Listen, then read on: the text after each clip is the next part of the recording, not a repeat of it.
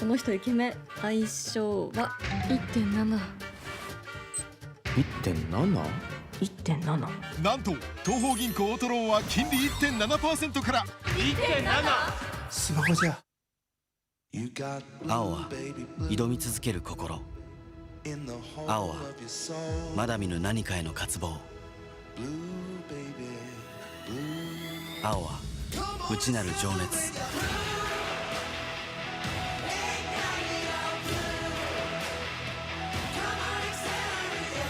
あなたの青をそのタイヤは呼び覚ます。青を灯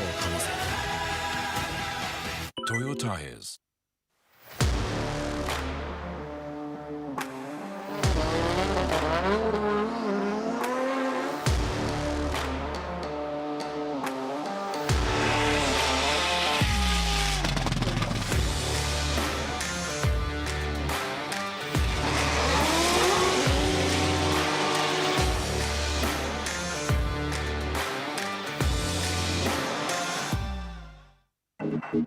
バリのタイヤ。走りが変わる。願いを叶えるために選ぶタイヤがここにある。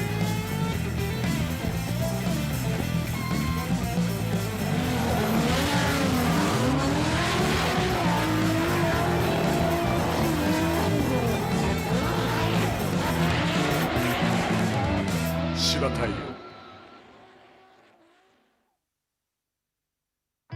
あらゆるものづくり現場で必要なボルト締結作業。プロの現場から一般家庭まで、業界場面を問わずボルト締結に携わる全ての人たちを支えていく。ボルティングソリューションカンパニートネ株式会社。ブランドの誕生は1941年。日本を代表する大河利根川の名を冠してトネと名付けました。モータースポーツのサポートやレース協賛といったブランド PR 活動も積極的に行い、さらなるトネファンの獲得につながっています。トネはあらゆるボルト締結関連製品を一社で提供できる世界でも数少ない総合工具メーカーです。トネはこれからも進化し続けます。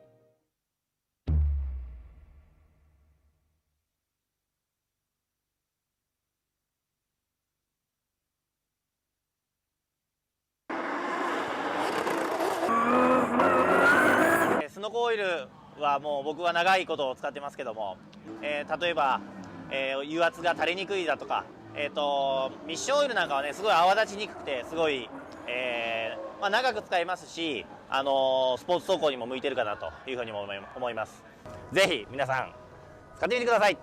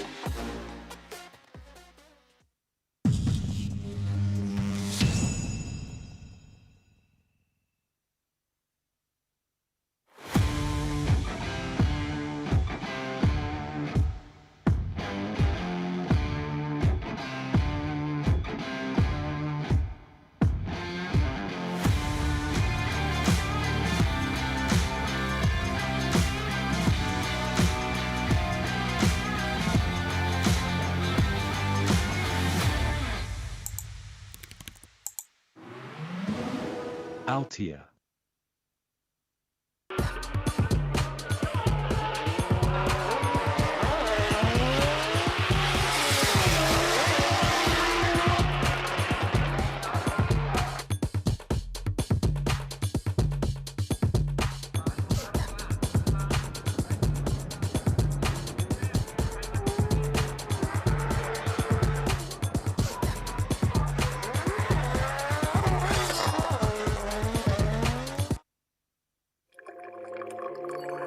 先人が積み上げた伝統の味わい、時代に合わせた革新の味わい。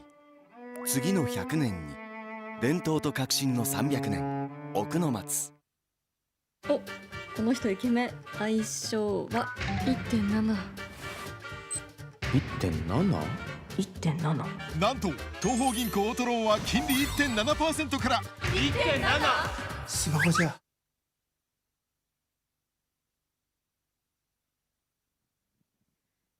皆さんお待たせしました。 D1 レースクインステージ始めていきたいと思います。まず私は D1 事務局として走り回りながら普段はレースクイーン活動をしています江崎ロアです。どうぞよろしくお願いします。それでは早速今回登場していただくレースクイーンの皆さんにそれぞれチームや自己紹介していただきたいと思います。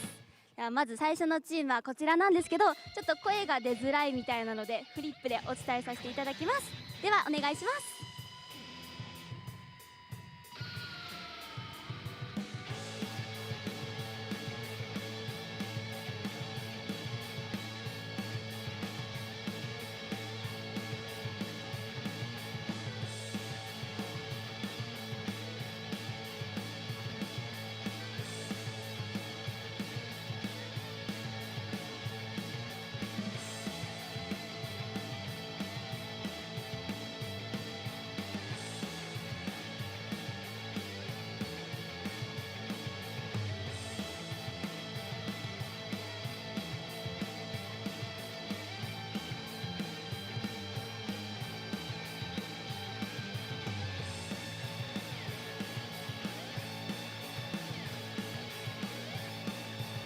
皆さんおはようございます。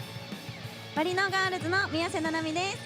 私は今回から D1 グランプリ後半戦すべてに参戦します。なので初めましての皆さんも本日からよろしくお願いします。チームバリノは中村直樹選手を筆頭に12名のドライバーをサポートしています。今日のレースも全力応援。それではいつもの行きたいと思います。せーの、バリバリバリの応援よろしくお願いします。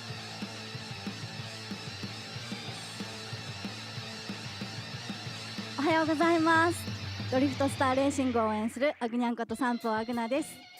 私たちドリフトスターレーシングは尾藤弘樹選手と畑中夢人選手の2大体制で参戦しています。タイヤはドリフトスターでバリノの企画設計でアメリカ産生まれです。98号車の尾藤選手と75号車の畑中選手の応援をよろしくお願いします。皆さんおはようございます。2024チームトヨタイヤドリフトギャルズの白石美音です。同じく早崎ひかりです。よろしくお願いします。私たちは川端雅人選手、藤野秀幸選手、松山北斗選手、そしてマットマイク選手、横井正史選手、田野裕樹選手、天狗ジャンレイ選手を応援しています。選手たちの熱い走りを支えるのは東洋タイヤのプロクセス R888R ドリフトです。高いグリップ性能とトラクションコントロール性能を実現し、主にドリフト競技向けにチューンアップされた選手たちから信頼が厚いタイヤです。今年は東洋タイヤ株式会社が D1 参戦20周年を迎える記念の年となります。今までもこれからも D1 ファンの皆様と一緒に盛り上げていきたいと思っています。出店ブースではタイヤの展示のほか限定品の販売を行っております。ぜひ遊びに来てください。そして12時40分からはブース特設ステージにてトークショーを行います。じゃんけん大会では景品も用意してお待ちしております。応援スタンドの皆さん、会場の皆さん、 YouTube をご覧になっている皆さん、私たちと一緒にチーム東洋タイヤドリフトの応援よろしくお願いします。皆さんおはようございます。新田結衣と森脇りりかです。私たち柴田彩ガールズです。私たちが応援する柴田レーシングチームからは31号車そばぎり光大選手、18号車日比野哲也選手を筆頭に全13台出走します。向こうにあるブースではたくさんのグッズを販売しています。私たちのタオルもあるのでぜひゲットしてください。それでは柴田レーシングチームの応援をよろしくお願いします。皆さんおはようございます。ウェインズモータースポーツアンバサダーのしおりんこと星沢しおりです。オレダーレーシングアテンダントのはにゃこと倉町ハンナです。ウェインズトヨタ神奈川は神奈川県のトヨタディーラー3社が合併し昨年誕生した会社です。ダイナミックで美しい走りを見せてくれる D1 グランプリをはじめ、モータースポーツで車ファンを増やす取り組みに力を入れています。マシンにも印象的なこのウェインズブルーが入ったウェインズトヨタ神奈川オレダレーシングと山中真央選手の応援をよろしくお願いします。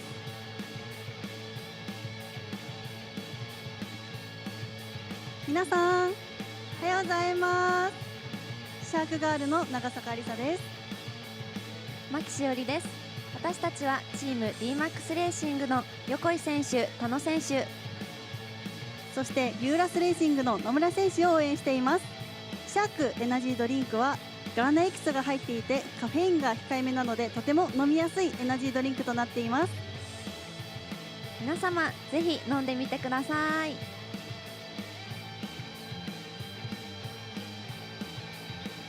皆さんおはようございます。ケノールガルのカカです。私たちはケノールオイルは 100% フランス製のオイルです。サーキットで生まれているのオイルは幅広くルーマンから F1、ヒストリックレーシングまで幅広くサポートしています。D1 は4台のマシンをサポートしています。私たち笹山選手、ネクワ選手、三好選手、山口選手をサポートしています。ぜひ私たちと一緒に応援をよろしくお願いします。皆さんおはようございます。リペアクリエイト×リザルトジャパンレースクイーンの月島奈々です。私が応援しておりますのがカーナンバー23村上充選手です。リペアクリエイトは広島に所在する自動車の中古ヘッドライトをリペアし販売している会社になります。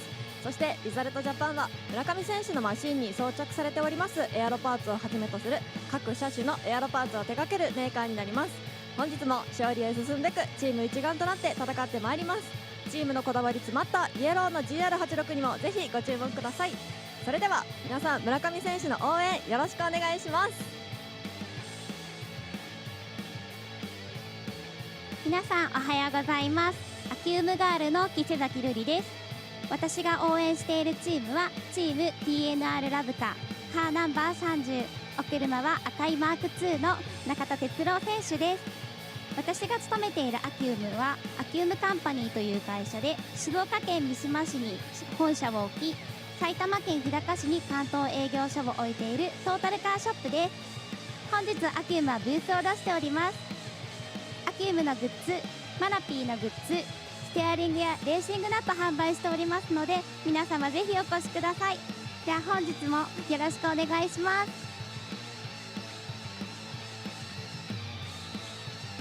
はい、皆さんありがとうございました。この後コース上ではオープニングステージが始まっていきます。会場の皆さん、 YouTube をご覧の皆さん、しばらくお待ちくださいね。ではまたね。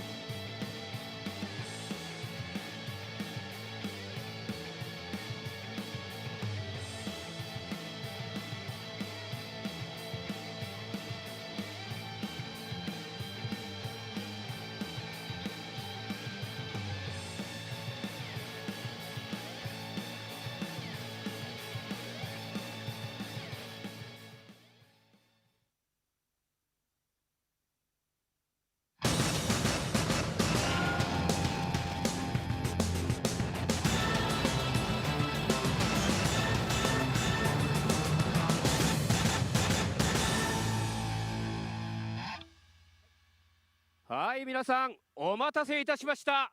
2024JAF 日本ドリフト選手権東方銀行プレゼンツグランツーリスモ D1 グランプリシリーズラウンド5恵比寿始めてまいりたいと思います。ようこそ恵比寿サーキットお越しいただきました。3ヶ月ぶりの D1 グランプリということになります。ちょっとですね、天気の方が非常に怪しい状態ではありますけれども、久々のこの D1 グランプリ、皆さんの熱い応援でどうか盛り上がってまいりたいと思いますので、よろしくお願いいたします。 D1MC 鈴木学です。さあ、そしてさらに今回もこの方がピットレポーター等を務めていただいております池ペロ社長です。はい、池ペロ社長です。今日もよろしくお願いします。3ヶ月ぶりということで、はい、若干緊張しておりますが、元気に雨にも負けずピットリポートしてまいりますので、はい、お願いします。よろしくお願いします。池ペロ社長は多分エビスサーキットが初めてだと思いますので、初めてです。はい、まだわからないところだと思いますが、どうかいろいろなことが起きると思いますんで、そうですね、はい、レポートの方、はい、どうかよろしくお願いいたします。お願いします。さあ、そして続きましてはこの方でございます。はい、おなじみ江崎ロアです。私は D1 は事務局をしながら普段はレースクイーンと兼業で、今回も頑張っていきますのでよろしくお願いします。はい、ついさっきまでは笑顔もなくね、事務所の中でね、本当にもう完全に事務局員になっておりましたけれども、ガラッと変わるんですね、ここからね。はい、お仕事ですので、はい、ぜひ頑張っていただきたいと思います。お仕事スマイルなんですか、それは。さあ、そしてさらにはですね、今回の審判員ですけれども、名前だけご紹介しておきましょうかね。どうやらいないようなんで、いつものように上本久志さん、そして小口義則さん、さらには高橋邦明さん、そして春山隆さんの4名でございます。どうかよろしくお願いいたします。さあ、ということで以上出揃ったところで、お待たせいたしました。の方できてるんでしょうか。さあ、それではですね、今回の D1 グランプリラウンド5恵比寿エントリー選手の入場です。さあ、今回はですね、42台のエントリーからもうだんだんなんか毎日追うたびに1台ずつ減っていきまして、ついに今日38台、なぜかまだ本番始まる前に減っていくという形の中、38台のマシンが今日ラウンド5を戦うということになります。その38台、皆さんの前を通過というところで1台ずつ紹介していこうということになる段取りで OK は出てるんですが、やっぱりなかなか来ないというこの辺りがね、いつもの D1 グランプリらしいところでございますけれども、早く来いよ本当にもうはい、すいません、大変申し訳ございません。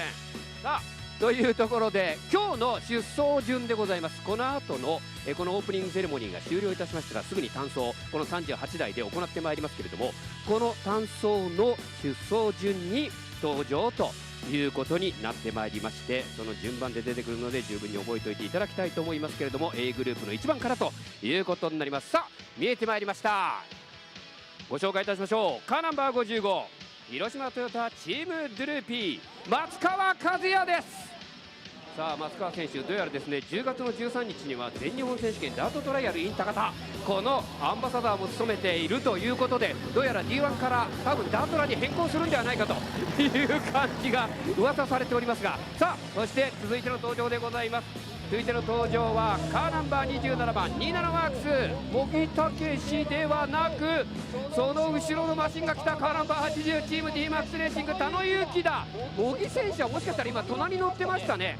松川選手の今田野裕樹選手、ルーキーが通過していったというところから赤いマシンが見えてまいりました。続いての登場です。カーナンバー18柴田レーシングチームは日比野哲也。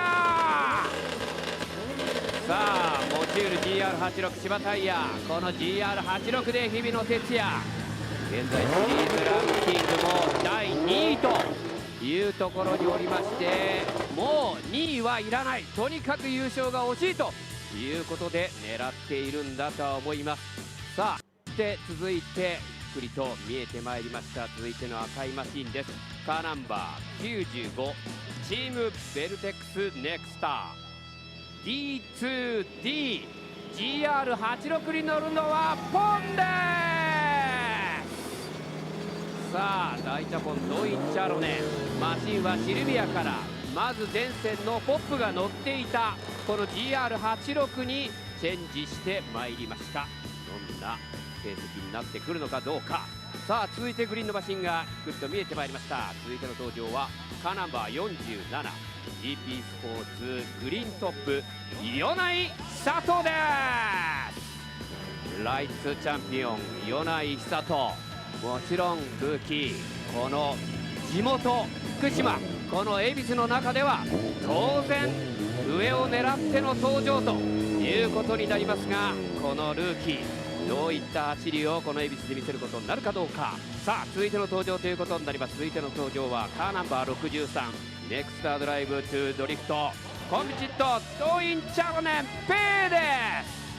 ペイはこのタイからこの180自分の車を持ってきておりまして、今シーズンも参加しているポンの実の弟ペイ、このペイはまだ今シーズン追走には行けていないというところで、なんとかここ恵比寿西頑張っていただきたいということになります。さあそしてさらにまた赤い車、この辺りは赤組が続くということになりますけれども、続いての登場です。カーナンバー31柴田レーシングチームそば切り広大です。さあそば切り広大、この GR86VR 搭載恵比寿西、さあ今のところランキング12位というところで、前半ちょっと出遅れた感があるここ恵比寿西、折り返しから巻き返しなるかどうかということになっております。柴タイヤのエースそば切り広大。さあそして続いての登場、鮮やかな黄色いマシンが見えてまいりました。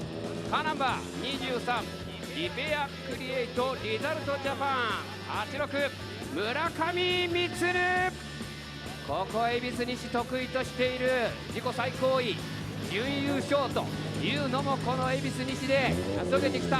もちろんこの恵比寿西で狙うのはもう優勝しかないという、そして今シーズンも非常に調子のいい村上充。さあどういうことになるかどうか。さあそしてロータリーサウンド聞こえてまいりました。カーナンバー12東洋タイヤーズレッドブル TCP マジックはマーマイクコロータ搭載 RX ロータリーワゴン。いやーまだ開幕奥井吹ではまだまだ仕上がらなかったこのマシン。しかし今回は大幅にいろいろセット変更をしてなんとか追走に残りたいということを言っておりましたマッドマイクです。さあ続いての登場です。カーナンバー98ドリフトスターレーシングは尾藤弘樹、ワンビアに乗りますこの尾藤弘樹。さあまだやはり上位というのが今シーズンないだけに尾藤弘樹もまずは追走に残り、そしてさらなる上いいところで終えたいという思いでこのさあ続いての登場です。カーナンバー3です。ユーラスレーシングは野村圭一、ダンロップグスコスカイライン ER34。 さあエンジンを 3.6 リッターに変えていよいよやっとこの追走に残れるかどうかというところ。ルーキー、さあこの ER34 どんな走りを今回してくれるのかどうか非常に楽しみなところではあります。さあ続いての登場になります。続いての登場です。カーナンバー77チーム東洋タイヤドリフト2松山北斗です。 GR カローラを投入した今シーズン開幕戦こそまずいい感じではありましたが、やはり筑波では若干この新車仕上がりにまだ悩むところあり、今回この恵比寿西でどういった仕上がりになっていくかどうか、非常にここを得意としている松山選手だけに期待したいところではあります。さあそして続いての登場です。現在ランキング第1位ということになるカーナンバー87パート5レーシング斉藤大吾。さあ前線筑波では2連勝、その前奥井吹は2位に今のところ決勝進出4戦連続というところで現在ランキング第1位というところにいるベテラン、誰がこのベテランを今回倒していくのかということになりますが、どうやらマシンの方は実は3号機の方にチェンジしておりまして、今までの非常に調子良かった2号機ではないというところがどう出るか。もうすでにエンジンの方もちょっと昨日あたり調子悪かったところもありまして、さあどういう結果になってくるか。ランキングトップ斉藤大吾です。さあ続いての登場です。続いての登場はカーナンバー24チームササリン平山敦。さあ平山、ここ筑波からデビューしたんですが、筑波では全く走ることができなかったということで、ここ恵比寿西でさあどういう走りになるか。もちろんルーキーということになります。もう遅れてきたルーキー、だいぶ年齢はベテランでございますが、頑張っていただきたい。その恵比寿西での走り、平山敦のこのトヨタ86です。さあ続いての登場です。カーナンバー16です。トップチーム C マイスター E92BMW は山口浩二です。さあそしてどうやら隣にメクア選手だ。どうやらメクア選手のマシン、昨日大クラッシュ治ったばっかりというところで、おそらくまだ細かい仕上げピットの方でやってるんでしょう。どうやらこの同じ車 BMW2 台のこの G マイスターチーム、山口浩二そしてメクア幸次郎、この2人が今一緒に登場ということになりました。確かに車は全く同じなんでね、ほとんど磨きはわからない状態ではあるんですが、さあそして続いての登場は先ほど練習走行でクラッシュしたので、こっちが先に来るぞ。カーナンバー2セミスタイル千葉タイヤドリフト田中セミと、その横には先ほどクラッシュした山中真央。さあ山中真央はまず車が間に合うかどうか。そしてセミスタイルドリフト、この田中セミは絶好調というところで、とにかく D1 初優勝、ここをまた狙ってこの恵比寿西で戦うということになります。さあ続いての登場です。見えてまいりました赤いマシンのマーク2カーナンバー30です。チーム DNR ロブカ中田哲郎です。さあ中田哲郎も昨日リア周りを大クラッシュしておりましたが、だいぶ遠目で離れてれば分かんないですね。近くで見るとちょっとかなり歪んだ状態はありましたが、昨日の大クラッシュからなんとか立ち直って、この本番土曜日ラウンド5に登場してまいりましたベテラン永田哲郎マーク2、頑張っていただきたいところではあります。さあそして白とブルーのマシンが見えてまいりました。カーナンバー93ミラノタイヤハードコアロケットバニーレーシングは加納弘樹です。さあ非常に鮮やかな、本当に綺麗なこの S15 に乗る加納弘樹、昨年度のルーキーということになりますけれどもね、もうこうなりますと、とにかくルーキーでない今シーズンはいいところ行きたいところということなんですが、ちょっとトラブルクラッシュというところが続いておりまして、まだまだ上位フィニッシュがないこの加納弘樹選手、今回恵比寿西ではどういった走りを見せてくれるかどうかということになります。さあ続いて青いマシンが見えてまいりました。カーナンバー70はチーム D-MAX レーシング横井正史。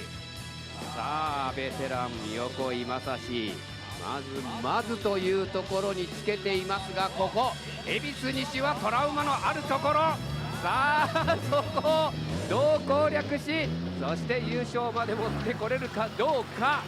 まずはやはりこのカーナンバー70、この横井正史注目の1台ということに当然なると思います。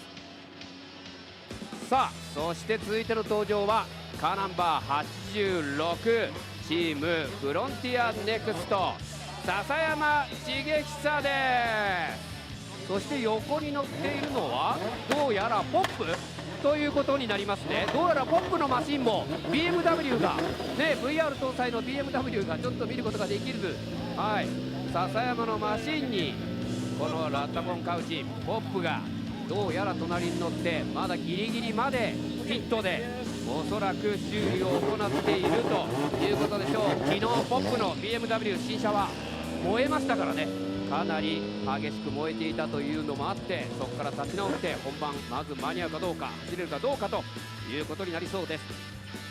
さあそして続いての登場になります。カラーリングが変わりましたね。カーナンバー10です。チーム MJ スタイルバリの三好隼人です。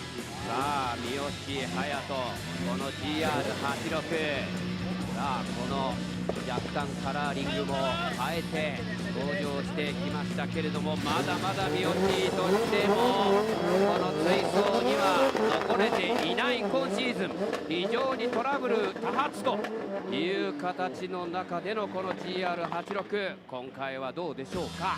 さあそして黄色いマシンが見えてまいりました。カーナンバー11です。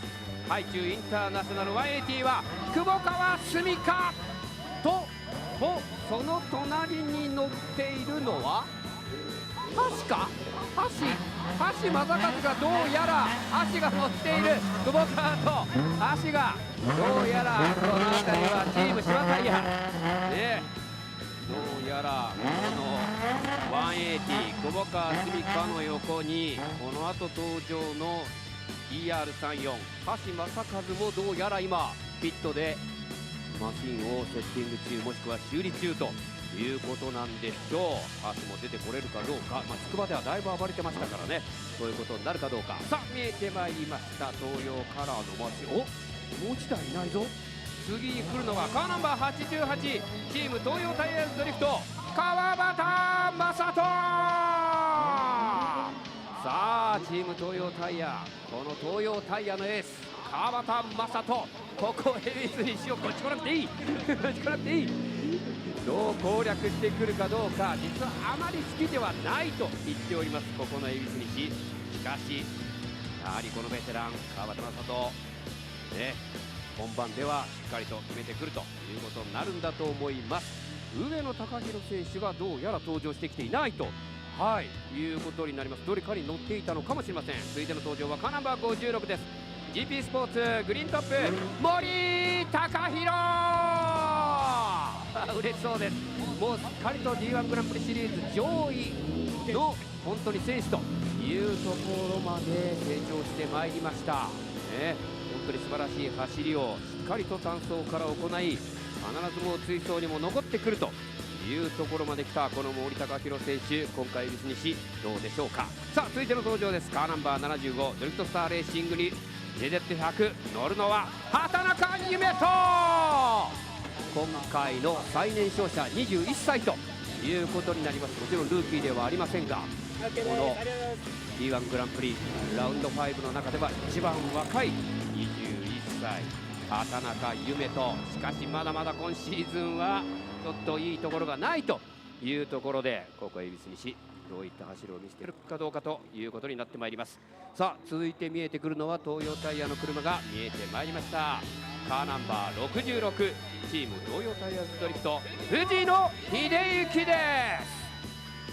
さあ藤野秀幸、やはりどのサーキットにおいてもしっかりと気づけばいいところまで来ているという、もうこの大ベテラン2回のチャンピオン D1 でもなったことがあるこの藤野は今回どういった走りを見せてくれるんでしょうか。全くいい時悪い時本当にちょっと波があるにはあるので、今回がどうなのかというのは今日走ってみないと本当にちょっとわからないところではありますが、みんな一人藤野秀幸選手 GR86 ということになります。さあ続いての登場で白いマシンが見えてまいりました。カーナンバー33広島トヨタチームドゥルピー、この GR86 に乗るのは石川純也です。さあダンロップを履く少ないマシンのうちの1台、この石川純也恵比寿西、そして今回はエンジンをやはり 3.6 リッターに変えてきた。ダンロップの2人だけが 2J のエンジン、どうやら2人とも 3.6 リッターにしてきたというのはたまたまの偶然だとは思いますが、さあ石川純也どういった走り、マシンのトラブルさえなければということになると思いますが、さあやかましい車が来ましたよ。いやもうがぜんアクセル煽りまくって登場してくるのがこのマシンです。カーナンバー99チームバリの N スタイル中村直樹。やかましいやかましい本当にV8 サウンド危ないもうここで回ったのはマッドマイクと中村直樹だけですからね。本当にね、もうやめなさいって、そのまま基本的にはこのままここをまっすぐ通過しなさいねとね、後で多分怒られるでしょう、きっと。マットマイクは怒られなくても中村直樹は多分怒られると思います。さあ続いての登場です。カーナンバー38でチーム宮瀬恵比寿斉藤久。さあ異色のロータリー4ローターを搭載した S15、だいぶエンジンの方もパワーが出てきましたけれども、どうやらちょっとまだ恵比寿西ここの走りの攻略が斉藤久志できていないかなというところ。しかしいい音をなびかせながらこのシルビアでどういった走り見せてくれるかどうか期待したいところです。さあ続いての登場です。カーナンバー51レーシングサービス渡辺の FC RX7 は岩井照義。淡々とした本当に表情とで常にやはりベスト16には残ってくるというこの岩井照義ベテラン、ある意味今ちょうどベンチマークということが岩井照義というふうにも言われております。さあそしてロータリー音が続いてまいりました。また違う4ローターサウンド、先ほどの FC は3ローター、今度は4ローターサウンドはカーナンバー7番です。チーム RE 山宮松本清柴タイヤ松井裕樹よ。さあ数々のトラブルを克服してなんとか恵比寿西、今回は海女さんも珍しく恵比寿来てます本当にね。なんとかその中でこの松井裕樹をいい走りできるかどうか、この4ローターサウンド最後まで聞くことができるかどうかということになってまいります。さあそしてしんがり、これが D グループの一番最後走ることになります。3走グリーンのマシンが見えてまいりました。カーナンバー57です。トヨプラスレーシングチーム神野俊之です。さあ神野ルーキーです。昨年まではライトシリーズで走っておりました。しかし今シーズン D1 に入ってからはまだまだちゃんと決勝でその走りが見れていないと、まともな走りがまだなかなかできていないこの神野、なんとしてでもですね今回はこの恵比寿西2日間の中でいい走りを見せてもらいたいルーキーということになります。さあ以上38台がこの後このオープニングセレモニー後ベスト16をかけて完走2本勝負ということになってまいります。素晴らしい走りを期待したいと思います。さあそれでは前線筑波ラウンド4、さらにはラウンド3、2連勝果たしまして、ランキング現在トップのこの方に選手宣誓をお願いいたします。斉藤大吾選手お願いします。皆さんこんにちは。日本のドリフトの聖地筑波サーキットにお越しいただきありがとうございます。今回恵比寿だ恵比寿今回シリーズ中間ということで、まだこれからシリーズ、面白くなってくると思うんですけど、今のところ今 D1 でミレニアム5とか若いの出てきますやってると思うんですけど、前半おじさんたちが圧勝してるんで、これから若者がどうなってくるかすごい楽しみだと思うし、頑張ってもらいたいと思います。でも叩き落とすんですよね。もちろん、なんで皆さん楽しみに、応援よろしくお願いします。はい、斉藤大吾選手どうもありがとうございます。現在ランキングトップ斉藤大吾選手、今回はどういうことになるかどうか、ちょうどこの折り返し恵比寿のラウンド。さあそれでは始めてまいりましょう。2024 JAF 日本ドリフト選手権東方銀行プレゼンツグランツーリスモ D1 グランプリシリーズラウンド5恵比寿の開幕です。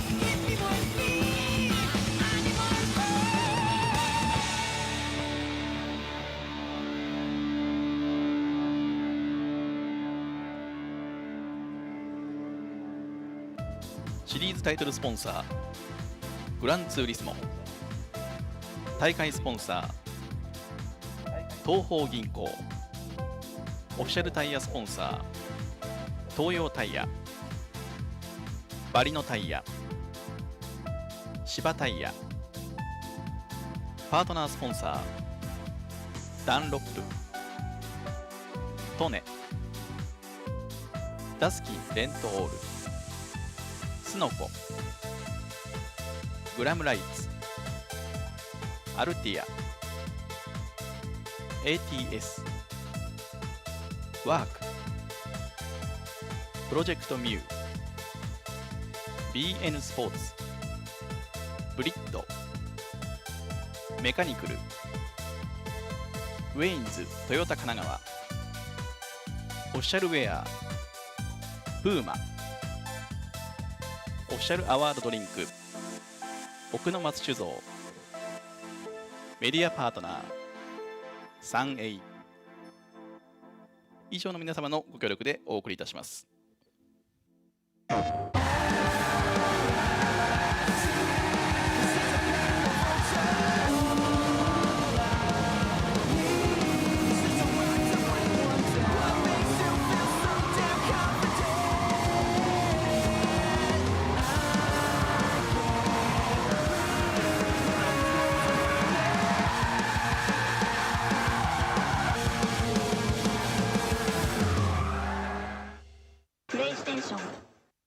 お、この人イケメン。相性は 1.7。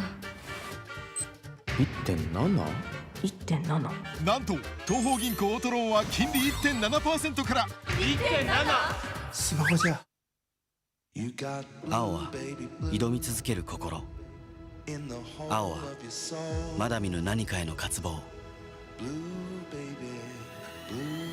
青は内なる情熱、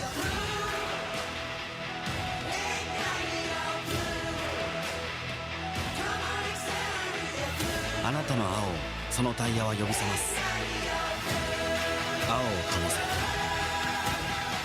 せ。トヨタイズ。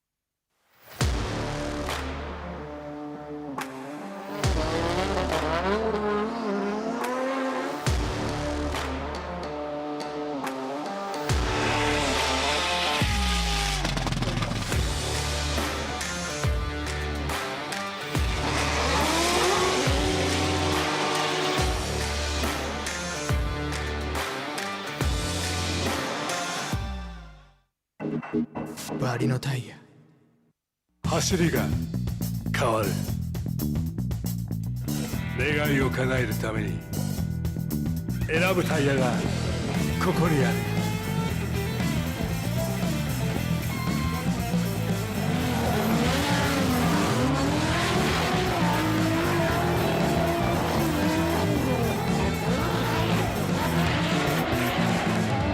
芝タイヤ。あらゆるものづくり現場で必要なボルト締結作業。プロの現場から一般家庭まで、業界場面を問わずボルト締結に携わる全ての人たちを支えていく。ボルティングソリューションカンパニートネ株式会社。ブランドの誕生は1941年。日本を代表する大河利根川の名を冠してトネと名付けました。モータースポーツのサポートやレース協賛といったブランド PR 活動も積極的に行い、さらなるトネファンの獲得につながっています。トネはあらゆるボルト締結関連製品を一社で提供できる世界でも数少ない総合工具メーカーです。トネはこれからも進化し続けます。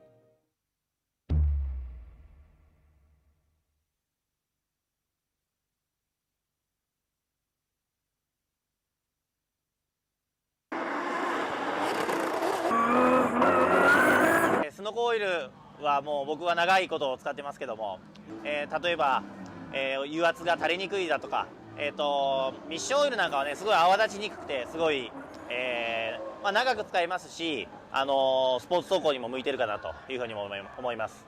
ぜひ皆さん使ってみてください。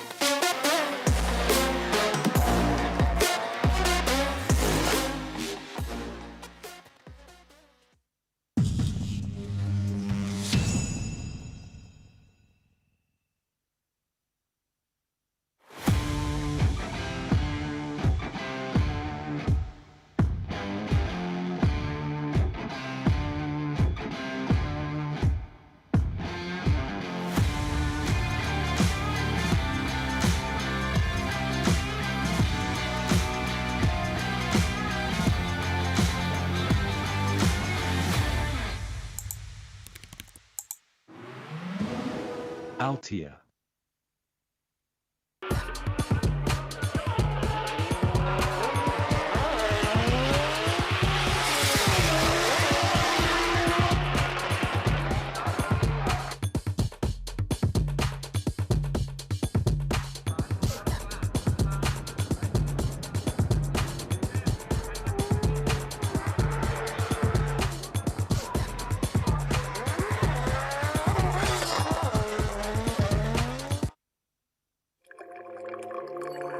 先人が積み上げた伝統の味わい、時代に合わせた革新の味わい。次の100年に伝統と革新の300年、奥の松。お、この人イケメン。相性は 1.7。 1.7？ 1.7。なんと東方銀行オートローンは金利 1.7% から 1.7。 スマホじゃ。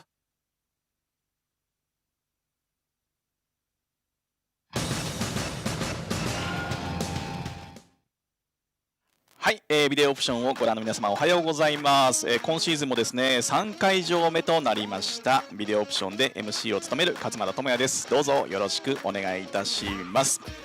さて、奥伊吹筑波に続きまして、解説に入っていただくのは熊久保支配人なんですが、なんとですね、熊久保支配人、ここ新宿スタジオには今回大会スポンサーの東方銀行さんのマスコットパンダウサギさんが、来ております。なんと、熊がウサギになってしまったというね、ことなんですけれども、なんかねちょっと調べたらパンダうさぞうさんっていう名前らしいんですよね。ちょっと本当かどうかわかんないですけど、皆さんねぜひちょっとチャットで調べて、コメントいただきたいんですが、割と謎に包まれた、可愛らしいキャラクターと一緒にですね、ここ新宿から、お送りしていきたいと思います。解説の支配人はですね、さすがに今回は、新宿からというわけではなくて、現地エビスサーキットから入っていただきます。それではお呼びいたしましょう。熊久保さん。はいはい。支配人なんで今日そっちなんですか。さすがにね自分のサーキットなので、自分のサーキットのいろいろ準備だったりね、いろいろもあるんで、はい、仕事もしたいので、この回線があまりにも悪かったら、今晩そっち行こうかなと思ってます。わかりました。待ってます、はい、もう準備も終わりましたからね。はい、そうですそうです。はい、どうですかそちら。仕事は終わったので、現地エビスサーキットの天候とか。はい、いかがですか。通常ね、恵比寿といえば夏なんですけど、はい、今年になってね、もうずっと暑い日が続いてたので、今年から9月の開催にしたんですけど、今ね、多分20度ちょい、本当に過ごしやすい、涼しいぐらいですよね、本当にいい天気ですね。で、ちょっと雨を降る予報だったんですけど、はい、もう雨もこのまま降らなそうな感じなので、すごくいい状態で、選手たちもね、暑くなく、ご覧になるお客様も暑くなく、すごくいい状態で観戦ができると思います。はい、ありがとうございます。というわけで、Alright, well, we peeking a bit? 解説ということでよろしくお願いいたします。Hello, everybody. やっぱり現地にいるとね、いろいろ Hello, everyone. Ooh. Wow, you got a very aggressive voice. Is that a bit too peaky right there? We should have tested this before we. Peaky. We didn't have time to test earlier. Hello, chat. Oh, wow. Is that peaky for you as well? It's not peaky on my end. No, it doesn't sound like it. It just sounds a bit. Chat, how do we sound? Can you let us know? This is not very professional, but no one's ever claimed that we're doing it live. We're doing that was actually peaky, wasn't it? Oh, that is peaky. Yeah, wow. I'll turn it down a bit. Oh, okay, we can. Oh, okay, I got it now. Okay, we can turn this up so I can hear myself better. There we go. Okay, so this should be okay. It's getting to about 0, and I turn that down so the Japanese one is a bit lower.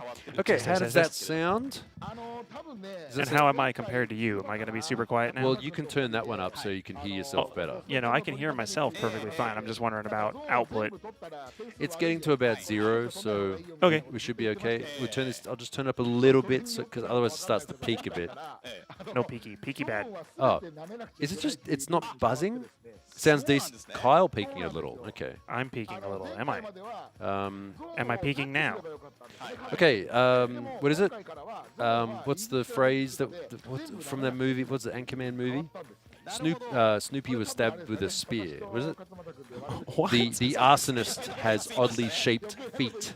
We've made it a sum total of about 30 seconds into the stream, and I'm already getting referenced with things I don't remember at this point.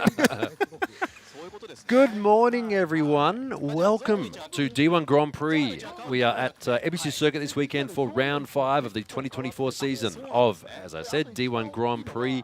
We have a full weekend of drifting here. Round 5 today on Saturday morning, and then round 6 tomorrow on Sunday. The time here right now is just coming up to 10 a.m. in Japan. We are live here in Tokyo, which unfortunately we're not doing the commentary on the venue anymore. We're in a very nice air-conditioned office in Shinjuku doing it remotely. But as you can see there, big grandstand this weekend for Ebisu Circuit Nishi Course, or West Course. Kyle, this course featured in a lot of video games, isn't it? This one, is it? Is this course specifically? I mean, it was in like one of those. Oh, we can't really mention other video game names. Video games. Because we are actually sponsored by Gran Turismo. The good old Gran Turismo. But it is in quite a lot of other video games I've noticed as well, even mobile games recently. It's yes, yeah. yes, this is true. So the layout we're using is it's slightly different. They have sort of tuned the course a little bit. We will be going through that fairly soon when we come to the course intro. We can show you the intro of the course. But as you can see there, this is the view down the front straight facing the first corner. You can see there the chalk lines on the track showing the track limits. And you also can see that the black marks there on the road from the many practice rounds over the past practice runs over the past couple of days. Yeah, it's actually quite interesting to see how they've sort of forced everybody off to the right half of the track where they have this year. I'm curious to see what kind of entry speeds they get, because this corner is a super high speed, throw it in, full dedication type of course. It really is. And I'm curious to see how the speed stacks up to Tsukuba. Well, I guess we'll find out today. Okay, so this is D1 Grand Prix judging. It's called DOS. It's actually judged by a computerized judging system. Each of the cars is fitted with a little computerized GPS-style box, which relays the car's position back to a central judging computer. So how is it judged? Well, of course, in judging, the big flick on entries and transitions is what it likes to see. From big angle to big angle, it likes to see that. Stable angle as well. You can see that the car's sort of wobbling around there in that little animation. It doesn't like that. It likes to see big angle, and that angle held all the way around the corner. And it will take away points for wobbles like that. Of course, speed is a factor as well. Each of these zones on the track is judged a little bit differently. We have Judge Zone 1, which is the approach to Sector 1, then 2, 3, 4, and 5. You can see the outer zones that the cars need to hit on the course, those yellow boxes there. Now, the cars don't need to run the entire zone. All they need to do is put a tire. Now, the rule has changed slightly. It used to be just the bodywork over the zone itself.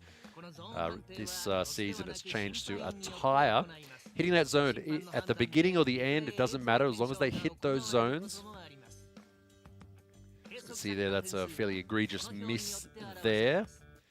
And they will get penalties for that. So this is the scoring system that we'll get after every single run. You can see the individual scores for each of the zones here at Ebisu Circuit. It's 20, 20, 20, 30, 20, 20, 10, 20 for each of the zones. And any penalties on the left there, a zone miss, a line off, which means going over the track limits, dropping a wheel off the edge of the track. That can be 1 wheel up to 4 wheels off is a different amount of penalty points. And also the judged area points. That's the beginning and end of the track is a judged section, which means they can't earn points for those sections, but they can lose points. Basically, we want a clean entry to the course and a clean exit from the course. No cheesing points before or after coming out of the final corner and cranking on a whole lot of angle and trying to cheese the maximum amount of points out and then spinning it over the finish line. So in the case of, because of course this is a computerized judging system, occasionally, don't want to jinx it, we do have errors with the system. When that, if and when that happens, we will explain what happens then. So we're about to start qualifying today for round 5. So the schedule, right now it's just coming up on 10 a.m. in Japan. Qualifying runs from 10 a.m. until 12:30. And then the battles starting later on today, just before 2 o'clock. So if you do want to watch the battles, it's starting just under 4 hours from now. Now this stream will continue running this entire time. We'll run all the way through from qualifying, through the break in the middle of the day, to the top 16 battles. So if you do want to leave the stream just running in the background the whole time, feel free to do that, because we will keep it running until the battles are done for today. Schedule is the same for tomorrow as well, if you want to know what time it's going to be on tomorrow.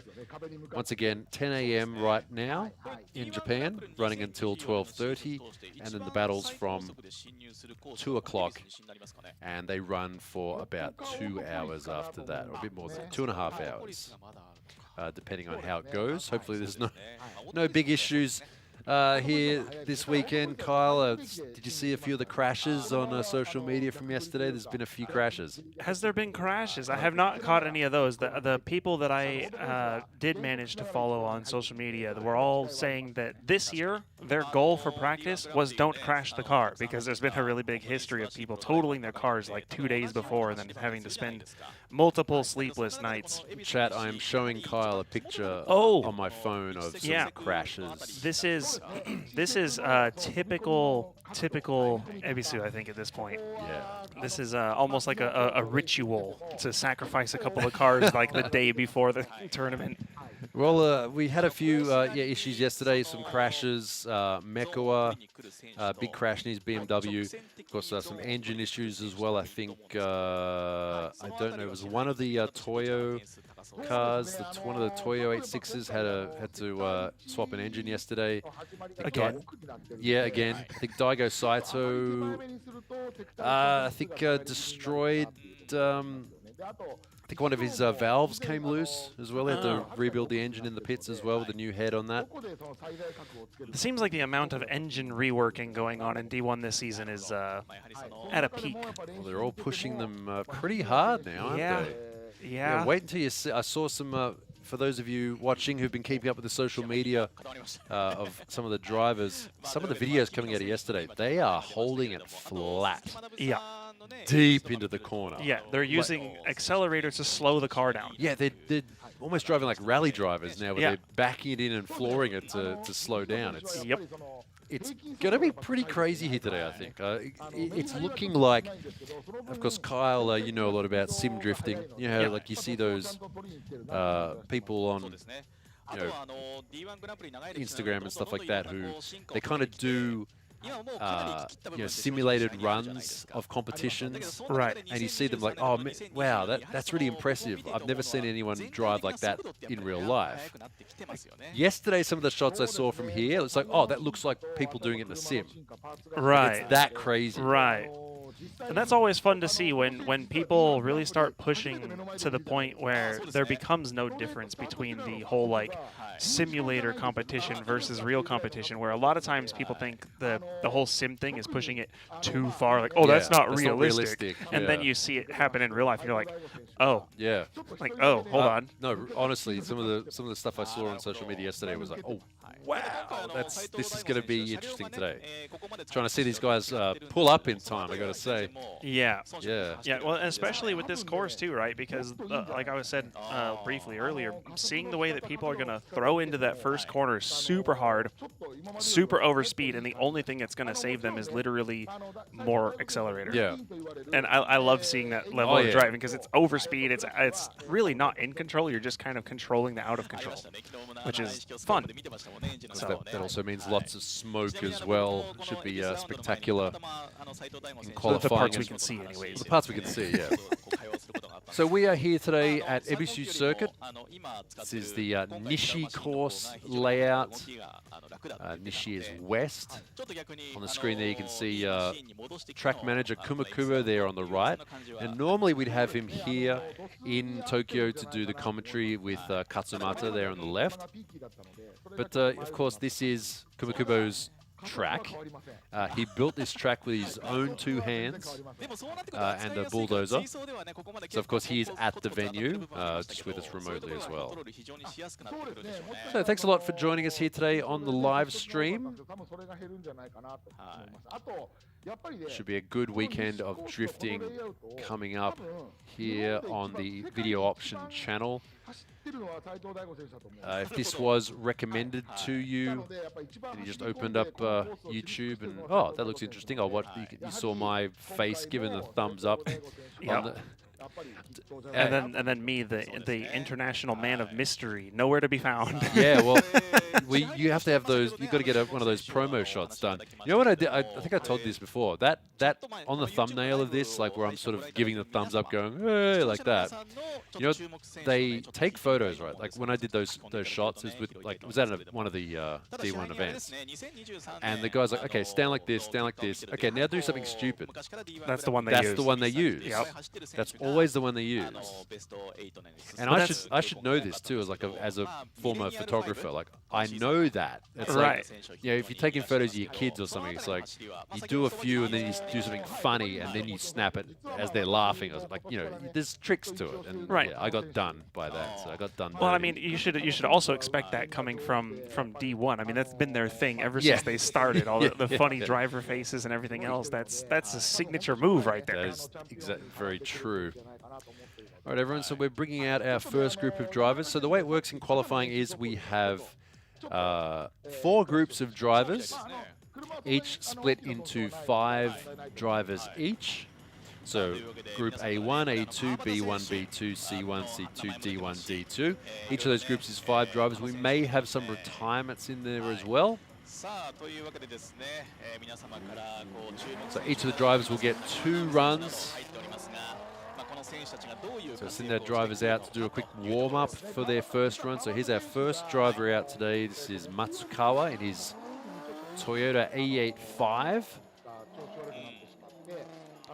How has the weather been up there today and yesterday? I don't know. I had a little look. Obviously, as we can see there, it's fairly overcast. Yeah, it doesn't look wet or anything, but it does look. I don't think far from like peak grippy. I think it rained. I think the last time it rained there was maybe late Wednesday, like Wednesday night. It did rain. It hasn't rained there since.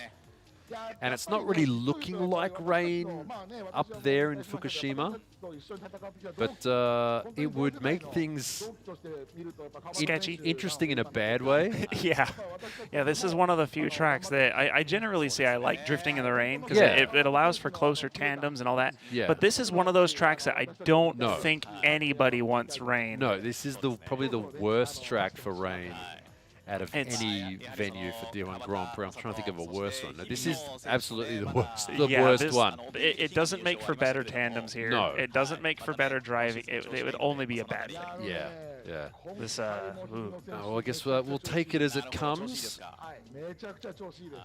So our first group of drivers out, just doing their warm-up run. 20% chance of rain. Thank you, Nav. Well, it's better than 50-50. We'll take it.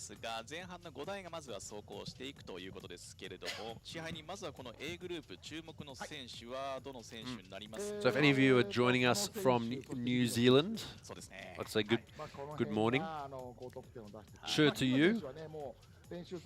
Mad Mike is coming out in Group A2. So is he there? Yes, I he haven't is. Looked through the drivers list yet. He's out there in Firsty, the RX3 wagon.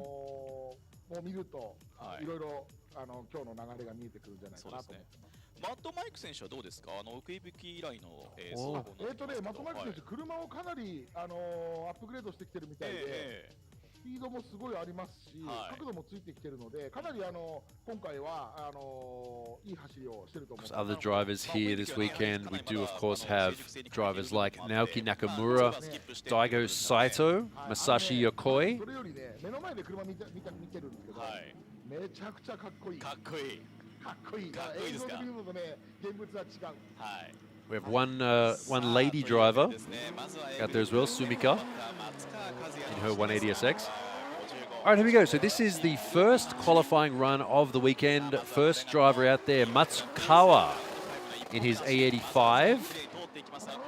Of course, not with the single overhead cam engine that the 85 came with. Majority of engines we see here in D1 Grand Prix, either straight 6 or V6. Either the 2JZ engine or engines like the VR38 or the 2GR Toyota V6. Yeah, looking at this course real quick, it looks like the second outer zone box is going to be probably the make or break zone this day, I think. Right. Because it does take a lot of throw to get it to go that deep, but you also have to be on throttle because you have to be able to carry the speed through this transition into the final zone. I think this is just guesstimating. We've only seen one person drive, but I feel like people coming up just a little bit short on that second zone is going to be a pattern that we see. I can see that. We'll see if I can get 2 for 2, because last time I said we were going to see a bunch of people understeering off into the dirt at Scuba. Right. And I was correct. Right. We'll see if I get this one right or not. I hope I'm wrong. I really do hope I'm wrong, but... All right, so we saw there two zone penalties there for Matsukawa. So remember, the car's tyre needs to hit those zones at some point. They don't need to run the entire zone, just hit the zone at some point, just like that there. Next driver out, Takeshi Mogi. Oh, and a big high side there, just borrowing a term from motorcycle racing there. Sorry, I was adjusting volumes a little bit. We were clipping just a little bit, so I was adjusting that. But what happened here? So he high-sided basically. So he came into the second zone and wow! Either stalled up. Was that like maybe e-brake went and forgot to let off the clutch? I think he just he misjudged that. So you just overspeed. I think he was just trying to save the car at that point. Yeah, you can see there that as he entered the corner. Down the straight into zone 2, he took a very straight line. So what you want to do is go further out to the left here. You can see he goes basically straight into the middle of the zone. He's like, oh, I'm not recovering from this at all. Slams on the brakes. Yeah, you can actually see him lock up the fronts as he's in between the two zones as he was trying to like slow the car down, and he just realized the line was wrong. He was not going to slow down in time. But he kept it off the wall. Well, let's have everybody keep their cars off the walls and keep them rubber side down. Yeah, today. keep it on the black part of the track. I think is a good idea today. Our next driver now, Yuki Tano. Here we go. You can hear it slamming off the limiter there. It's going to be a common theme here today as they go down into Sector 2, keeping their speed up as high as possible. Of course, all these cars running. Oh, and dropping a wheel over the edge of the track. It's going to be a track limit penalty there for Tano. And you can see here from the top-down view, if you look on the bottom left of screen there in Sector 5, you can see the edge of the track has been moved in a long way in. Yeah, they've done that they've done that for a couple of reasons. First of all, to avoid cars going to the edge of the track, going off the track and spitting rocks up at the spectators who are sitting right there. And it just adds a bit of an extra layer of, well, you're not going to damage the car or damage the track. And just as a personal sort of criticism of some drifting competitions, you know how they'll put a zone along a wall, and you end up seeing a lot of crashes as a result of that. Yep, because in competition you're always pushing to that 110%, right? So if your zone goes to the wall, that means your taillight is on the wall. And to think about that, of course, I will say it does sometimes end up giving some extremely exciting tandems, right? Oh, absolutely. But overall, I think it ends up with a lot of crashes, breakages, problems, slowdowns, and Yeah. you know, to the action. Yeah. So that's sort of another reason why they like to move the edge of the track in here and keep things running smoothly. Yeah. So next driver now, Hibino. You can see, whoa, he's freewheeling it. Oh, he's gonna. No, he manages to keep it going. All right, so Hibino. Keep it going. Hibino, he's all. Look at that. Wow, that throw was aggressive. Problem with that though, you can see he threw it in and the car straightened up a bit, and now he brings the angle out again. Now, that's called in Japanese ante, is what the DOS likes to see. Stable angle held all the way around. A big flick to big angle and then hold that same angle. If you start to lose the angle, you're going to lose points on the DOS system. Let's watch it from the interior view. Yeah, this definitely didn't look very ante. That was a big flick and then a reduction and then a lot of e-brake to get it to go out to the outside of the track because he was not going to make that otherwise. Right, so zone 2 missing the zone there for Hibino, only a 94. Speaking of speeds, 150 kilometers an hour. So let's. Okay, yeah, I want to keep track of the speeds today because these are going to be fairly high speed. 150 is crazy. Quick. It's quick, but we saw 171 at Scuba. That's true, but there's a big dirt wall right there. That's true. Oh, and Pond. Yeah, Pond taking the shortcut. Technically, he should finish the course. Would be a good idea. But it may be a breakage though. So yeah, that definitely didn't look like an intentional mission abort like we had just seen. That looked more like car did something unexpected. Yeah. But kept it in one piece. So one of our tire drivers this weekend, Pon. Let's have a look at it again. Oh, the entry there. That entry looked a bit hesitant.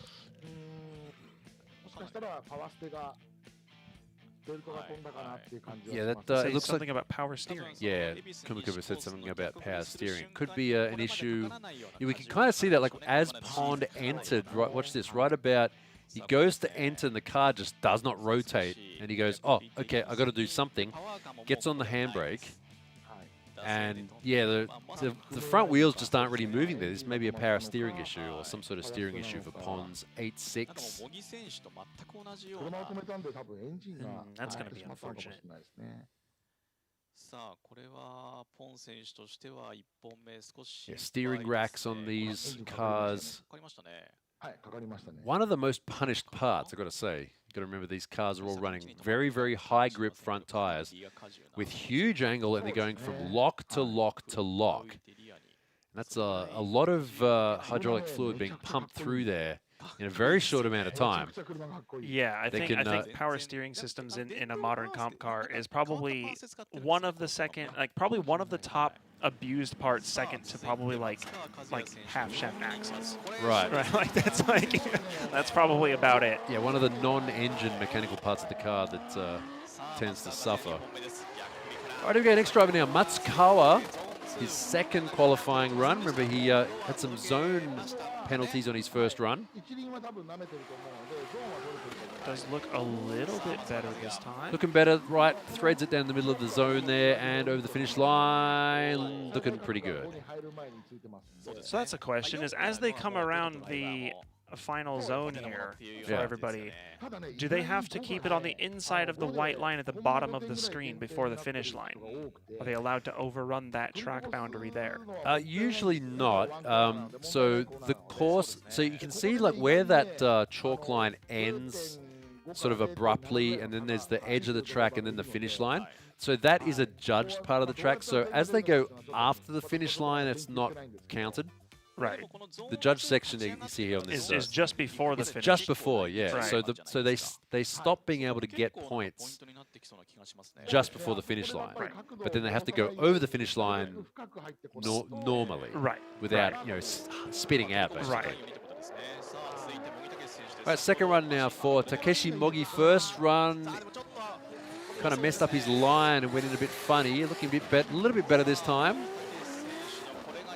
Okay, decent stable angle there. Gets off the accelerator for a split second there, back on. Big improvement on his first run. Looked a little bit over the second outer zone. Yeah, this time he kind of went too wide, didn't he? Definitely an A for effort, though. Yeah, it's a very tricky corner, as you can see. When they enter, it's sort of a, it's not really a straight line. It's not really a turn. It's like, it's sort of a opening radius to a tight hairpin. Right. If they can just get that, that's almost right, but that may be a wheel over the edge of the track there as well. Yeah, if they do deduct the point for the wheel over there, then we know that that's going to be a fairly common thing, I think, because this was just about right. He was almost, you know, at the very initiation point, he had almost come over the front, the bottom line, with his front bumper, and yet he filled out all of the zones. So the line was almost right, just carried a little bit too much speed into that first. Yeah, it wasn't too bad. So you can see there the puff of chalk as he goes off and back on again. So that would probably be one wheel off, so maybe a 1 point penalty for Mogi. Yep. And there we go. 150 kilometers an hour. So it seems to be a 50. Seems about the pace, I think, is probably going to be around 150. Well, we've yet to see Yokoi. Really fast guys. Yeah. Our next driver, Tano, second run. Speaking of Yokoi, Tano, his teammate. Nice flick there. Wow. That's what the DOS likes to see, that big, hard flick to angle and hold that angle. Now, from what I saw there, that looked like this run will probably score pretty dang well. That was high angle, huge flick, and definitely filled out the zones on the right line. Didn't go over anywhere on the track that I saw on the first run. This actually looks... Yeah, this is one of the better runs we've seen so far. Potentially right the there best too. we've seen so far? Probably, I'm going to say, yeah, probably. I mean, it looked like it followed all the rules from that drone shot. It sure did. A little bit of a wobble on some of the angles, but the big flick and then holding that angle. And there you go. Puts him into first place so far. 98.3, 159 kilometers an hour. So just under 100 miles an hour on the entry. In freedom units. Bald eagles per gallon. Okay, next driver. Speaking of crazy angle, let's see what Hibino can do in his second run. He's in this GR86. Let's watch the flick here. Nice. Nice and clean. Okay, good run there for Hibino in his second run. Yeah. Definitely a less aggressive flick than we just saw, but it does look a lot smoother overall as well, I think. Yeah, holding the angle consistently. Yeah, kind of just throws the angle on and doesn't really change it too much through each corner. DOS does like the big flicks though, doesn't it? It does. It really does. The DOS really likes to see a huge flick, which... Oh, and there we go. So, hey, this is really good. It's scoring how we think it's going to score, isn't it? So yeah, this is totally correct. Very good there. 98.2 puts Hibino in second place so far. And you notice that also will show how speed doesn't necessarily reign king, because he was a full 10 kilometers an hour slower, but still right up there. Oh, and once again, Pon on his second run. Yeah, he has that steering looks heavy. Yeah, watch the front tires there. Watch how they rotate. Yeah, they're just not going anywhere. That's definitely a steering issue there for Pon. Unfortunately, 2 non-qualifying runs in a row, I got to say, for him. Yeah, I always say that drifting is kind of like having a conversation with your car, and that was not a conversation, that's an argument. I was about to say, I'd say it's normally like an argument, but there you go. So, well, great minds think alike.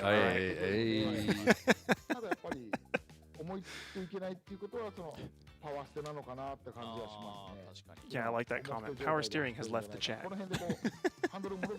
Yeah.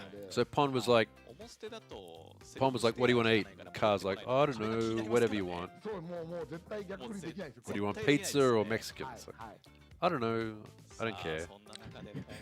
Okay, let's get pizza. I don't really feel like pizza. That's what his car was doing. being the indecisive girlfriend. Well, do you want to enter this course or not? I don't know. Yeah, whatever. Do we really want to play today? I don't know. Like, maybe later. I'm not really vibing with the track today. No. All right, next group out. This is Group A2. Drivers heading out onto the track right now. I just spilled energy drink all over my piece of paper. Next driver's out, Yonai. On screen right now, that's Kodai Sobagiri. And next driver out, Thirsty. Mad Mike in his RX3 WAGs with the rotary. What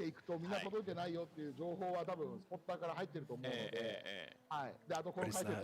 It's my clear file. Oh, I like it. It's a 13B. That's a, well, this car isn't a 13B. No. Can we hear it? Does it have what how many rotors are in that car? It's a quad. It's a quad rotor. Yeah. That's a lot of rotors. It's a lot. It's a lot of engine for such an old car. So for those who don't know, this is that's Mad Mike's car from when he was a teenager back in New Zealand doing burnout competitions. What else are you going to do in a rotary? Come on, you sit there on. You're going to sit there unlimited with the peripheral gun, making smoke. Rotaries, doing you know, rotaries do things. They sound cool. Tipping it in and managed to buy the car back from its from the owner, and then decided to build this full-on D1 Grand Prix spec car. It uses a lot of different suspension from different sorts of cars. The front end is based, I believe, unless he's changed it on an A86. That sounds like it's probably quite hard to get that to pass all of the D1 regulations. They did have some issues. Yeah.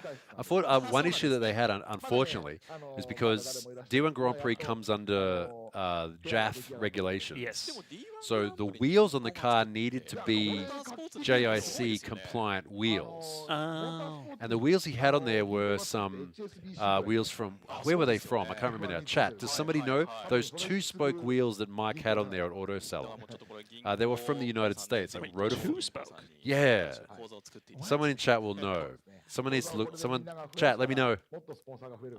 I can't remember. It was a certain brand. It was a brand from the States, and they're not JIC compliant, so they had to change the front wheels. If you look up like Mad Mike RX3 Auto Salon, there are these like two-spoke front wheels. Rotiform. Thank you, chat. Yeah, there are some rotiform wheels, and they're not legal to run. Yeah. Yeah, I never even seen those. I never saw the pictures of the car. They did look really cool, but unfortunately not legal for the regulations for D1 Grand Prix because it is, you know, this runs under the same system as Super GT and all those sorts of things. Right. All right, next driver now, Yonai in the 180SX. Yonai, a former D1 Lights champion, has progressed up to D1 Grand Prix in his 180SX. Looking not too bad here, right to the edge of the track, using every inch of the track there, Yonai. Good average speed to the track too. That's Yonai's first qualifying run. This car looks insanely gripped up. I know it's not relevant to the run that just happened, but seeing the way that he just lifts the inside wheel just anytime he just drops the clutch, it's doing wheelies. This thing is quite interesting. Well, here's an interesting. I noticed what you just said, but I also noticed the fact that the car seems to be like right on the upper envelope of grip. Yeah. Like it looks like it'll come off grip really easily. Now, I think what Yonai has done, and I know that he broke his gearbox yesterday, I think it was. Right. He exchanged the gearbox for another one, a second-hand one, which he wasn't too sure about. So he changed the final gear ratio, so he's doing the course in second gear, not third. Ah. So maybe we'll see if we can see on the next run. Sort of, I'll point out what I just saw, but we'll come back to that. It was a pretty good qualifying run there for him as well. Put him in third place. All right, next driver now. This is Pei, our second Thai driver. He's doing pretty well so far. Might be a tired drop going into that last outer zone there. Yeah, there may be a penalty there, but good, solid, aggressive run there for Pei on his first qualifying run in this 180SX. Looks to be in pretty good condition. Would probably like to see a little bit more angle on that first outer zone. And then this here, I don't know. He was like on the line. Is that one of those on is out or on is in? Well, it looked like it was okay. There you go. So 139, a little bit slow on the entry compared to what we've seen. We were just having a discussion before about next generation drivers, weren't we? Yes. Kodai Sobagiri, the lightest driver in D1 Grand Prix apparently. I think he's 54 kilos body weight. Wow. Yeah, I'm like 98. I'm not that much. One of the younger drivers here, originally learning how to drift on remote control cars. Also a lot of fun. Also a lot of fun. Also on sim driving. Also a lot of fun. Yeah. So any of you out there who want to learn how to drift, hey, go down to your local, what's the big hobby chain in the States called? In Australia, it's Hobbyco. Hobbyco? Yeah. Is there a big chain of, what is in Japan? Yellow Submarine. Yellow Submarine? Yeah, Yellow Submarine hobby shops. Oh, hobby shops, like normal hobby shops. Yeah. Okay, yeah. What's the big chain in the States? Is there one? You know, at this point, I don't know. I know like decades ago, I used to work at Hobby People, and they used to have stores all over the place, and I think they went out of business. Right, okay. Whoa, there we go. First place for Kodai Sobagiri, 100 miles an hour on the entry, 160.36 kilometers an hour, 98.5. Someone said Hobby Lobby. I think it's that's different. That's like craft and stuff, isn't it? Yeah, Hobby Lobby is more like DIY, like arts and crafts type stuff, isn't it? I could be wrong. I'm not American. I haven't been there I'm not in American. years. I don't know. All right, next driver, the tennis ball, Mitsuru Murakami. Sort of the opposite of Sobagiri, who's one of the new generation drivers. Murakami, one of the OGs of D1 Grand Prix. If you go watch some old option videos, it's been around a while. You will see him in those for sure. We're starting to see the speeds. Look at that good entry speed. It starts to lose the angle a little bit there, but just adjusts it just right. Just threads the needle down the middle of that zone. Once again, they don't need to run the entire zone, but Murakami did it just there. That looked not bad. fairly good. Average speed through the course too. Yeah, he definitely did a good job to keep the speed up too. Yeah. Like when he's on the e-brake here to get it out to this second zone, he definitely didn't stay on it any longer than he needed to. Yep. He was like, okay, and I'm good. Okay, back on throttle. Yeah. Yeah, good timing. Very aggressive driving. Maybe a bit more angle. Yeah. I was going to say that before the score came up. I would have liked to. Whoa, can you hear it? Can you hear it? I can hear it. Next driver out now, all the way from New Zealand. Red Bull athlete, Mad Mike in his RX3. Wagon, throw it in, Mike. Here we go. Oh, a little bit slow. Oh, right at the edge of the track. That might be a wheel off. Let's just listen to that sing. That's going to be another wheel off there too. Keep it going, mate. Keep it. Crowd favorite though. I gotta say. I mean, yeah, you always got to enjoy a fun, crazy rotary build that's trying things. There's no other car. This is the oldest car here by at least 20 years. What the more than that probably. Well, the second oldest car is probably the E85. 85. Yeah, so that'd be. So this car is from the 1973. No, when is this car from? 1973. Something like that. So that would be about 10 years older. Yeah. Yeah, by far the oldest car. I'm pretty sure this is a 1973 or 72 model. Oh, it's so cool, though. Can't Old hear cars it. look so cool. Chat said, can't hear it. Wish they could turn up the track audio. We can't. Okay, next time Mike runs, we'll just be quiet and we'll turn up their audio. Just crank it. Oh, yeah, we can hear it. So you can't hear it, chat. Sorry about that. Hey, look, I mean, Mike's got nothing to prove. He's already won. He's won another certain series in Japan before. He's been the champ. He's won the championship. Yeah. Yeah. I feel like he's got a Lamborghini and a McLaren drift car. I mean, what's it? He's already won. What's he got to prove? He's out there, and the car he had as a teenager.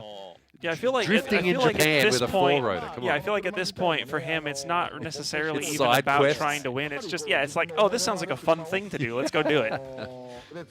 Man's out here doing side quests. It would be nice to see it in the top 16, though. Imagine being to the point though where D1GP is a side quest. Oh man, true. True. Goals.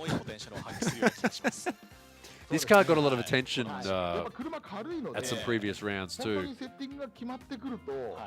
From the crowds. Of course, it is so unusual. I'm looking forward to seeing this run at a diver. Oh. And Kyle, I hope we get to do it on location. We probably won't. That would be great. Yeah. That would actually be great if we can just put in the request for that. That'd be fantastic. I'm gonna lean on them and ask that. So there we go. Score there. Mike with the 83. A little bit slow on the entry. Still though, not too bad for an RX3. But is it really an RX3 at this point? I mean, you know. Yes. Yeah, okay. It has the grill. All right, second run. Sorry, I was clipping there a little bit. Next run for Yonai. Oh, big understeer. Big understeer, and had to recover from that. So he's probably going to have to rely on his first qualifying run. Yeah, chat said, what makes a car? Usually a manufacturer. I mean, I don't know. Headlights and a grill? I don't know about that. Like the roof line?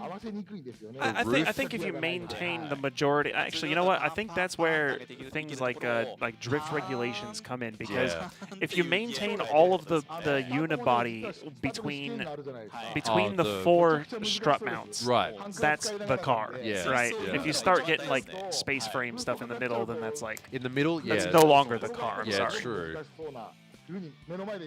But what if it's all space frame, but it has the same dimensions as the original car? No.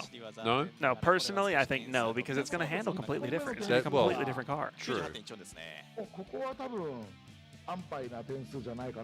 Because like, you know, if you put like, I'm sure you've seen some of them too, like the guys who put like an S13 body, they cut out the floor pan and they just drop it on top of like a big roll cage.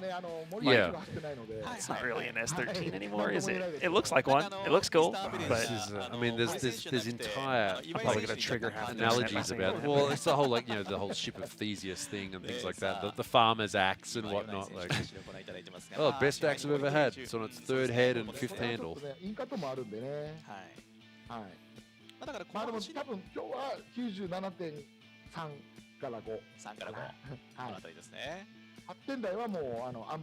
Alright, so throwing it in big there for his final corner there, Yonai. I've driven with Yonai before. He's pretty good. And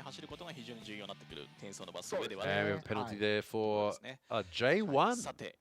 Okay, that was on the entry. Oh, did he? He probably cut the first inner sort of on the right-hand side of the track when you throw it in, flick it hard, probably went over a bit. I'm gonna say that's what it was. They have to stay within track limits.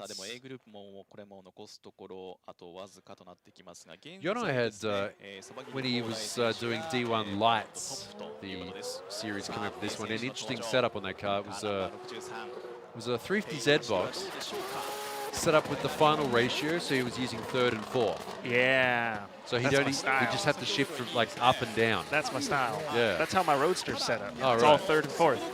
Super short final. Feels great. It was a good cheap setup that worked really well for him. It was very effective.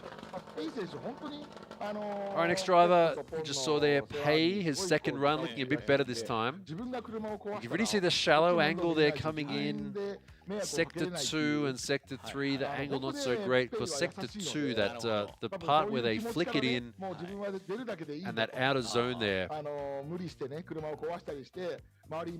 it's worth 30 points for the entry and then 20 after that. So it's sort of the first part of the track is worth half the entire score. But it's also the easiest part to mess up. Definitely. So a score there of 92, puts him in 6th place after 10 cars have run. Our next driver, Sobagiri. Nice entry speed. Oh, there we go. There's that smoke I was talking about before as they floor it into the corner. Starting to see these drivers use the accelerator to slow down. This is almost more what we were expecting from. I'm sure we'll start to see this type of run a lot more as the day progresses. Oh yeah, well, tomorrow everyone's going to be on this. Big angle, big throttle. You notice how he just like you're either e-braking or letting off the throttle to let the car go wider, and then you use the throttle to keep the car going around the corner. Yeah, this is good. That's a very good run there from Sobagiri. Using the entire track. Let's watch from the onboard. Fourth gear. You can see they're barely using his hands on the steering wheel now. This is a really good technique of high-level drivers. They barely look like they're touching the steering wheel. They're using the car's body weight and accelerator to steer the car around. First place so far with a 98.3 for Sobagiri. Great run. Sobagiri looking dialed. Yeah, that's the kind of run I like to see. All right, second run, Murakami. Yeah, you can really compare the. Oh, running it too wide there, off into the dirt. Four wheels off.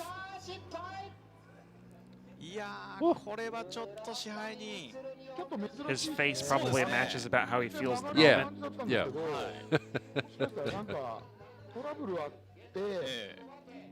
All right. What's the old thing they used to say in the drifting Oku videos? Well, they said it in the opposite video too. Safe. Yeah. Safe.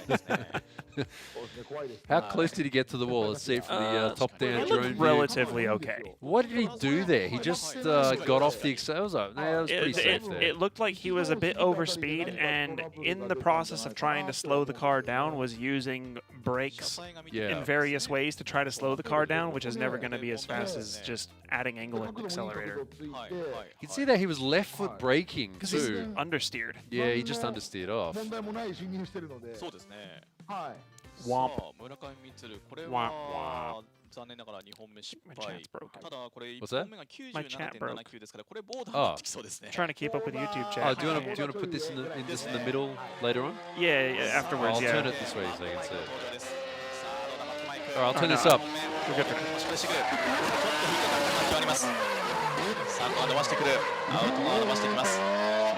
まずはファンの前でしっかりとマットマイクその走りを見せます。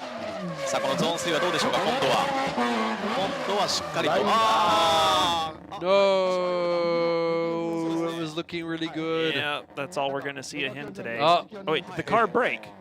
Oh, it's not going in. Well, it's moving. Why isn't it moving? Oh, wait, it's broken. Something's definitely broken. Look at that front tire. Look at that front tire. He's broken. So, okay. Yeah, we have a tie rod. That looks like a tie rod. So we have the left side wheel. You can see there at full lock. The right side is like aiming to the left.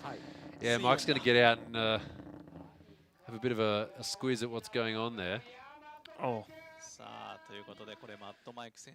Wait, is there something leaking from the car as well? Is it overheating? I mean, he's just pulling up.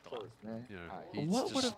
It's like the whole front end of the car just exploded. Yeah, like, something has gone remarkably pear-shaped right there with the front end of this RX-3.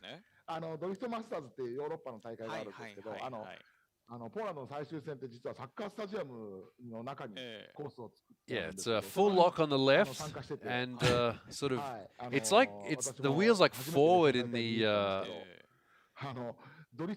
wheel well as well on both sides. See if we can see where it. I'm sure it'll be. Was that a little pop there in the front? I don't know. No, I mean it was going pretty good. Let's watch this. It looked fine here. Oh, that looks so cool.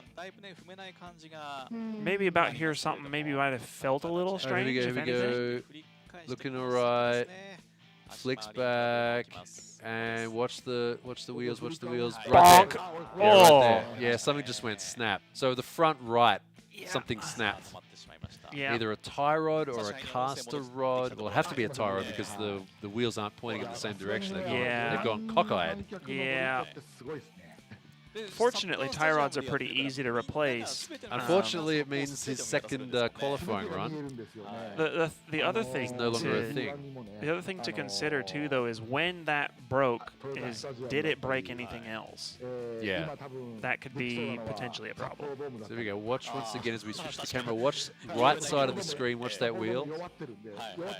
You can see it. It keeps going.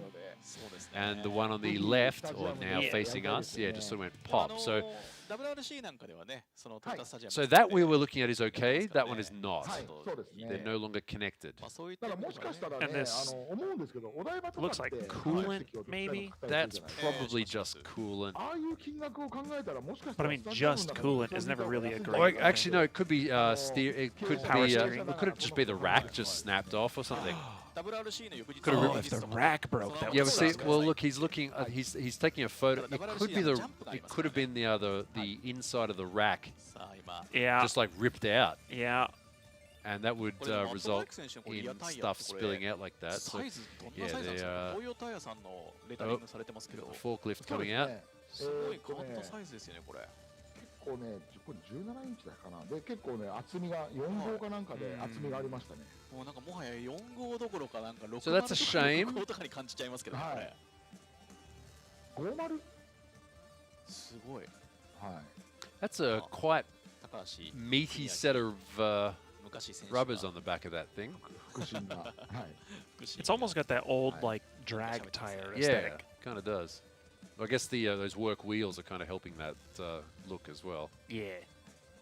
これフォークリフトで上げて、これ今テンションロッドらしいですね。折れてしまったのが。はいはい。確かにテンションロッドのロッドはいはいはい前に行っちゃいますもんね。はい。 Well, they don't really look too concerned about that spillage there. I guess they're looking at it now. So that could either be, it's coming from a fairway back, so that could be power steering. What do you think? Potentially. I did see it steaming a little bit as he had parked the car, but that's probably just whatever it is hitting exhaust. これウィングとして効かせるのか If it's coolant, it's basically no issue because of the regulations. They don't have the slippery stuff in there anyways. Yeah, the coolant is just basically water. There's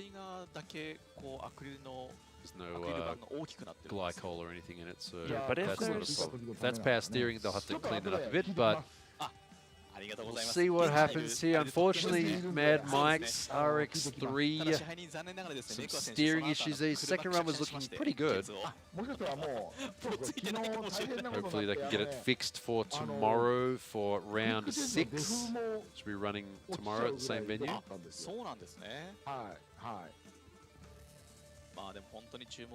Yeah, that was probably a bit of a uh-oh kind of moment in the driver's seat. But that was quite disconcerting. yeah, it's not fun, is it, when like you're halfway around a corner and all of a sudden the steering goes light and turns in the wrong direction. You're like, oh, okay. Yeah, not ideal. I have had something similar happen to me as well. I had a power steering belt snap off on me mid-quarter at the top of 4th. That was not a fun event. No. 間に合うかな。大丈夫ですよ。とにかく予選が終わらないとタクシー始まりませんからね。そうですね。はい。Chat said, so that's the A86 front end you were talking about. I believe it was based on an A86 front end. Of course, it is fairly modified. And, you know, Mike's team may have changed things since I last saw the car. So I'm not exactly sure what kind of front end it's running, but I know it is based on an A86 front end. はいはい。支配人おすすめのグルメは何がありますか？やっぱり福島なので、ソースカツ丼ですよね。ソースカツ丼僕ソースカツ丼が食べに連れてってもらいました。So that's our next group ready to head out, Group B1. So if you're just joining us, welcome to qualifying for Round 5 of D1 Grand Prix 2024 season. We are here today at Ebisu Circuit Nishi Course for qualifying. We have about 50 cars to go through qualifying here today. It's a fairly big field. We're using the standard D1 Grand Prix layout, front straight, first and second corner. Is there a total of 40 entries today? Is it 40 or 50? Oh, 40, sorry. Yeah. It is 40. あれ何が違うんでしょうね、イカ天と D1 グランプリって。もちろんその団体っていうこともあって、もともと自分はその個人的に走るよりも団体で走る方が好きなので。That's a rough time to play for qualifying because you've got that many people fighting for top 16. Yeah, it's only a top 16, so the majority of the field will be knocked out and have to go and have a bit of a think about what they did and come back tomorrow for round 6 qualifying. And then drive even harder. もちろんそのね、うまくいかないチームもいっぱいあるんですけど、でもそこになんかそのドリフトのルーツっていうか、まあこの D1 のルーツというか日本らしさっていうのがすごく見えたので、やっぱね逆にちょっと自分とすれば。Alright, looks like they're just going to skull drag it off the track. もう一回復活させて、もっとメジャーにしていきたいなっていう。で、その若者たちがね、イカ天を目指すスタイルを作っていきたいなと思ってます。そうですね。なんかAnd here comes the sawdust. みんなでワイワイ楽しくやってるけど、やっぱりそういう仲間がいっぱいいてっていうのが And the 見え broom. るじゃないですか。The broom. JDM brooms. That one's really huge. That was quite big. I want one of those. Yeah. They're usually a bit. Maybe these are like the ones you get out of the countryside hardware stores. You know, they're a bit bigger. Yeah, that would be great. Need to go get me a couple of those. I think we actually talked about those brooms on the last stream and how they don't look like they're that great. Yeah. But when you use them, it's like wow, they this really is amazing. work. They work remarkably well. You wouldn't expect that. 昔出てた人たちに戻した方がいいですよ。あれでしょ、模範走行とか。そうそうそう、模範走行ありましたね、模範走行。模範走行っていうのがありましたから。はいはい。そうやりましょうちょっとね。はい。さあというわけで今マッドマイク選手が牽引されてますが、先ほどちょっと斉藤大吾選手がリアウィングをつけてるね。So coming into this round here, round 5, currently Daigo Saito sitting in first place. Once again, with 95 points from the first 4 rounds, doing pretty well. Are we due for another Daigo championship? I mean, if he carries any amount of the momentum that he had at the last weekend, he'll be looking pretty great. Yeah. Because that was a back-to-back win. Speaking of Daigo, there he is on the screen. Well, that's not him, that's his car. I think I see him there a little bit. Oh, he's sitting in there, yeah. There he is. So a really big wing on this car. We noticed some of the cars here this weekend are running wingless. Which actually would make sense if you plan on doing a lot of angle, right? Yeah, this is the sort of course where running a wing, that is a huge wing to be running. I think there might actually be, are they actually removing it? Are they removing the wing? They might be. Which would make sense because if you throw in the big angle where you're past 90, that wing then reduces the amount of grip that you have. Yeah. Which is not super fun. No. Especially when your speed's at over 150 Ks, like you're definitely going to feel that. That actually does make a difference. It will make a difference at those speeds. So it looks like they're doing something at the rear of that car. It looks cool though, but might not be ideal for competition here today at Ebisu. Yeah, like the side plates, those big square side plates like that on that wing will make a difference. That will help you maintain that high angle, but at the same time, if you go too far, you lose all your downforce, and it's pointless. It is weird how wings work in drifting. They tend to make the car either feel really, really good or really, really terrible. There's no in between. It's so noticeable when you get over a certain speed. Yep. It's really surprisingly noticeable. Yep, that's why I had a wing on my R32 for all of like one track day, and after that I was like, never mind. Right. Because it's a weird feeling. ちょっと爽やかにつくぐらいで、翼端板の効果ぐらいでいいんじゃないですかね。Actually, that's true. Somebody in chat just pointed out the roof is higher than the wing line. Sorry, the roof line. The wing is higher than the roof line. That's Yeah. probably out of regulation. Really? Yeah. Is that a regulation that Yeah. that D1 has? Yeah, yeah. Is that a JAF or FIA thing, or is that just? I don't know. I don't think it would I'm be. pretty sure that the wing can't go outside. No, it's in the rule book. In the D1 rule book. Yeah, it can't. The wing can't be wider than the body or higher than the roof line. Oh. Yeah. And I just noticed there one of the people standing there with the D1 jackets on was one of the officials who's in charge of that sort of stuff. So, but does that mean he's been practicing all weekend, or all week with a car that he's now going to change his setup on and be like confused by? In the words of Shrek, good question. I don't know. I don't know. They don't chat. They don't send us to the venues anymore. They just put us in a room here in Shinjuku. It's nice because it's air conditioned, but it's bad because we don't get to walk around the pits and see what's going on. So. Yeah, I do feel like being at the venue would give you an extra layer of information that makes everything way nicer. But dude, I would just go for a stroll around the pits and just talk to people, like, because like on most of these teams, they'd like I'll know the driver or like some of the mechanics, like just someone who's easy to bother. Right. Hey, dude, tell me what's going on, or hey, is there anything interesting, or So Daigo currently sitting in first place.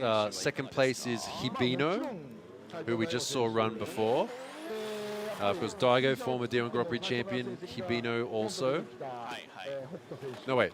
Did he ever win a championship? No, he didn't. He's won rounds. He's won rounds. Yeah. In third place in the points coming into this round, Naoki Nakamura. Of course, he's a former D1 Grand Prix champion.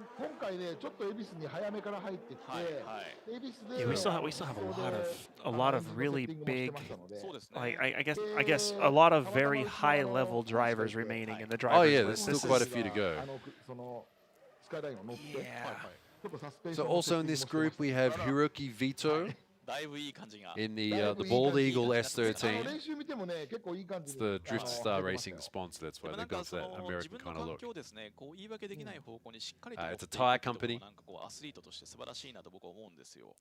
It is very American. I think his livery is more American than me. There are a lot of stars and bars on that car. Also in this group, Keiichi Nomura is the son of Nomuken.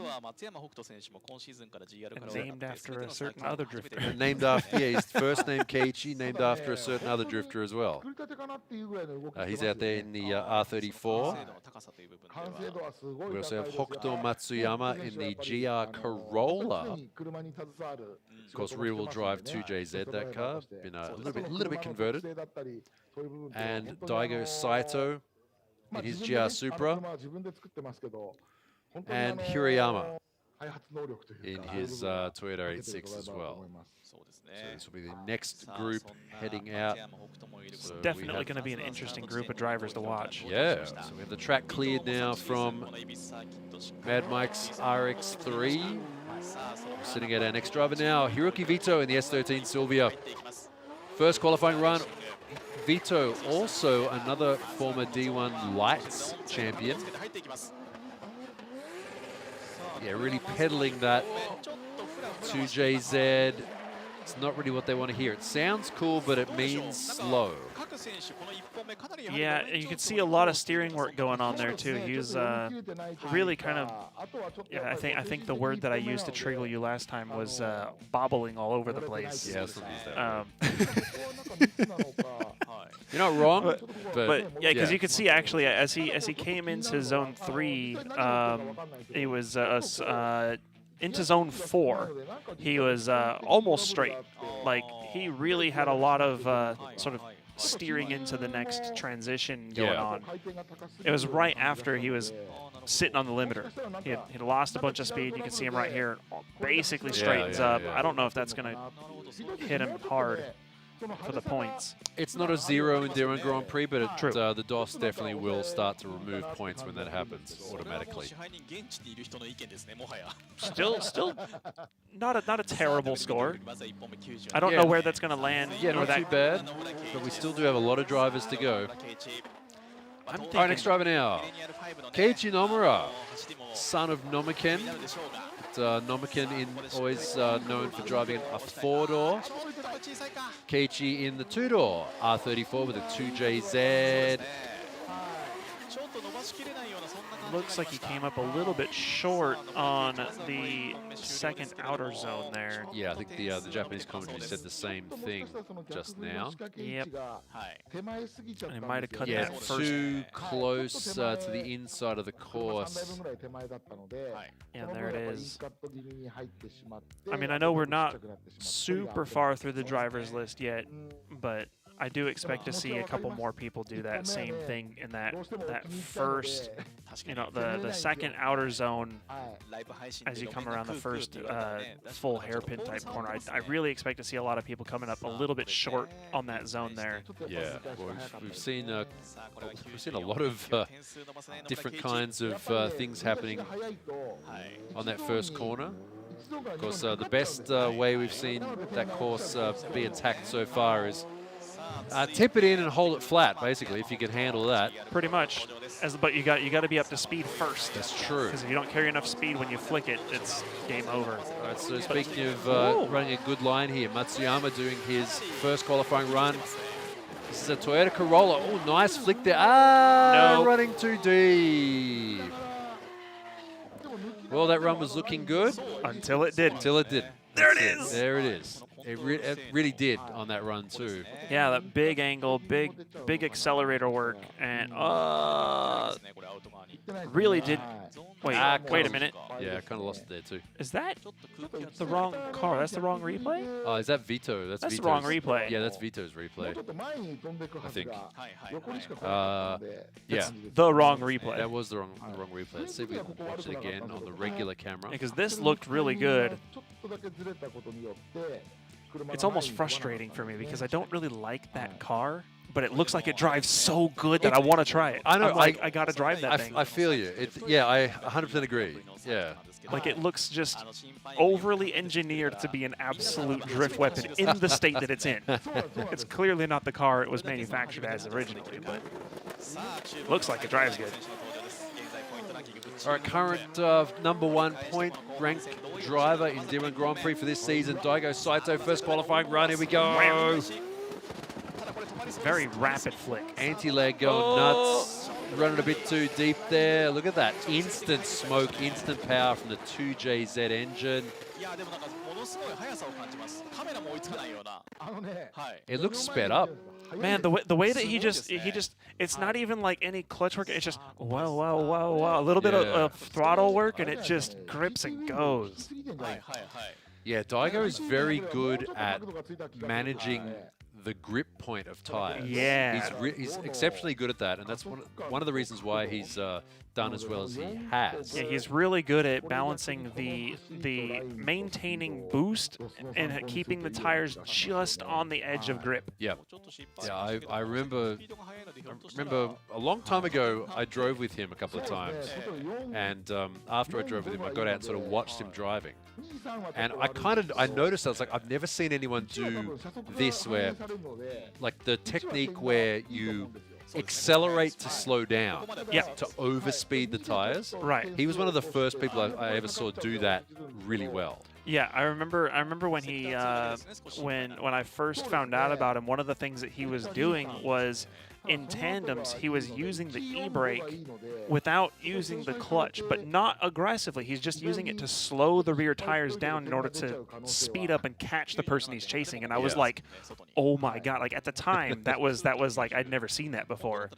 He's definitely well aware of where the grip limit of his cars are. Yeah, this is one of the main reasons why, as far as driving goes, that's why Daigo's done so well.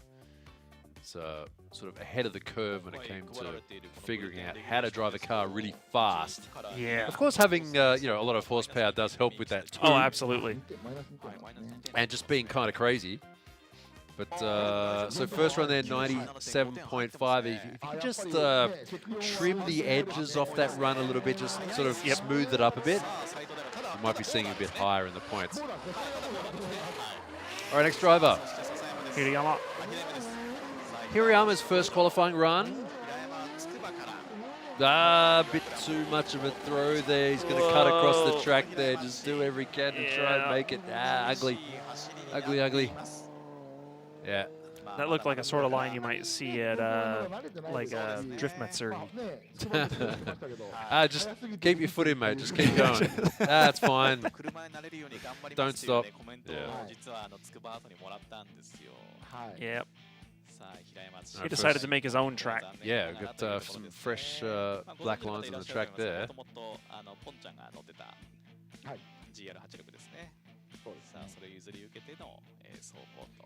Definitely committed entry. Yeah, definitely went in hard. Maybe just a little bit too hard.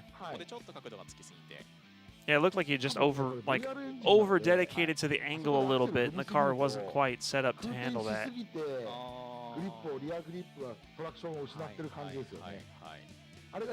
We have in chat our resident D1 Grand Prix encyclopedia, Fawaz Rafif. He said Hibino is the D1GP China champion. I knew he'd won something. There you go. He was the China Series champion. There you go. Thank you, Fawaz. The real MVP. Yeah, of chat. Yes. 一気に煙を見ても、ゾーン2の中で急に煙が濃くなってるので、あそこで多分ね、予想以上に almost got a Tetris piece there on the penalties there for Hirayama. So just needs to neaten that run up a little bit, maybe a bit more speed. Gonna start playing penalty bingo. Yeah, right, yeah. All right, second run now, Hiroki Vito looking aggressive. Oh, running very deep there.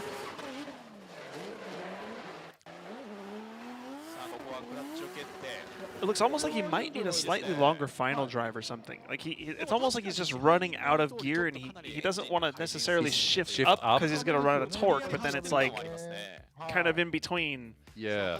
I know that struggle.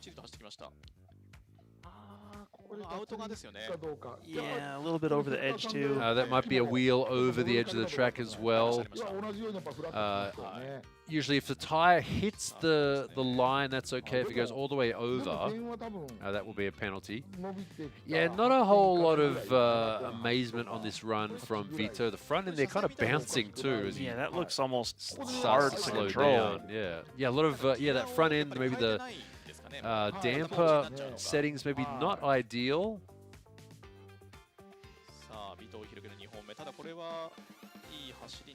Now I haven't driven this course myself. Is that first big throw corner, is that bumpy at all there? That's not bumpy, no. I didn't think so. No, there's no. There's kind of a you see the on the top of the screen the zone. Yeah. Just to the right of that, there is a little bit of one. Yeah. Because you often see when rain falls quite heavily, like just before that, there's sort of a little river that goes across the track. So right. But it's not. I wouldn't say it's bumpy. But as you come around the corner, it's a little. There's a little bit of bumpiness there. Yeah, it's not that bad. Okay. You know, something that I've kind of observed, but I've never driven there, so I can't say. Like just there's a bit of a bump on the track. It's not that bad though. I mean, if your suspension setting is set up all right, it'll be all right. You'll be fine. All right, second run for Keiichi Nomura. He is pedaling that thing like crazy. I'm thinking we might not see him in top 16 though. It looked like he missed the second outer zone again. Oh no! Oh no, it was went out. That's what it was. Yeah, that's way out. That's gonna be another penalty there for Keiichi. Like, it's not a terrible run. It's just thinking about how many drivers we have left and what I'm expecting from them. I don't know if that's gonna be a top 16 run or not. I don't think it will be. I honestly. don't think so. Yeah. Somebody in chat said Tito Vito. Yeah, he's half Filipino,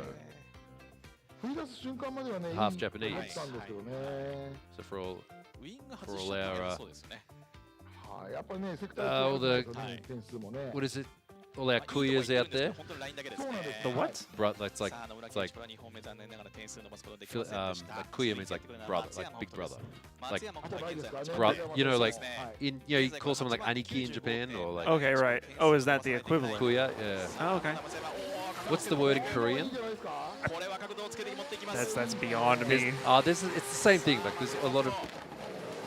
See, chat. This is one of the funny things as an English speaker from an English-speaking country. You come to like an Asian country, and you start to learn that every single Asian language has those words. Right. Like literally every. Sorry, I know we're talking. I'm sort of making a bit of an odd point here while Matsuyama is doing his run, but literally every language apart from English has that brother, uncle, like you refer to people as like brother or uncle, right?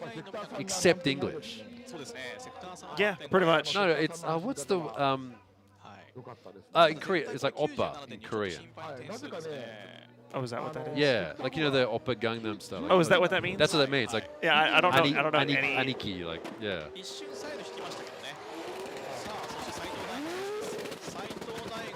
Anyway, Daigo.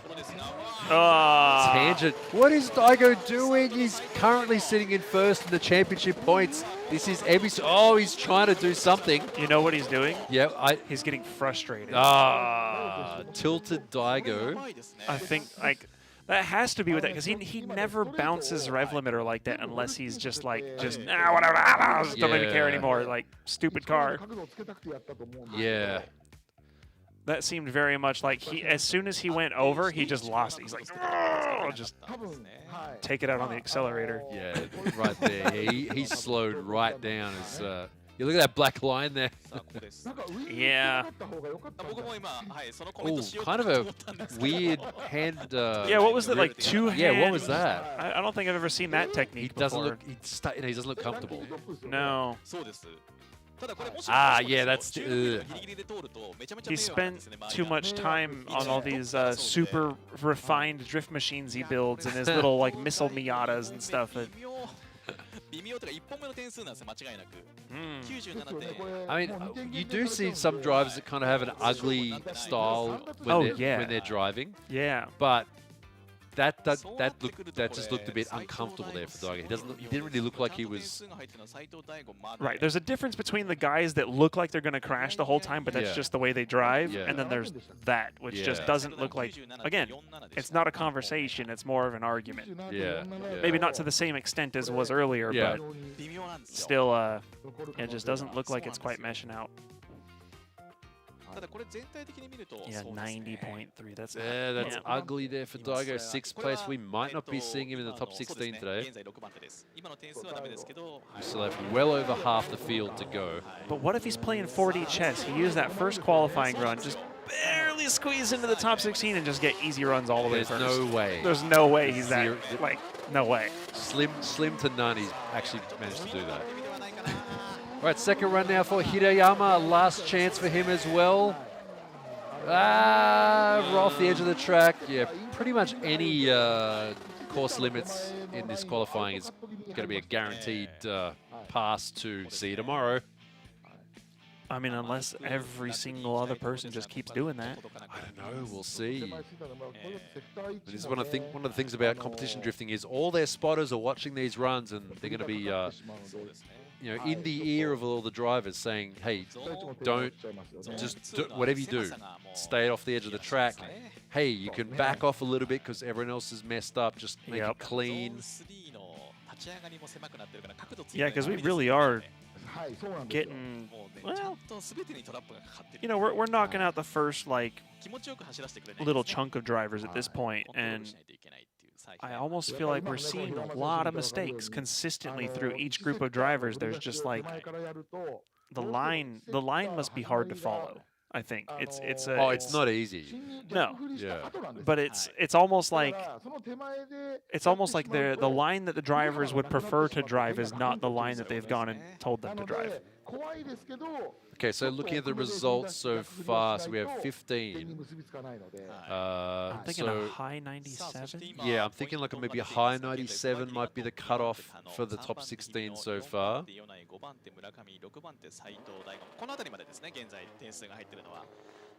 Maybe about like a 90, about where Vito was, I think might be about the cutoff. Like a 97, like you said, like a mid 97 looks like it might be the. Which imagine because Daigo right now with that 97.47. Oh, like hey, imagine if that turns out the way you said, like that, I would be both amazed and like not surprised as well. Right. You know, like oh yeah.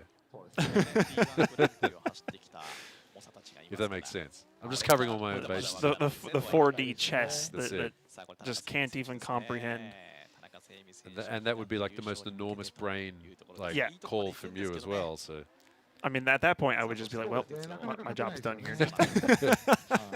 I'm going to quit reading the future now. Drop your headset and walk out. All right, next group coming out now. We have Wataru Yamamoto, Koji Yamaguchi, Mao Yamanaka, Semi Tanaka, and Tetsuro Nakado had a big crash. You just saw him there in his Mark II. He's managed to get the car fixed. This is our next group, Group B2. So we are now halfway through qualifying. Yeah, Nakata had a big crash yesterday in that Mark II. Which I gotta say, that Mark II, the fact that he's still campaigning a car that looks like it was built for the D1 Grand Prix series of 2015, he's doing a good job. It's definitely not built like a modern drift car, competition drift car anyway. Right. It's built like one from several years ago, but he's still managing to just hanging on. Which is it's also surprising at the same time, right? That something from 2015 is now like outdated.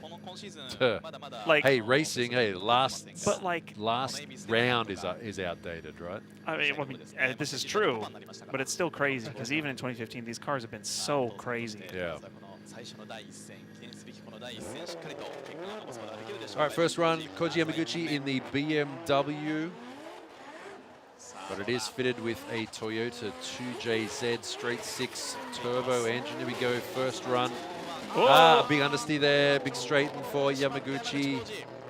Something doesn't seem right at all, does it? And it's not happy. Gearbox issue? Yeah, sounds like it's not going into gear. It's making that. That's a drive shaft. It's making that bag of hammers noise.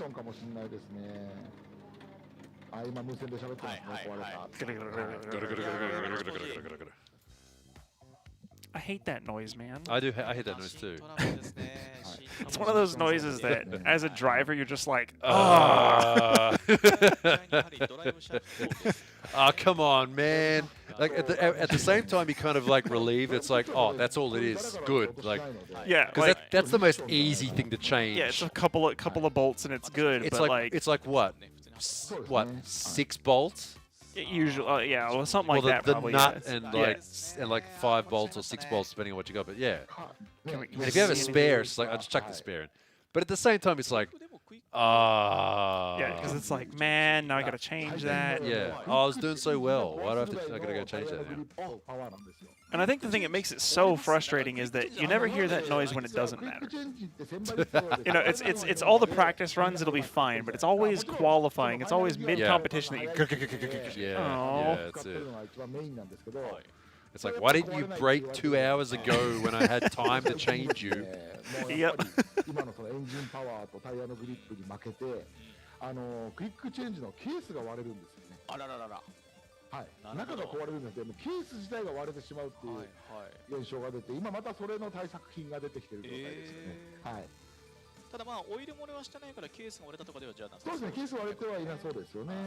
Yeah, someone left a pocket full of change in their jeans and washed them, sort of thing. Yep. D1 マシン側としては突然止まりたくないですよね。あそこまでエンジンの水温なんか上がってるのに止まってしまう。Well, better than a blown engine. True. As long as it didn't, as long as it wasn't the result of something else having a problem. Yeah, that can be a thing as well. Like I have seen a diff blow up and get stuck in a way that also took out a drive shaft. Yeah, well, I was going to say it can happen the other way around too. It's like, right. or like if there's like something like a bearing and the diff goes funny. Well, actually, it's what you just said. Right. It's like the bearing goes funny and then it destroys both of them. Because I actually have seen that happen before, and we fixed it. We fixed it trackside, put a new drive shaft in it, and it started to go, and it was, oh well, guess not. Right. And that really sucks. Yeah, yeah. Because then the whole fix you just did has to Mean- also come back means off, basically. nothing. Oh. Frustrations.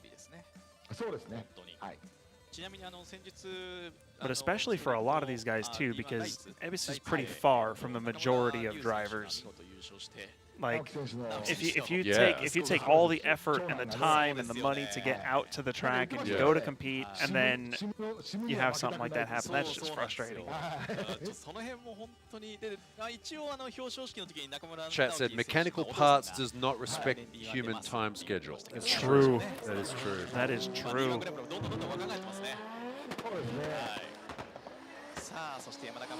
Is that frozen? Yes, it is. Next driver now, Mao Yamanaka. He's out in the A90 Supra. Oh, that's a lot of angle. Sorry about the image going a bit low res every now and again.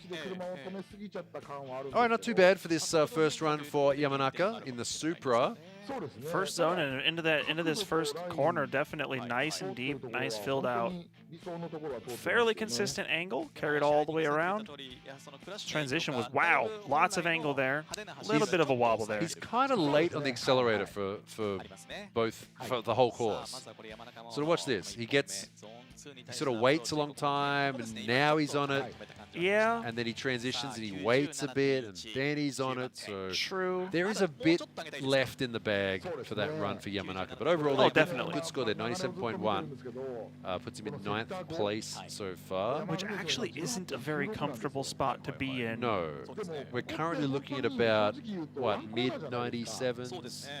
Sort of yeah, because we were low saying 97s might be a cutoff. Yeah, we were saying like a mid to high 97 probably. So all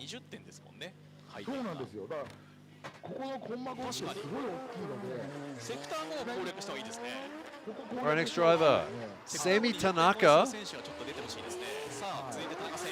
Semi Tanaka doing very well at the beginning of the season. That's going to be a big miss of that zone there. And a straighten up.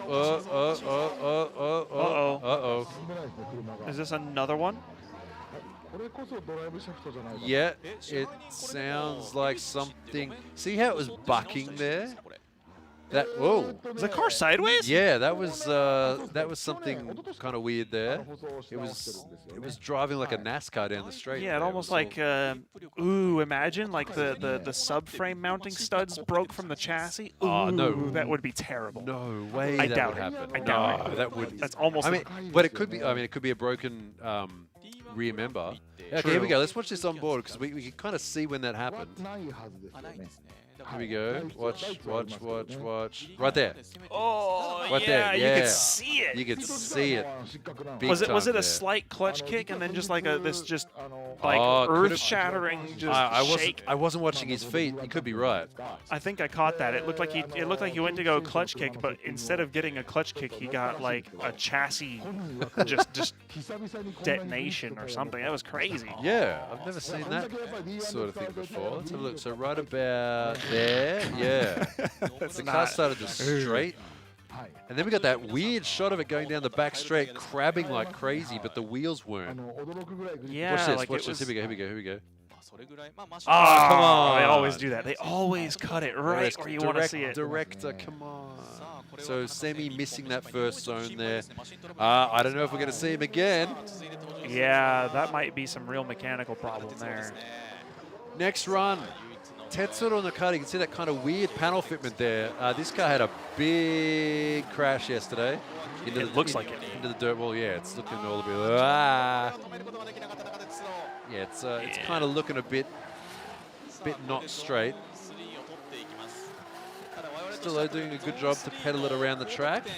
仕組みを知りたいから、ゾーン1、ゾーン2失敗があっても、ゾーン3を分析したいですね。Yeah, I mean, like it looked good もう本当に until it なので、アプローチが難しいわけでもないので、なぜここで、しかも多分こうゾーン最後のセクター5って Yeah, because that car, again, I didn't see any of this week's practicing crashes. That car, the fenders and everything are all misaligned. Yeah. Is this one of them that did it meet the wall? Yeah, this is the one I showed you the picture of Oh, before. Yeah. That was. Oh, wait, let me show you a picture of it. Chad, I'm just going to show Kyle a picture of the car we just saw there. That was it before. Okay, so the car looks great right now. Oh, it's compared to this. So the picture I was just showing Kyle was basically the car is up on 4 jack stands, missing the wheels and half the panels. Yeah, that was a pretty rough hit, wasn't it? Yeah. 山口浩二はもう残念ながら2本目キャンセルということでこのラウンド5は姿を消します。Oh, wow, B2, bad luck. 9番手 97.1 ですから、これもうちょっと行きたいですね。さあ山中真央どうでしょうか。もうちょい上げたいですよね。上げたいですね。もうちょい上げたいですね。ただ今の1本目でだいぶもう切れてると思うので。Alright, so Koji Yamaguchi in the BMW skipping his second qualifying run, so it's see you tomorrow for him. Right, second run, Mao Yamanaka. Let's clean this run up a bit. Don't go off. He kind of backed it in there and had to drive out of it. Yeah. Yeah, this is a bit ugly. He's going to miss that zone as well. Yeah, this run from Yamanaka a bit ugly. Fun to watch, though. It's fun to watch. It was, yeah, but this is not what the DOS wants to see. We go big angle. That's kind of late there. Runs in kind of deep there. Has to drive out of the corner. Yeah, that's not a good run to follow if you're in a tandem battle. Yeah, in between those first two zones, just on that left foot brake to the point where it locked up the front tires just to get the car to get into the zone, but too much angle, too little speed. そのアクセルを踏まない間を作ってドスを下げたくないっていうところもあるので。But it's crazy too because the difference between that and like the ideal perfect line is not that much different on the controls. It's like basically the same thing. Yeah. 何かちょっと本来自分がもしかしたらそのやっぱクラッシュの影響でなんかアライメントが狂ってるとかっていう可能性はありますよね。まあ今日の朝ですからね。朝です。Oh, did this car crash as well? Did it? I think that's what they're I saying. think that's what I heard, but yeah, that's what they're saying. So the alignment might be a bit funny still. There is the potential for that to be true. Oh, Nav says that our mod says that he crashed yesterday. There you go. もうこの後もうヒヤヒヤしながら、周りの失敗を祈る感じ。そうですね。点数じゃないですか。Yeah. そうですか。97.1点が。You haven't seen Curb Your Enthusiasm? No. Okay. Oh, the manager of the golf course is Japanese in that. Ah, そうですか。It's a scene. All these internet memes and stuff. Oh well, it's not really. It's not even that. It's just the. It's references. It's just a reference to the show. Yeah. All right, next run. Tetsuya Nakata's second run. Let's go, son. And he's going. Yeah, not part of the track he's supposed to.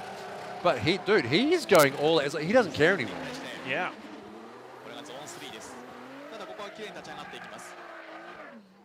That's not actually. That wasn't terrible. Maybe a little bit slow, but overall average. A little bit but out there. He's got to lose all his points, unfortunately. That was not a. I mean, it was a clean run, but it's not going to score well. He's going to get penalties as well. This is one of those runs where, again, it's the distance. It's the difference of less than half a meter. Yeah. Well, is going to mean the difference between him basically getting top 16 and hey, you know. That's how it is. That is how it is. So you got to, if you can put the car where you're supposed to put it. That's about what life is about, really, isn't it? It really is. Putting stuff where it's supposed to go. Yeah. Pretty much. I mean, look, no one's basketball. It's like Go throw it in the. It goes in the hole, It's got to right? go in the hole. It's got to go in the soccer. It's got to go in the net. Sorry, football. It's got to go in the net. The hockey. It's got to go in the net as well.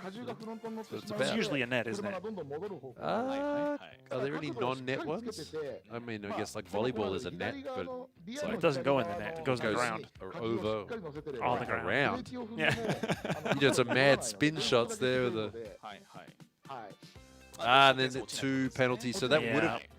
2, 3, 4, 5. I still don't think it would have been enough. No, that would have only been a 95.2 anyway. Just a bit slow, 144, a little bit slow.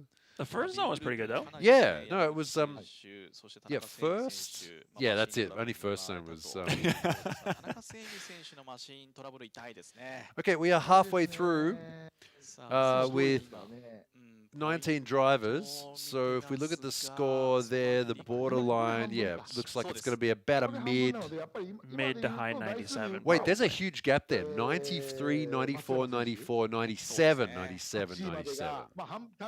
It's basically like that's a huge gap. Non-penalties and then penalties. Yeah, true. So our worst non-penalty driver so far is 97.1 with Yamanaka there. So yep, don't get a penalty. Like I just said that before, right? It's like if you any penalties is basically a guaranteed drop. Yeah.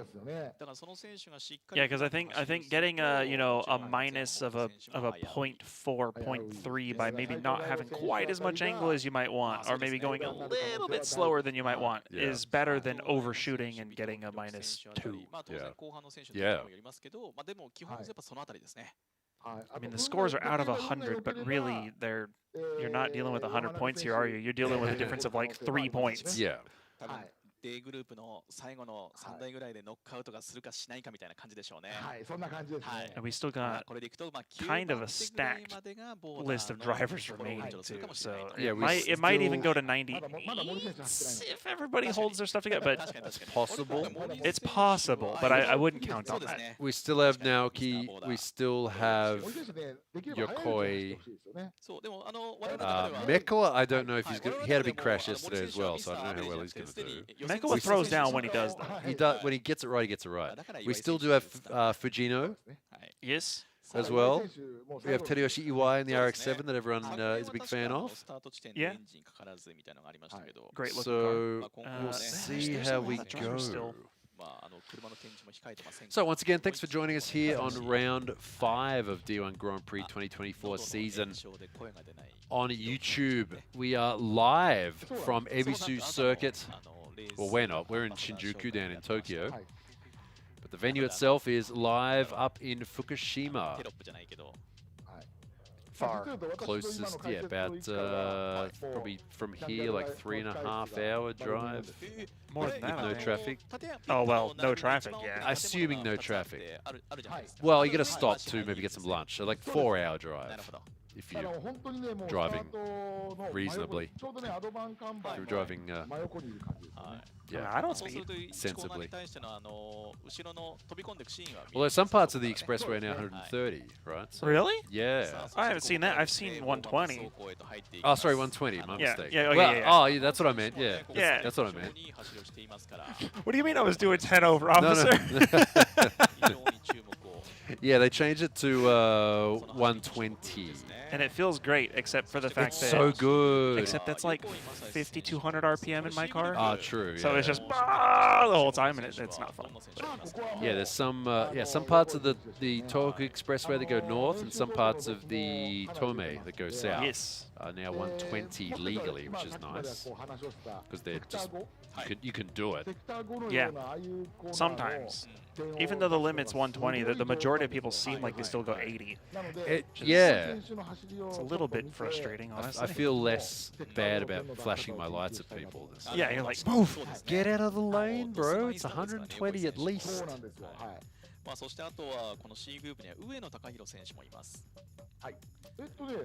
Alright, next group out to head out. Kano, Yokoi, Sasayama. First 3 drivers. Then we have... is that... That's Pon.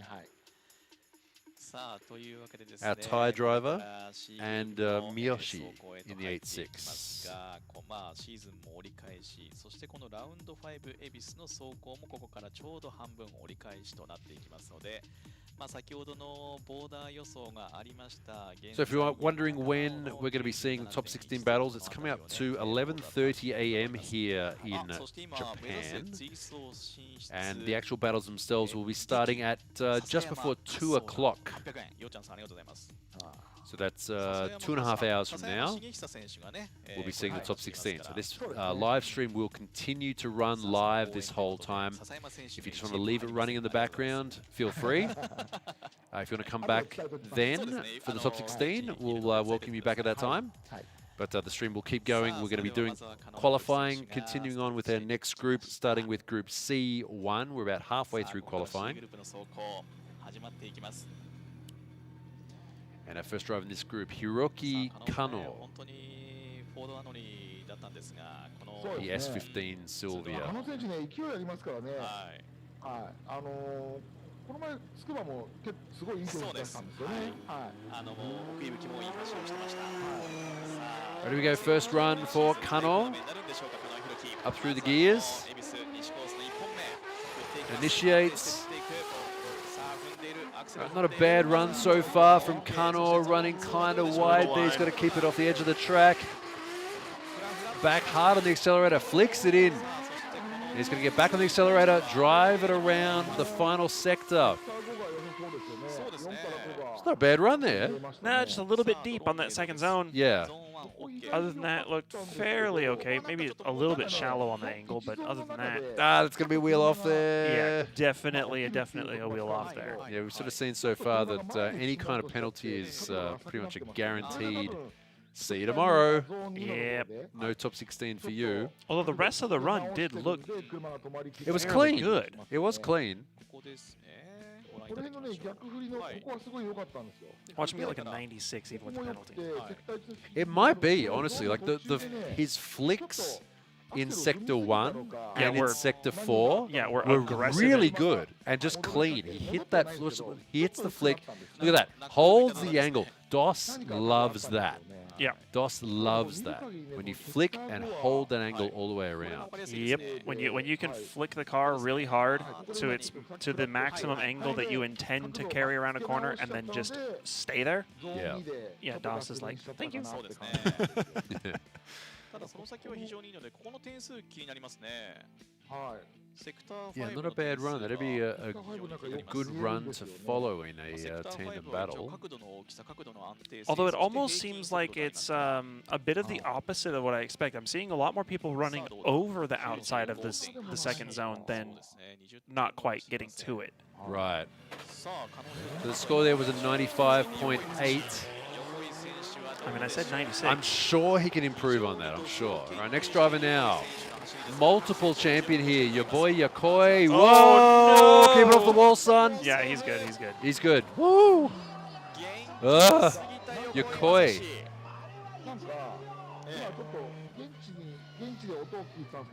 Yokoi is, I gotta say, he's one of the weirdest drivers. He does so well on average, but he has more self-owns than almost any other driver you see. Watch this, here we go, on board.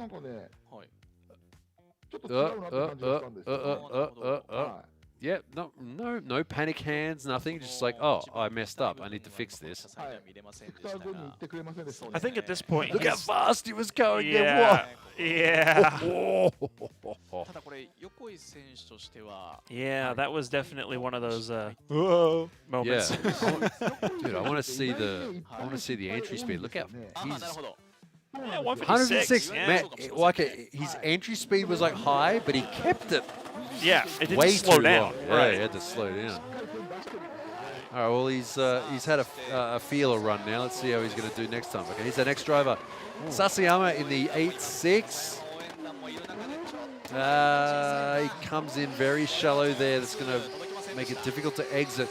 Still manages to keep a good flow of speed coming out of that corner. It looks like the car might have a little bit too much grip for the line he's trying to do there. Or he needs to go a bit faster. Actually, no, you're right. Yeah, that's exactly what happened there. Yeah, he took the wrong line.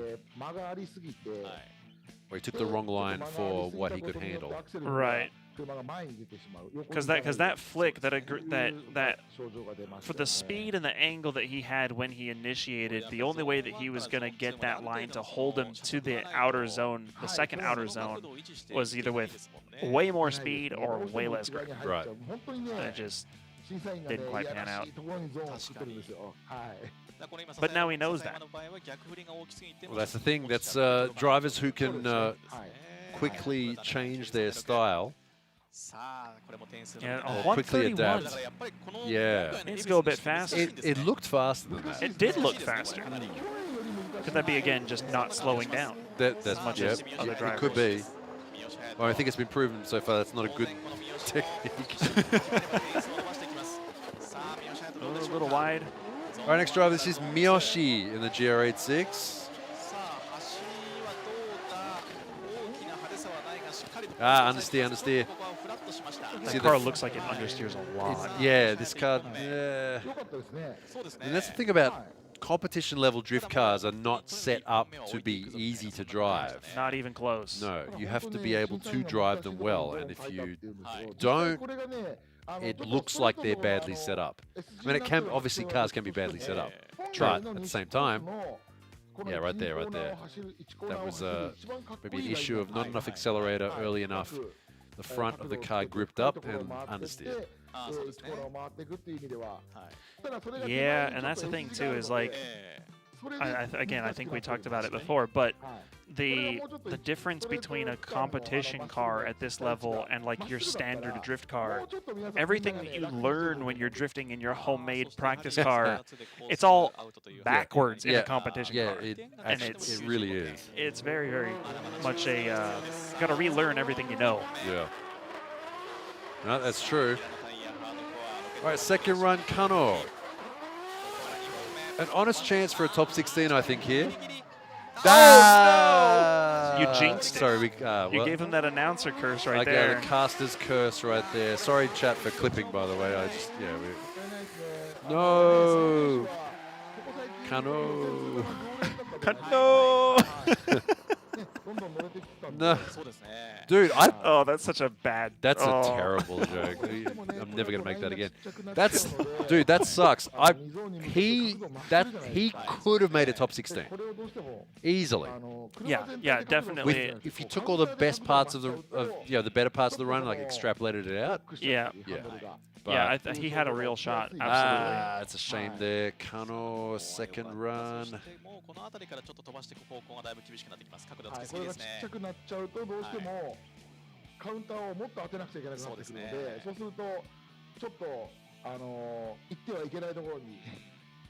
Look at that flick. Look how cool it looks. Missed the zone. Missed the zone.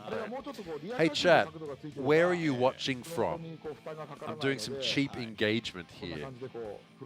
Tell us where you're watching from. Like, you know, city, country, whatever. Tampa. See, I like how only Americans say what state they're from. That is very true. And it's funny, actually, I know that guy.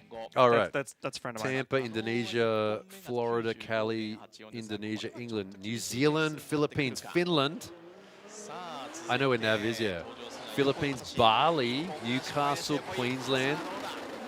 Nice. All right, second run. Yokoi, what are you doing? Son, what are you doing? He's, Oh, look, Trinidad and Tobago. Huh.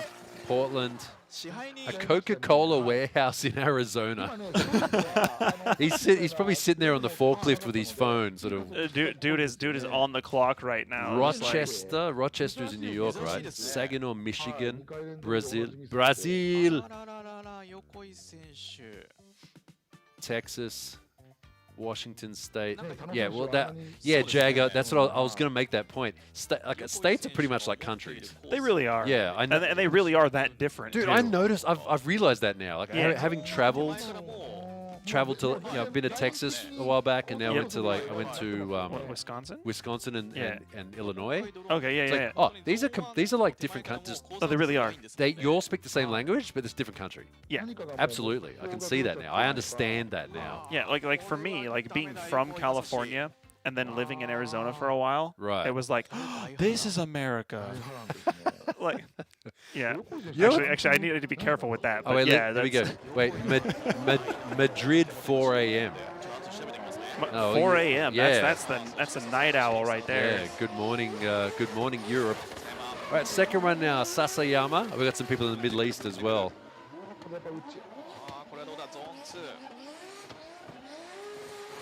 Florida is like 3 countries in itself.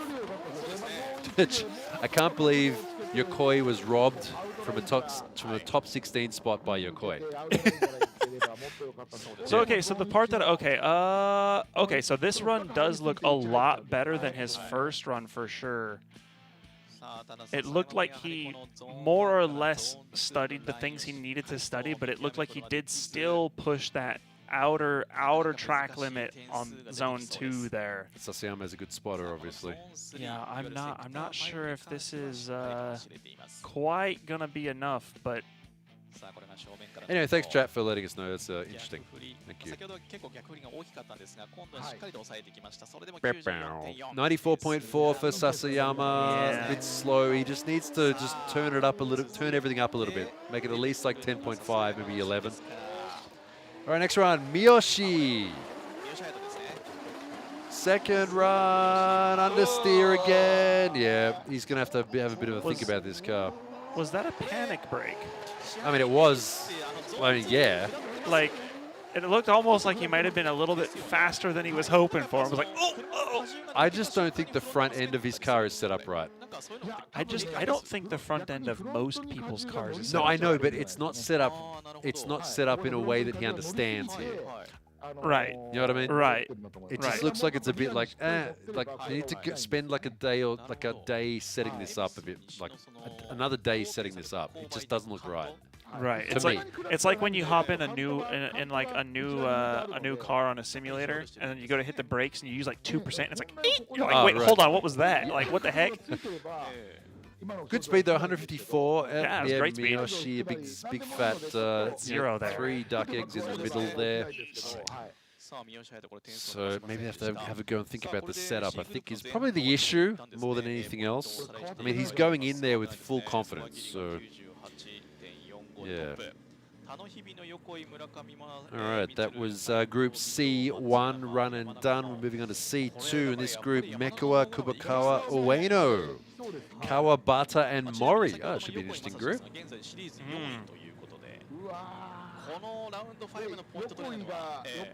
Yeah, you know what you just said before? Like before I went to Texas for the first time, yeah, I thought, oh, I'm going to Texas. It's going to be like, what do you call those things? Like those... Like a Marty Robbins album. No. Like I thought the scenery was going to be like in... basically, I thought it was going to be Arizona. Oh, okay, right. Like the sort of like... I could. What are those mountains called? Like those like the plateau things. Yeah, those things. They have a name, I'm sure. Those sorts of things. Anyway. Well, I mean, they have like different ones have different names. Like, well, I don't know, like, what are they called? A butte? I don't know. B-U-T-T-E? A mesa.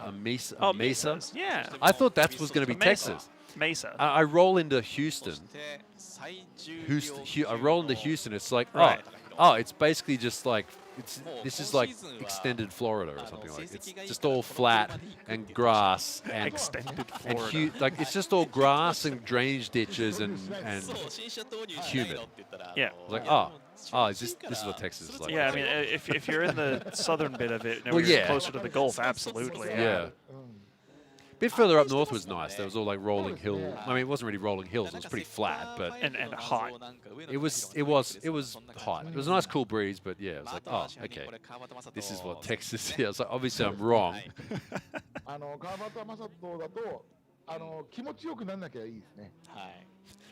Someone in chat said, I'm feeling like a 0 in the middle section is like waxing the taint. I hear what you're saying. I don't know if I would ever say that, but Oh, someone's mic is my Is mic's- that mine or is No, it yours? It's mine because I'm not keeping my voice at a steady volume. Okay, I'll I'm trying to be fairly knowledgeable of it. I'll turn him down a bit. The one thing I will say is we probably will absolutely peak if we get excited. Yeah. But is it really a D1 stream if it's not If we're not it's just not making too 17 much people noise. clipping an excitement at some point? Like, Yeah. It's okay. I adjusted them a little bit, so we should be. Oh, wait, are these? The gain is turned all. That's probably. Let me just turn the gain down a tiny. yeah, I mean, you can turn the volume up and the gain down. I think Yeah, that's probably a better idea. Let me turn that up and turn the gain down a little bit. Let's That get the should. real. That might be a bit better. The real nerds got to come out and start playing with our knobs. The gain is too high, man. All right, here we go. Mekawa, former D1 Lights champion in his 180SX. Look at that flick! The flick! Oh, Mekawa. Keep it going. Pedal it. Keep it pedaling. What? Okay. So he still has one more run to go. True. Because that run there is like, it looked good. Oh, until it didn't. Look how aggressive that flick was on the entry. Yeah, that initiation was cool. That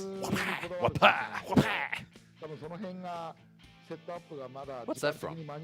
The what? What's that from? Was that Dave Chappelle? No, that was that surfer interview dude, remember? Oh, yeah. Get pitted, so pitted. You drop it, drop it, That's right. That is internet history at this I mean, a point. BMW sort of going off course, is that a odd thing? A BMW going off course? Yeah. Oh, that's more of a Mustang thing, isn't it? Yeah, That's what- yeah, well, Mustangs are notorious. Our only lady driver here today, Sumika Kubokawa. Long time ago member of Team Orange, which is based here at Ebisu Circuit. He's out there today in the Haichu 180SX. Driving like somebody who has driven here 1,000 times and more. That looks really good, actually. Not too bad. Nice smooth run there from Sumika. Her nickname used to be Kiro-chan. Her car was yellow. Always yellow. Yeah. Like, I don't remember where I saw it, but there was some interview where she was talking about the color of her car, saying that she didn't like pink because it's too girly, she doesn't like blue because it's too boyish, but yellow makes everybody happy. I can see that. That's what Sumika's like. Like, she's not like. Because you see some lady drivers, like, they'll get out of their car and like immediately put heels on. Right. You know what I mean? Right. Like, she's not like that, but she's literally like halfway. Right. Yeah. Right, so 10th place there for Sumika, 96.5. I mean, look, the way we're going, it's not that bad, but we'll see. All right, next drive out. The super OG of D1 Grand Prix. He's been doing D1 Grand Prix since literally day one. Round 1, which was held here at Ebisu Circuit. Takahiro Ueno missed the car, make T&E, throwing it a little bit deep there, but he's all right. In the Lexus, powered by 2JZ. Very imposing car with that elf livery. A little bit of a bobble going into that second Black zone elf there. livery. Does anyone play that class? The what? Oh, it's dark elf. Sorry, wrong. Never mind. There's parts that were good, there's parts that were not good that run. Yeah. This run would suck to judge as a human. As a human, Yeah. right. Because there's parts of this that are really good, like right there. Right. But there's other parts that are terrible. I feel like I would be inclined to come out with somewhere between like a 94.9 to a 95.3. Yeah, I would probably. I think it's going to get judged higher by the DOS. Yeah, see, 95.5. yeah, that's Okay, literally. slightly, yeah. I agree with you, and then I say DOS would be like a point higher. There you go. There you go. So there you go. First run for Ueno. We'll see a second run from him. So is this potentially the car that you said had an engine change? Yes. It was either Kawabata or Fujino. I don't know which one it was. That's a bit deep. Nice recovery. I mean, he made it look intentional. Oh, he did a little Daigo there. Just like, how far can I actually back it in? I'm just going to do a little test. But that is also kind of his thing, isn't it? The whole backwards entries. He does tend to pull. The guy who pulls off the most like crazy backwards entries in D1 Grand Prix is definitely Hibino. Well, right. But consistently, I think. Yeah. But Kawabata arguably has some of the nicest, cleanest ones. Like what there was. I mean, look, he's the original back entry guy. Right. Back when he did that one, and then Tsuchiya was going on about saying how it wasn't a technique, it was a special magic trick. Yeah, because it was just so perfect. Yeah. Yeah, at D1 Grand Prix a while back at Okayama on turn 1 at Okayama Circuit. From top of 4th into 2nd. It's just super smooth. Yeah, he never turned the steering wheel, just shifted down and held it flat. Well, that's kind of it's too much. This run is that was a bit ambitious. Fun to watch, but again, not anywhere near a top 16 run. Not even close. He's collecting penalties there. 148, so yeah, slow on the entry, but held the speed too long. I mean, not slow, but like... Right. And it really does seem to see high speed entry and then slow it down quick seems to be the method here. Yeah. And get back on the accelerator early. Well, let's see what Mori does. Actually gets on the accelerator pretty early there. Whoa! Oh, he's pulled it off. More angle, more angle, more angle. Okay. What was that? Is that the no full auto buildings, bro? Okay. Well, I don't know. That was just me just saying, all right, okay. Probably everything I say is probably some derivative of some kind of reference. No, I mean, maybe just because you say it with an American accent. It's like that, you know, like, I sound like a generic, like one of those, like, you know, the language learning CD voices. 96.5 for Mori. A little bit left on the table there. Yeah, middle of the course there. Yeah, we saw that that was only a 19 out of 20. Lost it almost an entire half point in the middle of the course there. Is this something doesn't sound right? Yeah, yeah. Meku Auto. That was weird. I could actually see something not right from the minute he left the line, and it just kind of like he didn't want to give up, but then it just. Like with the rear end of the car or something? I don't even know. I don't know how to explain it. Like you could see it as he came off the line, just something like, watch. It just looks... It's kind of bouncing around. It was like kind of bouncing, and it was kind of like stuttery, slowy, kind of... The power was like stuttering. Yeah. It didn't look like the typical aggression you expect to see from him, where the whole car just squats and just warp speeds. Something broken in the rear? Yeah, it's kind of bucking around. Like that, it's not. It doesn't look like suspension bucking around. It looks like power. Like yeah, it looks like not it's coming on smoothly. Yeah, something's not right. All right, second run. Sumika. Let's see if she can pull something out here. Oh, nice and early, nice and early. Oh, nice use of the foot brake there as well. Just rotating the rear of the car around. Get on it early.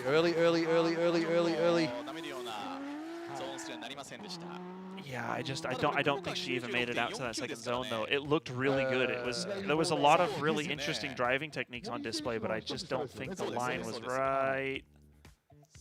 Yeah, I called it. Yeah, I could see that.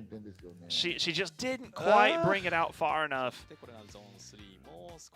I think what this run was she dialed it back about 3% when she needed to dial it back maybe 1%. Yeah.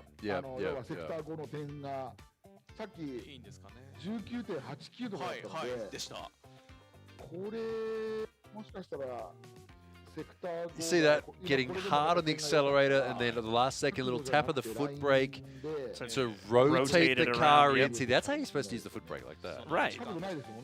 Not like doing a rolling burnout around the corner. Sorry. I'm just serious. I'm just not even that. Not even that. I'm not even saying that. But just in general, it looks terrible.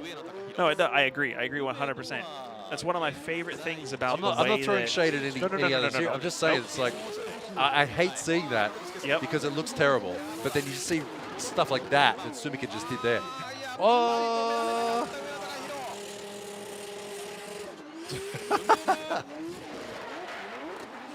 And this is what you call the drifting equivalent of anger management. That's like slamming the door too hard, sort of thing, or like punching drywall. Yeah. Yeah, it's it's more of a rolling burnout there rather than in a straight line. Power skid.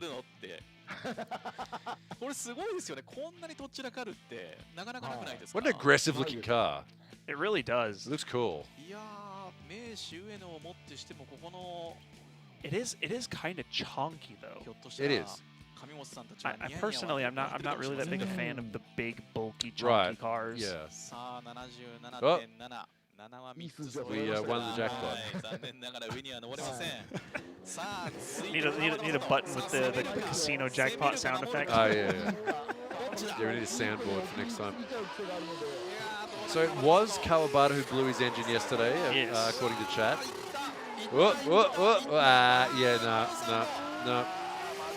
No. What is going on? It's like all the people that you expect to throw down absolute hammers of runs are kind of not. It's a shame to see that the people who are going the most aggressive are the ones who are dropping down. It's almost like the course is designed to make people not do that. No, but they should be able to. They should be able to pull this off. Right? No, 100%. 100%. Yes. But it doesn't seem to mesh with anybody's inner driver kid. Like they want to go hard, and it just doesn't quite. Because realistically, just take that entire run and shift it like 6 feet to the left, except for there. Yeah, you just take the whole run and just shift it. Not even 6 feet. It's like just like x-axis, half a meter. Yeah, like just x-axis this way a little bit, and then replay it.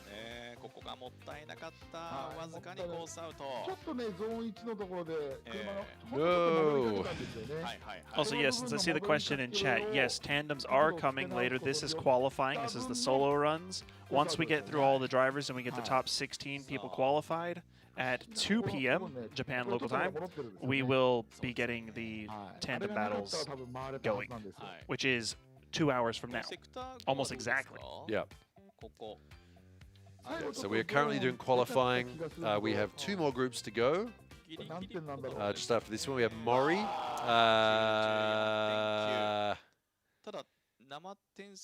Kawabata.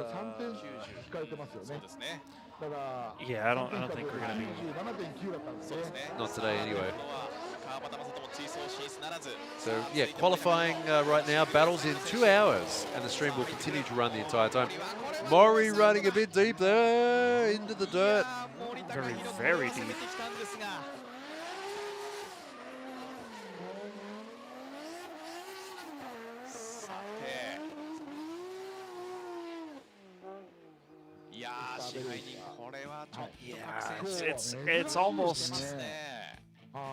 It's almost frustrating as a spectator to see all these drivers that it could be they can do this like super well, and they're just, for whatever reason, they're not. It's almost like there's a grip inconsistency with past experience compared to today. Almost like they're expecting the car to do one thing, and it's not quite slowing down the same way, or it's not quite flicking the same way.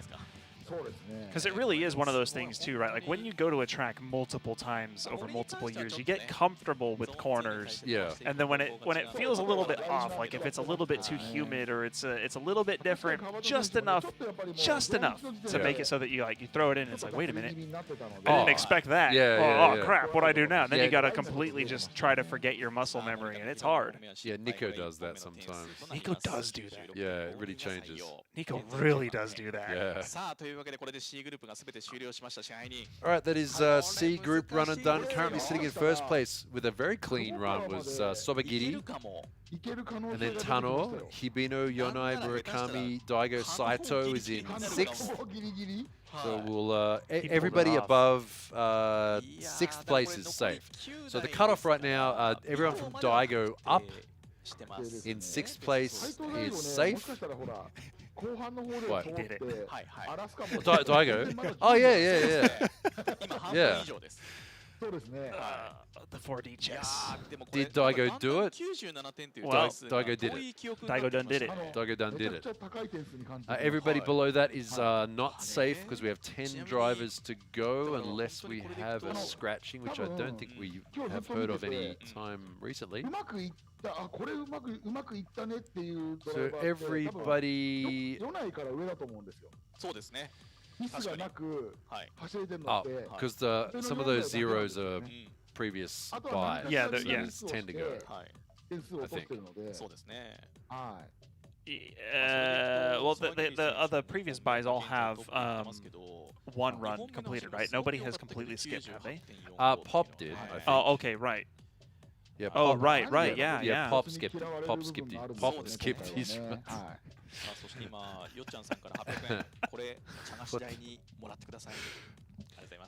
The amount that you struggled to say that was highly interesting. Well, it was my brain's going, what? Are you trying to say hop, skip, and jump? But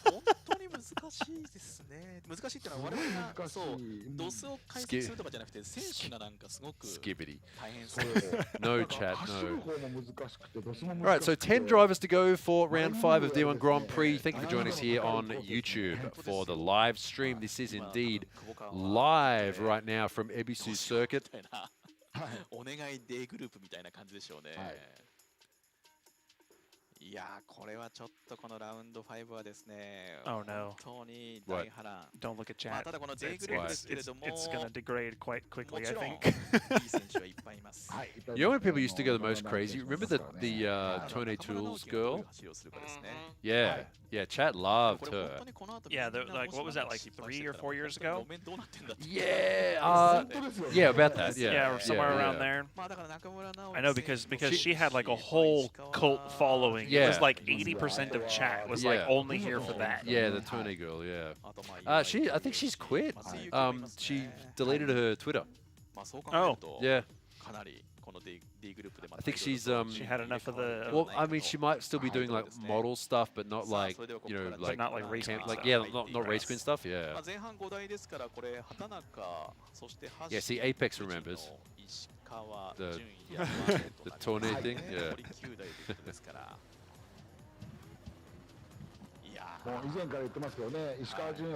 The Toyo Tires witch is my waifu.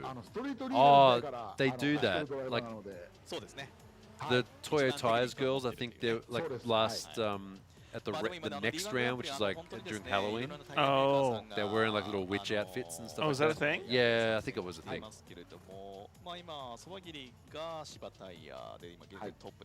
I can't remember her name. What was her name? The Tony girl. I can't remember. I never knew it. So. I'm probably one of the weirdos that actually pays more attention to the parts on the cars than the background. Hey, you know. Okay, we are down to Group D. It's the last group. Trying to make it through to qualifying. We have the first 6 drivers are safe. It is a top 16, and Daigo Saito is the last driver in that group. Yeah, Yuka. There you go. Thank you, Iceman. Yeah, your name was Yuka. That's right.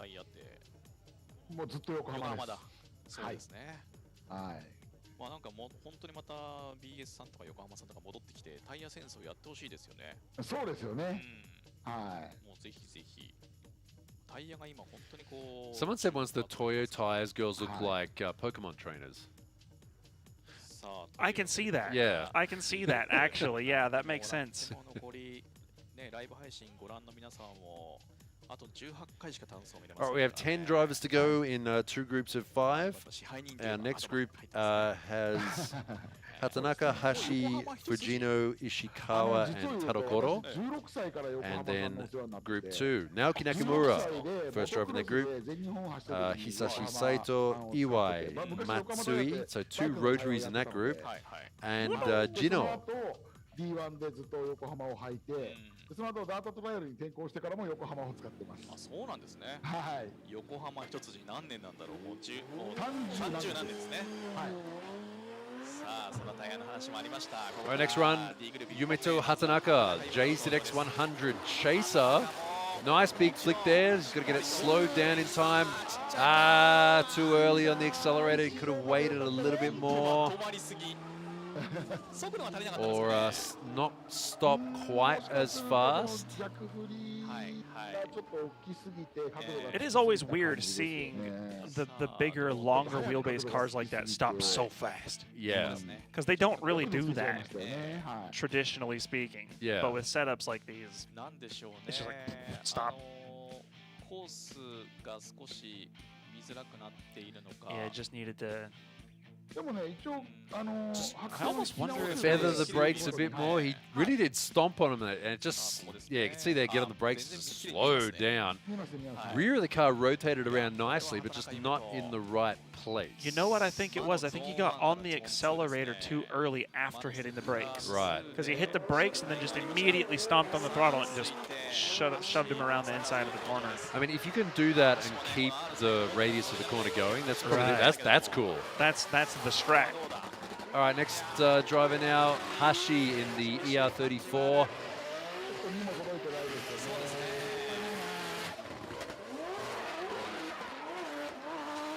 Smashing limiter in the sedan.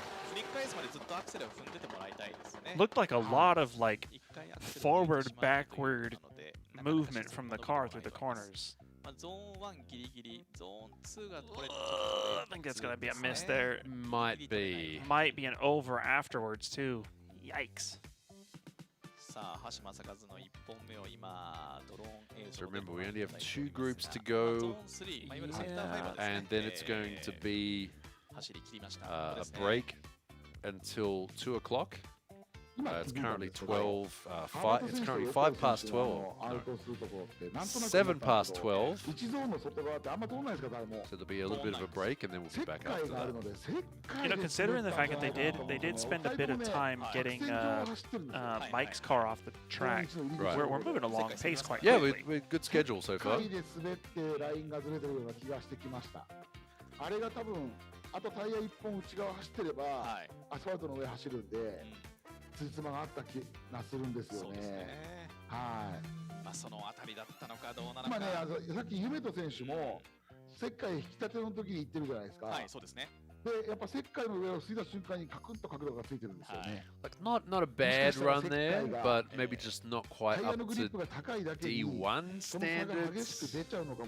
Normally, I would say that. Right. But today, I'm not quite sure. You're right, because he did a clean run. Okay, yeah, no, not even close. No, penalties. There you go. I mean, clean as in like I didn't mean like line. I mean it looked good. No, yeah, it looked relatively controlled. All right, next run. Former champion, Fujino. Here we go. Can we get a run that beats Sobagiri? A little bit late on the accelerator, but still not too bad. Picks up speed real quick, flicks it in there. Now hold that angle. Oh, early on the accelerator. Oh, maybe a bit too much, but yep, no. Holds onto it. Ooh, that was a nice run right on the edge of control. I do think that should be enough for top 16. Yeah, I think so too. I'd agree with that. God, see. Let chat know your biases, though. Well, right. So that's the thing is I'm watching this run, and I'm more just thinking about the stuff that he has told me over the years, and I'm just like, it's because he does it. Yeah. And there you go, score there, 97.6 for Fujino, guaranteed position in the top 16. Well done. All right, next one now, Junya Ishikawa. GR862JZ. That's going to be a bit too deep there.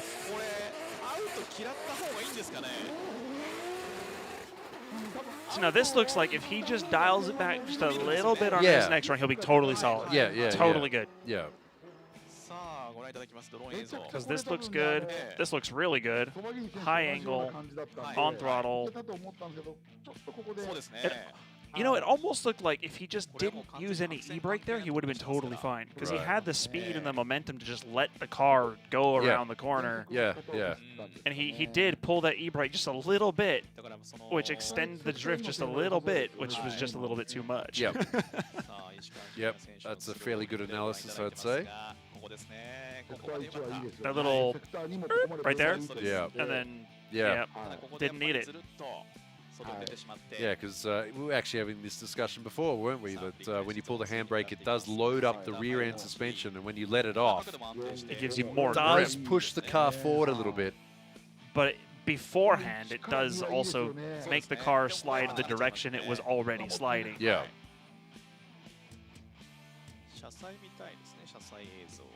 I want to see him do almost exactly that same thing again, but just stay away from the handbrake. Yeah. True.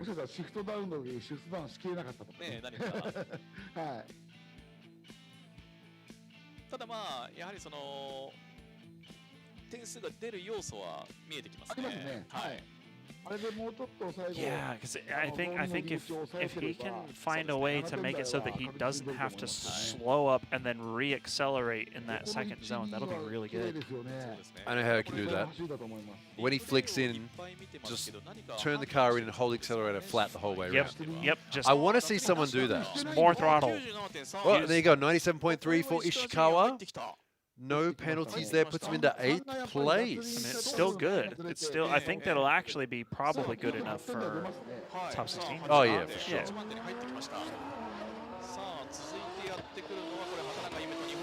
All right, next run now. Hatanaka, second run, last chance for a top 16 today. Once again, too deep. Whoa, that's probably the deepest we've seen someone slide in so far. It was by far the deepest we've seen anybody go so far. I've been in there. I have not. Like right there. I've spun in like that. Because it sucks because there's a big concrete section there and it's like, I don't hit it sideways, don't hit it sideways because you'll just snap everything. Yeah. Hitting the dirt is fine. It's when you go through the dirt into the concrete on the other side. Stuff, That's when you break arms and tie rods and like shatter wheels. Yeah, and you're like, oh, now I've only got 3 wheels of this set. What am I going to do? コースを汚さないでっていうのも正直あるでしょうね。ありますね。はい。はい。 Yeah, that's fine. Yeah, we don't need to clean up for that one. 進入ここまで良かったです。アクセルを踏んで光るものがあったんですが止めることができませんでした。 Because you know, in a situation like that, if you were on some like next level thinking in slow motion type of driving skill, you could technically just add a bit more angle, more accelerator, and be totally good. Yeah. It's just trying to make it actually do that when you're flying towards the wall. It's like, ah! Yeah, the window of opportunity is quite narrow. Milliseconds. Yeah. Oh, I just saw chat. We got Jake Katz in here. Just tuned in. When's boss up? He's in first run next group, Jake. All right, second run now for Hashi. Last chance. What's wrong with the front of that car? It's falling apart. Yeah, very shallow line there. Cut across the track. And it's cooked. Now, is that car trouble, or is that him just being like, okay, no, that didn't work, just whatever? Well, he's you can see his hand up there on the keying the mic, so might be car trouble. Could be anything, but I think in either case, we're not going to be seeing him again until tomorrow. It could also just be him on the radio, just sorry, dudes. What's that? It could just be him on the mic, just being, yep, sorry, guys. Yeah, it could be, yeah.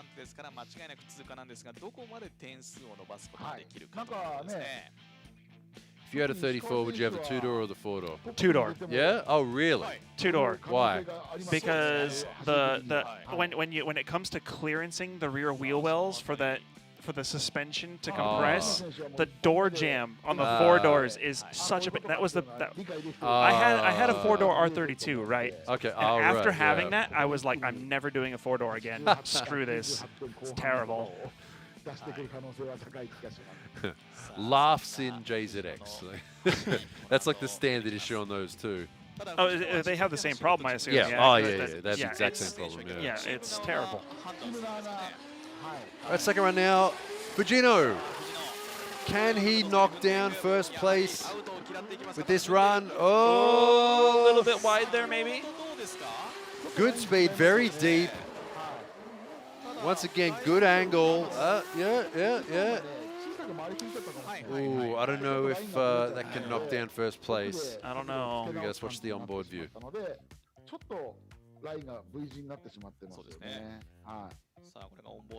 I do want to drive one of those Toyota Tires 86s though. They look like so much fun. It's a weapon. Yeah, they were so much fun. They were a weapon from day one. Like the first time when they came out, they debuted at Fuji Speedway. That was beautiful, wasn't it? That just that promo shots yeah. for the final battles. Yeah, Oh, they went head to head in the finals in the wet and the dry. Yep. And they were just getting free it was a free promo shoot for Toyota tires. Yeah, because they were just going side by side, two identical cars. It was just a PR event for Toyota, basically. Yeah, Kawabata and Fujino together.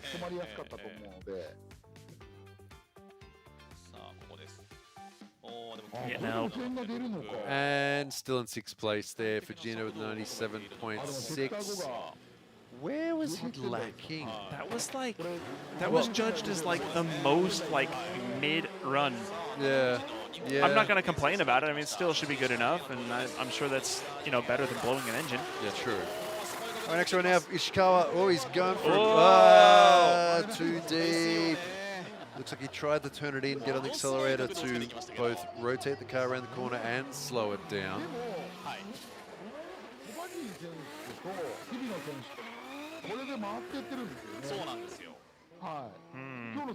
In chat, hello Florida man Barry Boats. Yeah, how is anyone watching from Florida? You're all right. From Florida. I've heard there was a. Oh, has there been like a big old storm going through there again? Have a look at, Twitter's been going crazy. Like people in their house and like looking out the patio and the glass. It's like that much water behind the glass. Oh, 2 zeros there for Ishikawa. Look at that, 29.5, 20 point. That's maxed out. That's really good. Yeah, his entry there is maxed out. Yeah, it's again same.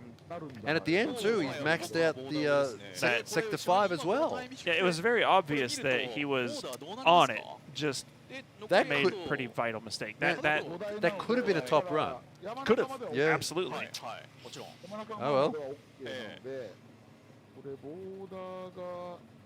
いやでも本当に久保川、なんか本当に可能ぐらいまで久保川可能ですね。可能性ありますね。久保川可能の間ですね。はい。Oh, my part is good. We got some pretty bad flooding last night, but the area that guy hit is basically deleted. Okay, that's not ideal. Yeah, that's not great. Oh, yeah. Be safe if you're in Florida. Speaking of that, there's the man, Naoki Nakamura out in this run. He's in the supercharged V8 S13 this time. Also in this group we have on screen there Hisashi Saito, we have Yukio Matsui in the Ariya Mamiya-built RX-7, and we also have Toshiyuki Jinno in the S15 Sylvia. Looking like an in-game skin there. It really does. You know what I mean? It looks like some like it's like limited, a battle pass skin. Yeah, like limited, unlockable, super vibrant color.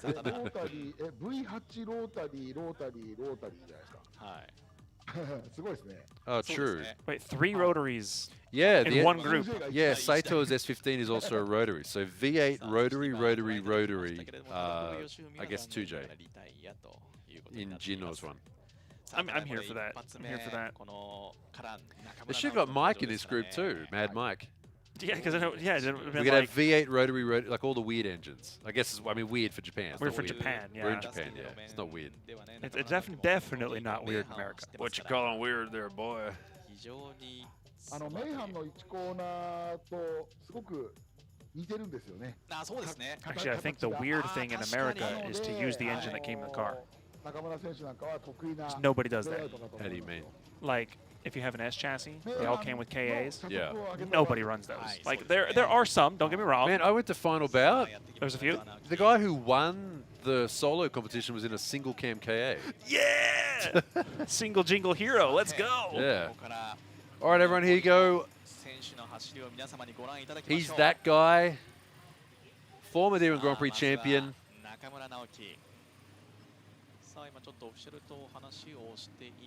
It looks like Naoki is talking to the start line official for some reason. So this car is a V8 supercharged. What is that aluminum foil head? I don't know. What?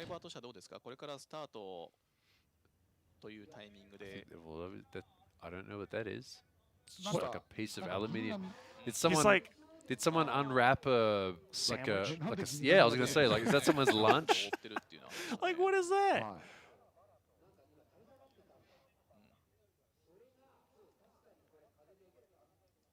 Nothing to set the tone, like a little bit of leftover lunch, right? Yeah. All right, what was that? All right, okay, looks like he's ready to go. Had a burrito before the run. Yo, if I could find real proper burritos in Japan. Ooh. All right, Naoki, let the bald eagle sing, brother. First run. Oh, here we go. Oh, coming up short though. No. That's okay. He's got one more run. He's got one more.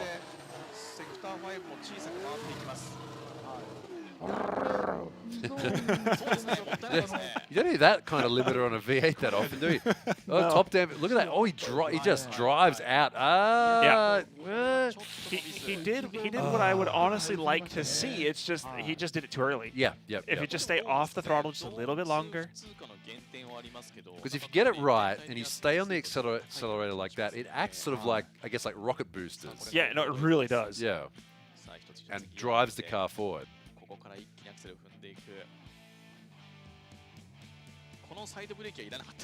It's funny because the way he's driving that corner is almost like a bigger backwards Nico. That first corner. Oh, like the way that he initiated was like almost like a mirror. No.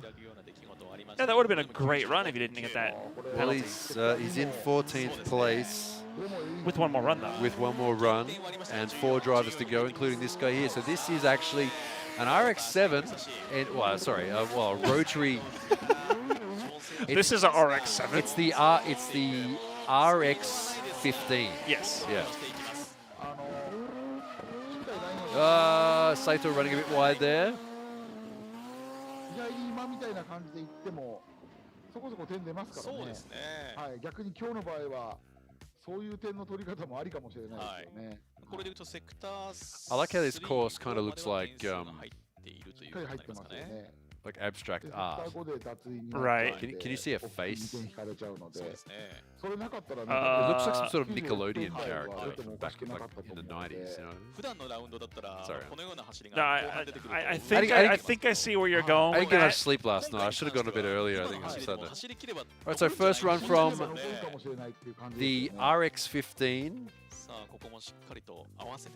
I mean, it's not bad. He's done a good job of running the line that he needs to go on this course. Got to remember, chat, that this course, in D1 Grand Prix in general, they don't actually give you a line that you need to follow. They just give you zones you need to hit and lines that you need to not go over. He did a good job there, but unfortunately with those penalties, not a great result. All right, next one now. Teruyoshi Iwai, the FC RX-7. Everyone loves this car. Looks great. Sounds great. Still my favorite car in the series. Yeah. Love it. I love the car. I just want to see it do better. I know. It does have a nice look. He's got those 18-inch Watanabe wheels on it. That's right, they decided to make an 18-inch version of the good old watts. I wonder, are those made the same way? I wonder how heavy they are. I mean, they're alloys, so... Oh, that might have been pretty bad. It was that was almost a straight in there before he flicked into that. But the rest of it, I love how smooth and planted that car looks when it is planted. Oh, there we go there, Iwai. 97.2, top 16, let's go. Nice one there for the RX-7 of Iwai. All right, let's see if we can get another rotary in the top 16. First run for Matsui. This car built by Ari Amamiya, the famous rotary racing workshop. Oh, that's going to be 3 wheels off there for Matsui, unfortunately. That's a -2. That's a shame there.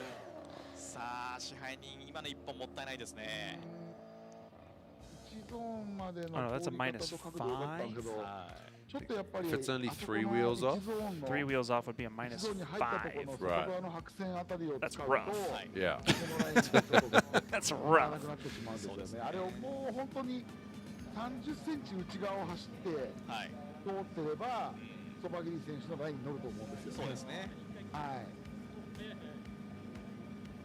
い。いやここだ。 Yeah, it almost looked like it just didn't quite have the forward bite. Like, it didn't look like he actually did anything wrong on the controls. It's just that the tires didn't quite have the same grip that you would expect to push the car forward. I don't know if he got caught up in chalk loss or something, but... Sorry, what? Like, you know, like chalk, like on the tires. Oh, I see. I don't know. It was weird. It was like, it looked like he was doing it right. It just didn't have any of that forward bite you expect. I see what you're saying. All right, next one now, Gino. That was... okay, he's right side up. That's good. Yeah, not ideal. Yeah, always scary when you see a car disappear in the smoke Yeah. towards the wall. You're like, uh-oh. What's worse is when you see through the smoke like something move that is definitely like above roof line, you know? Yeah. Oh, what is that? Oh, and that's a full that's a decent 360 we saw there. はい。本来だったらあと1メーターぐらいインナーのラインが内側に入ってれば。 Yeah, speaking of not being, a meter in the wrong direction, that was a meter in the right direction. Yeah. すごく難しいですよね。あれはドライバーにとっては嫌ですね。嫌ですね。ちょっと Bit embarrassing. A little bit. I mean, I don't know. Bit embarrassing to do a 360, isn't it? I mean, I don't know. I think I actually give him good props job saving for it, though. having the wherewithal to be like, I'm going to do this 360. I'm going to stay in the throttle and push my car away from the wall. He did do a good job of keeping it off the nasty part of the track, that's for sure. 現在の順位、そば切りがトップですが、ボーダーとしてはこれ今16位が可能ですね。はい。さあこの可能のところに入れるかというところです。 All right, so we're looking for a 95.84 or better.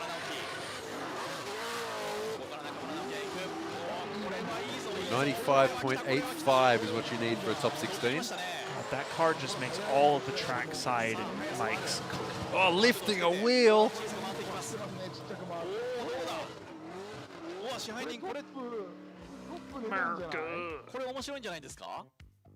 All right, not the biggest angle, but he held good angle for a long time. Yes. He's getting that multiplier going there. Yeah. You know that Gran Turismo drifting points? That sounds like tickets. Yeah.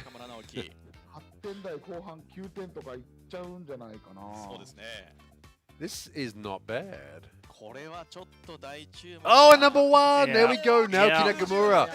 98.8 puts him straight into first place. You can see there the scores there too. He didn't max out any of the scores.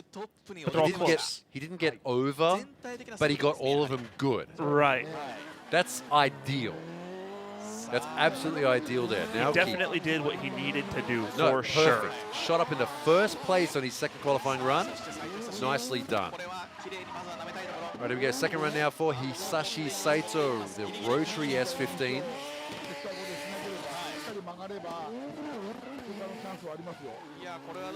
Definitely looks better than his other run. Yeah, better than his first run, but kind of stalling up here and there, just slowing down too much. But do you can't think do it's that. top 16 worthy? I don't know. I don't think so.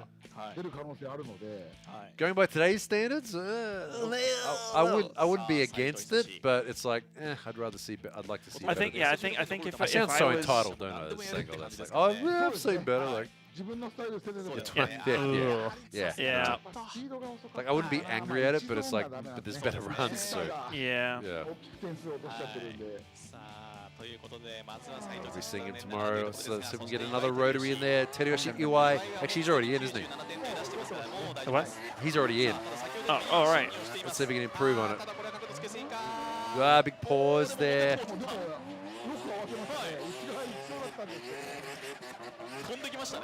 Every time you hear a big pause in the engine noise, that means they're slowing down, generally. There is also the clutch in rev up.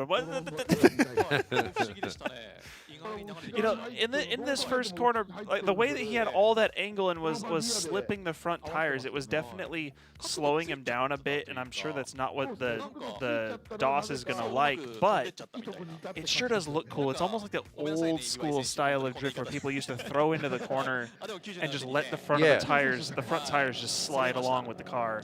I know exactly. It looks really cool.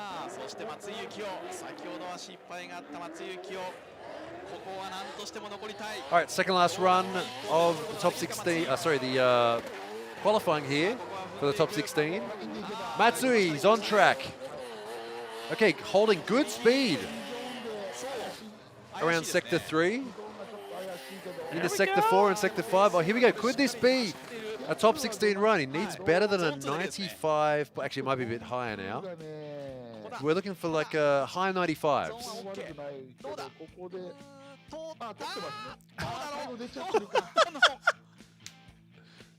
Oh, wow. You know what I'm saying? Yeah, okay. No, I see it now. All right, yeah. Yep, you're there. No, I do think though, I'm thinking that this would probably be enough for top 16. I don't know for sure, but I think it should be.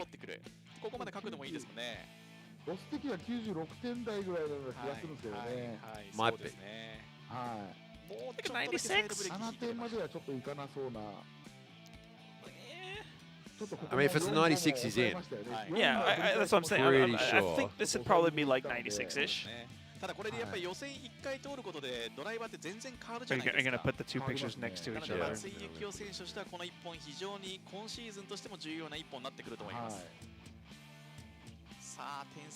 Honestly, it doesn't look that bad. Like the consistency and the angles and stuff through the run is pretty nice. Like it's nice and controlled. I don't know. What are they looking? Why are we taking so long? What are they looking for? Are they looking for a penalty? I think they're just trying to find out if they're squeezing him in or not. Do we need more rotaries? I don't know. We already have some rotaries in the top 16. The answer is yes. We need more rotaries. I know, right? Oh no! No! Oh. That's why it took so long. So that would have been a 96.7. So he would have been in. Zone 2. That's the one all the way down the end. Zone 2 is like the first outer clip one. Oh, is it? Yeah. Did he miss it? He didn't put a tire over it. Did he maybe cut the front bumper across the... What a shame. I don't know. All right, second run now. Gino, last run of qualifying. Looking better this time. Oh, nice flick there. Ah, that's going to be a wheel over. Needed an accelerator a little bit earlier. 100% improvement over his first run. That kind of the angle a bit wobbly there. Oh, is that a straight? The end of zone 3 there was kind of... It's just not very clean, this run, is it? Yeah. There's parts that are good, but the rest of it's not great. Yeah.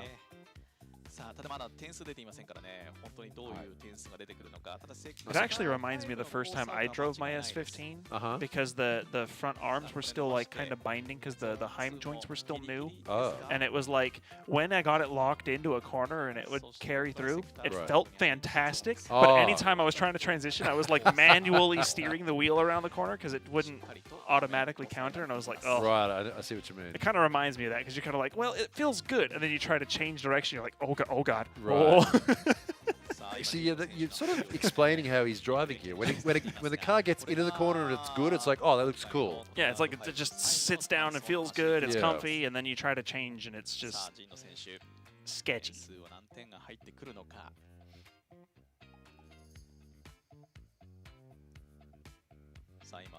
野村圭一選手は何位ですかと来ていますが、野村圭一選手19位ですね。今19位になっています。もったいないな。そうですね。はい。本当に。Yeah, I don't think that's enough for top 16. Yeah, that might. Gino might be packing up. Not yet. Just tomorrow. That's what I'm. Well, for tomorrow. コース上陣の選手の走りをしっかりと。今審判員が審査をしている。勝松さん、勝松さん、どうぞ。すいません。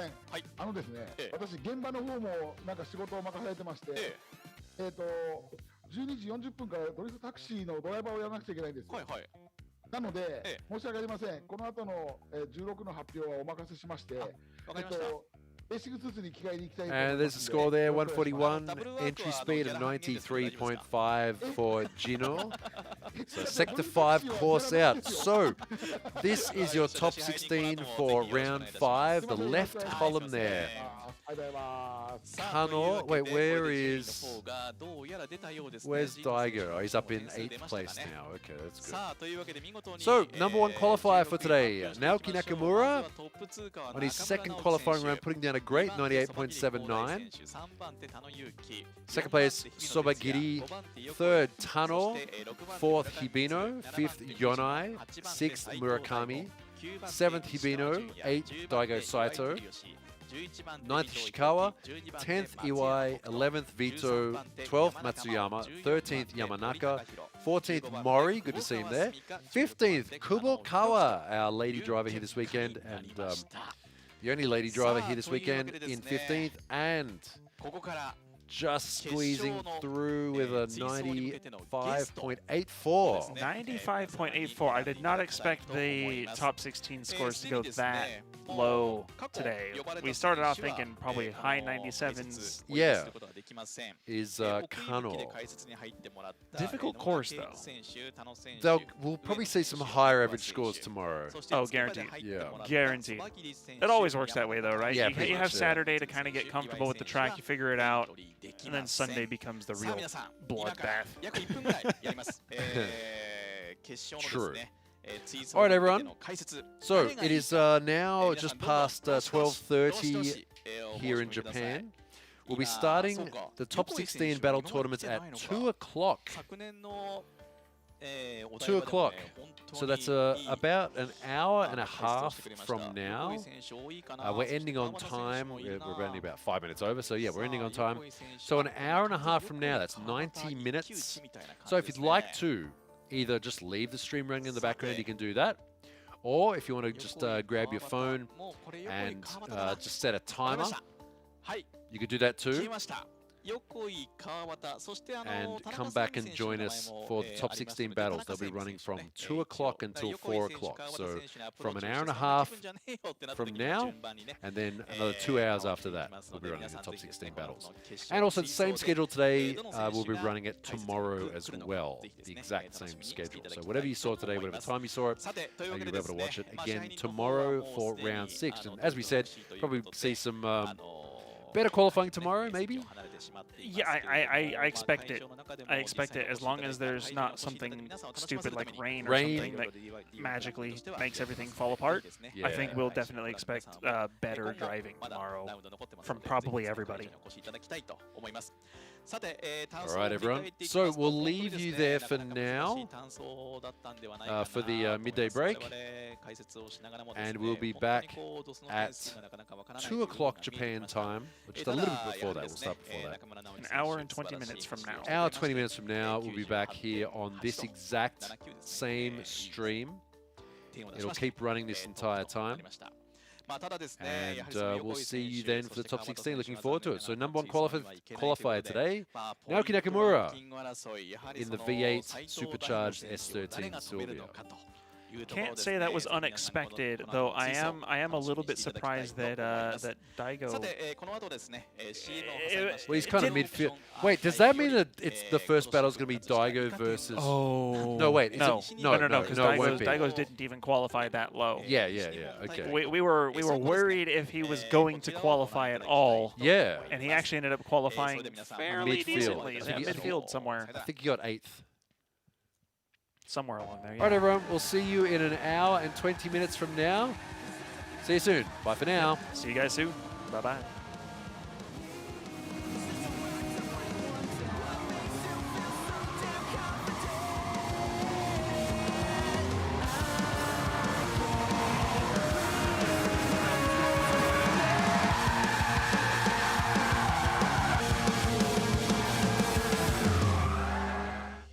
PlayStation お、この人イケメン。相性は 1.7。 1.7？ なんと東方銀行オートローンは金利 1.7% から 2.7！ スマホじゃ。青は挑み続ける心。青はまだ見ぬ何かへの渇望。青は内なる情熱。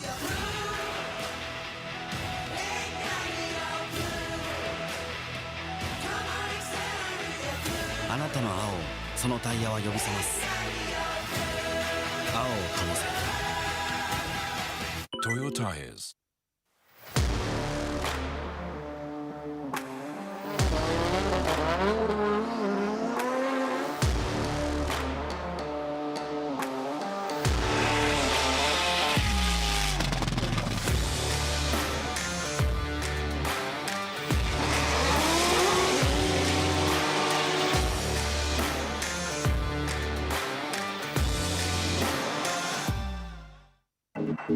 バリのタイヤ。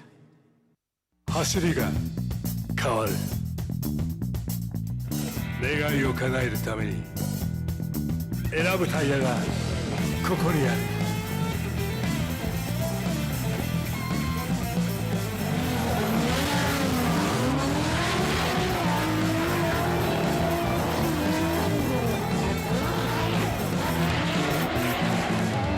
芝タイヤ。あらゆるものづくり現場で必要なボルト締結作業。プロの現場から一般家庭まで業界場面を問わずボルト締結に携わる全ての人たちを支えていくボルティングソリューションカンパニー利根株式会社。ブランドの誕生は1941年。日本を代表する大河利根川の名を冠して利根と名付けました。モータースポーツのサポートやレース協賛といったブランド PR 活動も積極的に行い、さらなる利根ファンの獲得につながっています。利根はあらゆるボルト締結関連製品を一社で提供できる世界でも数少ない総合工具メーカーです。利根はこれからも進化し続けます。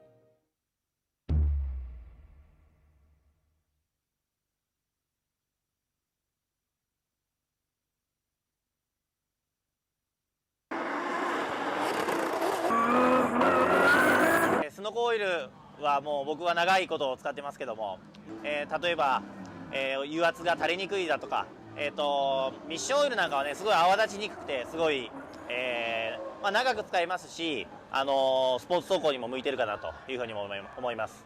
ぜひ皆さん使ってみてください。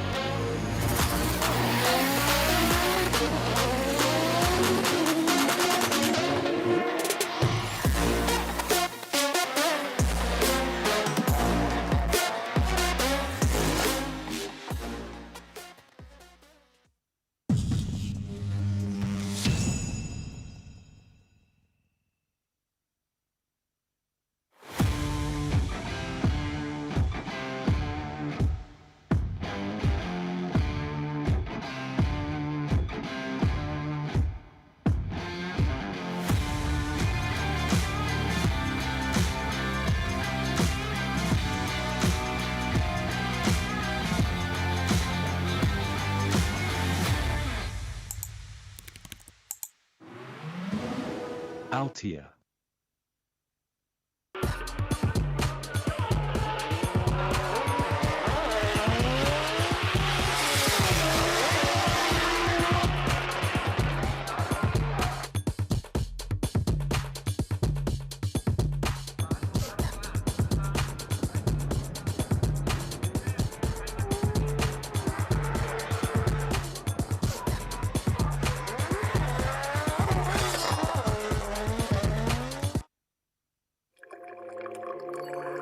先人が積み上げた伝統の味わい、時代に合わせた革新の味わい、次の100年に伝統と革新の300年、奥の松。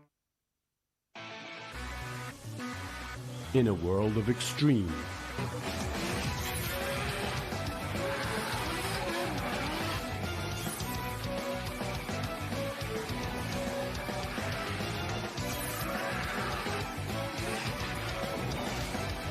this is where they're refined, the real deal.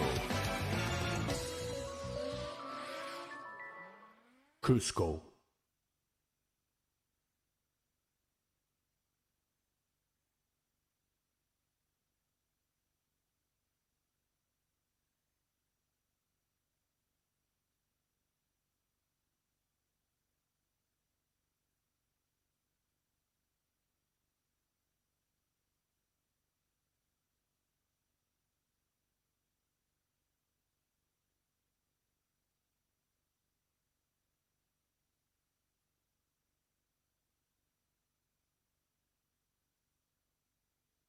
それではですね、いよいよ始めてまいりたいと思いますけれども、この2024年伊賀天西日本大会第157回というところを迎えて、この観客いっぱいの中でやるというのは伊賀天史上初。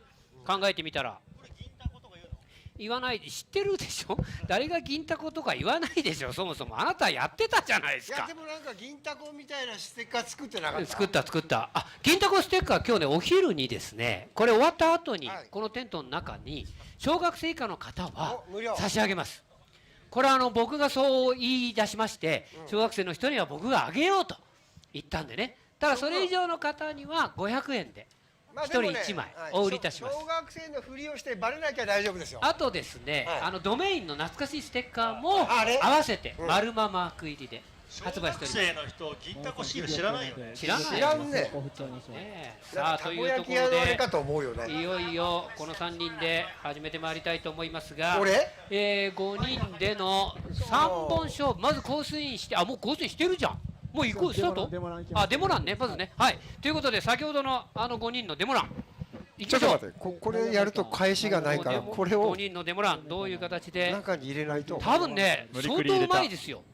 本当に。ちょっと練習もちらっと見ましたけども、やっぱりね、こういう競技系ではない、見せる走りというのは、それも団体で走るというのは、この5人は本当にうまさを持っているというところで、正統派で行くならば、このデモランやるこの5人の走りを目標にしないと。ただイカ天は正統派の5人の接近戦、綺麗なドリフトだけで勝てるわけじゃないですから。今時の競技って、あの辺でウォームアップとかあるじゃないですか。ないじゃないですか。ない。タイヤ引いてるじゃないですか。危ないですね。それがいいんです。いいね。それがまたその時の一周がいいんですよね。非常にね。さあというところで、まずはデモランです。どういう走りを見せてくれるかどうか。1本目いきたいと思います。履いてるタイヤはそうですね。そして履いてるタイヤは今回これ用にね、供給されたものなんですが、何のタイヤかは言いたいんですけど、どこにも何も書いてないんでね、何を見ればいいんでございましょうか。あれ何番目走るのも嫌だよね。嫌ね、真ん中あたりね。さあまずはいい状態でスタートしていく。いやー、すごいすごい。いや、近い。すごいね。ぐーっと立ち上がっていく。うまい。上手。うまい。さすが。うまい。これ谷口さん、これデモラン用にねタイヤ供給されたんだって。マックストレックとマキシマスと DS01。なんだそれ。あまり知らんですね。いや1本目からすごかった。距離もそうだけどスピードあるよね。ね、大迫力。すごいです。さあ次はもうちょっと近づくとでしょうね。あれよりいや合わせられるんじゃない。今ね後ろ3台目からちょっと離れた。ちょっと離れたもんね。はい。この5人だったらいけますよ。多分。さあ2本目。いいスピードで来るよ。でしょう。ローガルレーシングね、近いものは見えないけど多分遠いところの壁はボケて大丈夫なんでしょう。あ、来た来た来た来た来た。いやー、1、2、3、4、うわー、すごい。うまいうまいうまい。1台あれいけてればあれいけてれば優勝だったな。優勝だね。優勝だった。すごいね。そもそもスピードもある。さあ次が本番です。まだあんの？いやおしまいです。おしまいです。おしまいです。おしまい？野村さんさすがに多分ね次やりますよ。やるか。やらかしますからね。でもやっぱうまいですね。上手上手。すごい。はい、スピード、角度、それから距離感、十分ですね。今のは最後はね。だからこっから先はもう見劣りばっかだよね。いやそう言わないで。いやだから谷口さん、イカ天は正統派だけじゃないですから。点数入るのは大体ね。まず14チームからトップ8チームが抜け出るということになりまして、まずは甲子園ウォーミングアップ、そこから3本、それぞれ各チーム3本。今2チームが登場してまいります。ワイダンとそして大阪04ボンクラレーシング。マラソンワイダンで後回し。マラソンワイダン後回しです。1台壊れてるから。1台壊れたら。どうやらワイダンが後回し。すごいダメっぽい。ボンクラレーシングとボンクラ。あ、違うね。FC が入ってるな。そう、ボンクラとこれ順番ちょっと違うね。全然違うね。ボンクラと FC だ。おむすびコロリン。ボンクラとおむすびコロリンが入りましたかね。これは3周なんですね。はい、3周です。3周ね。っていうことはボンクラレーシングからそして次に来るのがおむすびコロリン FC のチームが入ってきました。さあいきなりウォームアップもなく本番。いや今ウォーミングアップしたじゃないですか。今ね、今コースイン見てダメっぽい。ダメっぽい。ボンクラね。どっちも。いや練習見ててもダメでした。もう誰もが感じ取ると思うけど。さっきデモ欄がすごすぎましたからね。コースインにセンスがなかったもん。だから逆に言うとそれ見てからさっきのデモ欄やっぱすごかったんだねって。すごかったですね。なりますよね。これは。さあそれでは参りましょう。大阪トリオンボンクラレーシングの1本目から。高原日向、池田綾人、加藤空、山本龍が権藤直樹の19歳。名前がすごいね。日向に龍がって。いや19歳組だもん。若いね。1人だけ20歳。非常に若いチームボンクラレーシング。まずは1本目どんな走りをするかどうか。さあ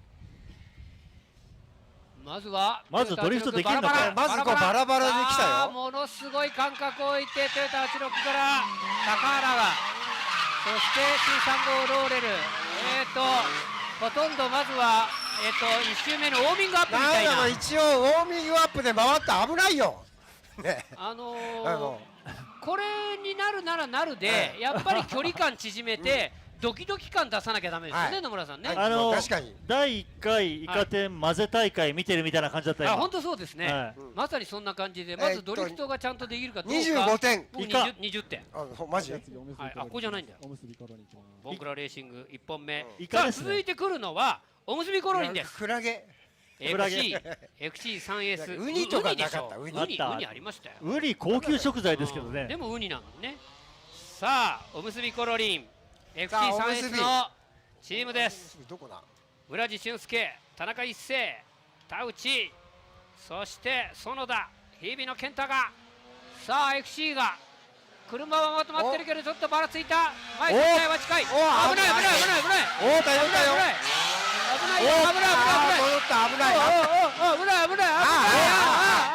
もうめちゃくちゃ。あそこでまた落ちたね。谷口さん言ってましたけど FC ってやっぱ特性がこうバラバラなんで合わせるの難しい。でも先頭 NA なのに頑張ってましたね。意外に頑張りましたけどね。なので30点。はい。僕は35点ですね。僕は40点ですね。ちょっとね、ちょっとドキドキ感がね、あったね。やっぱ出てきましたからね。さあここから2本目ボンクラレーシング。1本目はちょっとまだウォーミングアップな感じでした。1本目は練習でよかった。3本ありますので、さあ2本目もう少し距離を縮めていきたい。これ一人ぶっちぎっちゃうからいけないんだよ。トヨタ86がさあバラバラ1台ずつローレルがいく。ああ乗り上げた。ああ危ない危ない危ない当たる。なんでぶつかったもう70点なんでいいぞいいぞ拍手拍手バカなんじゃないのこの人たち。俺はスカイラインに70点。はいどうかしてるぞこれ。あそこ物落ちてるよ。テールランプ押してるテールランプ。松本あそこ。これ34のテールランプカバー高いですからね。じゃあ誰か取り行ってあれ部品。そこの辺に誰か暇そうな人。いやーボンクラ左のテールランプ。あれ結構今ね高価なんですよテールランプの枠。そこのピットロードにいる方。誰かピットロードにいる人。誰かパーツを取りに行ってほしいんですが。そこにいる誰でもいいよいいよ入っていいよ。入ってオッケーオッケー止めてあるからいいよ。取り行ってありがとう。はいありがとう優しいね。俺80点もつけたよ今。ちょっと待って。いくらなんでもそれ入れすぎでしょ。だってよ笑い点はね。じゃあ先頭の86が真ん中にじゃあホールインワンしたの。そうホールインワンした。円形の中にすっぽり入ってでその間を抜けてまっすぐ抜けててそのまま突っ込むって。それやれたってできないよ。でマナピーは何点つけたの？65点。おお高得点。はい今暫定トップ。もうだってスカイラインの動き読めた？やばいね俺は読めなかった。いや読めなかったね。みんな回ってるのになんであんなスピードで来るんやろうってね。いやまだそのスピードで来たまではいいけどそれで当たるってどういうこと？もう80点。すごかった。かなり高得点ですよ。はいじゃあおむすびコロリンです。FC3S のチームおむすびコロリンはまとめることができるかどうか。もう少し得点を上げたい2本目。さあどうだ FC3S だけちょっと近づいたかな。ちょっと近づいた4台。さあいけ先頭悪くない。やばい。危ないいや確かに NA の FC は頑張ってる。でもこれだとね60点。いやこれね50点。いや50点ですよ。50点です。はいボンクラ出ます。50点です。これボンクラの方がまだいいですよこれ。ボンクラ全然ぶっちぎりでいいよ今。いややばいな優勝しちゃうんじゃないこれ。なかなか優勝するかもしれない。さあ大阪04ボンクラレーシングのラストあるのこれまたバラバラ。いやこれからですよ。バラバラこっからが見せどころ。まずはトヨタ86がそして C35 が回る。やばいそしてスカイラインが行かないんかい。そこは行かないんかい。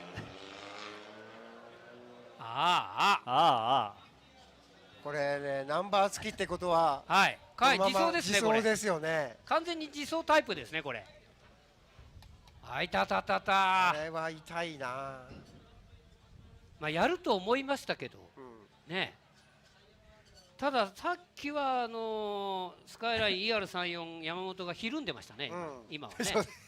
ちょっとビビってだいぶ離れてきたですね。だいぶね。これはでもちょっと低いな。これは全然低いですよ。僕はね男気でね70点。マジか。俺50。70。俺35だよ。そんな点数の差ってつくの？つくのがイカ点です。普通競技系の中で最低そんなつかないよね。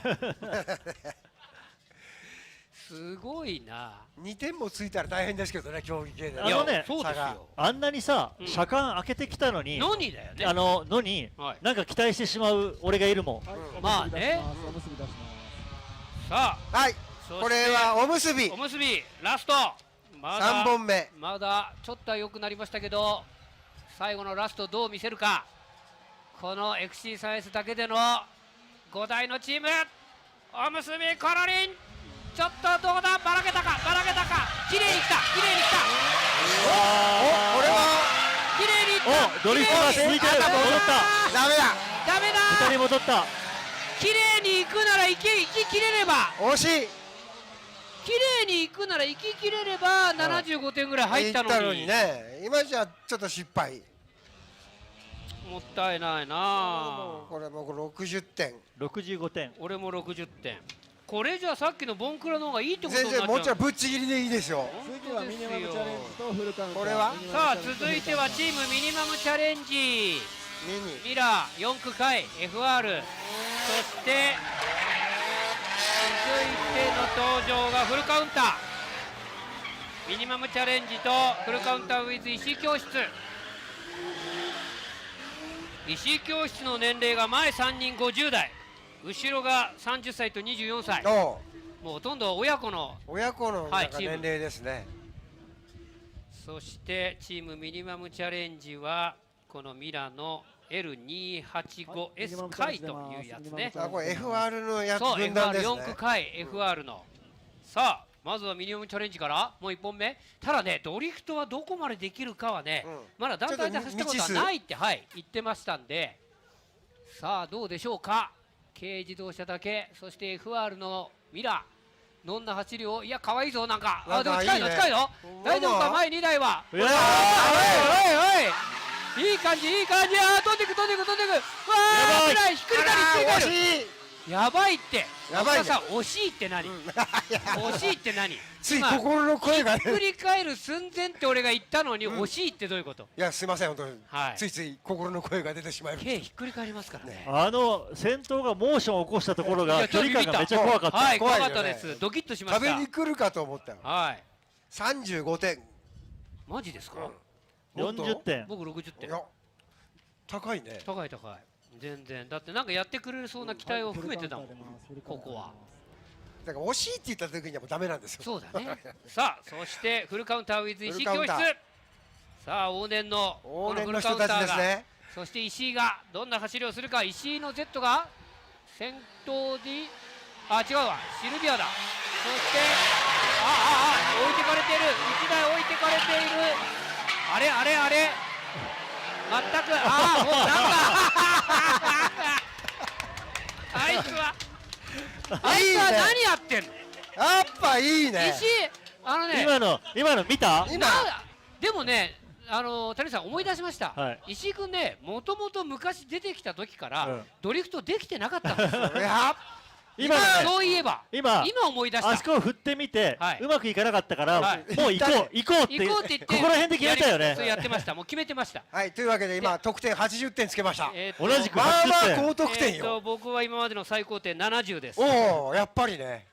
奇遇ですね。80点。本当や。これはねやばいですね。これ結構石井教室はやらかしますよ多分。さあただちょっとねまともに5台がこれミラーが重なれば80点台も夢じゃない。チームミニマムチャレンジ。さあ2本目。ちょっと空いてる。危ねえ危ねえ危ねえ危ねえ。空いてる感覚が近づけたいところ。さあ丸々危ない危ない危ない危ない。ドキドキする。あれ野村さんあれですよね。あれでみんなスピンでこう次に次止めていけばもう90点ですよね。いや止まったら80点止まりですよ。ぐじゃぐじゃぐじゃって90何点か。危なかった。今惜しかったですね。惜しい惜しい。つい惜しいって言っちゃいますけど。まあでも50点ぐらいかな。そうね。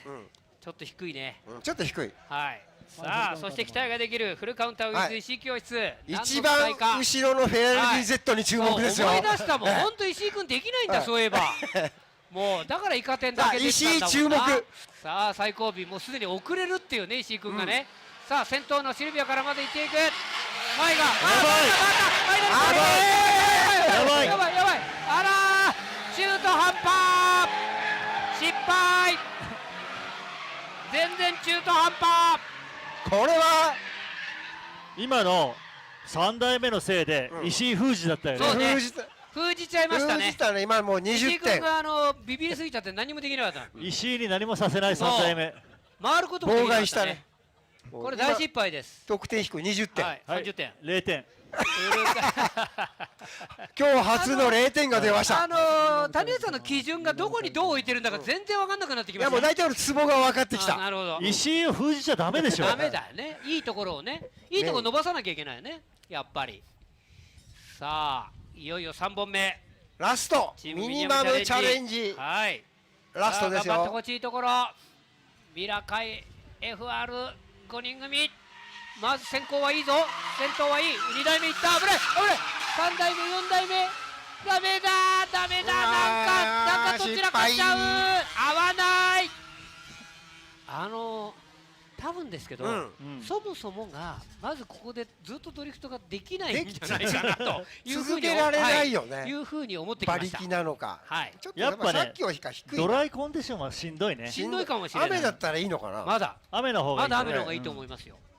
だって履いてるタイヤ見たけど、あれでグリップを取り戻してるからやっぱね。徐々に点数低くなっちゃいました。今あれがね、できるできないよりもっと近かったらね、まだいいんですよ。ね、まだいいんです。ドキドキしますから。さあドキドキさせるのはこの人たち。フルカウンターウィズ石井教室。3本目何やらかすか。さあ最後尾 Z 石井が、おいいいぞ、感覚がいいぞ、1人離れている、何かやる、さあ飛んでいく、前があれダメだダメだ、ダメや、つまらんつまらん、真面目に来てはつまらん。これはなんだ、もうあそこもうダメ、なんだこれ、もう40点、なんだこれ、普通に通り抜けてったよね。何あいつ、何あいつってめちゃくちゃ期待したのに、何あいつって、そこまで。さあそして続いてはチーム8、全員8、さあ全員8がどんな走りを見せてくれるかどうか。渡辺博彦、林和也、宮本和也、鈴木健太、柳康介、1台だけは SR 搭載。黄色いマシンがあれが速いやつだな、黄色いのが。黄色、ああ、SR 搭載。それとここはデスペートだね、デスペート。そうです、デスペート、はい、デスペートが。さあデスペート、愛媛とそして中国地区の合体チーム、山口龍樹、優勝候補、鈴木博之、これが優勝候補やった優勝候補、竹中デスペイド、田淵美月、お土産もらったね、オープニングの中では今のところ優勝。なるほどね。はい。一応優勝ポイントはね、プラス先にも10点しときましょう。10点しときますけど、まあ10点ぐらいじゃ影響なさそうだねこれ、多分ね。さあまずはチーム8、先頭は SR 搭載の速いやつから入ってくる。お、綺麗に後ろが何にもやってないぞ。危ない危ない。止まっちゃいかないね。ダメ。止まっちゃいけない。止まるんならみんな円の中に入るとかね。しかもウエイトでお釜掘って穴が2つ開いたらもうだいぶ高得点ですよ。ちょっとダメでしたね。8チーム1本目。綺麗にみんなあそこ止まってきましたよ。まあね。さあデスペイト。さあそしてデスペイト。現在優勝候補。もうプラス今10点してますからねもう。でも多分ダメなような気がするんですよねここ。はい。さあどうでしょうか。デスペイトの1本目。いい感じ。先頭はいいよ。いい感じ来たよ。まだ3台4台。あれいいじゃん。おお。いいかも。あいい。いいかも。いった。悪くない。でもいい。今んとこ一番まとも。なんか最後に荒れてるけど。最後なんかあったんでしょうね。何のタイヤが飛んだんだもう。いやでも今いいよ。唯一ドリフトを決めたよ。それでの点数が入れられます。はい。僕は85。俺ね80点にお土産点を10点で90点にした。確かに。90点。いけないんだ。そう。あ、じゃあ俺90。俺も90。いくでしょやっぱ10点プラス10点ですよ。これ90点って大体優勝候補の点数ですよね。もうね予選通過ですねこれ。予選通過はもう間違いないですねこれ。予選あるの今日。これだからまず14チームから8チームに絞る。俺が今何をやってるかよく分かんない。いやこれで予選なんですね。これで8チーム選ぶんだっつって。なるほど。本当に。さあまずはもうデスペート OK だな。完璧。もうね壊さないように気をつけて。だって今ちゃんとできてたもんね。もう今のところだからデスペートと石井は合格ですよ。あ、そっか。俺の中で。ただあと他の人は知らないですけど。石井教室あれ決勝戦ではちょっとどうなの？ダメですね。今でもセフィール近かったよ。近かったね。よかったね。よかった。さあここから2本目参りましょう。チーム8。8はまずい。ちょっとやばいですよ。まだなんかこう味がないですよね、何を見せたいか、いい方でいきたいのか、それとも等ドキドキ感でい間くか。隔でいいですかね、等間隔。前3台、前3台は近い、先頭はいいんですが、前3台はいい、前3台だけ、戻った戻った戻った、あれリーダーがダメだ、リーダーが、真ん中のリーダーが、あのね足引っ張っちゃって。先頭だけパワーがあるじゃん。そうなのよ。で先頭が後ろついてこれる待つじゃん、はい、で先頭が振るじゃん、はい、後ろそこから振ったら届かないじゃんっていうね。そうなのよ、できなくなっちゃう、もう作戦ミスだよね。そうなんですよ。だからウエイトを先頭にしないと。そう、黄色先頭ダメだよね。黄色を真ん中ぐらいにしといた方がいいですよ、パワーがあるやつを、本当に。さあ続いてデスペート、今のところもう決勝進出は決定している。決定してます。さあどうでしょうか、2本目、さらなる走り、いや近いよ近いよ、いいよいいよいいよ、出がかっこいい。さあかっこいいぞ、おっいったいったー、綺麗だ綺麗だ綺麗だ、さあなんとかいけ、なんとかいって、いやーこれも OK でしょう。はい、OK、さっきと一緒、上手上手。2本目はもうプラスしないですからね。一緒です。はい。あ、そっか、さっきの10点は10点やったので、昔言ってたフレーズであいつが足を引っ張ったっていうね。はい。確かに。でもここうまいんだね。決定、うまかった。昔で言うと京村潤っていうのがね、あいつが足を引っ張ったって言われたんですよ。っていうね、そういうことを必ず言う京村、懐かしいですね。さあ8のチームはどうだ、なんとかラスト3本目、届かんって届かん、やばいやばいやばい、詰まる詰まる詰まる、じゃあ3台目がああなっちゃうんですよ、待てないから、もうあらダメなんだよ、ダメだったんですね。40点。黄色が早いから、黄色がねもっと奥で振ってあげないとそうなのよ、ダメなのよ。飛び込みでね減速して入ってきちゃうともう後ろが飛び込めないのよ。でも待たなきゃいけなくて3台目なんかもう全くできなくなっちゃう。変なウエイト効いてますからね、あれね。さあラストデスペート、さらなる走り、今のところ2本、これ合計点でも一番いいですからね。相当いい。後ろ2台ができればすごくいい。で最後のグリーンの特にね、車ができれば14が危ない、14が危ないもうグリーン次第ですね。グリーン次第、はい、勝負はもうね、走れば走るほど点数下がってくるんだけど、竹中大輔、ね、はい、竹中次第、これ結局1本目の得点でどうやらもう決勝進出はほぼ確定。さあ続いては、続いて軽取りチャレンジ、軽取りチャレンジとどこだ、ワイダン、ケツケツ同盟だ、軽取りチャレンジとケツケツ同盟はどこだ、これか、ケツケツ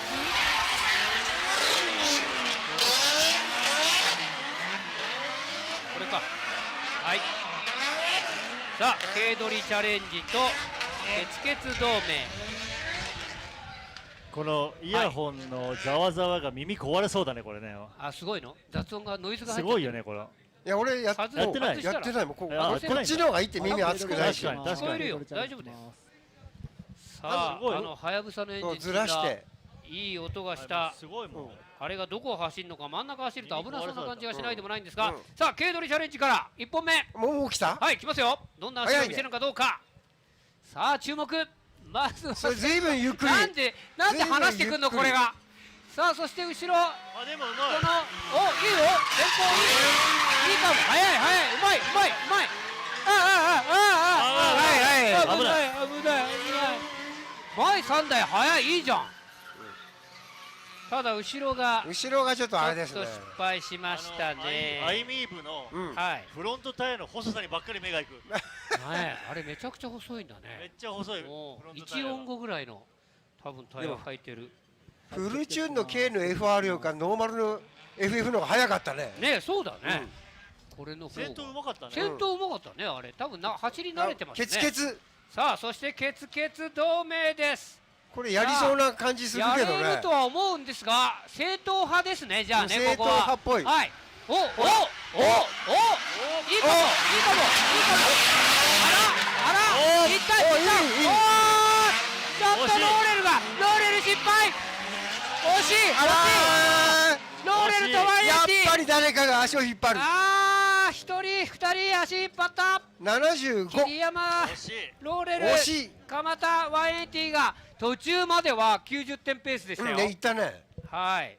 お土産なしの90点だったのに。惜しいところ。でも2番手ぐらいに来ますよ、これ。多分ケツケツ同盟。やっぱ正統派ですね、ここね。そう。さすがに。多分あと2本あるからやりそうな気がするけど。K取りです。K取りチャレンジ。F 取り清水がまずはいいスピードで、そして後ろから1台違う音がしとるね。いい音で先頭はいい。後ろカプチーノもいい。いい、いい。あ、危ない、危ない、危ない。危ない、危ない、危ない、危ない、危ない。音が危ない。うきょきょきょきょきょきょって。タイヤ細っ。音が怖いよ。今カプチーノに当たりそうでしたね。当たりそうになってた。ちょっと楽しかったんでね。ちょっと10点上げました。いや僕ね70点上げちゃうんだな、もうこれ。まあまあいったね。これはちょっと上げちゃうぞ。ここは上げちゃうぞ。さあそしてケツケツ同盟、ここ正統派。なんとか2本目。ちょっと先ほどのデスペイトを抜くことができるかどうか。まずは飛び込みから。ここまではいいよ。当たったクラッシュ。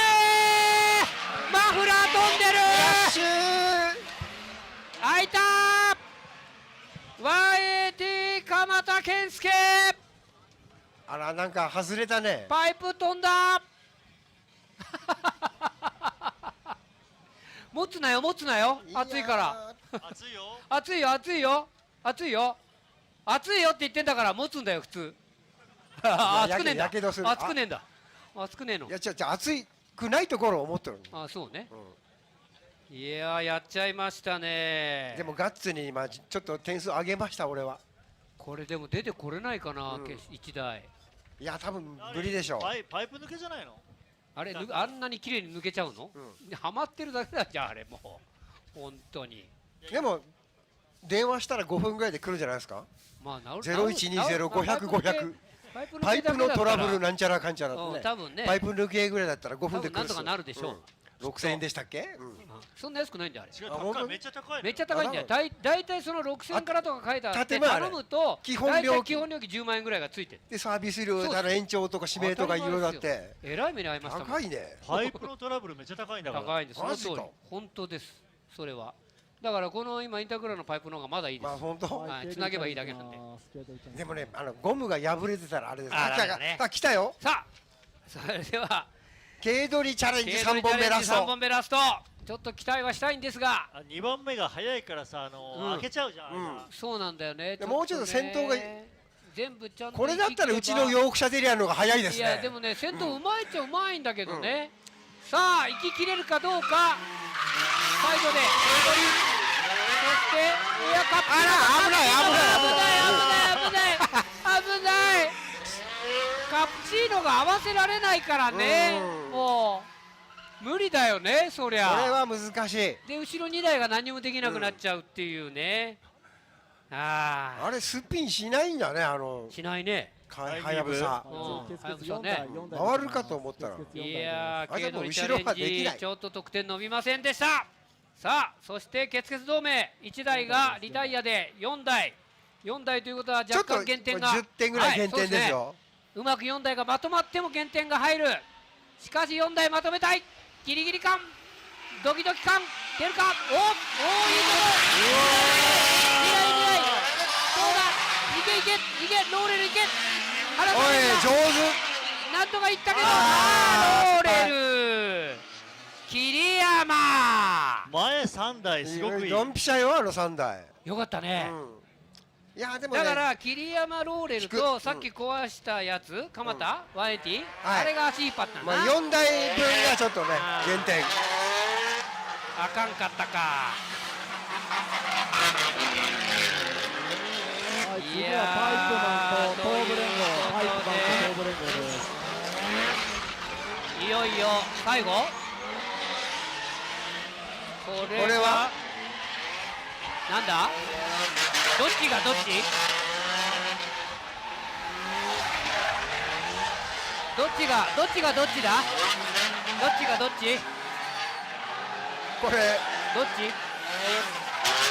ちがどっちだって、これいやだからどっちだって聞いてんの、どっちが最初って聞いてんのどっちが最初かって聞いてんだよ。あ、こっちね。パイプマンっていうのが次来るとこ。そう100万回言ってパイプマンね。パイプマンと何、パイプマンと大阪東東部連合。はい。あ、なるほど。だからここ大阪どうしだったっけ？ここパイプマンウィズカーハウス。ここも大阪だったよね。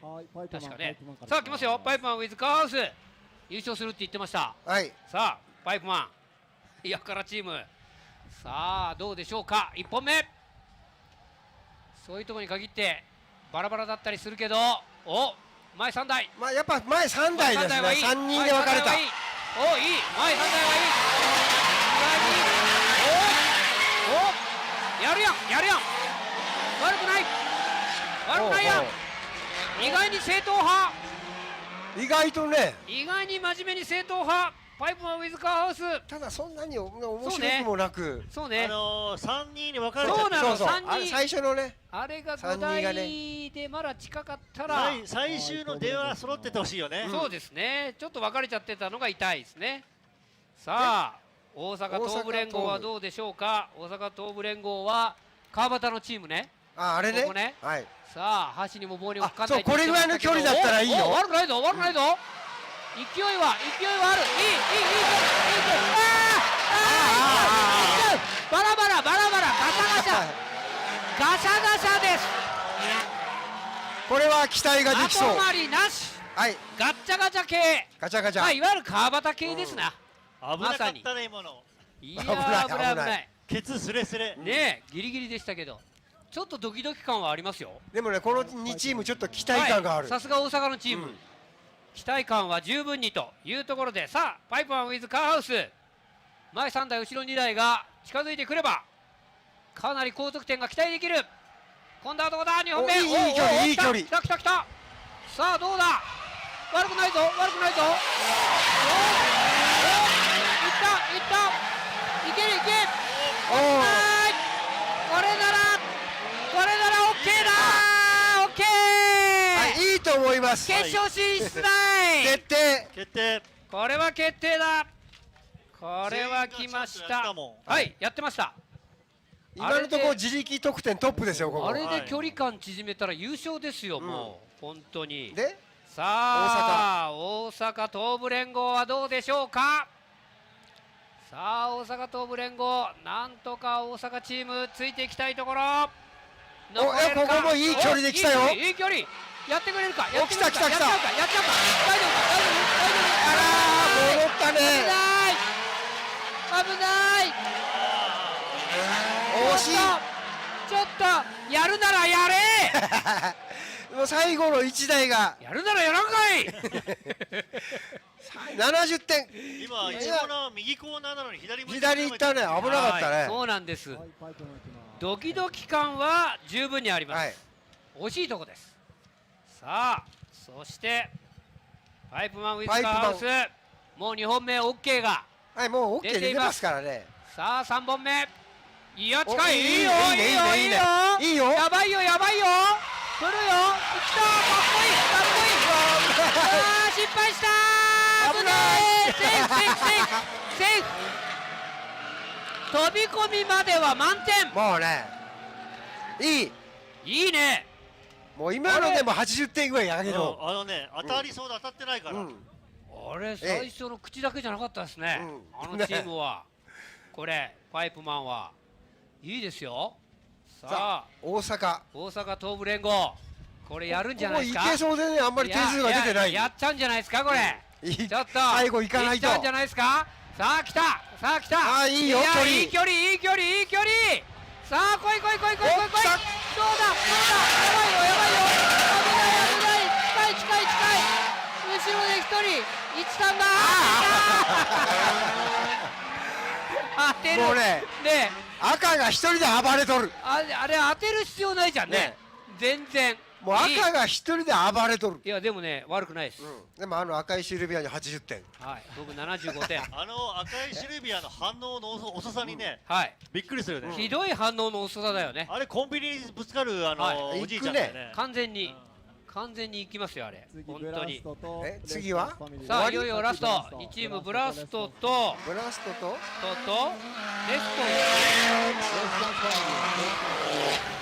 さあブラストと多分バニティファクトリーレスポンスです。はい。ここは？いやこれまだいないね。まだブラジルチーム出てきてない。ワイダも出てきてないか。まだだ。あと4チームある中でブラストとレスポンス、一番最後のこのあれ86違うこれバニティファクトリー。バニティファクトリーレスポンスファミリーとブラスト。なんか白い86が怪しいな。じゃあブラストいきます。あと2チームあるのじゃあ。これまだこれあれチームこの次こここれとこれ。そうブラスト出てます。さあブラストいきます。さあブラストはどうなんでしょうか。意外にやりそうな車を見る限りは紫系はね必ず団体やってくれるはずなんですが、前3台後ろ2台。さあちょっとバラバラ、ボンネットないまんま。どうだ危ないいいね。お見合い。これはいいぞ。いいですね。あのままフラワー通りに持ち込んでね行ってほしかった感じですけど、くるくる回って。でも当たりそうで当たってなかったですよ。当たってなかったよね、今ね。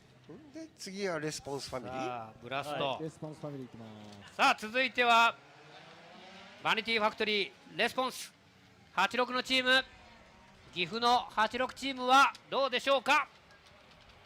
さあどうくる1本目。なんかイカ天っぽい。イカ天、確かに大天のイカ天だ。86が来ると4台しかいない。さあ4台。やばい。あれ危ない。なんだ。まずそもそも4台しかいないですね。あれ1台どこ行った？ 1台減点とちょっとなんかバラバラ。50点ぐらいこれ。白いのがねとにかく怪しい動きでしたね。今回の一番後ろって全員怪しいよ。安井優斗ちょっと怪しい動き。白いのケツが出なさそうなんだよね。危ないね。さあブラスト2本目。ちょっと期待ができそうな、もう当たってもいいっていう感じの車ですもんねこれね。もうね本当当たっては嫌なんでしょうけど。嫌なの？さあどうだ。移動前3台。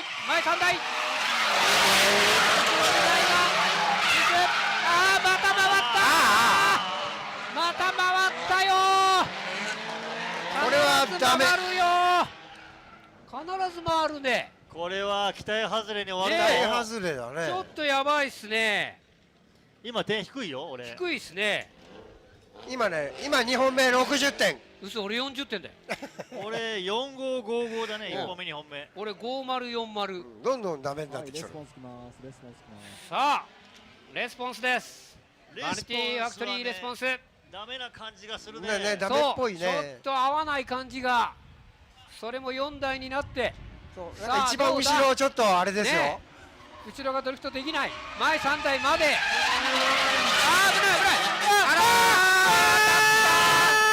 やっぱりそこ行くよね。だってドリフトできないんだもん、飛び込み。なんか漏れとるよ。ガソリンストップ。ストップ。エンジン止めた方がいい。エンジン切って。エンジン切って。ストップ。危ないよ。ガソリン。ちょっと前に押し出していいかも。どっか前に押し出すか。ちょっと大丈夫かな。本人気がついてますか？気がついてないよ。ガソリン出てんだよそこ。ガソリン出てる。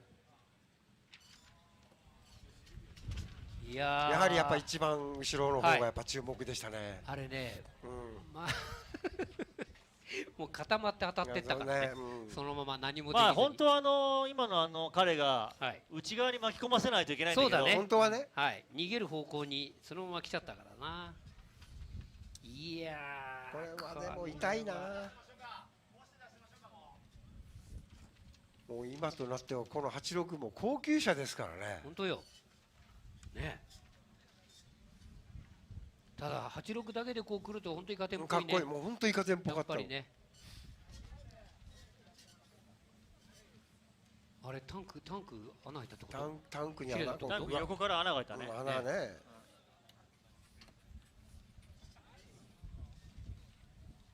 よかったね。でもまだ。でも走れないねあれ。いやこれダメですよ。ってことはもうここ3台。これ来たの自走？わかんない。自走じゃないんじゃない？ね、なさそうな車だよね。ナンバーなさそうだし。ナンバーはないね。ないね。いやー、ってことはレスポンスは3台ですね。ちょっとウエスみたいなやつあれ吸えないかなあれ。なんかちょっと拭いた方がいいですね。ちょっと乾くのに時間かかるもんね。ガソリン処理しましょうか。あとあれは出れるから路面ガソリン処理の方だけお願いいたしますね。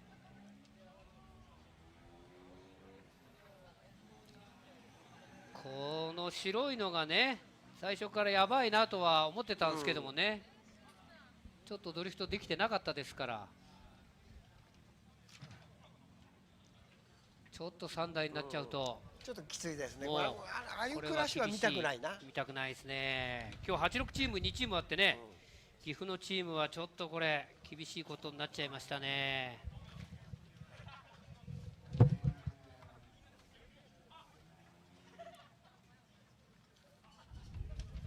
86当たると弱いもんね、昔のボディですぐくちゃくちゃになっちゃうのね。もうでもそれもすぐ治るんだけどね、引っ張り出して。ただ部品もね、こうないからね。テールランプ割ったら結構大変とかじゃないんですか？大変本当に。昔はね5万円とかで買えたのに、そう今はね、今だって数百万とかするでしょ。全然ですよ。谷口さんだって今作ってんだから、もうこんなに絶対出さないですよ多分。谷口が作った趣味の車って絶対こういうのに出さない。俺のトレの？そうトレ出すわけないじゃん。今のチームの真ん中入れてくれとかね。そうね、あん中に入れっていうなんかもうそういう罰ゲーム出したいですね。来たよなんか。来た。大丈夫だろ本当に。これどこ？これはブラストの3本目。さあブラスト3本目。全くいいとこなし。ないですね。ブラストもちょっといいとこなし。さあどうでしょうか。ただなんとか点を取っときたいところ。雰囲気はいいんやけどね。はい、3台はいい。悪くないいけいったなんとか。スカイラインだ。点は入れられる。なんとか点は入る。でも70点ぐらいだな。いや65入れときましょう。75上げましょう。65。だから多分これは残るかな。ギリギリ。はい。もしかしたらベスト8だったら残るかも。はい。そしてだってバニティもう点出ないでしょ。3台でしょ。2台です。2台だ。2台。2台？うん。バニティ、はい、ツインです。ツイン。いやーレスポンス。ツインだ。前の2台がツインで走り切って。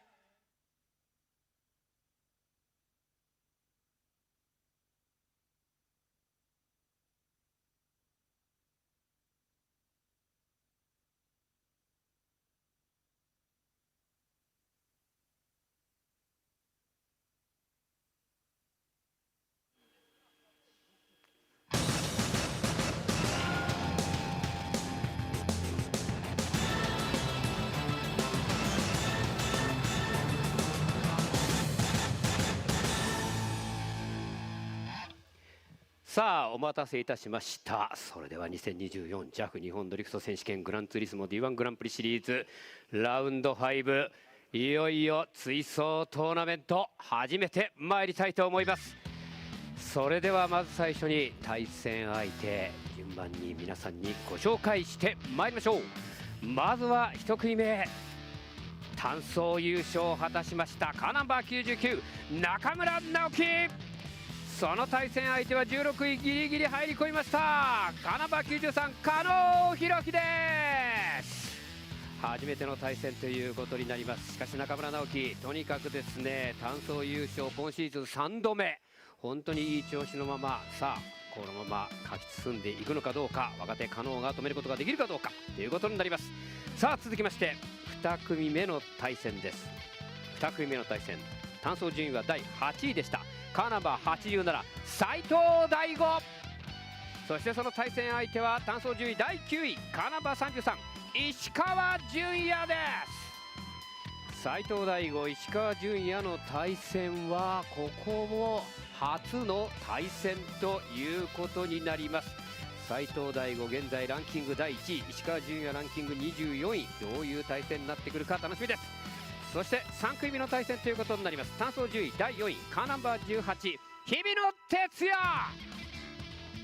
お、います？見えていなかったところいます。あ、隠れない、後ろに隠れない。はいはいはい、何も問題ないはずなんで、それ単純にさレースクイーンにひっつきたいだけなんじゃないかな本当に。さあそしてその対戦相手です。単走順位は13位カーナンバー90山中真央。さあここベテランとルーキーの対戦としても初の対戦ということになると思います。どちらが勝つのか楽しみなところです。4組目の対戦ご紹介いたしましょう。単走順位は第5位でした。頑張りましたカーナンバー47米内久人。筑波に続きまたしてもいい順位でベスト16上がってきました。その対戦相手は単走順位12位カーナンバー77番松山北斗です。GR カローラ松山北斗。そしてこの対戦もまたしても4組目初の対戦ということになります。この辺りもやはり中堅、そして若手、こういったところの対戦がどういうことになってくるか非常に楽しみな4組目の対戦ということになります。さあ続いて参りましょう。5組目の対戦です。単走順位最後に抜かれて2位ではありましたがカーナンバー31そば切り広大。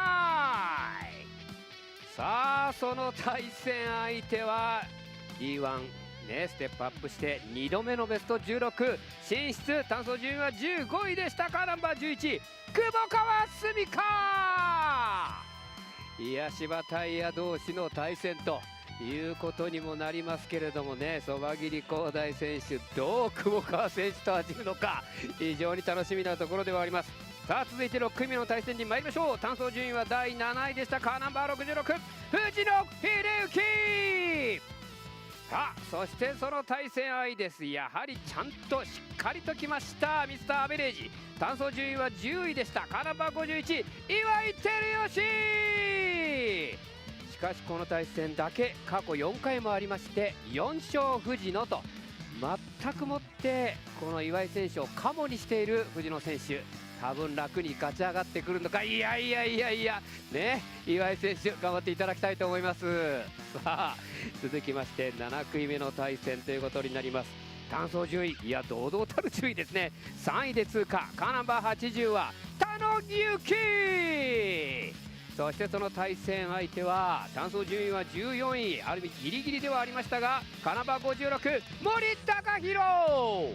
ここも初の対戦、ルーキーとの対戦、森がどんな走りをするか。しかし田野としてはですね D-MAX エースがいなくなっちゃったんで、やっぱり俺がエースだと思いつつこれは戦って優勝を狙っていくということになるんでしょう。頑張っていただきたいと思います。さあそして8組目の対戦ということになります。単走順位は第6位でしたカーナンバー23村上充。変な顔してますけれどもね、多分優勝したい思いは相当強いところでしょう。その対戦相手は単走順位第11カーナンバー98尾藤弘樹。さあ尾藤もなんとかねまずは残りましたこの土曜日。しかしこの対戦も確かやったことはないという対戦の中でねあったかな。ないよね、確かね。さあ分かんないという首を振っておりますけれどもね、ぜひ頑張っていただきたい8組の対戦、どちらが勝ち上がってくるかということになります。以上8組16名、8組中7組が初めての対戦ということになります。どんな戦い、そしてベスト8誰がまず勝ち上がってくるか、今一度このベスト16を戦う選手たちに大きな拍手をお願いいたします。さあそして、インタビューはこの方だけちょっとしときましょうか。見事にですね、今シリーズ単走優勝3度目、これで単走シリーズは横井選手を上回って今ランキング1位というところにも来ました。中村直樹選手、お願いいたします。この後の追走について、どういったところの目標を持っていくのかお願いいたします。はい、おはようございます。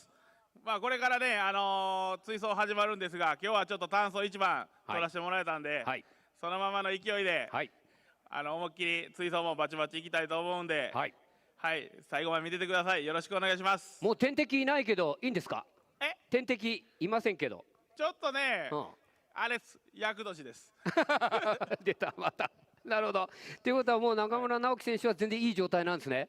そうですね、いやいや、俺ももうちょっとで1本目ミスって厄年に吸い込められかけましたけど、大丈夫だと、セーフで、でも今現在ランキング3位、今回の土曜日はまず優勝しておきたいという気持ちは結構大きいんじゃないですか？そうですね、なんかこっちのラダーにランキング上位がバンバンバーンと、いるにはいますね。いてるんで、それを超えていければ結構ランキング上がってきますよ。そうですね、もうこのメンバー見た瞬間気合い入れてます。なるほど。ということは今シーズン2勝目をかけてね、ぜひ頑張っていただきたいと思います。はい、中村直樹選手だけに一言聞きました。さあというところで追走前セレモニーを終了して、この後すぐにベスト16追走トーナメント始まってまいります。今回の恵比寿大会ラウンド5、一体誰が最後まで残るのか。素晴らしい走りを、雨の方はまだ大丈夫だというところで、ドライの中での黙々の対戦をどうかよろしくお願いいたします。拍手をお願いいたします。さあそれでは参りましょう。2024ジャ日本ドリフト選手権東方銀行プレゼンツグランツーリスモ D1 グランプリシリーズラウンド5恵比寿追走トーナメントの開始です。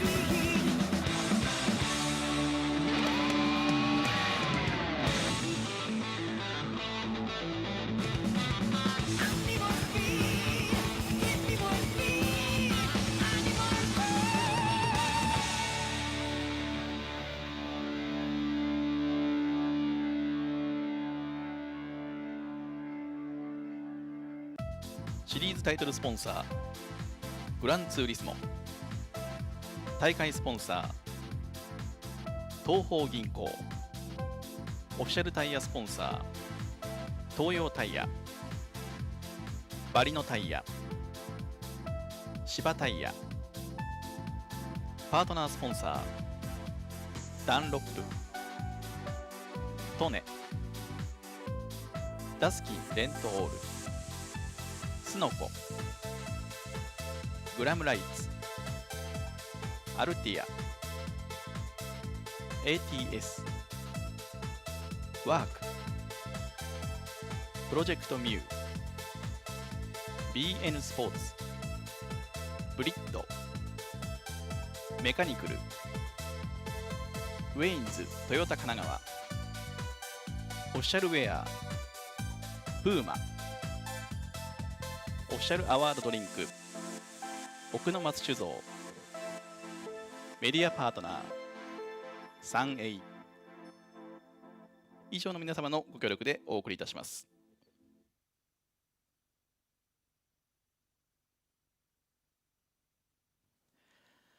さて、ビデオオプションをご覧の皆様、ここからは D1 グランプリ追走スタートとなっていきます。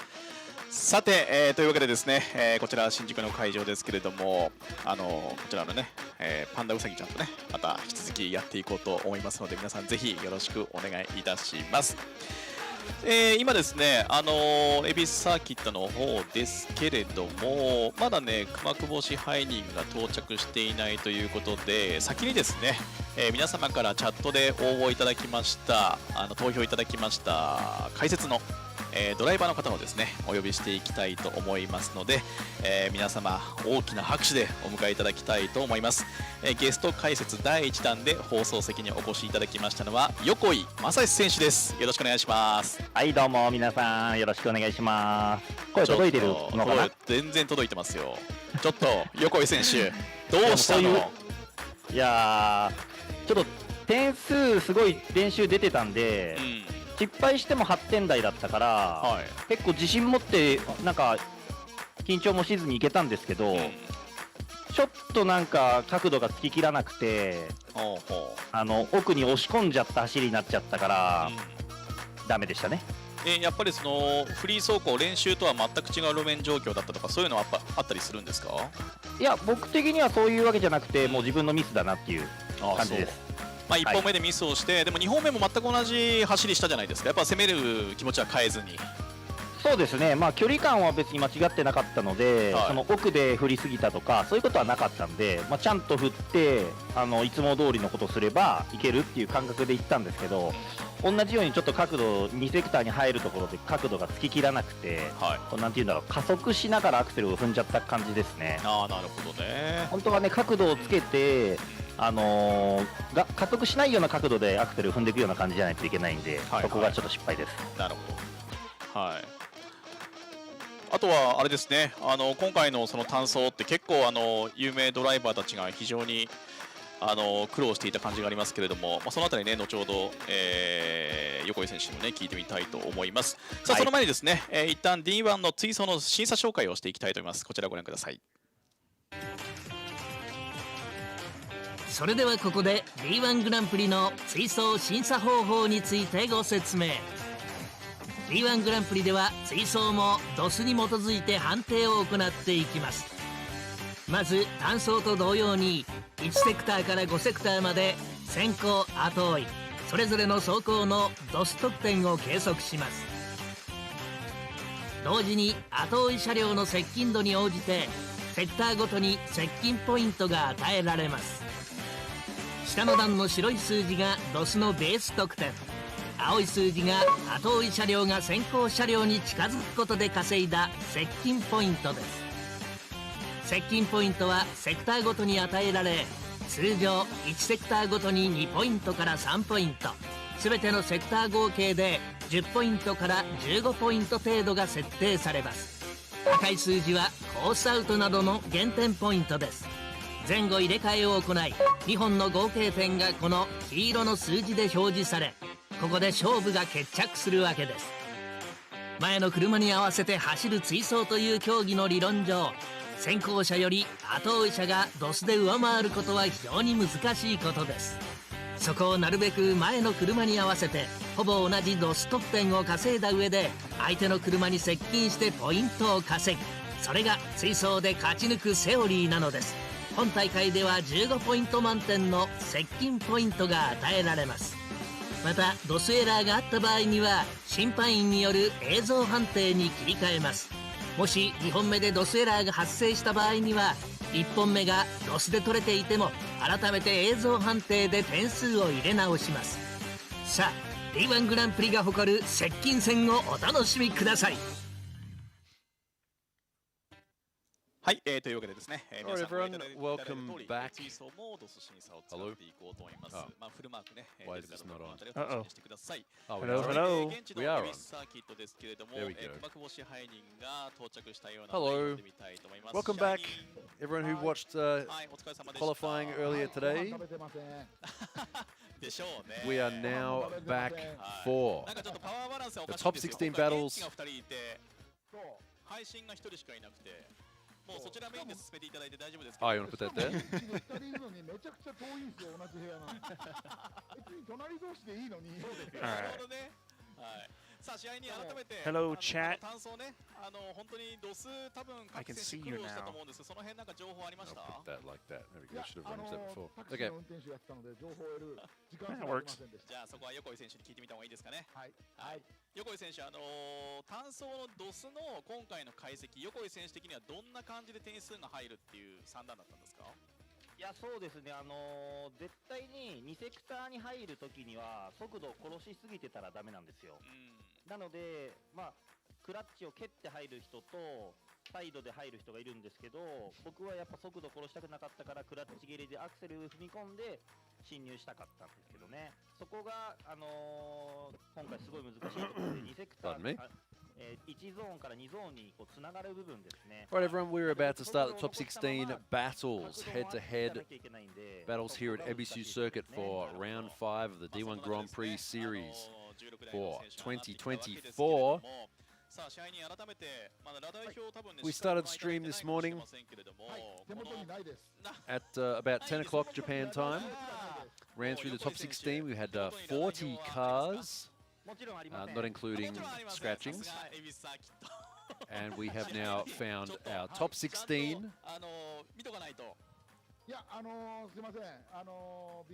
And we'll be starting the top 16 battles very shortly. So the course we're using today, as you just saw before, it's Ebisu Nishi course, or West course.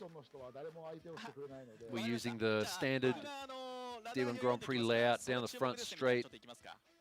Big flick into the first corner, then second corner hairpin. There you go, you can see that there. So time here is just coming up on 2 o'clock and we'll be running until 4 o'clock. Hopefully, things can run on time for the battles.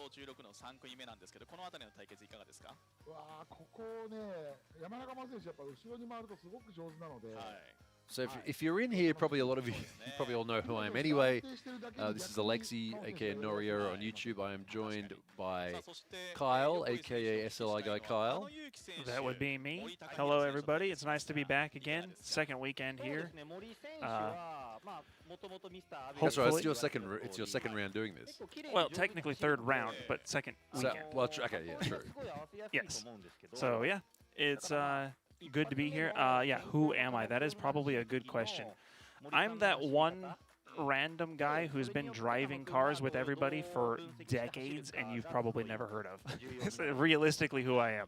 I started off. Fair assessment. Yeah, started off drifting in California, so I've driven with a lot of the bigger names that are almost all retiring at this point. But I've been around, and then I also here working on trying to get involved with D1 stuff. Wanted to see how far I could push up the ladder in D1 regionals, and then maybe someday D1 lights would be kind of cool. Do you have the lights license yet or no? No. No, okay. No. I've actually only done 2 rounds of D1 regionals,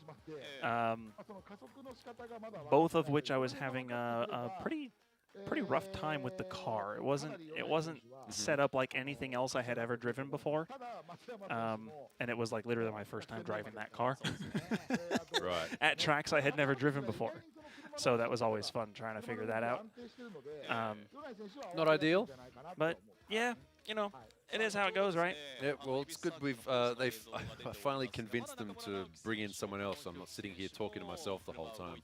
Yeah, and that's where my actual skill set comes in. Is I'm one of the nerds that have been following D1 since day one. Yeah, you know everything, which makes this job a lot easier. Yeah, As far as the all the different things with how to set cars up, how to drive cars, what makes cars do certain things in certain situations, and some of the lore behind the drivers specifically, I tend to know kind of a lot. I'm not going to say I'm as good as you know, our resident encyclopedia in chat, but yeah, Fawaz, who's he'll probably be back pretty soon. Good to have a fact checker in chat. So welcome once again. We'll be starting very shortly. As you can see, that's the pits here at Ebisu Circuit.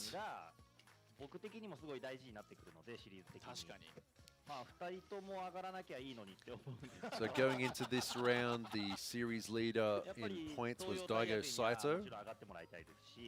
He managed to qualify pretty much mid-pack. Yeah, he's going up against Junya Ishikawa in his first battle. Was top qualifier, you can see on the screen right now, just pulling out now. Naoki Nakamura, today driving the supercharged V8 S13 Sylvia. Going up first against Kano. And if these first two battles go a certain direction, we may see Naoki versus Daigo in like quarterfinals. True. Which that could happen. Could be a thing. That'd be interesting.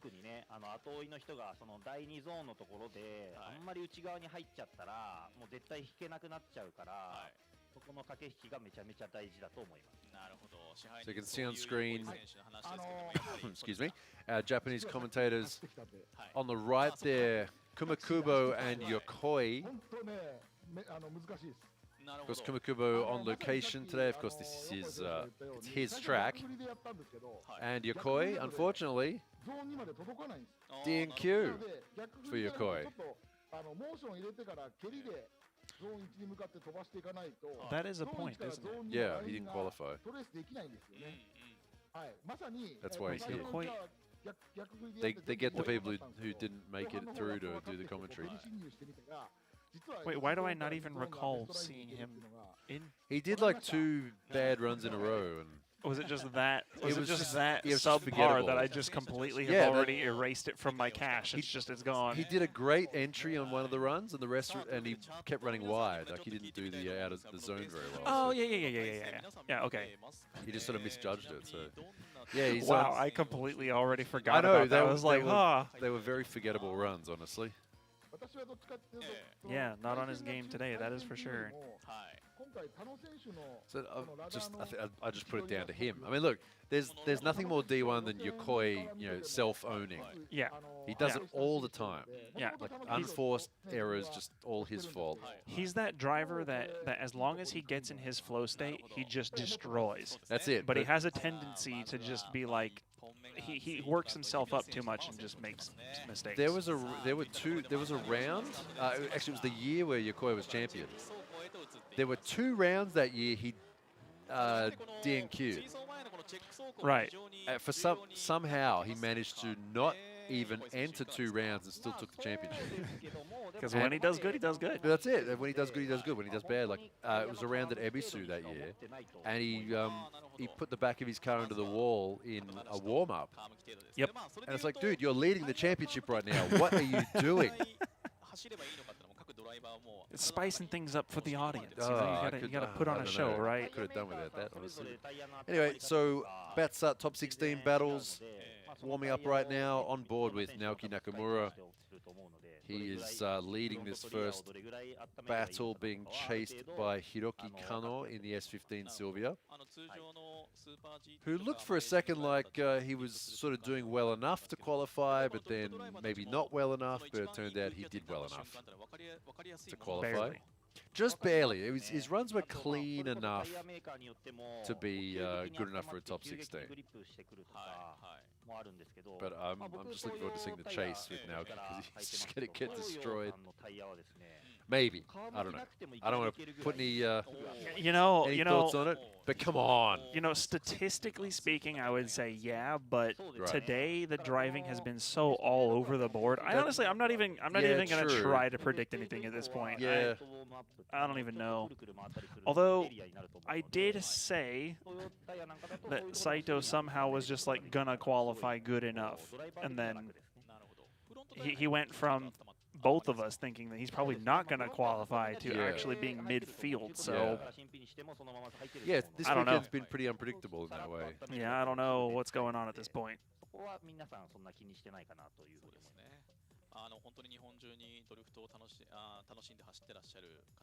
I mean, but is this course technically like a really big Meihan? I guess not, because it's a right hand. Oh no. You know what I'm saying? Yeah, no, I know what you were going for. Yeah. But I think it's different enough that it doesn't really Yeah, it is a apply. little bit different. Yeah. You know that joke about people from Kanto can only do lefts and people from Kansai can only do rights? Because if you think about it, every course in Kansai is a right. Every course in Kanto is a left on the first corner. Yeah. Like Meihan's a right, Suzuka's a right. Well, I mean, there's a like, left. Well, yeah, I guess for the bigger tracks, I guess, yeah. Ebisu Minami's a left. All right, here we go. First battle. Naoki in the lead, and sort of a bit of a walking going on right there with Kano in the chase. Oh! Wow, and even though Kano, they're running off. Is that similar to what he did in one of his qualifying runs? On his first qualifying seems run, like he's got something that he's just not got figured out at the moment. So the rules for the top 16 battles, lead car essentially needs to do a similar run to their qualifying run and obey all the same rules. They need to keep their car within track limits. Also, they need to tag those zones with their tires at some point. They don't need to run through the entire zone, but their tires need to go through that zone, their rear tires obviously, at some point or another. True. And then chase car, they do have a bit of leeway. They do not need to hit the zones, and they do have more leeway in track limits without getting penalties. But yeah, Naoki kind of walked Kano there. Now, it is one thing too to say that while the tires don't necessarily need to fill out all the zones, if you're on the line that DOS is looking for and holding the angles and speed that it's looking for, you're probably going to be filling out those zones anyways. That's true.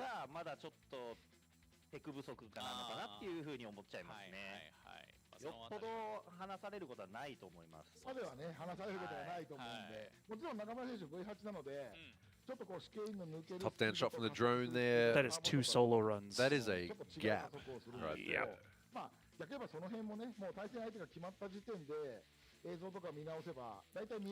Yeah, chasing cars in drifting is one of the most fun things you can do with a car, but chasing a car that is, 15 car lengths in front of you is also one of the most frustrating things you can do in a car. Sure is. All right, score there. All right, chat, say it with me. 96.9. Nice. Versus Kano with a 70.7, -5 for going off the edge of the track there. So coursed out for the chase. Of course, they do have a bit more leeway in some ways, but actually, that would be for the straight, wouldn't it? That -5 there. For just understeering off yeah, the well, course. he just completely straightened up. So.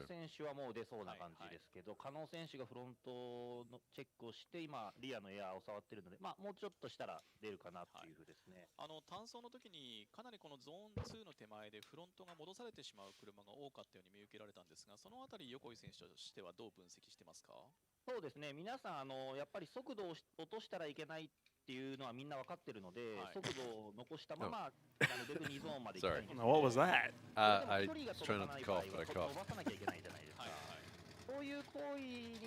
God, that car just sounds ugly. All right, Naoki looking in good condition today. Kano going to be leading this next run.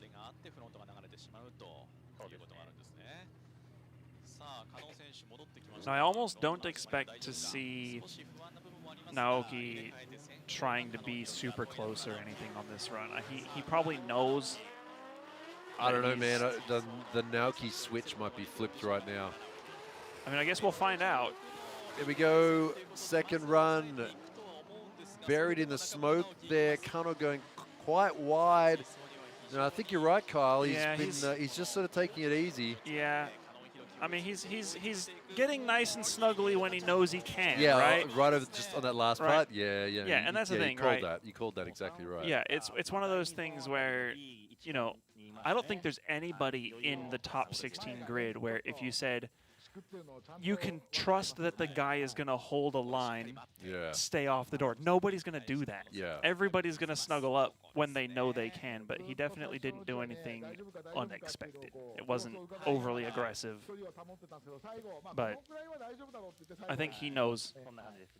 And that's one thing actually about Naoki in particular has been really cool to see over the years is he's sort of learned how to dial back that crazy just go full send into people's door mentality. Yeah. The 2012 Naoki is a very different person from right now.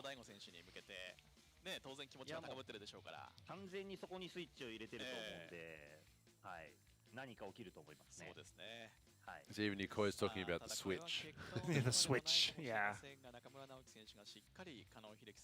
Well, Naoki quite often is the guy who gets the highest score for overall proximity. Yep. I've seen a couple of 15s from him. 10 today, 103.8 for Naoki's chase. So that blue score there is the proximity bonus. And there's the overall score there, 200 versus, what was that, 173, 165.9. So that blue score there, that's the bonus points they get for being close during the chase. So for each sector of the course, 1, 2, 3, 4, 5, they can get bonus proximity points if they're really close to the lead card, as determined by the DOS system. About 15 is usually the highest we can see. And of course, those minus numbers there, penalties being taken away for going off the edge of the track, straightening up, things like that. So you can see the -5 for the straighten, -2 for going off the edge of the track. Add all that up together, you get a score, and the score there for Naoki was over 200. Yeah, and that kind of speaks volumes, right? Because you're saying he's sort of infamous for those high proximity bonuses, and I think you'll see that because a 10 is Naoki chilling out. He gets 10 proximity points when he's just cruising. Yeah. Which, yeah. Yeah. Let's see that switch get turned on in the next battle, though. That's it. I mean, he won that, and this next battle, Daigo Saito versus Junya Ishikawa. We could potentially see a Naoki, like you said, Naoki versus Daigo battle in the best 8. But hold the phone. Daigo is coming back to the pits. Daigo, not like this. Coming in from a back-to-back win. Yeah, currently first in the championship.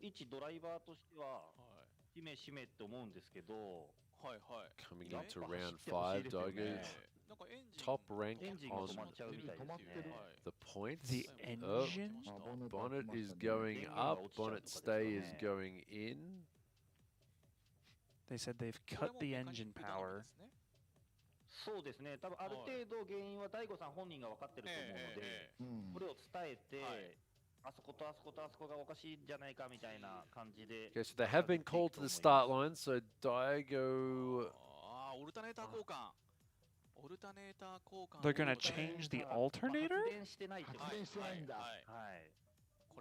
Is that smoke? That is smoke. オルタネーターだったかどうかは定かではないですが、エンジンかからないということで日比野選手が優勝を決めたシーンがありましたけれども、やっぱり大悟さんの車って、こう人よりもすごいパワーを出してたりとかするので、そういう一般的なパーツもやっぱ大悟さんにはついていけないんです。So apparently the car didn't start just now. そうなりますね。これオルタネーター交換がいいのか、バッテリー交換がいいのか。Yeah, that's a good point that Kumakuma just said there. Why don't you just put a fresh battery in it? It'll get you through the round. It'll last, yeah, I mean, it'll last the round.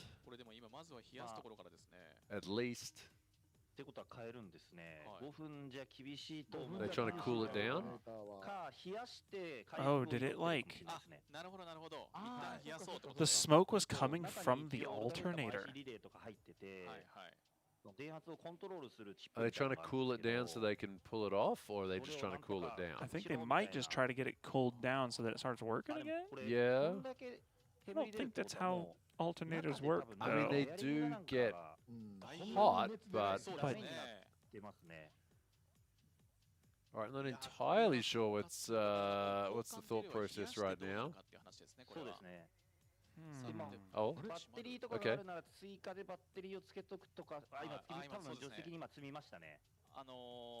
Cool the alternator down. Have you ever seen that? No. Oh. Because generally, if an alternator gets hot enough to the point where it malfunctions, it's usually done damage to the point where it's not going to work regardless. Yeah.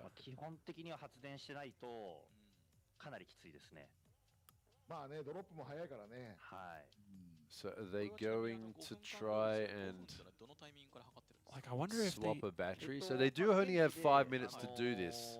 Yeah, like I almost wonder if their strat was basically cool the alternator down so it doesn't like catch on fire or something, and then just swap the battery and hope it works. I mean, that's what I'd do. Yeah, that's right. If you had a spare battery, because then at least you can bring it back then in between the next two battles. Properly fix whatever's wrong.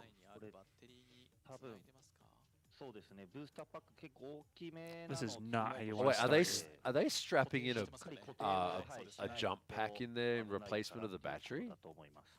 I think that might be what it is. Oh my God. They're not actually changing the actual battery. They're putting in a jump pack.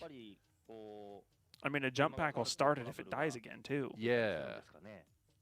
Yeah, but won't that burn out the jump pack? Almost guaranteed.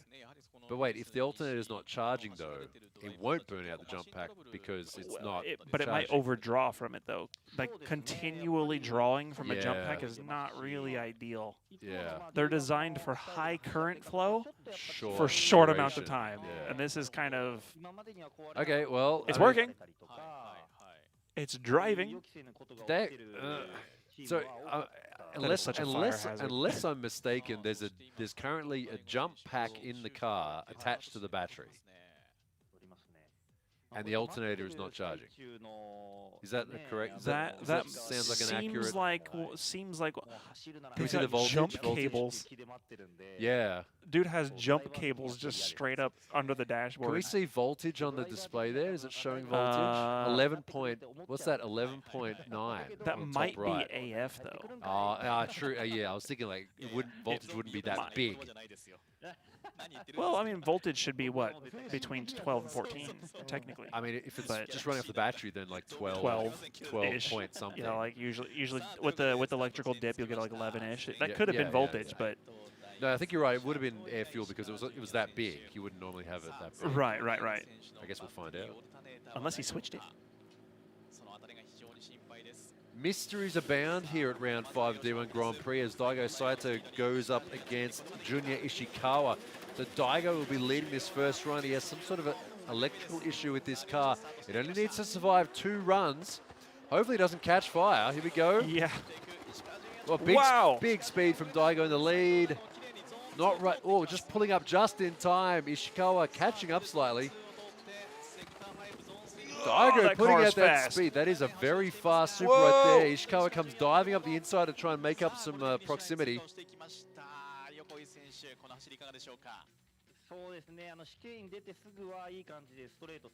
That was a really messy run from Daigo, but it was fast. Yeah. Yeah, look at the acceleration on that flick. It's just ridiculous.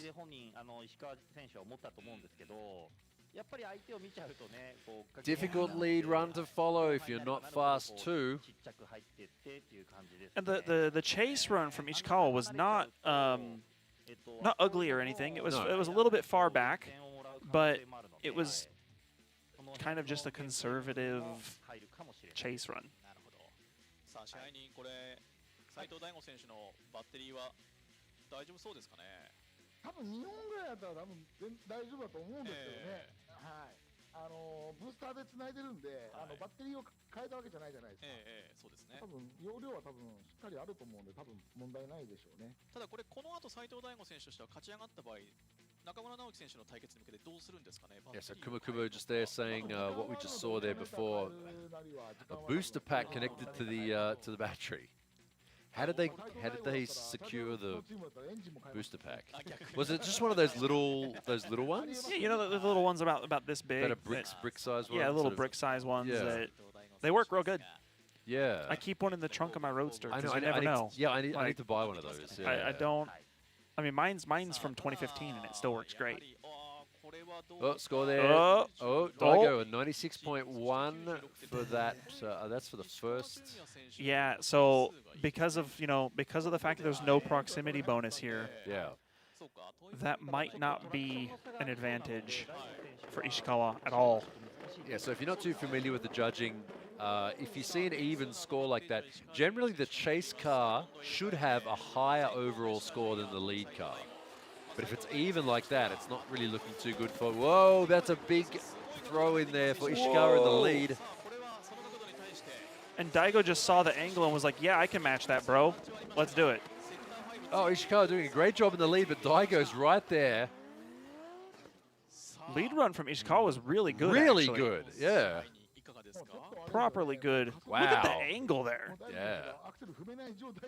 Did straighten up a little bit between the zones, but that's kind of expected with the shape of the track and from what we've seen today. But yeah, Daigo has been... Daigo following with ease. Yeah. And doing a great job to sort of match Ishikawa's angle, too. That was the #1 thing I noticed from that chase run was the proximity is not super close like we see sometimes, but it's consistent and it's relatively the same angle as Ishikawa the whole way along. Yeah, he's not losing distance and then gaining distance. He's sort of roughly staying with Ishikawa all the way around. やっぱりね、ここって1点2点って5点単位でついてきますからね。で、ドスはどうしてもコンマ何点なので。So consider what we just saw. Ishikawa in the chase, no proximity points at all. But I think it's pretty obvious from these shots here that Daigo is going to be getting those proximity points. So right now it's kind of looking pretty good for Daigo Saito. Pretty sure it's going to go to Daigo for this one. But actually, it's funny because I see a comment here saying that he's handling the Daigo pressure well. And I think what it is Ishikawa's done exactly what you need to do. Right. You forget that there's a chase car there. You run your run and let the person behind you deal with their run. Because the person chasing you is none of your responsibility. You run your lead. Like a 98.2, it's a pretty good lead run. But very good lead run, but look that on the left there, Daigo with the 9 proximity points on top of an already decent score. So we have the winner there, Daigo Saito. Great fight from Junior Ishikawa in the 8-6. But Daigo Saito moving forward, and you know what that means? Call me a fortune teller. We have Nakamura versus Saito in the best 8 as the first battle. So don't go anywhere. You've got to stick around now to see that battle between Naoki Nakamura and Daigo Saito in the beginning of the best 8. We are only 2 battles through the top 16. We've already seen some good action here. We've already had a little bit of everything, haven't we? A little bit of drama, a little bit of chaos. All right, next battle, which is about to come up, Tetsuya Hibino versus Mao Yamanaka. This should be an interesting matchup. Yeah, it should be. Hibino also driving in D1 Light Series as well in a A86. Yeah, that was something that confused me when I first saw it. Because seeing him in an 8.6 is almost something that you feel like he could probably pull off in D1GP. Just because he's kind of that 8-6 guy, like he just kind of, well, you know. Well, I think that's why he's doing it, like the one that's in lights, he's sort of doing it for himself. Right, kind of that nostalgia factor of like, I want to drive this car, but it realistically won't work in GP. But they won't let me do it in GP. I mean, he's in an 8.6, but it's, the GR86. So. Different 8.6. Yeah. All right, we get next battle. Hibino in the red GR86 leading Yamanaka in the Supra. That is a dive right there. Early on the accelerator. No, he gets on that bit too late. Yamanaka on the accelerator, having to get shallow up there to hold his chase. Kind of ugly in the chase. Hibino three-wheeling around the final corner. You know, Yamanaka there was very aggressively trying to chase. I think he's fully aware of how fast Hibino can drive when he wants to drive fast, and he was making sure that he kept up. It wasn't the cleanest chase. It was a little bit bobbly, but he definitely kept up. I think this should be good for prox points. It should be good for proximity points. I'm not sure how the base score is going to be, though. Yeah. It should be okay. But the lead run from Hibino was also pretty good. Yeah. So that's going to be... That's just a little bit of stabilizing handbrake there as it skips. Well, that dive there would have been fun to watch for the spectators here today. Yeah, that dive is called confidence. Oh, good shot there. That's a nice twin angle there from both those cars. Good shot there for the photographers. Ooh. Yeah, that forward dive is just nasty. And they're doing like just under 100 miles an hour there too, eh? Yeah, just about. Yeah, 150. I think it's actually like 92, but it's close enough. Whatever it is. Sounds better. 100 sounds cooler. It does sound cool.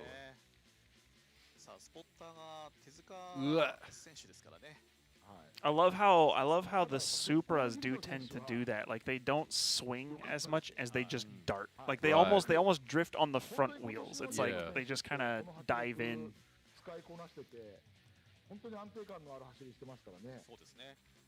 Yeah, 10 proximity points. It's not a huge advantage for him, but there is a good gap there.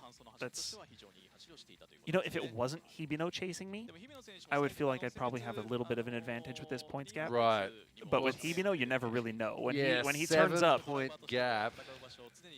7 points is a gap. That is for sure. It's a decent gap. It could go either way. Yeah, because realistically, you could have less proximity points and just have a nicer chase run base score. Yeah. And that'll make up for that, because there was a gap there. Yeah.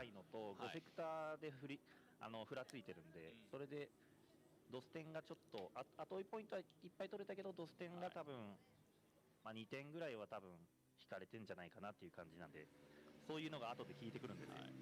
この2点がね、はい後で効いてくるんですよ。 As they roll up to the start line, this time Mao Yamanaka in the Supra will be leading this run. 96点とか取れる日比野選手がちょっとまあ94点だったんでね今パオ選手が後ろで、はい、この94点が響くんじゃないかなって気がします。さあそのあたりどういう点数になってくるのか今度は入れ替えて先行が山中真央後追いが日比野哲也さあ山中真央としてはもちろん97点台は必ず出さなければいけないさあここから後ろからやってくる日比野哲也をどこまで離すことができる All right, second run, Yamanaka in the lead. Hibino, 7-point gap. Whoa! Yamanaka going in deep there. Hibino catching up though. Yeah, Hibino's not letting him have this one if he has anything to say about it. Proximity, come on. Chase, chase, chase. Ooh, this one could go either way. Let's watch it from the top-down angle. Huge angle from the lead car. Hibino starts to wash out. Yeah, he sort of went on a bigger radius and caught back up. That was the kind of line that I was hoping we would see more of in qualifying. That just deep in the pocket all the way around. But Hibino right there too. Hibino was... He goes in, he comes back out again, and then in again. He catches straight back up. Look at that. That's some impressive driving from the chase car, Hibino there. Yeah.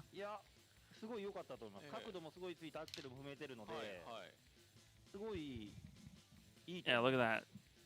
huge angle It's a big from throw. the lead car there. That was crazy. It's a big throw. That's what I want to see more of. I hope we see a bunch more of that throughout the weekend. Yeah, I because hope that's so. so cool. You just see that 90-degree just all the way along the wall. So chase car Hibino, watch this. He went out too wide and then comes back in. I think that'll work really good for the prox points for the way that DOS judges the proximity, though. Yeah. Because you get a little bit of a gap and you just reel them in for the last, like, 60% of the track. Yeah.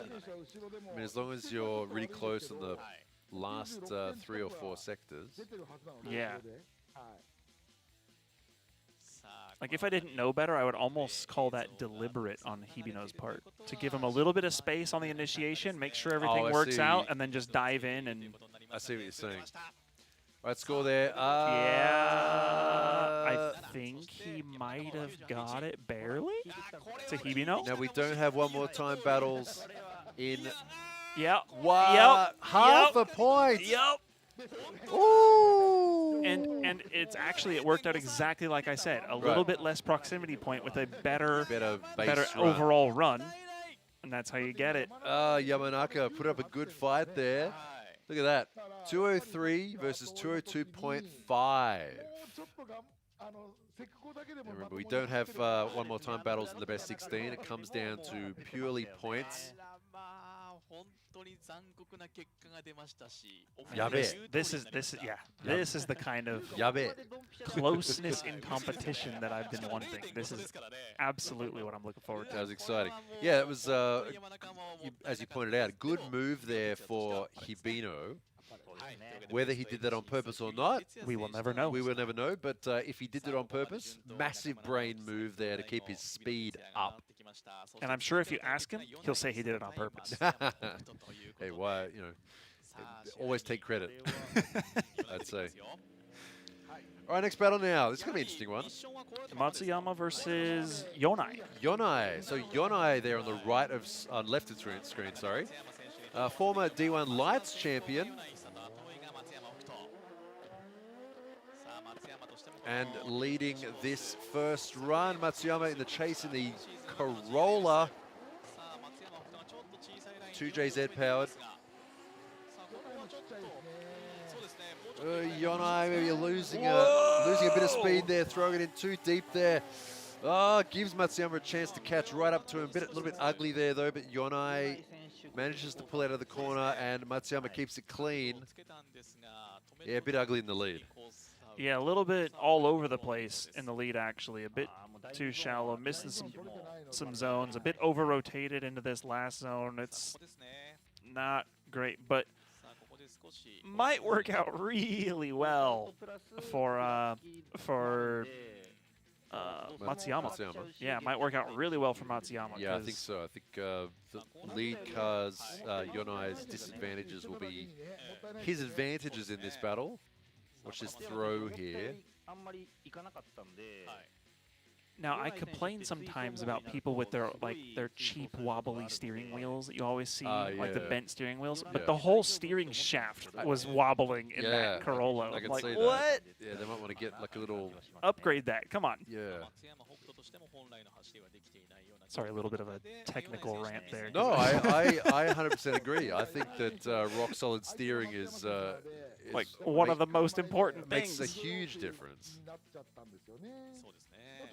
Like that car's already so overbuilt. Just put a proper shaft in that thing, you know? Like one of those little Heim joints with the when you run the where you little like the Heim joint, you can adjust the up and down because it's welded in place. Super cool.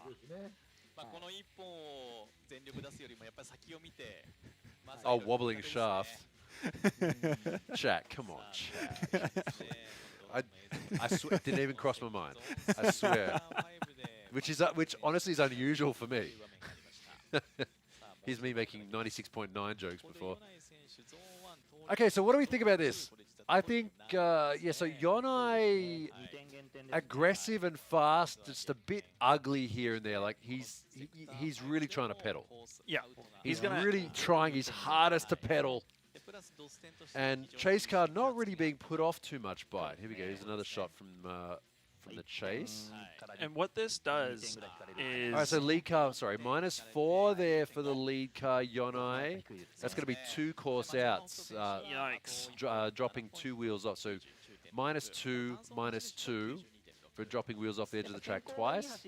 And we have a 7 proximity for Matsuyama. So, and based on like the previous battle, for example, had a 7-point gap going into the second run. This is more like a 9-point gap. Yeah. Which at that point does start to feel pretty comfortable for Matsuyama, because that means Yonai has no choice but to just be on Matsuyama's door. Yeah. If he doesn't pull that off, it's basically guaranteed at this point. Yeah. So I guess the question is, will we see Yonai just turn up the heat? Well, I mean, he's Yonai's like not exactly one of the higher budget drivers here this weekend. Right. We still do have an entire day to go. Yeah. Whether that weighs on his choices or not, like is this the best he's done so far in 2024 D1 Grand Prix Series? I don't think so. I don't think so. No. I think he's made it further than this before. I think he's made it. Pretty sure he's made it through to the best 8, at least. I think we've seen him top 8, have we not? I'm pretty sure we have. So, like you said, he needs to go all out. A 9-point gap difference is pretty big. Yeah. I think it's gonna deter. The factor is gonna be, is Yonai still focused, or is he just seeing red at this point? Right. That's gonna be what determines how it happens. Although, is there a reason he's not pulling up to the line yet? I just saw him before. He may be, actually, you can see him in the top right of screen there in the background. Talking to officials? One of his door is open, I think. Yeah. We can just see him just top right there below the Yokohama gantry next to that light in the foreground. Look, we have a vehicle heading over there. It looks like it's one of the official cars. Would that explain why his lead run was a little bit wobbly? Was he fighting something in the car? Does he have something going on? I guess we're going to find out. So that's one of the D1 officials there, just went over there in that Estima. We also have someone else running over as well.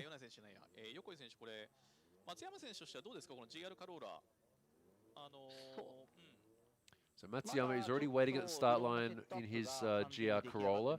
Oh, looks like it's returning to the pits. Yonai, that is the pit return road he's just driven into. So does that mean he's using a 5-minute to try to... Well, we're about to find out, I guess. I want to know what's wrong. Yeah. Well, tell me the information. Matsuyama is on the start line, so he has, the cars have been called. Yes. They need to be there. The front wheel's a bit wobbly. I think that might have just been steering work, though.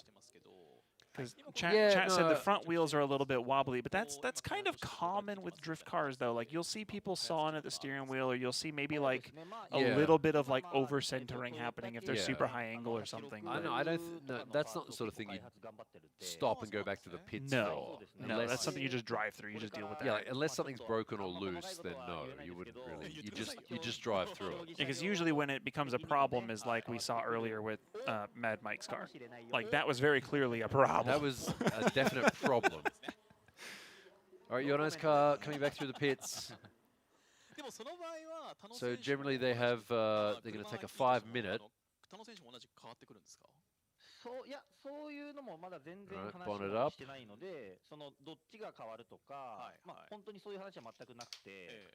Alright, need to see what's going on. What are they looking at? They're spraying the inlets, around the inlet somewhere. That's a lot of brake cleaner flying around there. Parts cleaner, I should say. What are we looking for? A boost leak or something, maybe? Yeah, I mean, if you rev the engine and spray Well, it looks like they're actually cleaning it. Like, I know what you're saying. Like, you know, when you spray cleaner and if the revs go up, there's a leak. Yeah. It looks like they're just trying to clean everything right Is now. this might just be power steering fluid they're cleaning off? There might be some sort of, yeah, like obviously you can't send a car out when it's dripping fluid. $250 for the brake cleaner. Honestly, that's like $6 worth right there. Those cans are like $1.99 each. Yeah. Or maybe not the brand ones, like the actual. They got like the actual Wacos ones. Yeah, they got the Wacos ones. Yeah, they're kind of expensive, but you get the cheap ones.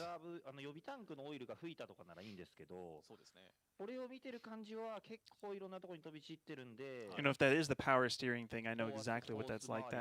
That happened to me the very first time I tried to go drifting in my Roadster. Okay. Actually, I was there with you the day that I had my Roadster at Nico. Oh, Nico Circuit. Yeah. Oh. I did like 2 laps, and the power steering fluid was all over my windshield. That's why I just quit for the day. I was like, yeah, nope, never mind. Fair enough. what was actually wrong with it? Oh, no. Actually, it's at the shop right now. We're replacing the power steering pump and the hoses and everything, and we're going to fix that. So. Oh, is that kind of on the front there, that sort of spattering? I think that's... Oh, well, could that be water they spray? Yeah. Well, they probably were spraying water on there before.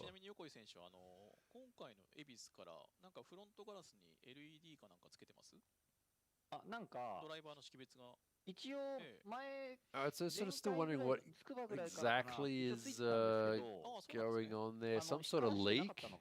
Power steering, like you said? I mean, it's on that quarter of the engine bay, which is... Would you guess it had something to do with power steering? カラーリング似てますからね。もともとリップスポイラーが曲がってるか曲がってないかで我々判断してたので。そうですね。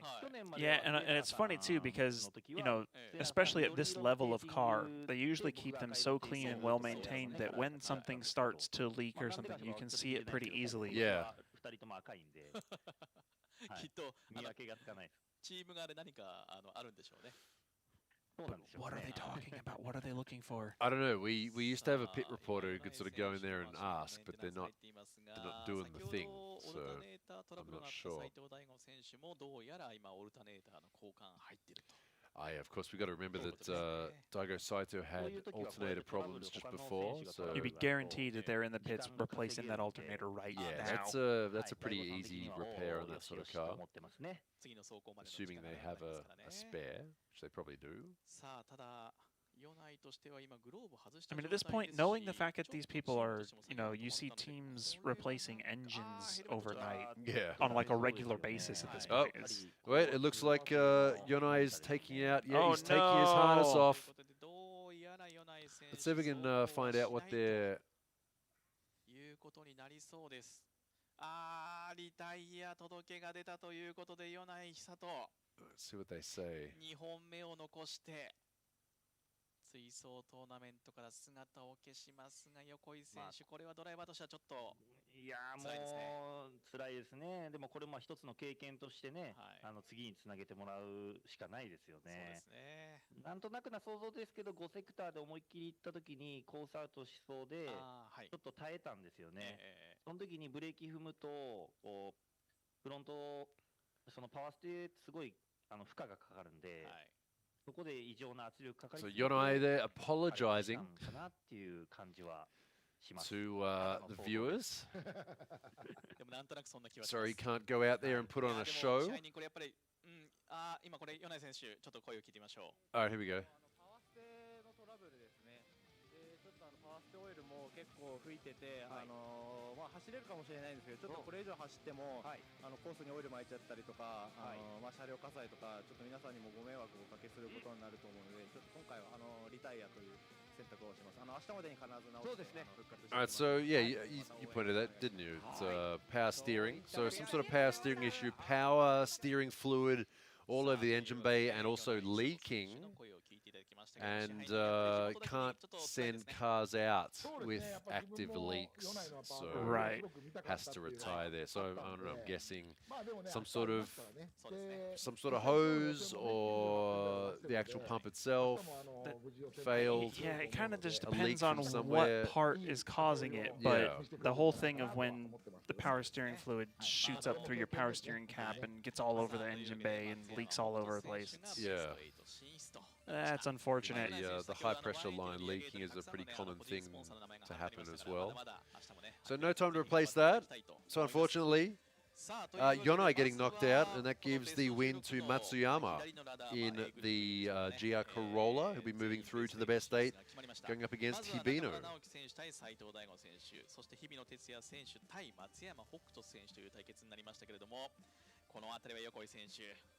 You know, that'll be an interesting matchup too, though. Hibino versus Matsuyama. That'll be interesting to watch. That GR86 versus that Corolla. Which one's actually better? Corolla or 86? Oh, I mean, one of them, they've both got like a 2JZ in them. So. Neither one of them is really the car that it started off as, is it? That's true. That seems to be my hot take today for whatever reason. I'm like, just pointing out the fact that none of these cars are actually the cars they're labeled as.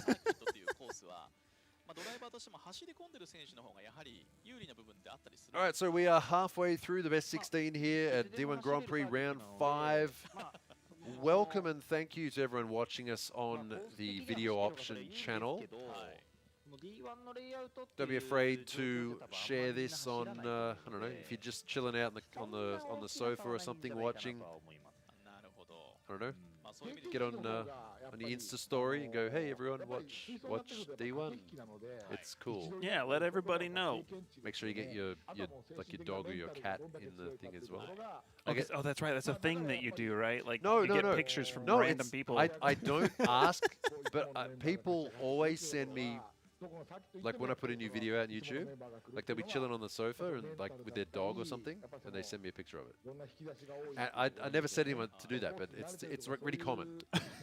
I guess it's a common thing to do is you sit on the sofa and watching your pedal come over and sit down.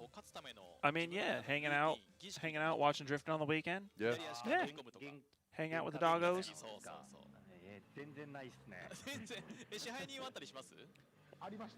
All right, next battle. We are halfway through the best 16. Next battle is going to be Sumika Kubokawa in the Haichu 180SX versus this guy here, Sodai Kobagiri. Kodai Sobagiri. Kodai Sobagiri. I got it wrong. I just ran with it. In the GR86, now Sobagiri, second in qualifying for most of this morning until Naoki Nakamura knocked him out into second place. Very smooth, consistent driver. The lightest driver. I just read that yesterday. They did like driver weigh-ins and stuff like that. He was the lightest. It was like 54, 52 kilos or something like that. That's lighter than I can get if no matter what. I could literally bench press him. Like. Yeah, actually, yeah, it would not be that hard.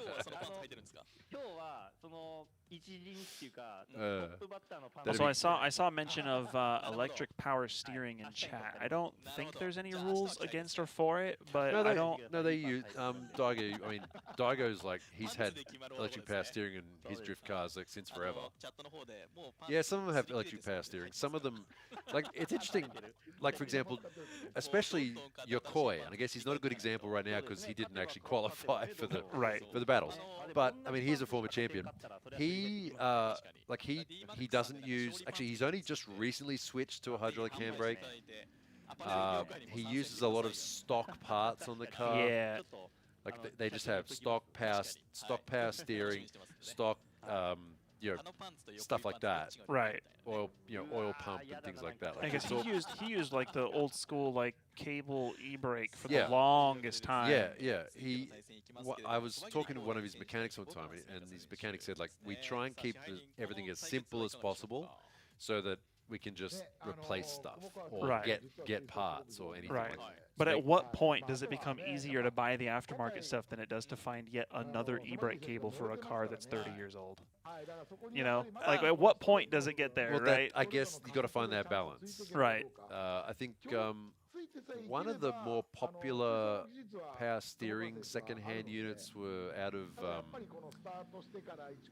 Mercedes-Benz A-classes, I think were quite popular. That sounds random enough to be right. Yeah, well, apparently you can just get, like Daigo was just getting them from wreckers here really cheap. Right. It was that and also MRS power steering. Oh, okay, right. All right, here we go. Next battle, Sobi getting the lead, Kubakawa. Whoa, she's going to wash out. Oh, that's the wall. Ah, that's the wall. That's the wall. That is not what you want to do. High speed, high chew. See you later.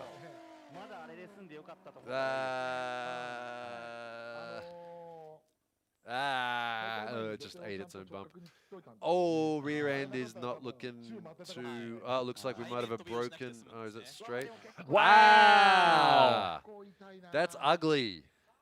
High speed, high chew. Her Saturday is quite through. Let's watch it. Let's watch it from the top down. Oh, it gets lost in the smoke there. Watch the top down. Wow. That was actually a relatively hard hit. Actually, yeah, it didn't look quite as bad in. From the further camera, yeah, it didn't quite have the same impact. But yeah, she carried good speed into that for sure. I do like the fact that they've straightened the wall. Yeah, so they've kind of scooped it straight so that it's more of a wall instead of a ramp. Because cars aren't going to go up and roll over now. As frequently. Well, I hope not. That's ugly. Yeah, that sucks. I'm pretty sure she's okay? fine. Yeah, she'll be fine. fine. Yeah, she'll be fine. No, that's kind of cooked right there. Yeah.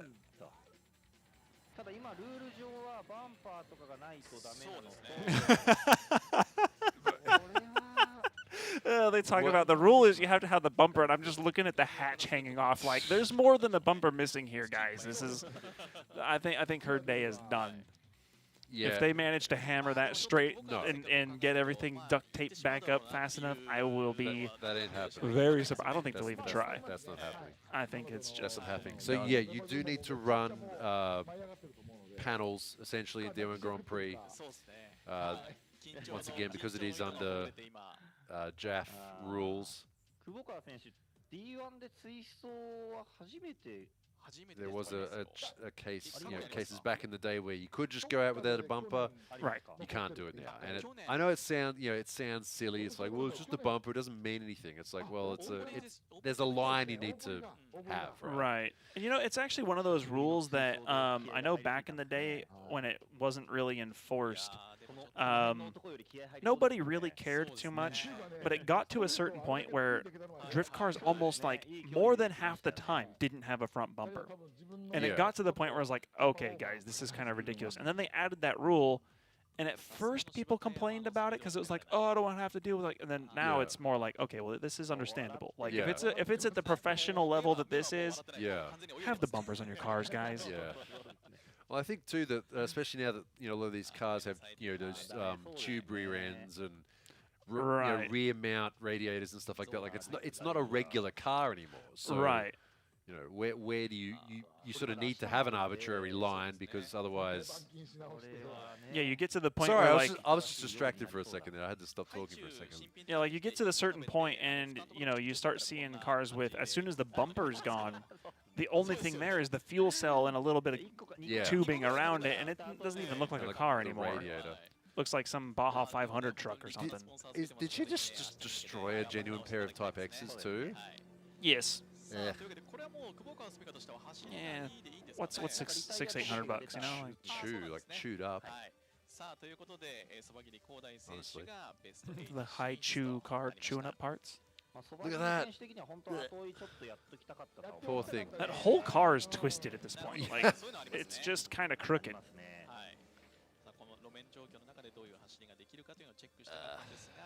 Yeah, that's unfortunate because she was doing really well, She was and doing- I actually really wanted to see her do well. Yeah. Yeah. I mean, nothing really wrong with Sobagiti's run. Like he didn't kite her in there. He just No, drove, right. He drove completely normally. I mean, realistically, it was that when she flicked in to follow, she just washed out to the left. Yeah, That's all that happened. Yeah, It she wasn't didn't follow the radius around the corner. right. Oh, there you go. There's the result from that battle. Winner Sobagiti. He's going up against the winner of this next battle, which is Hideyuki Fujino, who's on screen right now.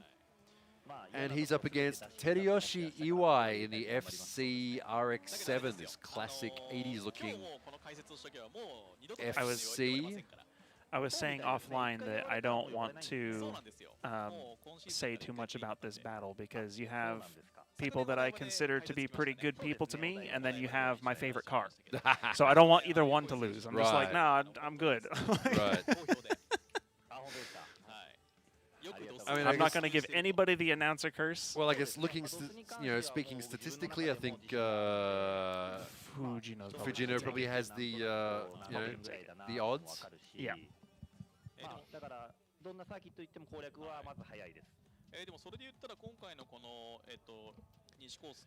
But you never know. You know, in a way, as much as I might have my Fujino bias, yeah, I really want to see EY take it. Yeah. I really do, because I want to see him get to like top 2. Like I want to see him like win a round. You know, just like that car needs to win a round. Yeah. Just be like, look, this can be done. Yeah, true. Well, I mean, Iwai is an interesting guy. One of the things about drifting that attracts a lot of people is you can sort of do it your own way. Do it the way that you like. Of course, when it comes to this top end, it can be a bit difficult to, like we just saw with Hibino, like having to do an entirely different series just because he wants to drive an 8.6. Right. But Iwai, back in the day, Starlet, Rotary Roadster. Yep. Shaman. The Daihatsu Sharuman.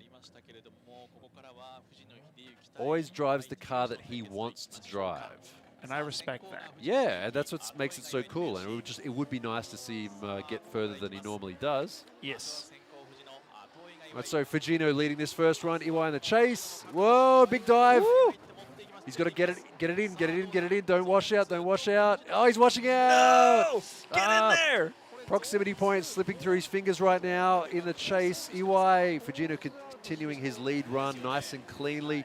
I knew that was going to happen. I had a feeling. I knew it was going to happen. I mean, you can't say you didn't expect it, but like, look at that aggressive look at dive. this dive. Yeah, and he does good up until about there. There. Yeah. Yep.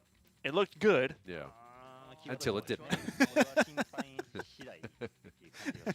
And then I gotta find a way to keep shoehorning that in. And then the problem is that as soon as he lost momentum there, Fujino's like, bye. Well, yeah, because Fujino's going to be driving his car as precisely as he can to try to just leave him behind, because he knows. Yeah, like, I mean, look, it's a 2J GR86. Like, how are you going to catch up with it? You can't. It's going to be exceedingly difficult to make up that distance in that amount of time. Yeah, and the way that Fujino's car is so gripped up. I mean, that's not to say that EY's car is not gripped up. Like for an FC, that thing is probably the most gripped up FC in existence at the moment. But it just doesn't seem like it's quite enough.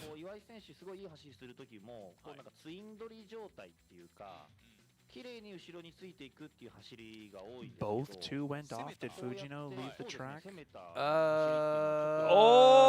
He did. Yes, but they might be more lenient on EY for that. But if he went off, and if nothing will happen to EY. But if they deem that that's the reason why EY fell back, right? Well, like if they say like, well, he kind of generally they don't. Generally, they won't do that. Yeah, generally there's no. There you go, -2. Actually, what is that? 5.4. There's still a chance. 6 point. 5.4 points difference. So if he can keep Fujino from getting 5 proximity points, he'll be good. Assuming an even score. Right. But then again, keeping 5 points away from Fujino, Mr. Dive Bomb himself. Yeah. Yeah. I would not be feeling comfortable at all. I'd say, like, right now, like 70-30 in favor of Fujino. Yeah, I'm about right there now. as well, yeah. There's a chance. All right, everyone in chat, you got to cheer for the lead car, cheer for the RX-7. I'm a car hiss. I forgot about that yet. Because the intercooler. Oh, huge angle, huge angle. He's going to lose and he's going to slow down. Fujino just holding onto the handbrake, sliding in there. Yeah, it's pretty much all over for EY right now. Basically doing what he needs to do. Yeah. Nice effort, though. That was all in there. EY put both hands on the table, pushed in all his chips. Watch this lead run. That's huge angle right there. But he had this, straight in there. He's almost driving at the zone. Yeah. No. Good effort. Good effort. Exciting to watch and good effort. Yes. A for effort. Good battle. Fujino just capitalizing on all the mistakes, though. Yeah. And Fujino not even having to do anything special. Watch this. So big throw there. A lot of angle. Watch this. Just handbrakes, just like bum drags it. Handbrake, handbrake, handbrake. You know, like he didn't even have to do anything fancy to try and stay there. He just did the good old, I'm just going to hold the handbrake until I don't need to anymore thing. Yeah, have you done that before when you're like following somebody into a corner and you're on the e-brake so long that you're just turning the steering wheel in just to keep your car sideways? That's you're like, this is the thing. That's why this is so funny, because he's doing stuff that like you do at a track day, like with your buddies. Right, that's like some just hanging out with the buddies banging doors kind of tandems right there. I mean, that's how much in the envelope he was right there, and not having to do anything special. Right. Because lead car, EY just lost so much speed there, which is unfortunate. Good effort. Who won the beauty contest though out of these two? Definitely EY. The EY won it for sure. Definitely EY. Great looking car. It just has a good overall look, that retro look. Yeah, I'm a huge sucker for the boxy, kind of late 80s, early 90s kind of tuning style. Yeah, FC is a good-looking car. That body kit goes real well on it. It kind of has that really does. rally, sort of like Group B-esque kind of thing going on. Well, it's like a IMSA style car. Right.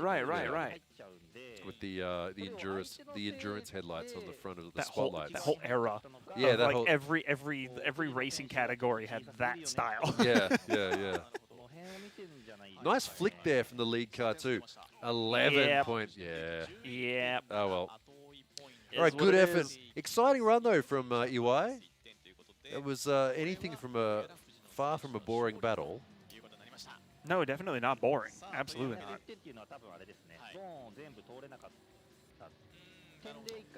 Winner Fujino going up against Sobagiri in the next bracket. It should be a good one.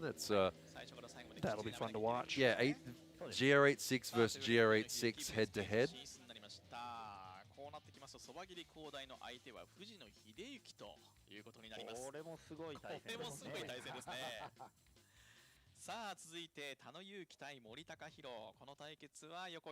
Yep, next up is Mori versus Tano.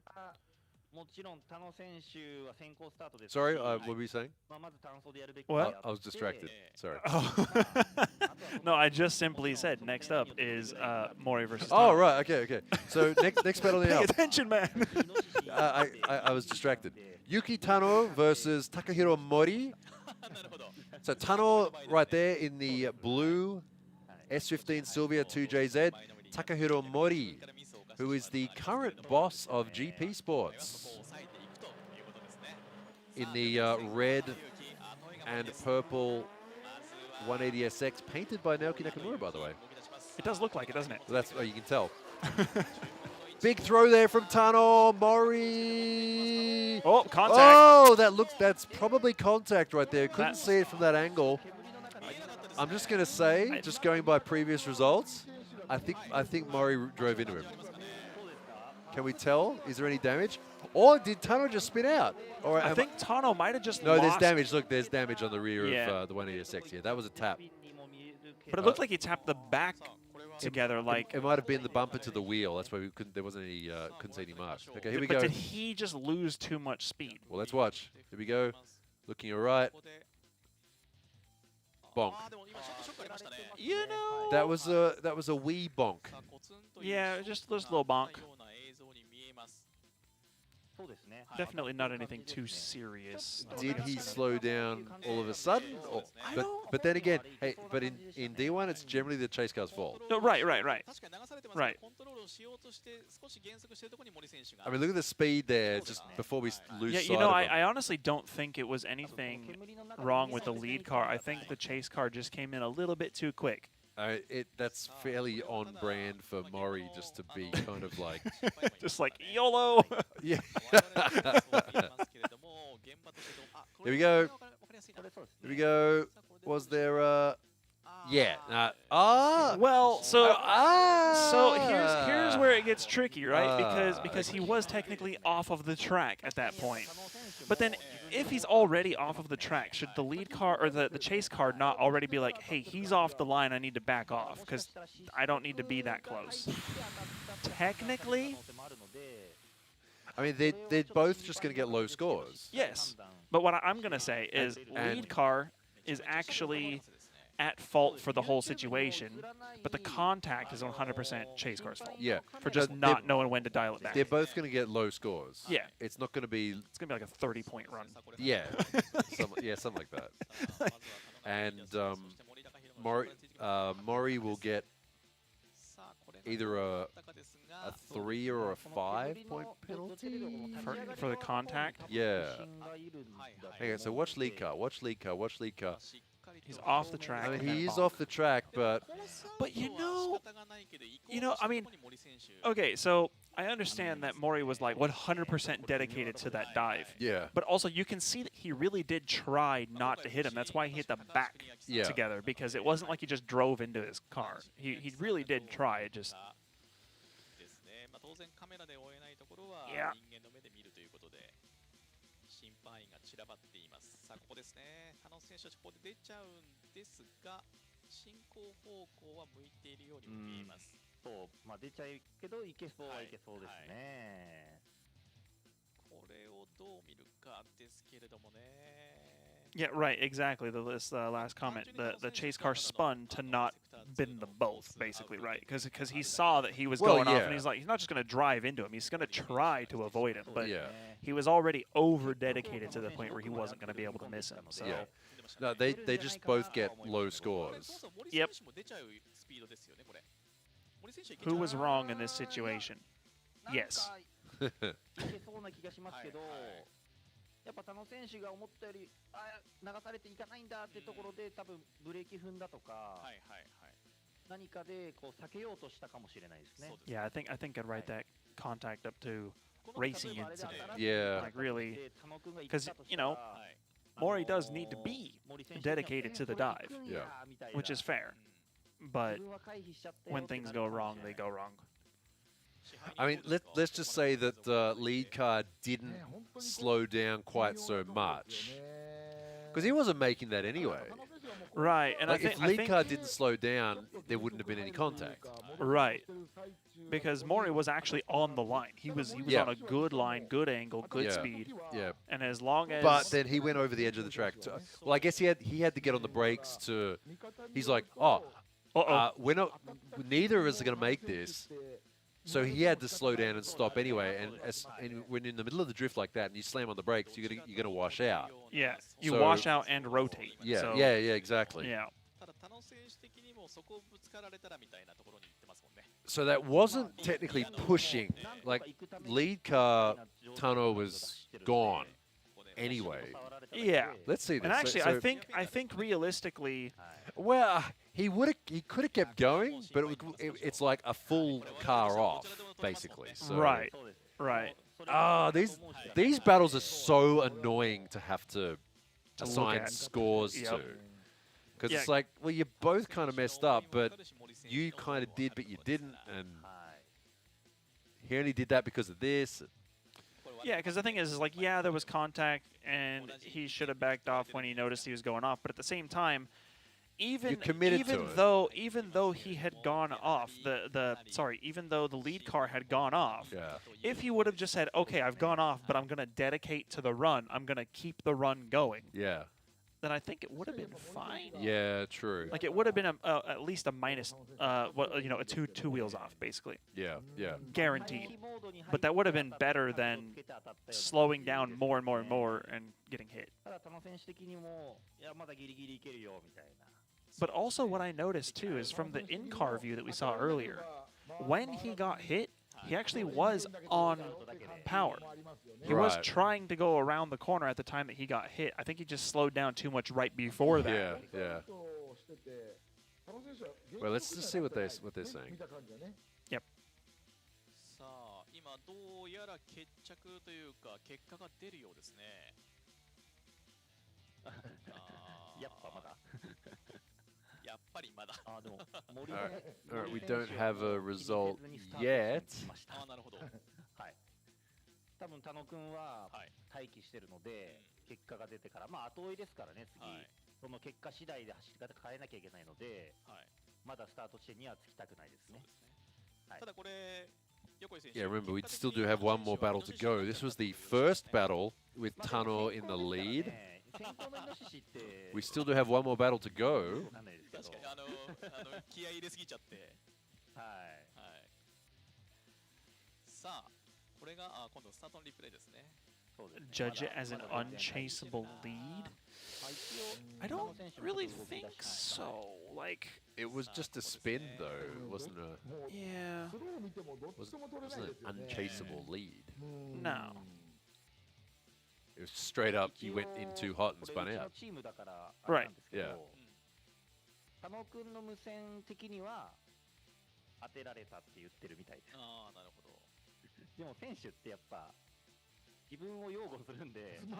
Should they just rerun? I mean, in a perfect world, we'd be able to just hit a reset button and be like, okay, do it again, guys. That one wasn't fun. Remember all those video games, those racing games that had like the rewind button? You could like rewind. Oh, I always disabled it. Yeah, I hate that concept. Yeah, no, yeah, you try it and go like, I feel icky. I'm not gonna do that. Yeah, I just.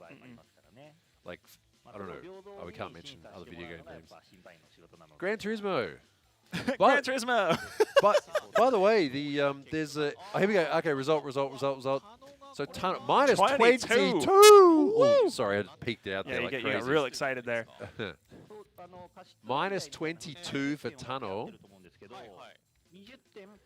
Okay, wait. で、22の2は多分コースアウトの減点かなっていう感じです。なるほど。はい。さあこうなってくると解説入ります。はい。Okay. Wait, so wait. 一応追走なんで、先行がもうコースアウトしてるんですよ。もうしてましたね。でコースアウトして、もうアクセルが踏めない状態でいるところにぶつかってるんで、先行車のライントレースが悪いっていう見方で、その先行車の方が多少悪い。で、後追いもそれにきちんと合わせきってないっていうことで。バランス的に20対10で取ってあります。20対10、30を分けるでいうならば、前20、そして後ろは10というのが悪い割合という感じでの平均になったわけですね。そのあたりは。ただこれは難しいところでした。いやというところで。So on screen there, the human judges, Koguchi, Hariyama, two former D1 Grand Prix competitors. We just heard from there. So both of them getting a minus 10 for an incident points. Right. Lead car Tano getting minus 12 for the course out, essentially. Right. So, I mean, they both made mistakes and got minus 10. They both, they both got negatives on them. All right, here we go. Imagine if it happened again. Oh my God. Oh, Tano could win this. Got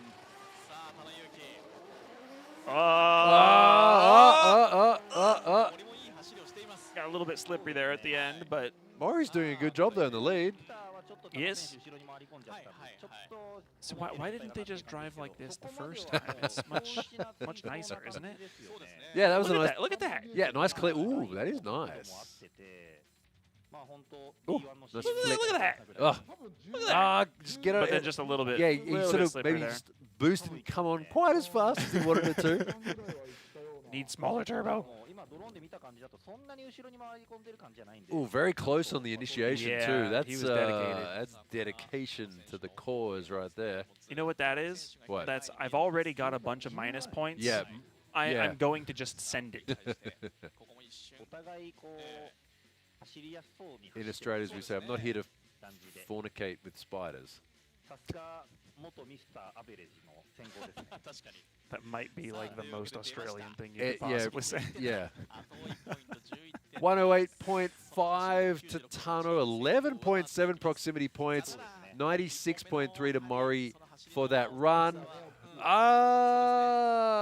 There's the score there, 135 to 137 in favor of Mori. Yeah, well, good comeback Lucky. I got to say lucky, honestly. Yes. It could have quite easily gone the other way. Unluckily for Tano, they gave him most of the blame for that, which is fair. So, yeah, score there, 135, 137. 108.5 base score. Was it? That was a 108.5 base score with like 11.7 proximity points. For Tano? For his chase just now? That's pretty good. That's really good. That's insane. Yeah, I mean, it looked good from the top down. It did. Well, oh well, sometimes you, I don't know. I mean, he just goofed it in the lead. Yeah, pretty much. Don't you hate that?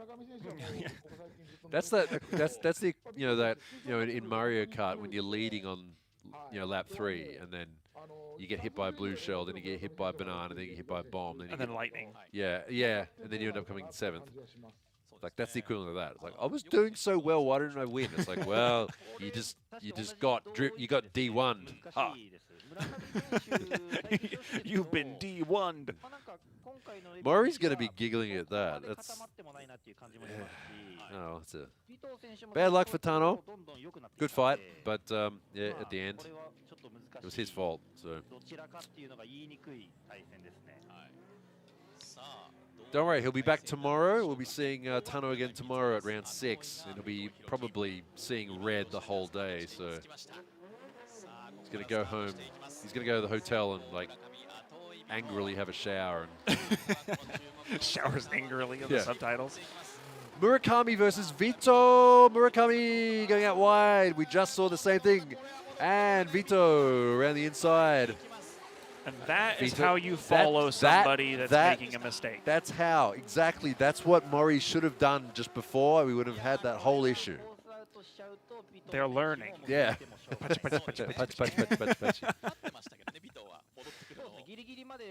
Yeah, Vito nicely reading that situation. He's like, I'm just going to stay online, thank you. And he stays completely on course, so no penalties for the chase car, which is now the lead car. That right there actually speaks to the professionalism of Vito, though, because that showed him as being able to follow a car and be like, you know what? Yeah. I don't need to chase that door that hard. That's actually a lot harder than you might think, too. Like, when you're in that chase position, all you want to do is collect that door. So being able to not get tunnel visioned on it and get pulled off like we saw in the previous battle, that's big brain move right there. Yeah, that's what happens when you don't just yeet into the corner. Yep. And I mean, like generally, you don't want to see overtakes in drifting, but when it's necessary like this, do it. You're not getting any extra points for overtaking at all. Right.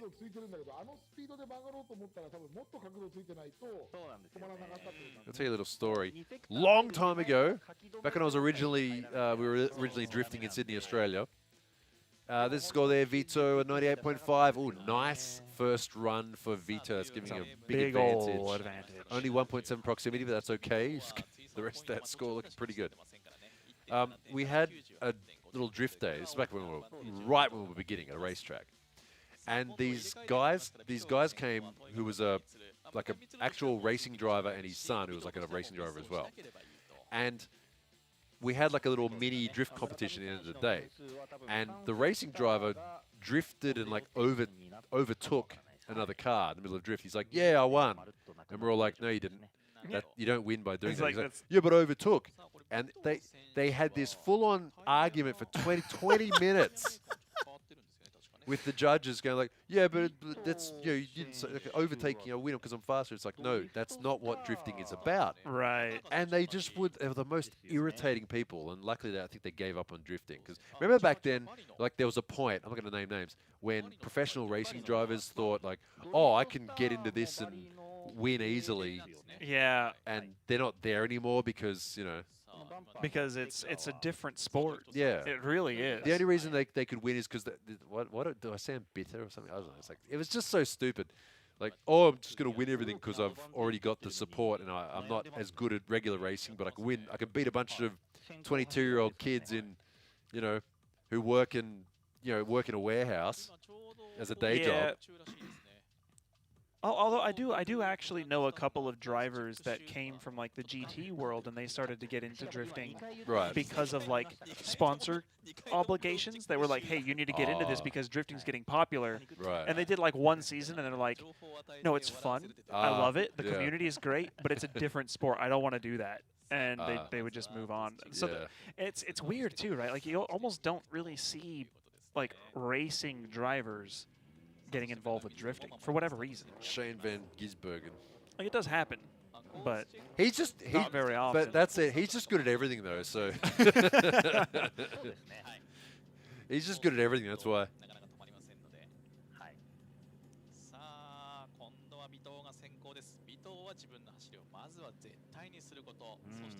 No, I wasn't referring to Tanner Faust. Actually, that was exactly not who I was referring to. But anyway, all right. Next battle, Mitsuru Murakami versus Hiroki Vito. Battle number 2. This time Vito is in the lead with a big advantage. Murakami running very wide on that first run. Oh, it might happen again. Vito recover. He's going to get a penalty for going off the edge of the track there. Murakami. Oh, great shadowing of the lead car. Okay. Ooh. Big skill being shown in these two battles. Yeah, the problem is I don't think that's going to be enough of a comeback to take the win, but that was a great display of what could have been. Yeah, that's unfortunate. We've had two sort of unfortunates in a row there. With the previous battle with Tano and Mori, and this one with Murakami and Vito. Mistake by the lead car, leading to their downfall.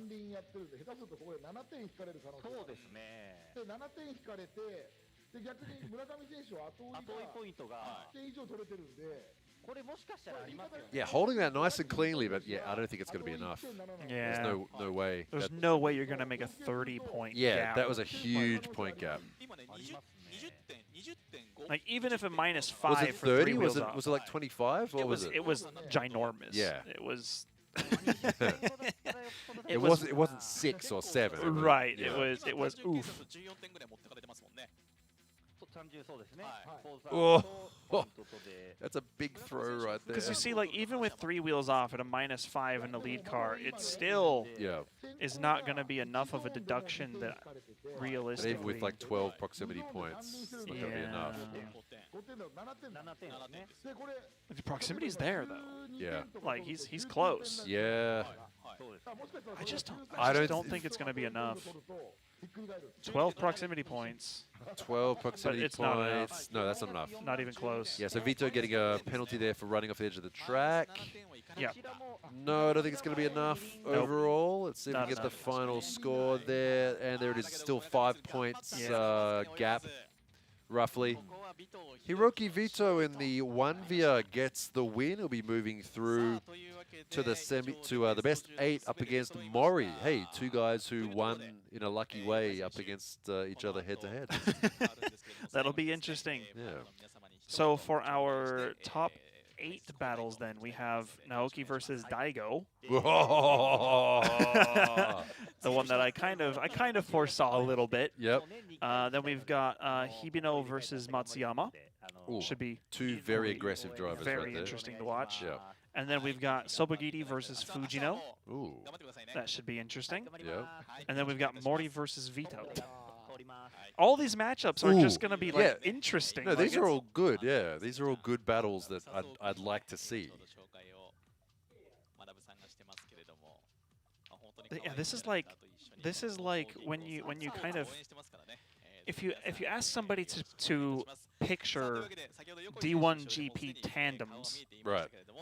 I feel like it's more than likely going to involve one of the cars in this group of people. Yeah, yeah, true. Like that's just the image. Yeah, God tier tandem list, pretty much. It has an opportunity to provide some really good tandems. There we go on screen there we right are, now. And even the semi-final after that, like any of the combinations of winners from these battles should be fairly interesting to watch. Oh yeah, because Daigo going up against Naoki is not going to be an easy battle, but you know he wants to carry the momentum from the previous 2 rounds. Also, Daigo Saito coming into this round first in the championship. Yes. So he does have a bit to lose here. Yeah. And Hibino as well, currently second, I believe, in the championship. Wait, really?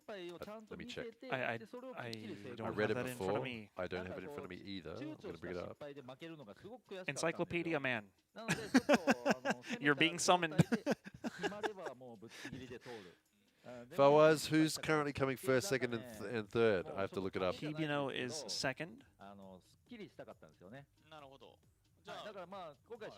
Hibino second? Yeah. Yeah, that's right. And then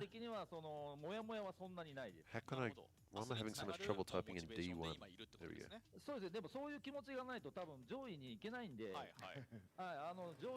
go. Actually, yeah. Not qualify. You know what? The first 3 people, we have first 3 people in the battles. We have Nakamura, Saito, and Hibino. Currently first, second, and third. Saito, Hibino, Nakamura. So these goodness. Yeah, so these 2 are currently first and third in the championship. And then our next battle, Hibino, he's second right now. So this whole left column of the top 8 is just stacked. Yeah. All right, here we go. Battle between these 2. Naoki in the lead, Daigo in the chase. Naoki fast. Oh, Daigo getting good drive out. Oh, kind of a long time on the handbrake there. Ooh, woo! That transition from Daigo. Aggressive. Well, Daigo is not making it easy for Naoki. By no means. But Naoki is Look on how like fast Naoki warp was. speed right now. Yeah. Look how fast he was down the straight. He like used his like plus 20% grip cheat code.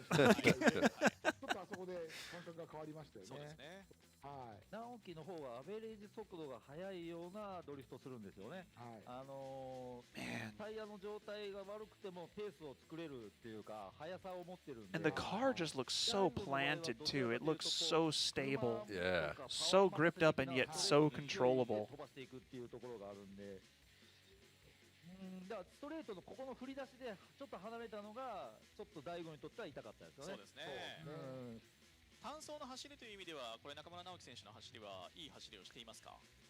Gotta say though, Daigo's chase angle looks pretty good. Yes. Look at this from top down too. Same angle, same angle, same angle, a little bit less. Not too bad there. Ooh, okay. So 7.3 proximity for Daigo Saito, not bad. It's only like a 5-point difference. Yeah. Not like a 4.3. Right. Which not super confidence inspiring. No. No, that's you'd want 5 or more at least. Well, especially be with more Naoki being behind you, you know those proc points are coming. Like, but it is Daigo though. I mean, yeah, if Daigo gets out in front and really dials up the speed, does that thing we were talking about earlier, if he just balances that grip point, just gets the maximum speed he can get, he has a real chance of being able to leave him behind. But dude, I don't know, man. This is. これはいい見せ場だとしか思ってないですよね。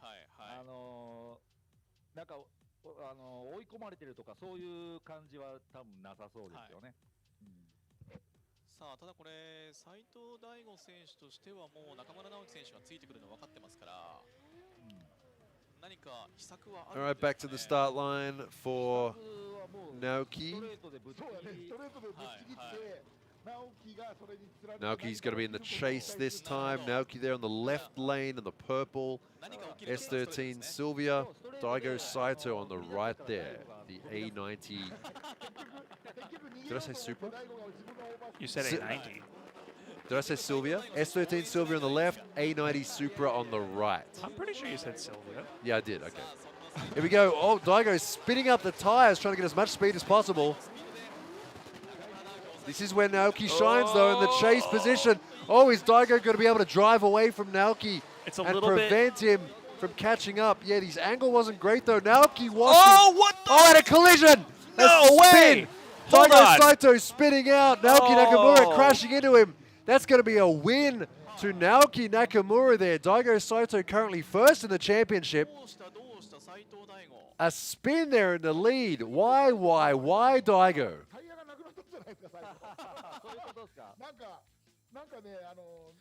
Oh, he's wobbly. It was wobbly. almost like you can visually see in the attitude of Daigo's car, he was feeling that Naoki pressure.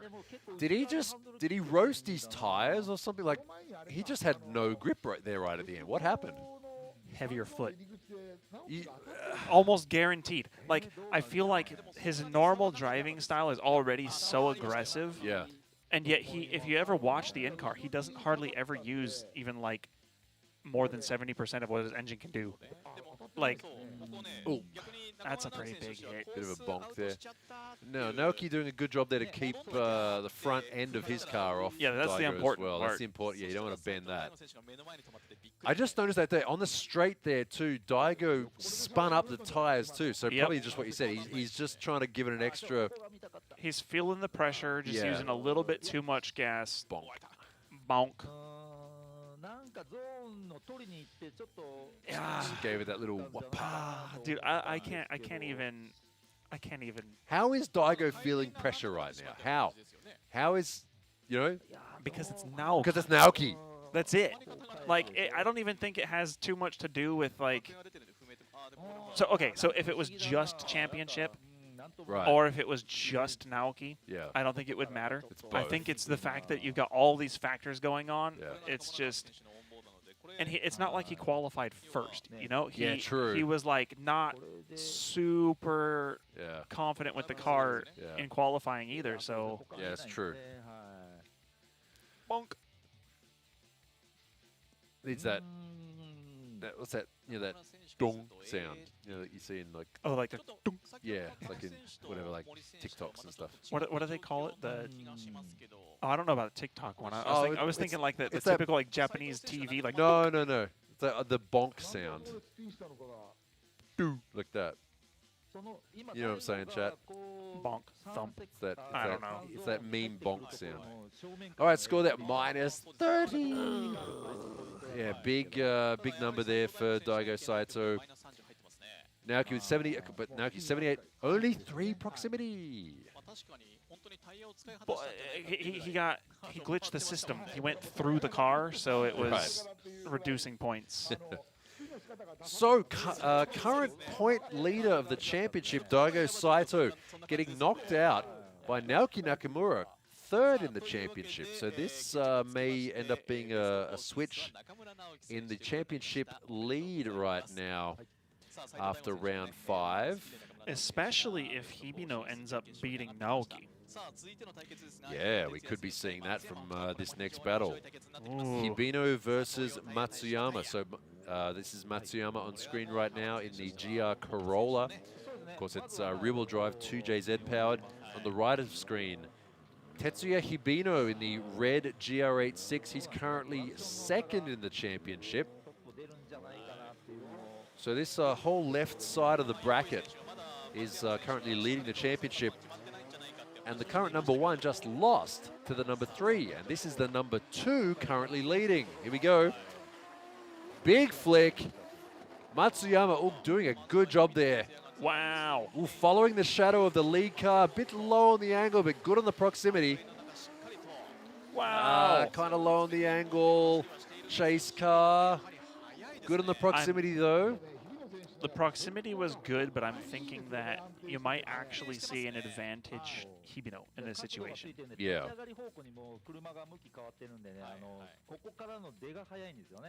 Hibino's lead run was actually really nice. Yeah, he's going to get proximity points for the chase, but his base score might be fairly low because he wasn't at that much of an angle. Yeah, and I don't think it'll be more than like 8 proximity points. I don't think it'll be more than that.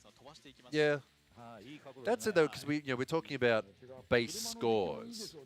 I mean, once you get to a certain angle, like what the DOS is looking for, like what the actual algorithm is looking for, right? What it wants to see. Once you're at that point, it doesn't matter if you get more angle. Right. It matters. It matters more that you're holding it stably. Right. So this could actually be pretty good for the chase car. I think.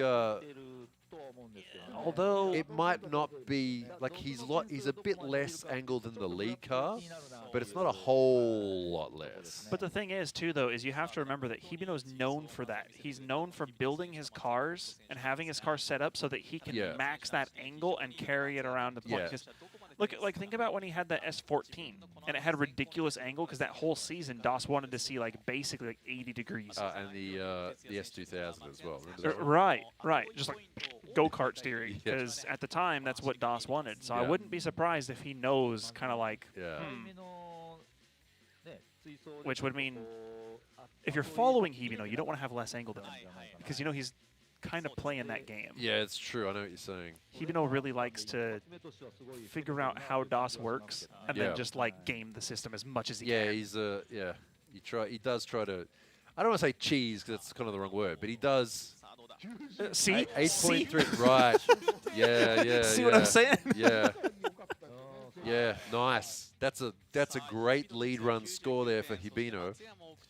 Matsuyama base score there 94 with an 8.3 proximity. I'd guessed what, 8? I'm not too far. He said 7.5 or something, did you? No, chat can probably remind us. Oh, okay. I think I said around 8 proximity points. But yeah, well, that's pretty close. It's pretty close. But yeah, that 99-point run. Like I said, he's trying to like maximize what that DOS wants to see, which is which thankfully sort of matches what looks cool. Right. Yeah. Right.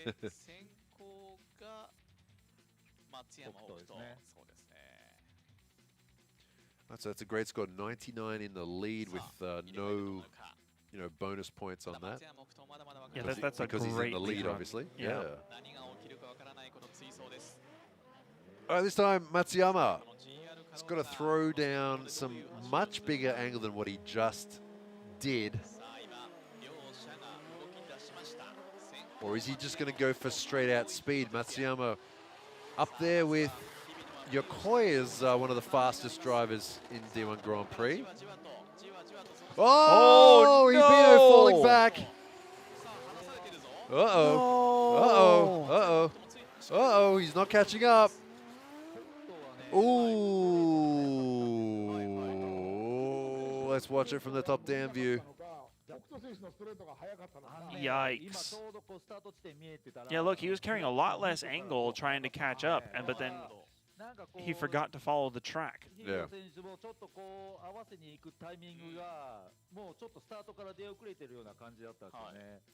I don't think that had too much to do with you know, how much grip was available in the car or anything either. I think that was 100% just trying to catch up, dive, and then, Yeah, corner too was mu- there. yeah, Whoops. too much And speed then- too late. Yeah. 3.3の差なんですよ。3.3の差なんですよ。 I like how even in D1, the steering wheel bosses have the horn wiring in them. Yeah. Like exposed, because no one bothers taking them out. It's not that hard to do. No, I know, but it's just funny. It's just like, eh. Yeah. I mean, you could be extra Done. cool like me and have a working horn button. Right. That actually works for a Right. horn that's actually still there. Yeah, yeah, yeah.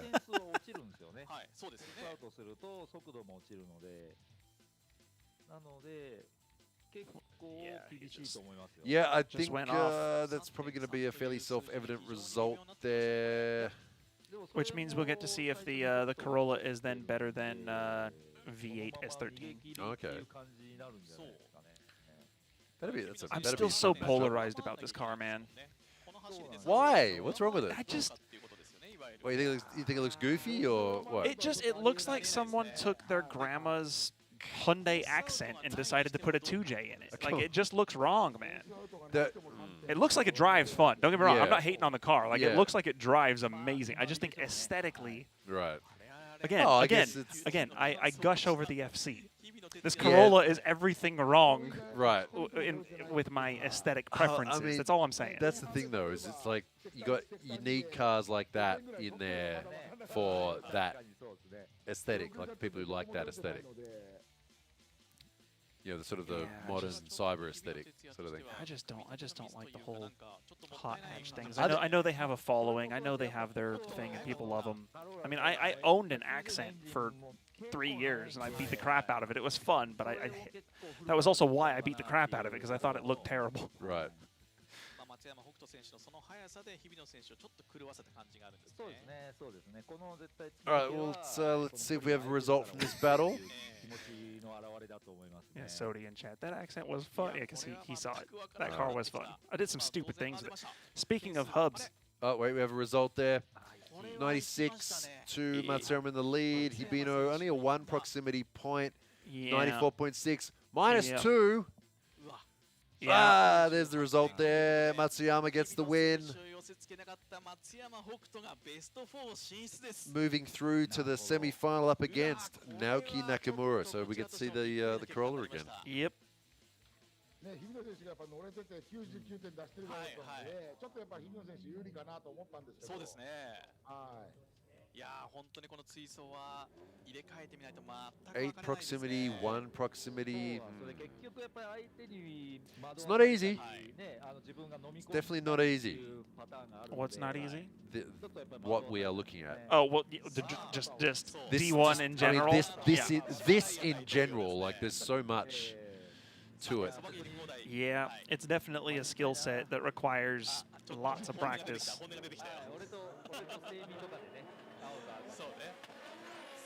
Yeah, technically the icon of drifting is a hatchback. See, but I like the 11 coupes more, so True. come at me. Okay, Sobaghetti versus Fujino. This is going to be a hot battle. Blah. What? What? What was that line there from I Fujino? I don't know. I'm just going to stop preempting battle, like how they're going to be, because they never end up being that way. Lost in smoke, comes a bit forward. They went for the dive. Ooh, kind of tripped over his feet there for a second. Yeah. そうですね、ちょっと内側に入っちゃったんで、 You know what that almost might have been? して待つんですよね。 I think that might have been Fujino expecting a faster dive. Right. And then by time he went to go pull the e-brake was already drastically under speed from what he was kind of expecting at the beginning, causing him to dive into the corner. Well, no crash, no contact, which is No. nice.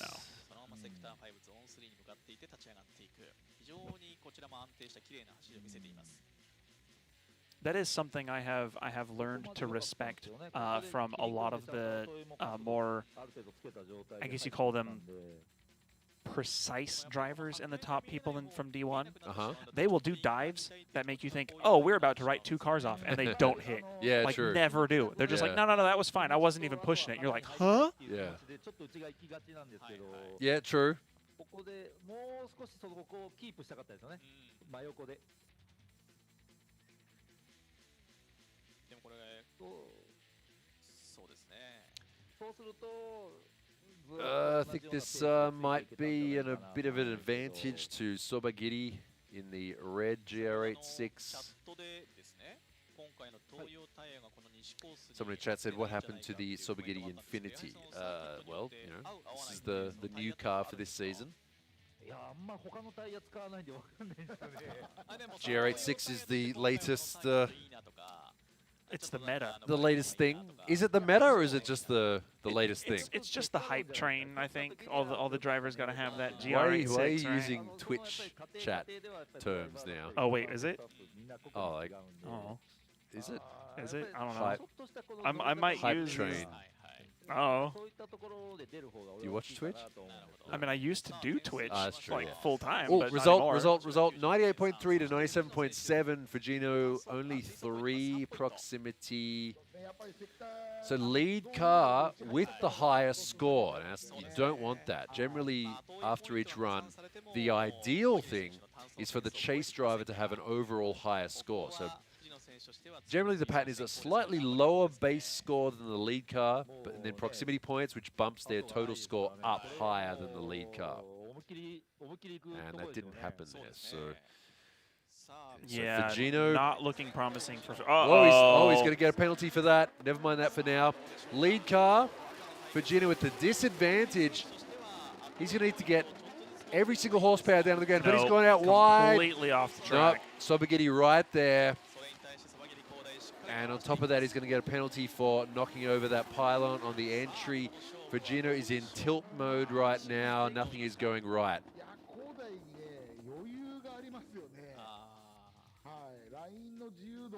Sobagiri was just cruising. It looked, I mean, it looked easy. Yeah, Sobagiri's just like, haha, cool. Wide lines, easy to follow. Sweet. Let's party.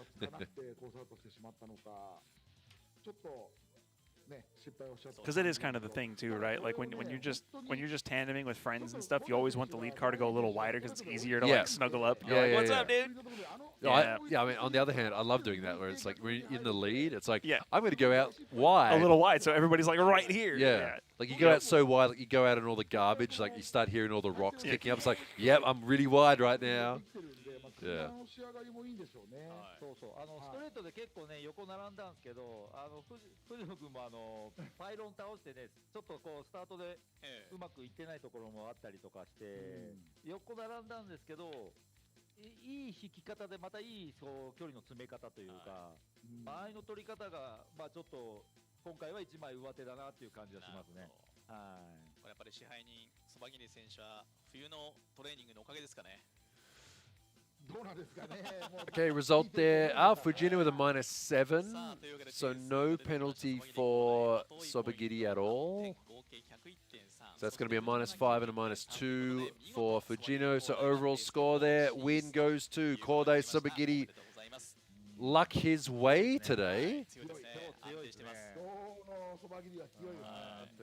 So Sobagiri getting gifted a top 16 battle after Sumika crashed, and this time I'd say just getting a lucky roll against Fujino and the way Fujino drove. Like Sobagiri didn't really do anything other than, and again I'm sort of making it sound easy, but he didn't really do anything so far apart from just be smooth, clean, consistent. Right. He did what he needed to do to win the battle, right? Yeah, yeah. Which is it's kind of like you say, like calling it lucky, I don't think is necessary, right? Because he did do everything he needed to do. Yeah, yeah. But at the same time, I understand where you're coming from because normally, Fujino is that guy that just pinpoints what he needs to do and does exactly that. Yeah, that's true. And it's almost uncharacteristic of him to throw it too deep and be all over the place. It's like, what is going on here? Yeah, well, I guess we'll come back tomorrow. And, yes. And see how he does there. 数の当初に比べたらものすごく精度が上がって、この D1 グランプリのこの採点を非常に面白くしてくれてますよね。そう、エラーが減りましたね。はい。はい、その辺はすごいいいなと思います。Okay, it's the last battle of the best 8. そうですね。さて、ここから両者が動き出します。まずは先行。So 4 more battles to go until we have a winner here. さあ、今スタートしていきます。So this next battle, Mori in the purple and red 180SX versus Vito. Mori leading. Oh, Mori going in nice and deep. Oh, is he going to hold the line this time? He does. Or is he going to leave Vito behind? No, he's not. Oh, Vito. no! Oh, that's going to be a big mistake there from the lead car, Mori. Mori having a little bit too much of that Doherty. Yeah, a bit of that manji down there. Yep. The entry was really good. That first corner looked awesome. Yeah, that was a good all the way up until here. And then it's almost weird. It's like he got on the throttle, but it just still gripped up, even though he was flat out. Yeah. That might just speak to just how much grip these cars have. Looks like he maybe decided to make a new track layout. Do the AE86 line. Oh, just right, the extra manji on the straights because you can't connect them. Yeah. なんかおかしいぞみたいなのは一緒になって SG 作ってますから。 Yeah, you're right about the just what happened there, showing the amount of grip, just how quickly the car sort of self-corrected itself. If you know, well, not self-corrected, but like straightened up and then just went, oh, okay, you want me to do this? Okay, like it didn't like bog down or anything. Yeah, but see, it's weird because you can very clearly see from the smoke, like he was on throttle, and yet he just got a lot of side bite from somewhere. はい、でその後実は次の日飛行機の夜の飛行機だったので、昼間することなくて Nice flick from both of them on the entry. 観光してたら、また街中でばったりで会ったんです。なるほど。はい。ただこのそのばったり会ったことはこの点数には反映しなそうです。Yeah, that I think. Last time we saw a PS13 versus RPS13 battle was Naoki versus Oweyo in 2022. Wait, we haven't seen Oweyo for a while, eh? そうですね。今回私たちもやっぱり見てきて、そうヨーロッパの走らせ方。Mori minus 11. Yeah, that's going to be probably a minus 1 for one wheel off and a minus 10 for that straighten. Wait, but he still has. What? Oh, why is Vito Vito's so got a 75.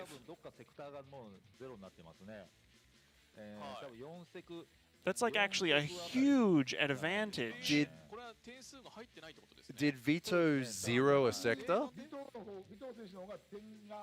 ゼロになっちゃったんだ。ゼロになっちゃったんですね。森選手の方は SG 1個増やしたけど、そんなに引かれてないってことですね。はいはいはい。 So Vito zeroed a sector there. Is that because he was because of the manji? Did he straighten because he was like, how do I follow this? And I then just guess so. What a cheap move.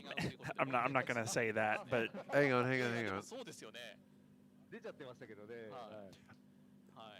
Did we look at his driving properly? No, we were just looking at Mori. I was looking at Mori and the fact that he added an extra manji, just thinking, oh well, he just wrote his day off. But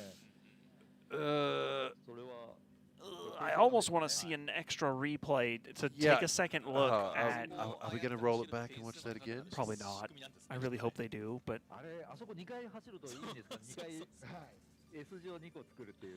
確かに昔ありましたよね。3発プレすると点数が高くなるみたいな。 This is where I kind of wish we had the ability to do a replay ourselves. Yeah, right. Guys. Yeah. ちょうどこうドスがそこセクター切れしてて、振られるのが取られなくて。日比野選手なんかだって振ってましたもんね。なんかそれで J 区間っていうのができたんじゃないですか。Replay. Replay, please. やめようっていうね。 いいですね。歴史が今紐解かれましたね。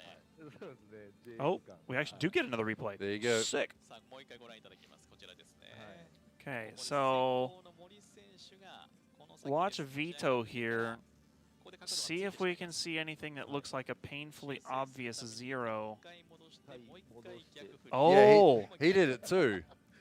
Wait, he did it too, and he got 0'd for it. But Mori didn't get 0'd for it?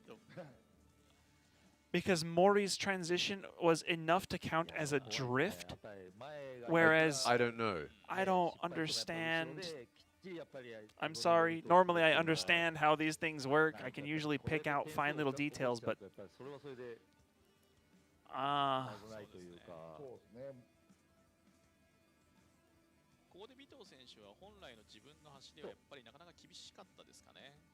I would say Vito should have a massive advantage here because even though he had the weird little extra manji thing, Vito was like, sure, I guess we'll do that then. Follow the lead car.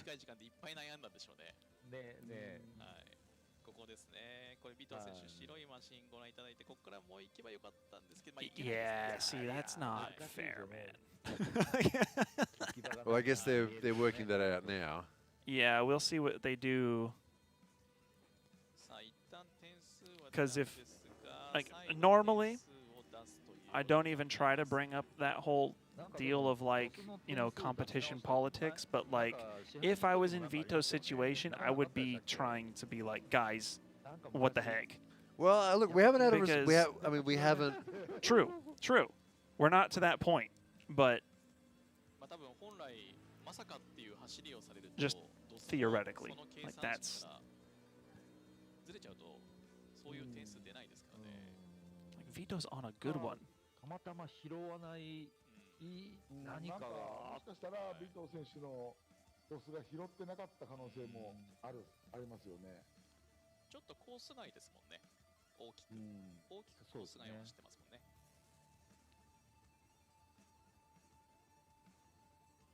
さあ今ですね、これベスト8の最後の組ですね。森高弘対尾藤弘樹。今最初の1本です。最初の1本目なんですけれども、現在点数を待っているという状況です。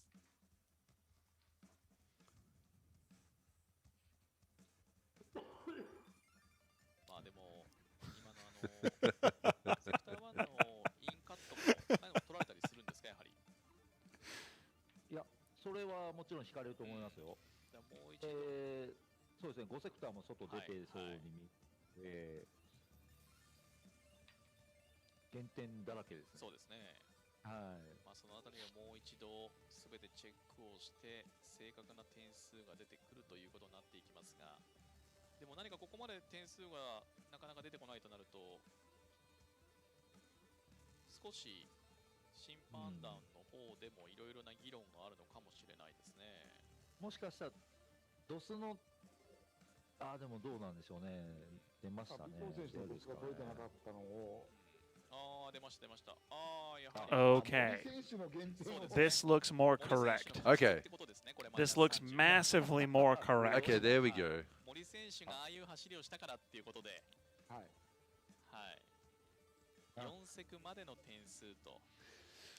See Faith in humanity restored. See the downside of DOS is if weird shit happens, it doesn't work. Right. As I mean, it works, but not in the right way. Right. It sometimes trips over itself. Yeah, like if everything goes right, it works really well because it's measuring everything so precisely. Precisely, right. But when stuff goes wrong like that, it's like it's just measuring what it's told to measure. Right. It's kind of like we were talking about earlier. It's like DOS is really good. Yeah. It has occasional flaws. Yeah. But generally, yeah. When DOS freaks out, yeah. the human judges are usually really good about making sure that they look, kind of come back, make it right. It's former D1 Grand Prix driver, former D1 Grand Prix driver, former D1 Grand Prix driver. Like, that's what they say, like, right. We need former, pros to be judges. Yeah. Like, yeah. Here you go. Yeah, because see, as soon as the computer stops working, yeah. the humans are like, yo, the computer didn't work. Yeah. And they generally agree with each other about that sort of stuff. So right. Yeah. Right. Guts pose. Yeah, guts pose. That's guts pose. What's that from? Like that's just gut, like Oh, gut, that just. guts. Oh, like, oh, I see. You're like konjo. Like, Right. Yeah. All right, second battle now. This time, all right, we're all happy now. Vito in the lead, Mori in the chase. Mori going kind of shallow there. He's going for those proximity points. His car's been painted up by Naoki Nakamura. It looks like Naoki's car. He's trying to go for those Naoki-style proximity points. Not quite. Not quite. There. Yeah. It looks like Mori's had his aggression has been sort of cut off. You know, right. like compared to how he was driving before.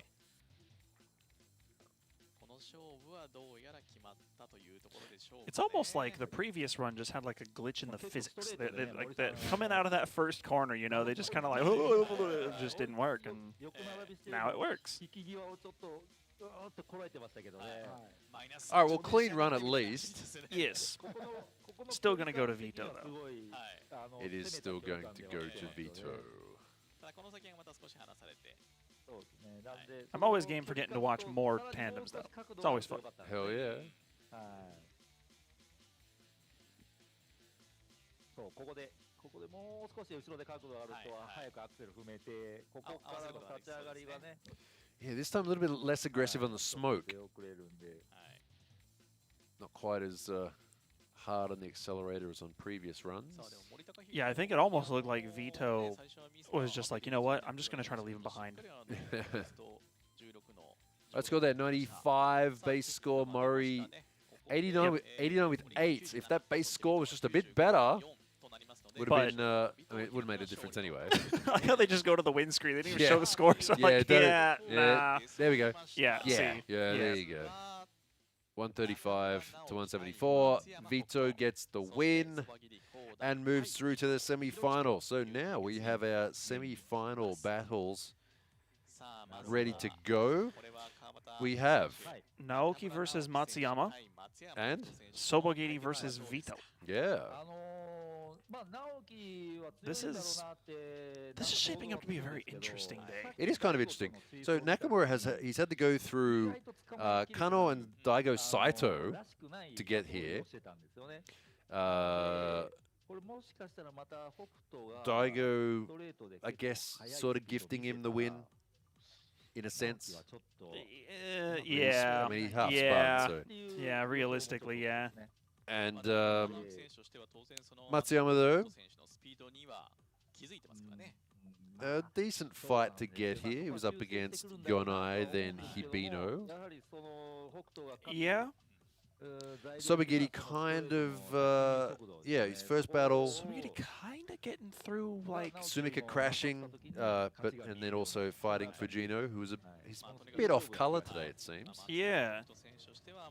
Like, I don't want to say that Sobogiri's had an easy ride into where he's at now. Easy, yeah, like, in inverted commas, easy. What it is he's had an easy ride considering the names he's been up against. Yeah, I see what you're saying. Because like Kubokawa and Fujino both can throw down when they try. Yeah. When they get it right. But it just hasn't worked out for them. You know what's the worst when you're in that situation and you get to like the semi-final and you're like, oh wow, I've just been gifted every one so far. Like, you're like, come on, one more like, time, yeah, please. just, hey, roll the dice one more time. Give me one more. I'll take it this time. All right, here we go. Naoki Nakamura in the lead versus Matsuyama in the chase. Matsuyama's in the Corolla. Naoki with that. He's broken wing. Yeah, broken wing. Active arrow. Wow, that Corolla is all over. Right on his door, right on his door. Matsuyama going to dive in again. Wow. Proximity. Oh, no. Am I going to have to buy a Corolla? Naoki coming into this round third. Wow. Ooh. Do you think that also comes down to the fact that in the Corolla, it's like really easy to tell where the front of the car is? Oh, because it's got a short overhang. Yeah, it's got like there's no long bonnet to worry about. You're just like, if I'm not on the dude's mirror, I'm not in the door yet. That's a really good point. That's actually a good point. That's a good point. I wonder.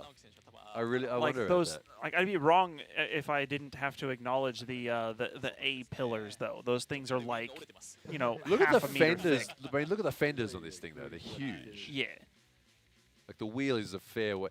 It's still a fair. I mean, look at the no. Yeah, I guess it is. Yeah, but look, look at the driver's position. Compare the two cars. Look at the driver's position. Look at the front of the car. Yeah, it's been moved back a lot. It's not that different. Yeah. I'm just trying to make. I know what you're saying. No, I know. No, but I know. I feel what you're saying exactly. Yeah, I get that. Interesting to see what chase car Matsuyama gets for the DOS proximity points. 15. 15. No, can't be 15. But good job right there, chase car Matsuyama. Really good job. Like this is the thing with those Corollas. It's like you watch them and it's like they wait until they're, you know, 1 or 2 centimeters from the car in front of them before they touch the brakes. Yeah. And they do, and they just stop. Yeah. For whatever reason, they just okay. There's the limit. Yeah. Yeah, it really does seem to pull up well.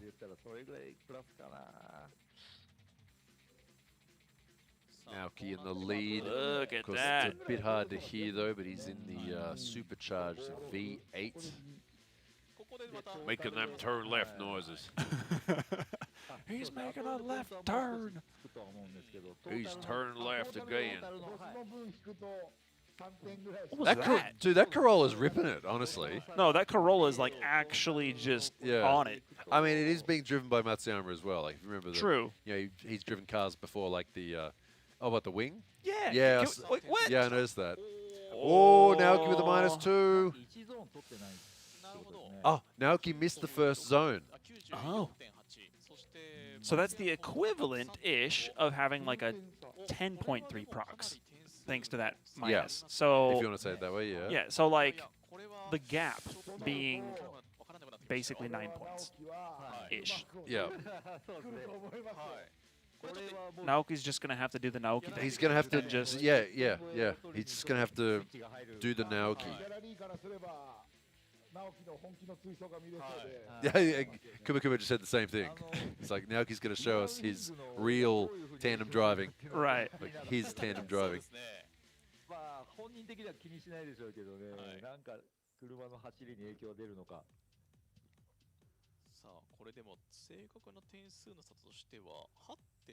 Top qualifier was Naoki.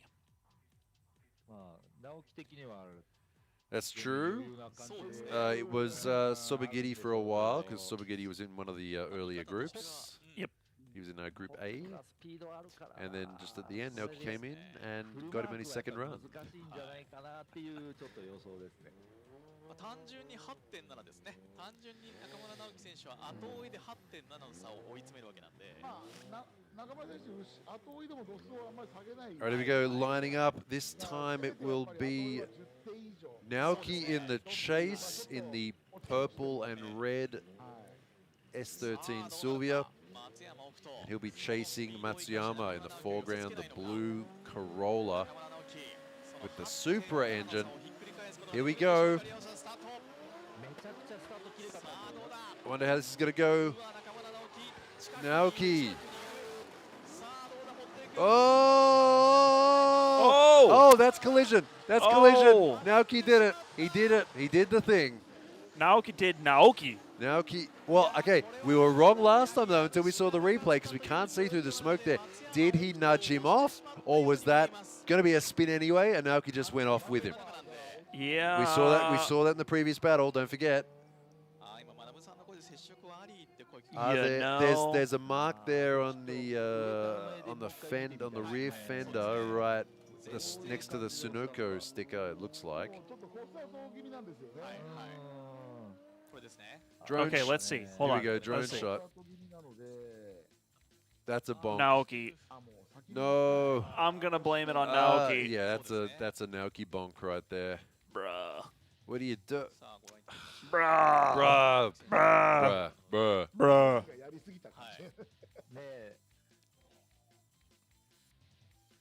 He just plowed into him. He wasn't even on the e-brake or anything. He was just like, get out of the way. he just hip checked him. He's like, move. Oh my god. Look at that, just bonk.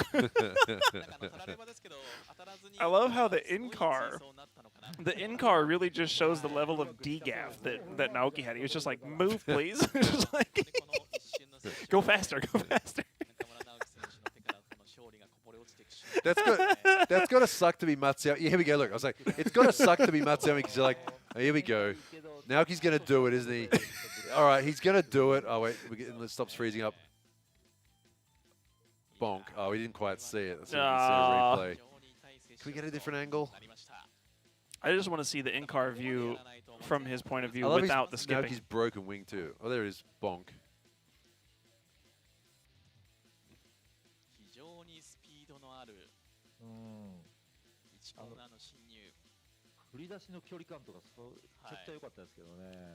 All right, let's roll it back for a second. Yeah. We've already had this happen today. Was Matsuyama going off anyway? You know, I honestly don't think so. No. I don't think so. According to this, no. Minus. Good. What is it about Naoki and getting the maximum proximity points and at the same time the maximum penalty points? I swear to God. He's a min-maxer. He's a min-maxer. He totally is. All right, well, there you go. There's the winner. Naoki Nakamura does himself there, minus 30. Well done, mate. Good job. Matsuyama gets the win and moves through to the final. Honestly, that was... Well, I mean, deserved. Deserved, though. Matsuyama's been driving really well all day. Like, part of me... Yeah, right. No, right. Like, he's the opposite of Sobagiri right now. He's made a good effort in every battle so far. Yeah, Matsuyama has been putting in work today. Absolutely. Yeah. And the thing is you kind of want to see Naoki do well because of the whole implication that it has on the championship and all that nonsense. But at the same time, God, that was comedy, dude. That was comedy. Like, you couldn't script that. Like, yeah, you're just gonna go push the dude off track and get maximum penalty for it, just for the memes. Yeah. Like, just because you got to live up to the bully name, right? Like, yeah. Why? For real. Like, what? Absolutely. Well, Matsuyama back to the pits. A big bit of an inspection of that car, I think, is in order to make sure he is good for the final. Make sure there's no, like, cracked arms or anything hiding under there. Nothing bent or anything like that. Car's still good. Oh, wouldn't that be the worst way to end the day? Is like get bonked and then in the finals have a damaged part fail. Right. Like, oh, what a letdown, right? Because second place would sting. Yeah. So, yeah, it's happened many times. So our next battle, Sobagiri versus Vito. Sobagiri on screen right now. VR38 powered GR86. Why didn't they sell these from factory? Why? What? Why didn't they sell them like that from factory? Twin turbo, V6, 3.8 liter in the GR86. Perfect. It obviously fits. Yep. Perfect. Yeah. You know why? Oh, here we go.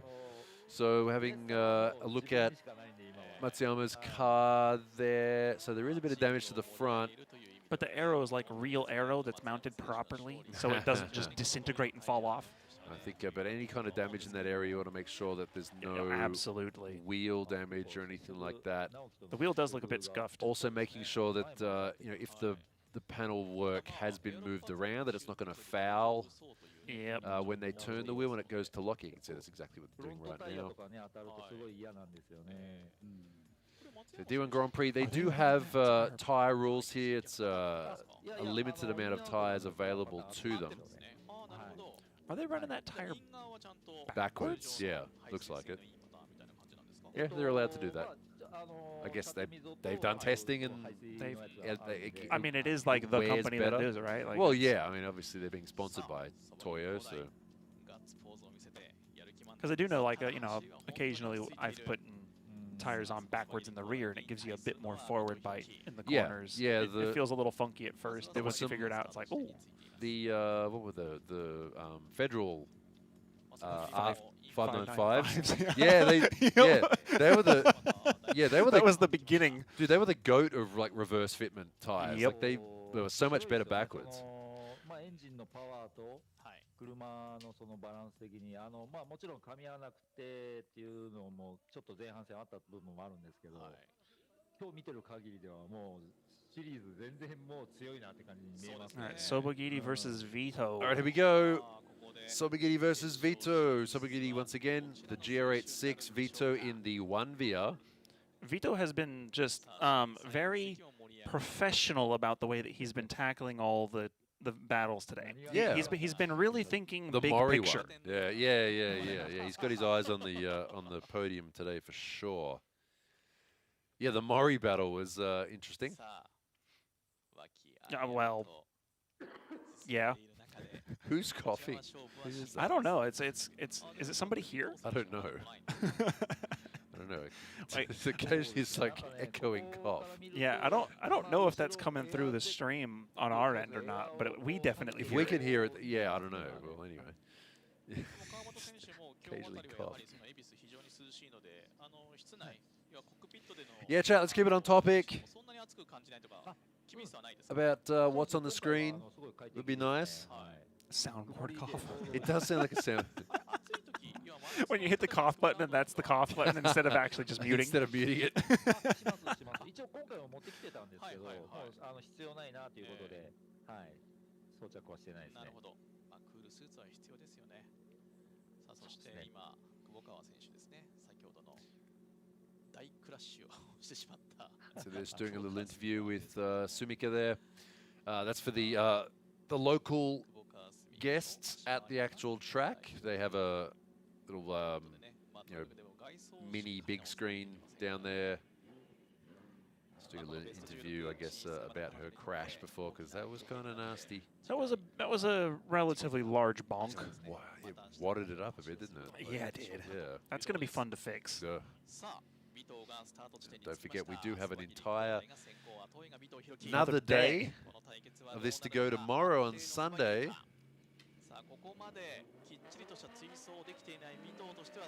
right, here we go. Next battle. This is the semi-final. Second battle. Sobagiti, the GR86 in the lead. Vito in the chase. Let's see what Vito can do this time. He's been doing really well so far today. Oh, he's going to fall back a bit. Sobagiti always very fast, though. I don't think he'll be able to catch back up. Yeah. Big angle from the lead car. Vito comes charging in, though, but lacking that proximity. Just that gap there, a bit too much. That's a whole second half of the course there with no proximity.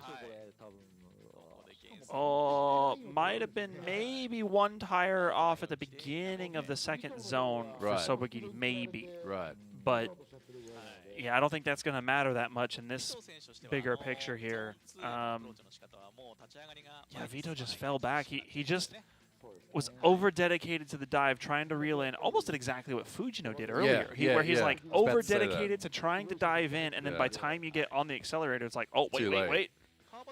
And you're on the wrong arc of the drift. Right.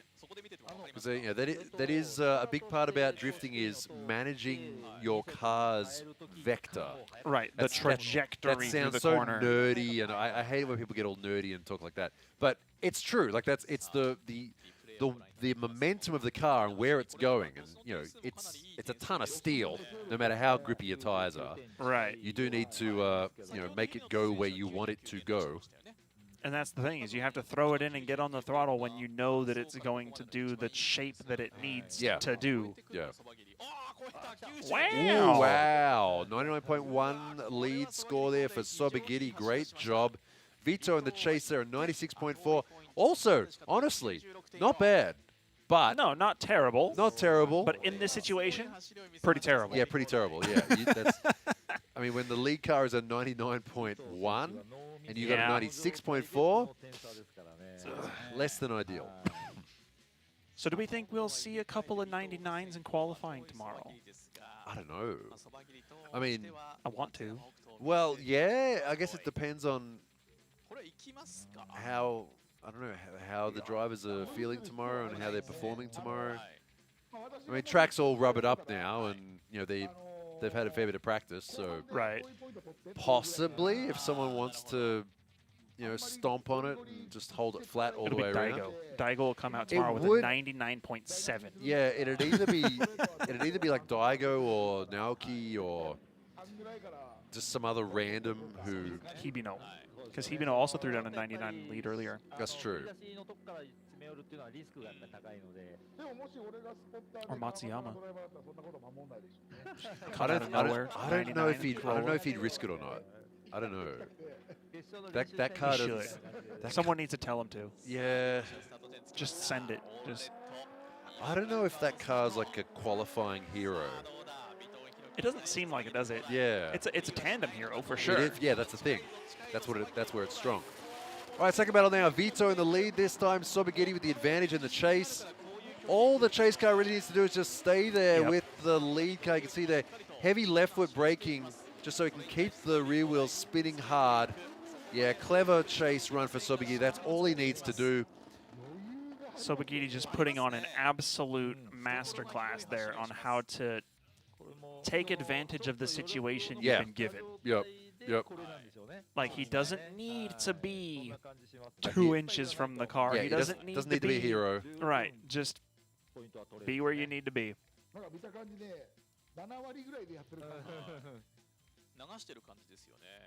Yep. Still a nice throw in from both of them. I do love the use of left foot brake. It makes sense in that situation. Yes, it honestly. does. Yeah. That is the situation peak. Yeah. When you know there's a transition about to come up and you just need to slow your car down, just let it bind up a little bit so that the lead car can transition, and then. Like, he was quite shallow. It wasn't really. Yeah, it was clever to use in that situation. Yep. Yeah, well played there from Sobagiti. Absolutely.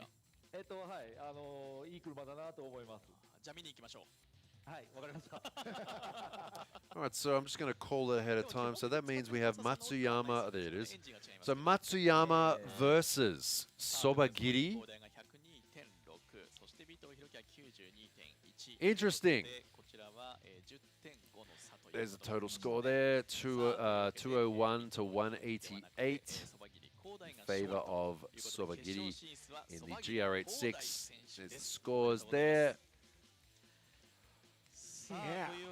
Vito with a -4 on his lead. I'm going to assume that's 2 zone penalties. 支配人この後の決勝ですね、松山北斗選手対曽我光大選手、この対決をどう見ますか？いや、松山選手も最初ね、なかなかこう苦労してたんですけど、どんどん勝ち上がるにつれていい走りも出てきて、でやっぱりストレートの速さがやっぱりその後追い選手を惑わすっていうところもあるので、逆にその辺が松山選手の加速の良さに。曽我選手、ただ曽我選手もね、今回ストレートめちゃくちゃ速いので、自由度、なんだろうな、自由度から言ったら今回やっぱ曽我選手の方がちょっと分があるのかなっていう感じはします。なるほど。さあ、そして川端選手いかがですか？そうですね、その高大の方がなんかこう簡単にやってるよう Arcar, what do you think? What's your call? Let's have a look at the battle so far. So Matsuyama's come up through Yonai, Hibino, and Naoki. Ooh. Yeah. That's a. Can you stop him at this point? Yeah. I mean, he's got more kill points so far, I'd say, than. And what? But then again, it's what Kubokawa, Fujino, and Vito. And that's the thing, is those first 2 battles seemed like they just kind of went in his favor. Yeah. And is it arguable that the same thing happened with Vito? I think he just put on a better run, honestly. It wasn't like Vito suddenly started making a bunch of mistakes necessarily. It's hard to say. But he did kind of seem like he fell off a little bit because Vito was smashing. But all right, yeah, we'll find out. We'll find out soon, I guess. All right, everyone. So there's going to be a very short break now before the final battle. Don't go anywhere. Leave the stream running. And we'll be back in a few minutes. Just a few minutes, probably. Yep, just a few minutes for the final battle. See you soon. See y'all soon. 1.7？ なんと東方銀行オートローンは金利 1.7% から 1.7！ スマホじゃ。青は挑み続ける心、青はまだ見ぬ何かへの渇望、青は内なる情熱。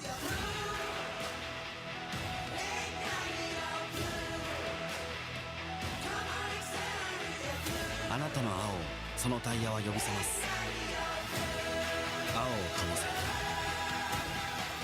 灯せ。 Toyota Tires。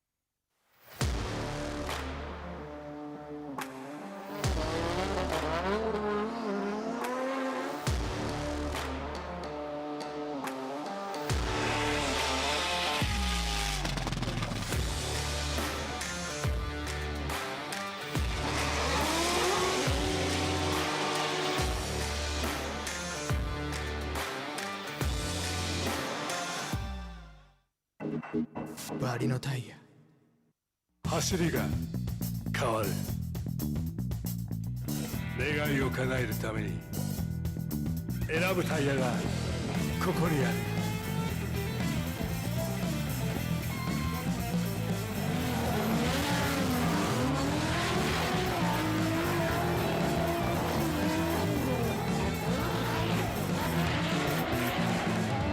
芝タイヤ。あらゆるものづくり現場で必要なボルト締結作業。プロの現場から一般家庭まで、業界場面を問わずボルト締結に携わる全ての人たちを支えていく。ボルティングソリューションカンパニー利根株式会社。ブランドの誕生は1941年。日本を代表する大河利根川の名を冠して利根と名付けました。モータースポーツのサポートやレース協賛といったブランド PR 活動も積極的に行い、さらなる利根ファンの獲得につながっています。利根はあらゆるボルト締結関連製品を一社で提供できる世界でも数少ない総合工具メーカーです。利根はこれからも進化し続けます。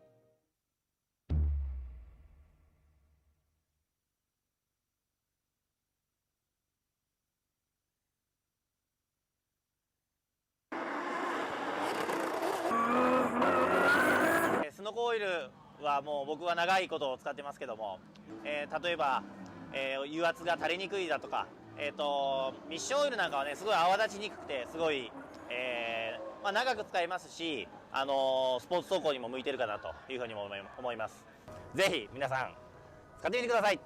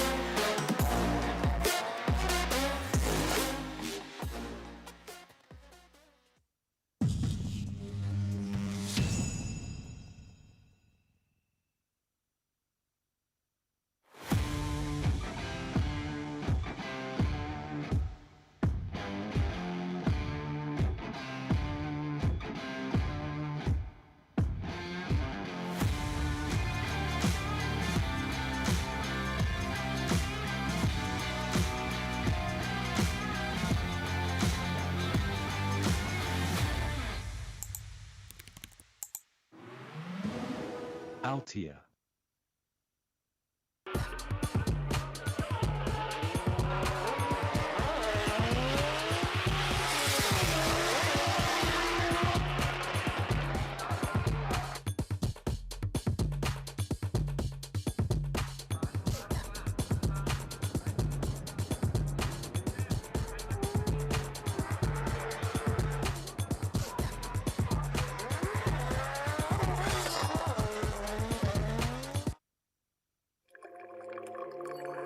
先人が積み上げた伝統の味わい、時代に合わせた革新の味わい、次の100年に伝統と革新の300年奥の松」。in a world of extreme.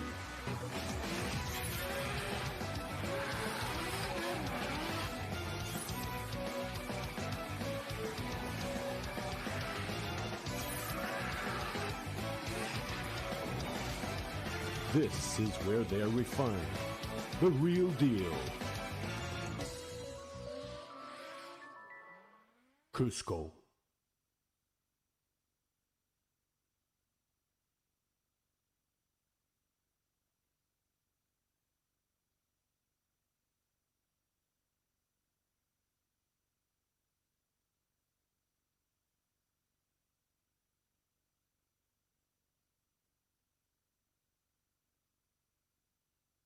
お、この人イケメン。相性は 1.7。 1.7? 1.7。なんと東方銀行オートローンは金利 1.7% から 1.7? スマホじゃ。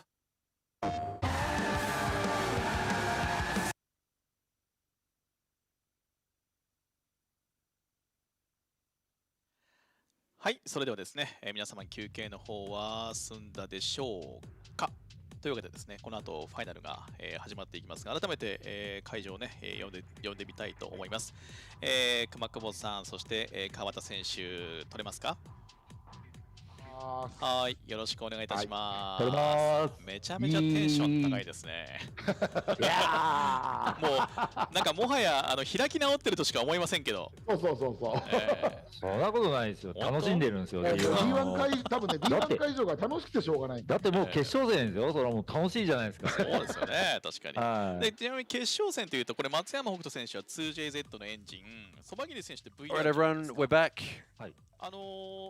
川端選手は両方ともエンジン乗ったことがあると思うんですけど、このエンジン特性の違いとかって何か Hello, chat. やっぱり大きな違いはトルクですよね。VR の方がトルクはすごいあるエンジンですよね。で、回転はそこそこ使える。Candyman! 2J はどっちかというとフラットなところから伸びるようなイメージですね。That's an old reference right there. まあ要はそのトルクっていうのはその回転数のところですか？ Alright, everyone, we are about to start. Ooh, as the bad weather starts to roll over the Bandai Mountain Range in the background there. It does look like it's going to leave us alone just long enough, though. Yeah. What was it? 20% chance of rain earlier today?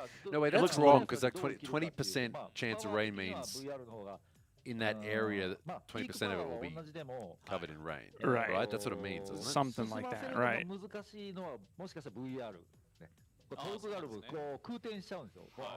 So we should be good long enough until the final battle. Thanks for sticking around during the break there. And of course, we do need to give the drivers a chance to get their cars ready. That's one of the problems with when you get to the semi-final. Obviously, you run the second semi-final, then the person who wins that has to go straight into the battle. And you need to give them a little bit of time to get ready. So we should be able to send them out soon. Matsuyama in the GR Corolla and Sobagiri in the GR86. Ooh, both GRs. Are they the latest thing? The newest cars, and they're also in the final. You know, and that's the thing too, is like I'm pretty brand unbiased. Like I love me my rotary engines, but I also love me my Sylvia chassis. But the thing is I think currently Toyota's like the only company making like kind of cool, kind of sporty like cars that you could actually want to use as a drift car. Are they not? Like other than more expensive stuff. It's so depressing. Like we have like the GR86 is like, because there's like the ND Miata, but that's not really right. Like you wouldn't want to turn that into a competition car unless you're like really putting crazy effort into it. Yeah. Like the GR86 is like the last candle, you know. It's like it's holding the torch at this point. Is, man. I don't know. Oh. Which sucks because I don't want to do an engine swap on one. I would love to buy one, but I don't want to have to swap the engine. True. Actually, I don't know if I ever told you about that. I actually thought about buying a GR86 and then turning it into my D1 car. And I talked to some engineers at HKS, and they were like, "Oh yeah, you're gonna swap it though, right, like 2J?" And I was like, "Well, the reason I'm talking to you is because I want to find out, like, can we just like turbocharge? Like, what if we did full build?" And they're like, we've tried everything. We've done dry sump, we've done forged everything, and it always just dies. Right. And I was like, oh, like that was depression for me. I was like, I don't want to have to swap it, man. Drifting's a bit different, isn't it? It's just a different thing to regular like racing or Right. rally. It's just a different thing. Right, and that's what they said. Is they said like, for example, like doing the time attack at Scuba, they had some problems until they did dry sump because like the oil that last corner at high speed. But when it comes to drifting, as soon as you hit a sweeper, that engine just doesn't like it. And I was like, oh. All right, chat's pointing out that Mustangs exist. Mustangs and Challengers.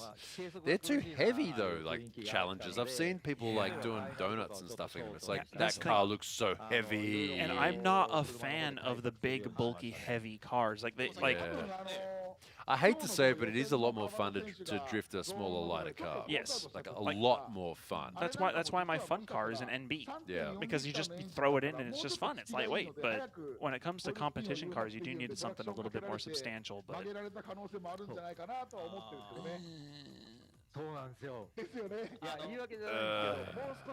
GR86 with an engine swap, I guess, is kind of honestly the solution. But but then you're paying like all the money for a new car, and then you're just going home and you're tearing the engine out. It just feels such a That's why you're not paying for it. That's why someone else is paying for it. That's what you got to do. Well, yeah, but then you have to deal with motorsport. Yeah. The problem with doing that is then you deal with having to listen to the person who paid for it. Well, that's yeah. Well, that's the thing, isn't it? It's kind of a good problem to have, to be honest. BMWs. I mean, E92. I only have bad experiences with BMWs personally, so you know, like, I understand they can be great. Can I tell you something shocking? I've never driven a BMW in my life. Really? Not even on the street. Like never. I've never been. No, I've been in one. Okay. I've ridden passenger in one. I'm just like on the street in someone's car, but I've never driven one myself. Ever. Yeah. So they drive okay, but again, they feel heavy. Right. They're one of those cars that when you drive them, they feel heavy. The E30 is fun though. Right. Yeah, well, that's like because it's like old. Yeah. But again, also not something you would really be using as a competition car unless you're like maybe in Europe, could potentially still use it. Yeah, that's true. That's true. まあただどちらが本当にですねこの決勝に戦ってそしてまあ優勝するかね全くわかりませんからね。And something. I'm not missing out on much. He says, yeah, well, because I could just go and drive a JZX. Yeah, well, and the thing is too is like a lot of people that I know that say like BMWs don't feel too heavy are people that generally only have driven heavier cars. Sure. They'll be like, oh yeah, I got this like sweet little sporty like 3 Series, and it's like, yeah, but that's not that small still. Like go drive a Corolla or a Cappuccino or something, and then come back and tell me that's still a small car. Man, like that. A while back, I bought a Pro Box, like a Toyota Pro Box. Yeah. And that's like it's like 900 kilos, 1.5 liter manual. Right. Like it's literally like a car that you would have driven back in the 80s. Right. But it's like more modern because it's meant to be like a poor, like a cheap company car, right? Right. It's so good to drive around in town. Yep. It weighs nothing. The engine is all right. And it's just easier. It feels fast because doesn't weigh a ton. Yeah, it stops when you want it to stop and whatnot. It does. The brakes work. The everything works. It's really good to drive around in town. So I don't know. Yeah, I mean, lightness is easy horsepower. So anyway, look, let's just enjoy this final here. Yeah, let's watch these Toyotas do Toyota things. This is the hot two JZs. Yeah, no, it's oh, no, wrong. It's VR38. Yes. VR38 versus 2JZ. Corolla versus 86. Here we go. First battle, Matsuyama in the lead. Oh, great line. Sobagiri stays. Whoa! Matsuyama running a little bit too wide there. Sobagiri getting on the brakes to slow his car down, stay with him. Oh, gets back up next to him. Oh, lead car Matsuyama. Mistake there. Kind of all over. Yeah, it was good though. Watch this from the top down drone shot. Great angle. Good here. angle. Huge good angle. line. Yeah. But where's the mistake right there? He didn't dial on the angle early enough. Yeah. What was that? Yeah, lead car 3 off. He's going to get a penalty for that. Sobagiti doing a great job of reading the situation. Let's see it from... Sobagiti definitely doing a great job of analyzing what's going on and being like, yep. Here we go, Sobagiti's view in the chase. So right about here. Handbrake. Just keeps it floating at angle. Not going to have an issue like we had before with Vito, like straightening and right. zeroing there. Definitely no questionable straightens or anything like that. Yeah, here. no, that was for sure. That was great. Yeah, can't question that run. VR. Yeah, so chase car is the VR38. That's the 3.8 litre, although it is bigger in the case of this car. V6 out of an R35 GTR. And lead car Corolla, of course, the 2JZ Supra engine. Yeah, just like you said, a bit too late bringing the rear of the car around. Yeah, it's like he was so focused on getting through the second zone that he wasn't looking at the track further down and just washed out. All right, here we go once again. Sobagiti's chase view. 10! Ooh, nice. So that -2 there for dropping the wheel off, or 2 wheels. Yeah, so course out again. So course out penalty, -2. Wow, Hokuto Matsuyama has a lot of work ahead of him. Oh, that guy on the left of the screen there standing up. He messaged me like yesterday, like 2 days ago. Oh yeah? Yeah. Or like last week, I think he said, like sort of asking about the event. Yeah, I said, make sure you get a ticket before you go, just in case they don't sell them at the gates. Oh, nice. Yeah, that's him. Spotted. Yeah, there you go. 10 points in chase, not bad. さあ今度は先行がそば切り広大後追い松山北斗松山北斗この差をどう返していくか Now, is that continual revving, or is that just an idle failing at this point? Oh, man, it's probably just the it's probably just the ECU doing it. Ready to go, second battle now. This time, Sobagiti in the lead with a huge advantage. Last chance for Matsuyama to go in hard here. Needs to drive forward, He's going to get run away from. Oh, just barely keeping up. It doesn't look like it's going to be enough. He's going to wash out here. Sobagiti showing dominance in the speed. Here we go, top-down view. Oh, but a huge wobble on initiation that I didn't notice initially. Sobagiti like almost straightened out. And wheels off too. He's going to get penalty there as well. Yeah, that actually is not nearly as clean as I had seen on initial. Yeah, top-down shows all sins. All right, so this time view from Matsuyama's chase.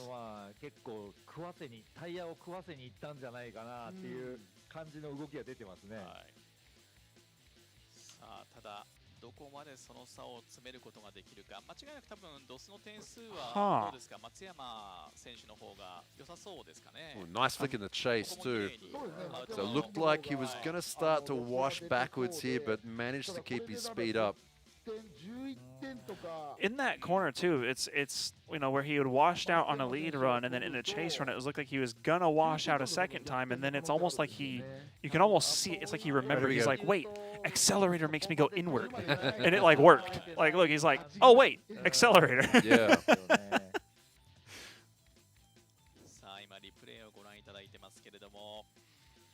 Yeah.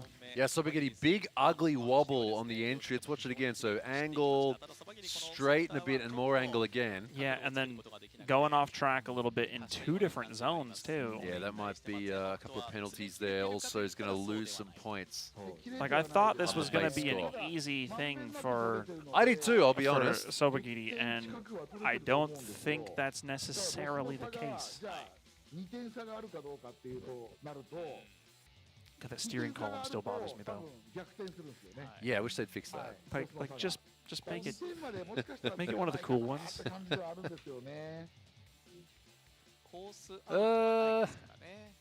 I mean, Sobagiri still has that 10-point proximity. He has a huge lead. True. I don't know if it's enough. He's sort of got enough points in the bank to make up for. Oh, it looks like he only went off in one spot too, yeah. so it might just be a -2 for that, and then kind of a losing points base score reduction for the wobble.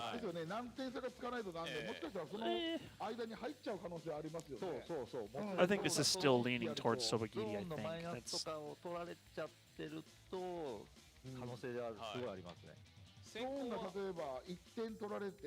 Oh, I love that. I love that dedicated, just throw it in, yeah. High angle, on throttle, lift the wheel, just run through the corner.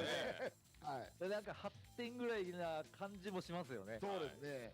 多分高台が多分先行で95点台か96ぐらいで、北斗が後ろで97点ぐらいは取れてそうな気がするので、2点差じゃないですか。って考えるともしかしたら意外に点差が1点とかでサドンデスの可能性も。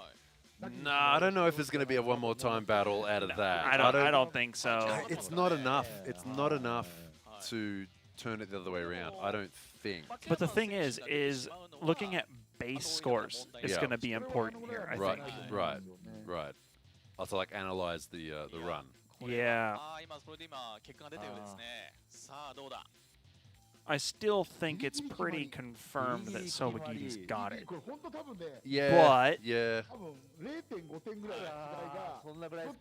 I mean, it could be close, but it's.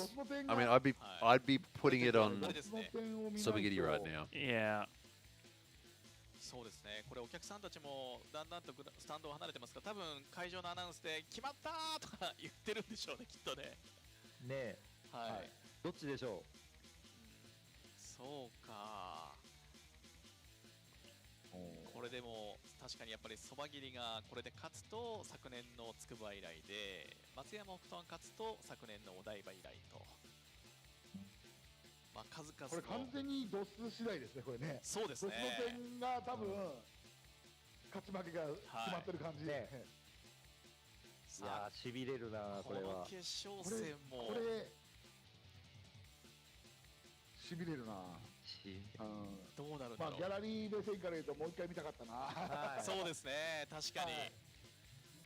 All right, so we have this round this weekend here at Ebisu Circuit.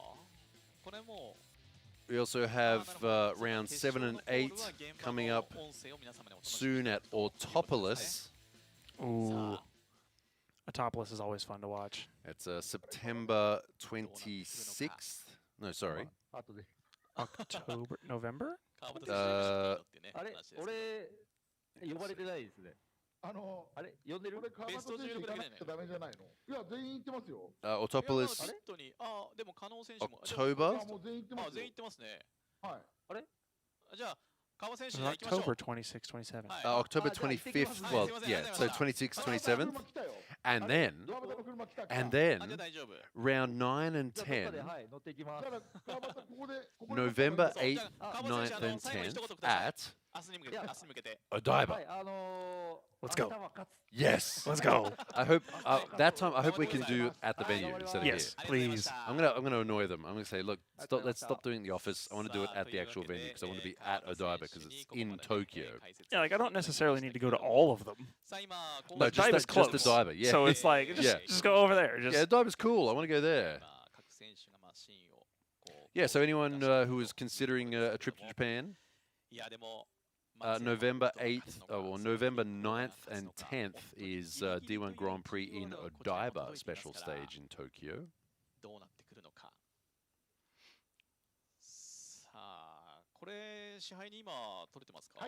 There's no space really. I've spent so many days of my life on that car park, like doing various things, like not even just D1, like D1, other events, Itasha meeting, Moon Eyes, and I used to, like a while back, I used to have a job at this company that did like car events, and they did like, we had events there like for like tires, or like the Daihatsu Copen when it came out, like the new Copen when it came out, right. And people would drive them around and stuff like that. And one time, it wasn't there, but it was at another place over near, where was it? It was over more towards like Kachidoki, where they shipped in a bunch of fake snow, and there was, it was this tire company, I won't say which one, but they had these like all-weather tires and like snow tires, and you could drive the car over the snow. Yeah, it was crazy, man. It was hey, you did what you have to do to make money. I mean, yeah, it sounds like you spend a lot of money to make money. Don't we all, honestly? But yeah, diving, man, I've spent a lot of my life there, it feels like, in that car park.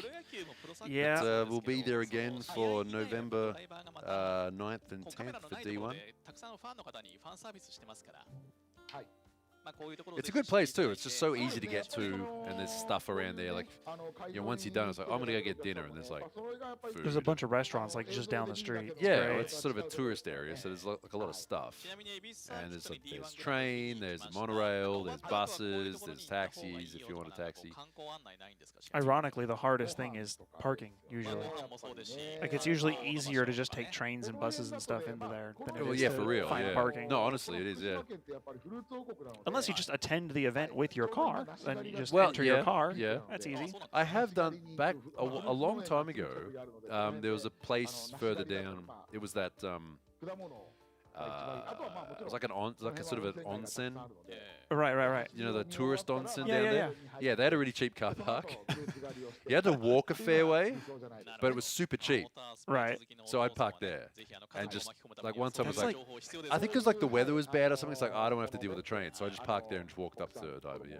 Isn't it like... No, I remember now. It was like one monorail stop away. So I parked there and just took the monorail one stop to the venue. Okay, we have a winner. Yes.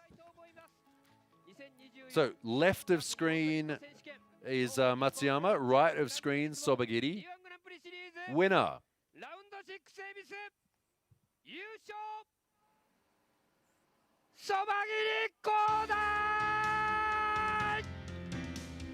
So winner of round 5 in the GR86, Kodai Sobagiri. So great final battle there between him and Matsuyama in the Corolla. Matsuyama doing everything he could to try and win that battle. Obviously not quite enough. We might be able to see the score in a second. Yeah, I do hope they show the score, because I don't think it was necessarily as close as some people seem to think it was. But right. So just a reminder, everyone, if you want to watch the next round of D1 Grand Prix, it will be on this channel. It's the video option channel. If you subscribe to this, just because it's the way YouTube works. Here you go. Here you go. Whoa! Wow! What? Yeah. Wait, 1.2. 1.2. Oh, that's close. Yeah, I knew it would be close. That's fairly close, yeah. Yeah, that is very close. Matsuyama, good job. Yeah. Good job, Matsuyama. Yeah, I mean, he Sobagiri gets gifted again.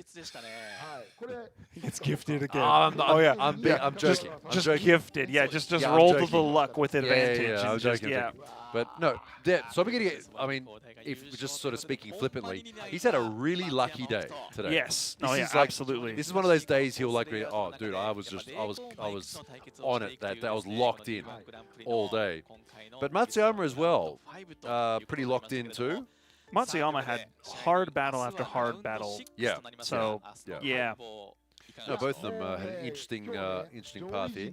So just before you go, chat, just a reminder, if you do subscribe to this channel, it will remind you when live streams are on, just in case you forget. But if you want to put it in your calendar, it's October 26th and 27th is the Autopolis round, if you want to watch the live stream of D1 Grand Prix then. And also November 9th and 10th is the Odaiba round. And of course, even before that, tomorrow, same channel, same time as today, different stream though. They're going to start up a different stream tomorrow. We'll be starting at 10 a.m. Japan time. I don't know what time that is where you are, because as you guys said before, you're watching from all around the world, and I can't really translate that many. But whatever, what is it now? It's like, yeah, it's too hard to say it. Just, I mean, look up 10 a.m. Tokyo time, and that's when it will be, like, for you. Yeah. So we'll be back then.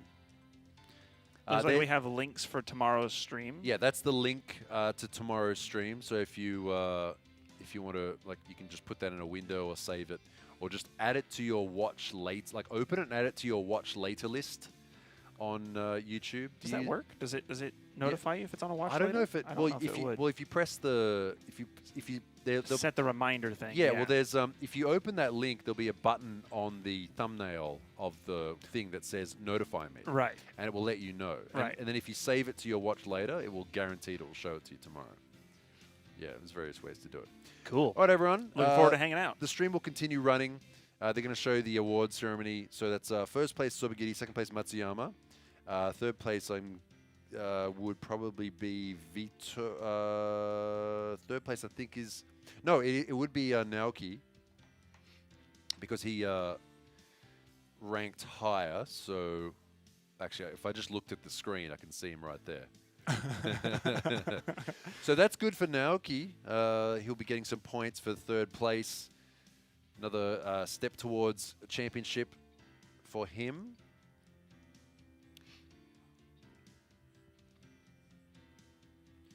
Yeah, Naoki had a high qualifier, so that's why he gets... What happened to Sayaka?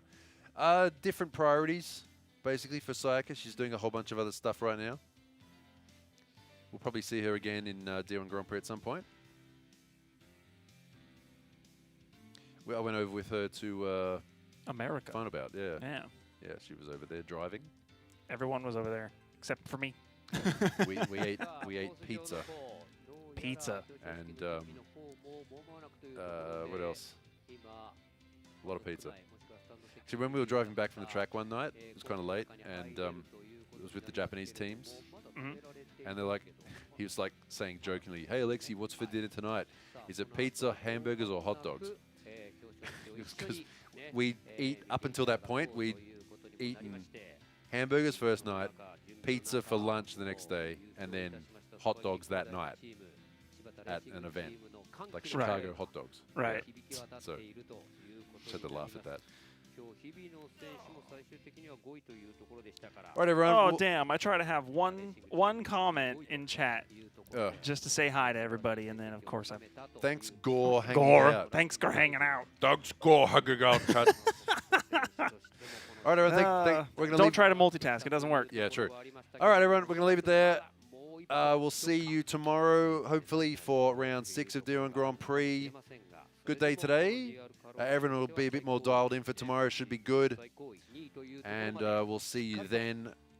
Once again, link is in chat. If you scroll up a bit, Navarim, one of our mods, has, well, our mod, basically, has posted it there. You can hit remind me on that to let you know if you have alerts on, or if you just open up YouTube, it'll pop up there at the top of your For Me page. Right, everyone. See you later. Successful day of drifting. Alexi from NORIYARO and Kyle. That's me. I'm just SLI guy Kyle. There you go. I need to work on my outro. I don't know how to introduce myself, but yeah, that's me. I'm that guy that does slidey car stuff. Yay. Yay. All right, everyone. We'll talk to you again tomorrow, hopefully. That's all. Oh, there you go. Hit that. Yeah, hit the heart. Yeah, there you go. Yay. Hit the little hearts. Oh, that's cute. Hit that heart. And we'll be back tomorrow. Yeah, pray for no rain. Well, I don't know. I don't know. Well, look, it's the second day. I don't care. Like, people can crash. It's the second day. It would make it funny. It would make it interesting. Yeah, it would make it funny, which might be fun to watch. Tomorrow is round 6.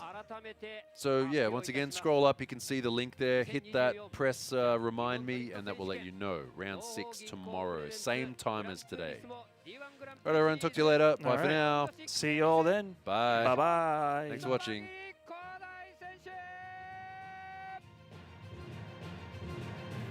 おめでとうございます。まずは大会審判員の小口さんより出ますか、トロフィーが贈られることになります。まだ用意はされていませんでしょうか。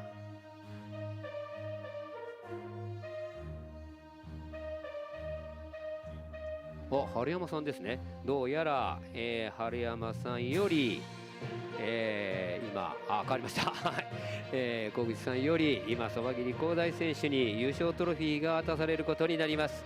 さあ続きまして大会審判員高橋さんより100万円の賞金ボード、久々2度目沢桐光大100万円賞金ボード、今高橋邦明さんより渡されることになります。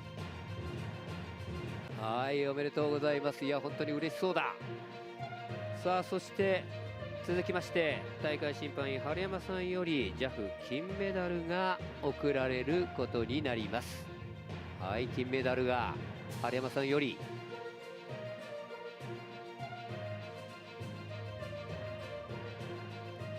今渡されたということになりました。おめでとうございます。さあそのまま続きまして優勝チームの発表ということになります。もちろん優勝チームは柴田レーシングチームということになりまして、この優勝チームに対しましては大会審判員高橋さんよりトロフィーの方が渡されることになります。さあ代表柴田代表が今高橋様より優勝チームトロフィーここが渡されることになりました。そして利根株式会社より副賞が贈られます。利根は魅力ある工具作りに取り組む工具メーカーです。ぜひ利根工具を使っていただきたいということで、今回は利根株式会社常務取締役平尾元弘様より引き出し5段タイプでミニサイズのミニローラーキャビネットが贈られます。大きすぎない画期的サイズが魅力のミニローラーキャビネット。ミニとかでかいのとかね、本当に好きな会社でございますね、利根さんね。いろいろちっちゃいのから大きいのまで、本当に副賞としていただいておりますが、今優勝チームに利根様より副賞が渡されるということになりました。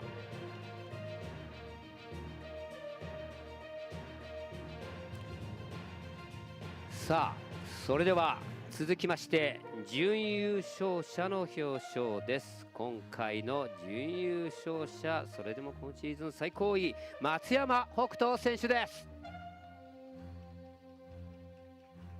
松山北斗選手には賞金30万円が審判員高橋さんより贈呈されます。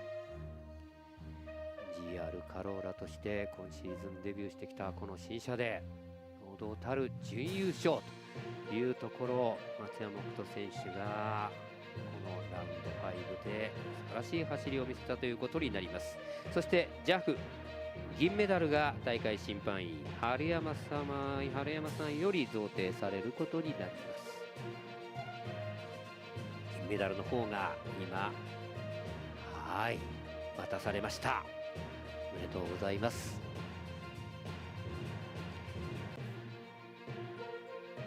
さあ続きまして3位の表彰です。今回の第3位中村直樹選手です。第3位の中村直樹選手には JAF 銅メダルが大会審判員春山さんより贈呈されることになります。ちょっと3位というところでは不服な感じというところでしょうか。中村直樹選手、もちろんまだ明日がありますんでね、この先どうなっていくか分かりませんが、それでもしっかりと第3位という位置につけました。この辺りは素晴晴らしいものがあったということになると思います。さあそして単走優勝いきましょうか。単走優勝表彰です。単走優勝はもちろんこの方、中村直樹選手です。おめでとうございます。単走優勝をしました中村直樹選手にはJAF金メダルが大会審判員高橋様より贈られることになります。そして副賞でございます。副賞といたしまして、利根株式会社常務取締役平尾元弘様よりガレージ、オフィス、ワークショップ、倉庫、オフィスキッチンなど幅広い用途で使用できる軽量のプラスチックツールワゴンが贈られます。軽さが魅力のプラスチックツールワゴン、副賞として今中村直樹選手に渡されることになりました。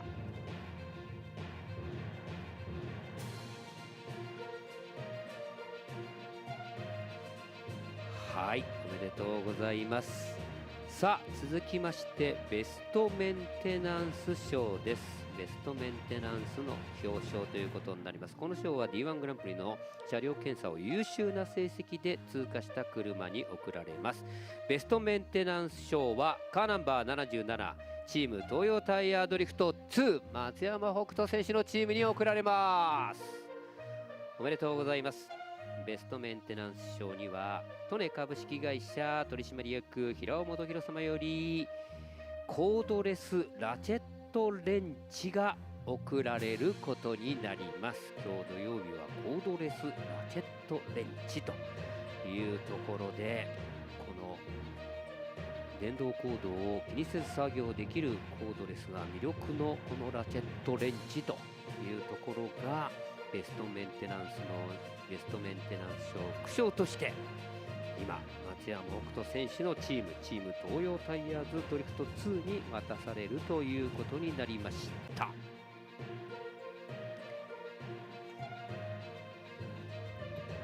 さあということでインタビュー参りましょうか。優勝インタビューです。マイク用意できてますね。さあそれでは見事に今回ラウンド5本人としましても2勝目やっと上げることができましたそば切り広大選手、おめでとうございます。ありがとうございます。やりましたね。はい、もう去年の筑波初優勝から、今に至るまで、まあ1年ぐらいだったと思うんですけど、この1年間、筑波で去年優勝してから、このまま絶好調でいけるんじゃないかっていう気持ちでいたんですけど、散々な、そうですね、今に至るまで、すごい正直辛かったです。もうで本当に追走で強い選手になりたいということで、もう長年乗ってきたインフィニティから GR86 に乗り換えて追走でっていう意気込んでたんですけど、前線の筑波でも、得意だったコースっていう印象だったんですが、うまく乗りこなすことができず、追走もすらできず、予選も落ちてしまって、僕としてもいけると思ってたんですけど、ずっと悲しかったです。そうですね、でそのチームのみんなもずっと気丈に楽しくやってくれてたんですけど、やっぱり結果が出てない、僕が出てなくて、やっぱちょっとこう日頃もプレッシャーを感じているところもあったし、すごい毎日が、ドリフト上手くなるためにどうしたらいいんだろうってずっと考えながらも、辛い日々が正直続いてました。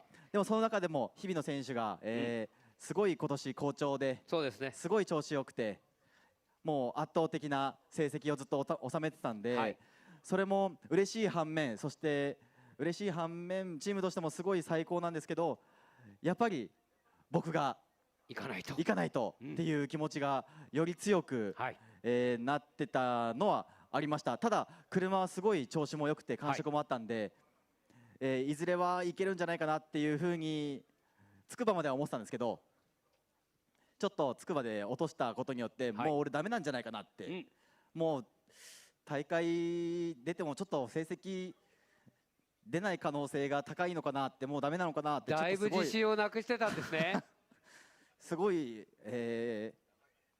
本当に辛くて。でもそばぎりさん、はい、それをチームが実は今回のマシン大幅にいろいろなところが変わっていて、もう筑波の時とは全く違う実はその86になっていて、その成果、もうチームのみんなによって作られたそのマシン、最後に成果出すことができたんじゃないですか。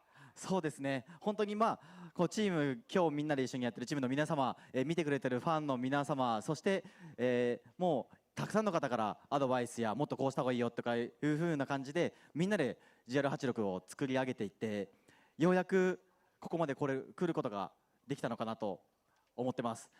はい、こっからですね、いよいよまだこれが折り返しです。この先もう明日、そしてさらには得意のオートポリス、それが待ち受けていますんで、このままいい状態で GR86 を乗りこなした状態でいけるんじゃないでしょうか。はい、もう去年は、1回優勝してから次から散々だったんですけど、ここからは、どんどん上昇して、会社で守ってくれてるチームの皆様も、そして全ての皆様にイケイケだね、最高だねっていう風に全体的に士気が上がるようないい走りをし続けたいと思います。そうですね。よろしくお願いします。はい、ぜひですね、芝タイヤのエースとしてこの先明日も含めてまた頑張っていただきたいと思います。本当におめでとうございます。そばぎりこうだい選手でした。ありがとうございます。さあ、それではシャンパンファイト参りましょうか。用意の方はできておりますでしょうか。スパークリングセレモニーということになると思います。さあ、このスパークリングセレモニーはいつものように奥の松酒造大吟醸の大吟醸米スパークリングが奥の松酒造株式会社第一営業部佐藤明様より贈呈されることになります。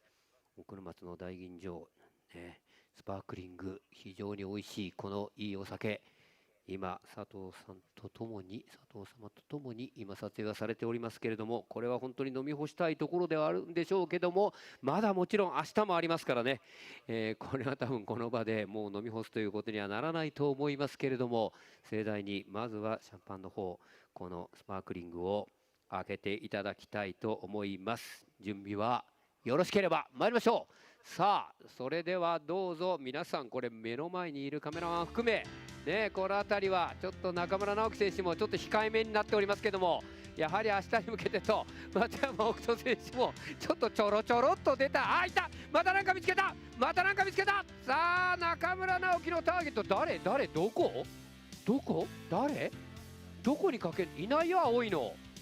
青い点滴いない。どこ行った。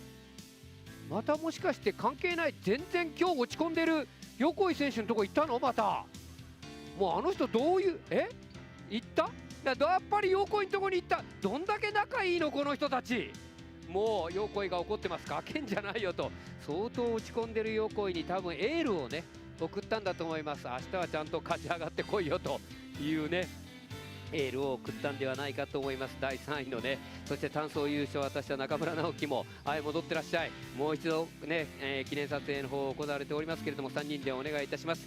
ということで第1位にそばぎりこうだい選手、準優勝第2位松山北斗選手、第3位が中村直樹選手という結果でありました。さあ、ちょっと上本さんにまとめてもらう前にですね、まず今回の第4位は尾藤弘樹選手、また自己最高位タイ、そして5位に日比野選手、これでまた5位日比野選手入りましたからね、これ実はチームポイント争いもだいぶこれで柴田レーシングチームがですねいいところに来ているということになります。6位が藤野秀幸選手、7位斉藤大吾選手、8位が森高弘選手という結果になり、さあシリーズランキングでございますが、ランキングトップは変わりません。斉藤大吾選手106ポイント、そして第2位中村直樹選手95ポイント、第3位日比野哲也選手90ポイント、そしてちょっと差が離れていますが第4位横井正史選手57ポイント、明日はなんとかしてくれるでしょう。第6位に田野裕樹選手53ポイント、そして第6位まで上がりましたそばぎり光大選手、ランキングも6位まで上げてきたということになります。そして7位まで上げてきた松山北斗選手50ポイント、6位7位が50ポイントで並んでいて、まだまだこっから折り返しです。明日日曜日が本当にどういうことになってくるかで、だいぶシリーズランキング争いも本当にわからなくなってくるというところだと思います。さあというところで上本さん、お疲れ様でございました。はい、お疲れ様でした。今回のラウンド5総評をお願いいたします。まずね、シリーズ戦もね、中盤ということで、そうです。やっと半分ですよ。はい。でこのね、恵比寿がすごく重要なラウンドだと思うんですね。はい。で今回、今日は雨、降られずに済みましたけども、そうですね、ドライで行きました。シリーズ争いというかね、真剣にやっていかなきゃいけないベテラン勢が結構ことごとく予選で落ちちゃったっていうのがあって、そう、今日はちょっとありましたね。これは明日はさらに荒れるような感じがいたします。はい、完全にあとシリーズを考えたら、やっぱり明日は落とせなくなりますので。いや、そうですね。まだ結局斉藤大吾、中村直樹、日比野哲也、横井正史という上位はね、ベテランがまだ残ってはいますけど、ちょっと差があって、本当難しい、このレイアウト難しいんで。ちょっとしたことで予選落ちることもありますから。じゃあ今日やっぱりこのそば切選手、松山選手っていうのはまた明日も良さそうだなって感じが。やっぱり走ってますから。そうですよね。いいと思いますけど、明日は本当に今日ダメだった選手の巻き返しがね、期待できると思うんで、さらに楽しくなると思います。よりすごい追走が明日見れるんではないかというところも期待したいと思います。ぜひ明日も楽しみにしていただきたいと思いますが、今日だけという方はこの後はオートポリスにね、D1 グランプリこの恵比寿の後は移っていくということになりますけれども、まだ明日が終わらないとちょっとその先どういうことになるかわからないということでね、オートポリスの話はまだしなくてもいいとは思いますけれども、明日本当にラウンド6が終わったところでどういう結果になっているか。今まだまだベテラン現在、しかし今日のベスト16、本当に今までにない対戦ばっかりだったというところで、明日もそういうことになってくるのかどうか、ぜひまた明日も見届けていただきたいと思います。ということで本当にね、最後までもう曇天ではありましたけれども、曇りの中ではありますがドライで素晴らしい走りを最後まで見ることができました。そして見届けていただいた皆さん、本当にどうもありがとうございます。明日来る方をまたお越しください。そしてライブ配信の方も最後まで見ていただいた方、本当にどうもありがとうございます。明日の日曜日の第6戦ライブ配信の方もどうかよろしくお願いいたします。ということでこれをもちまして今回の D1 グランプリシリーズラウンド5恵比寿終了とさせていただきます。皆さんどうもありがとうございました。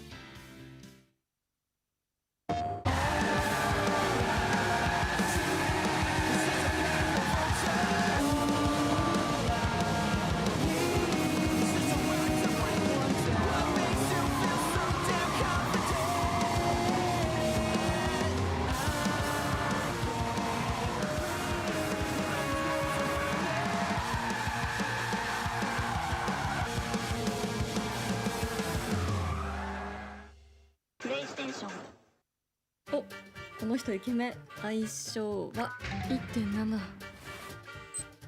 1.7？ 1.7。なんと東方銀行オートローンは金利 1.7% から 1.7！ スマホじゃ。青は挑み続ける心、青はまだ見ぬ何かへの渇望、青は内なる情熱、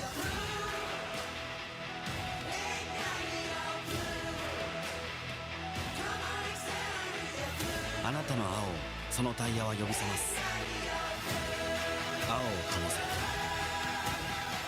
Toyo Tires。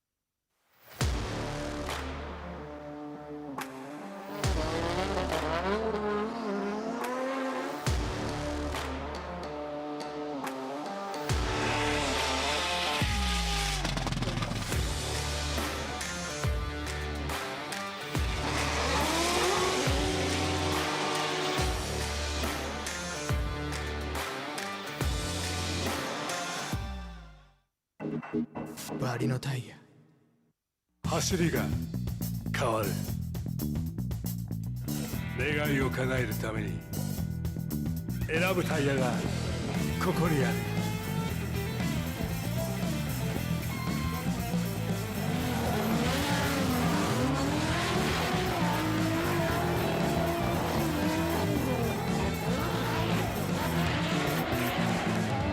芝タイヤ。あらゆるものづくり現場で必要なボルト締結作業。プロの現場から一般家庭まで業界場面を問わずボルト締結に携わる全ての人たちを支えていくボルティングソリューションカンパニー利根株式会社。ブランドの誕生は1941年、日本を代表する大河利根川の名を冠して利根と名付けました。モータースポーツのサポートやレース協賛といったブランド PR 活動も積極的に行い、さらなる利根ファンの獲得につながっています。利根はあらゆるボルト締結関連製品を一社で提供できる世界でも数少ない総合工具メーカーです。利根はこれからも進化し続けます。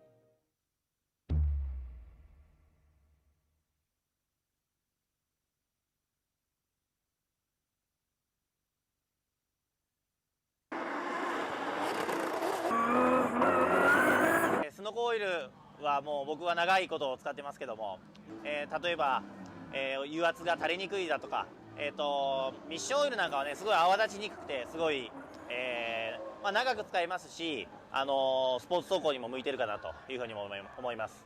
ぜひ皆さん使ってみてください。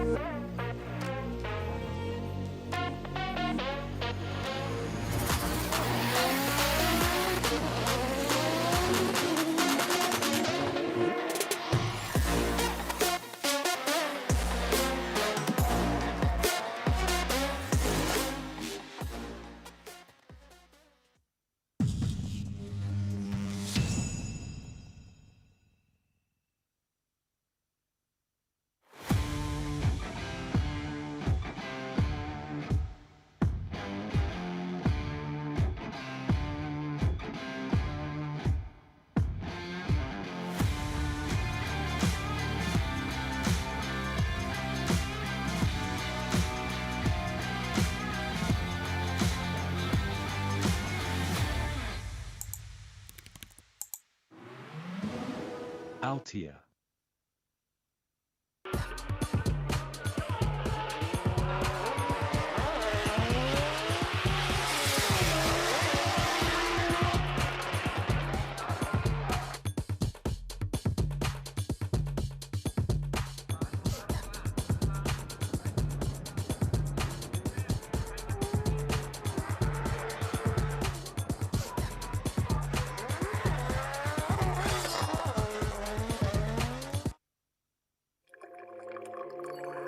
先人が積み上げた伝統の味わい」「時代に合わせた革新の味わい」「次の100年に伝統と革新の300年奥の松」。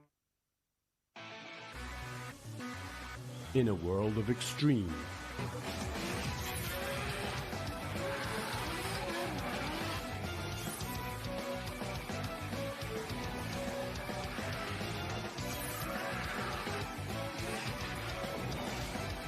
this is where they are refined, the real deal. Cusco. お、この人イケメン。相性は 1.7。 1.7？ 1.7。なんと東方銀行オートローンは金利 1.7% から スマホじゃ。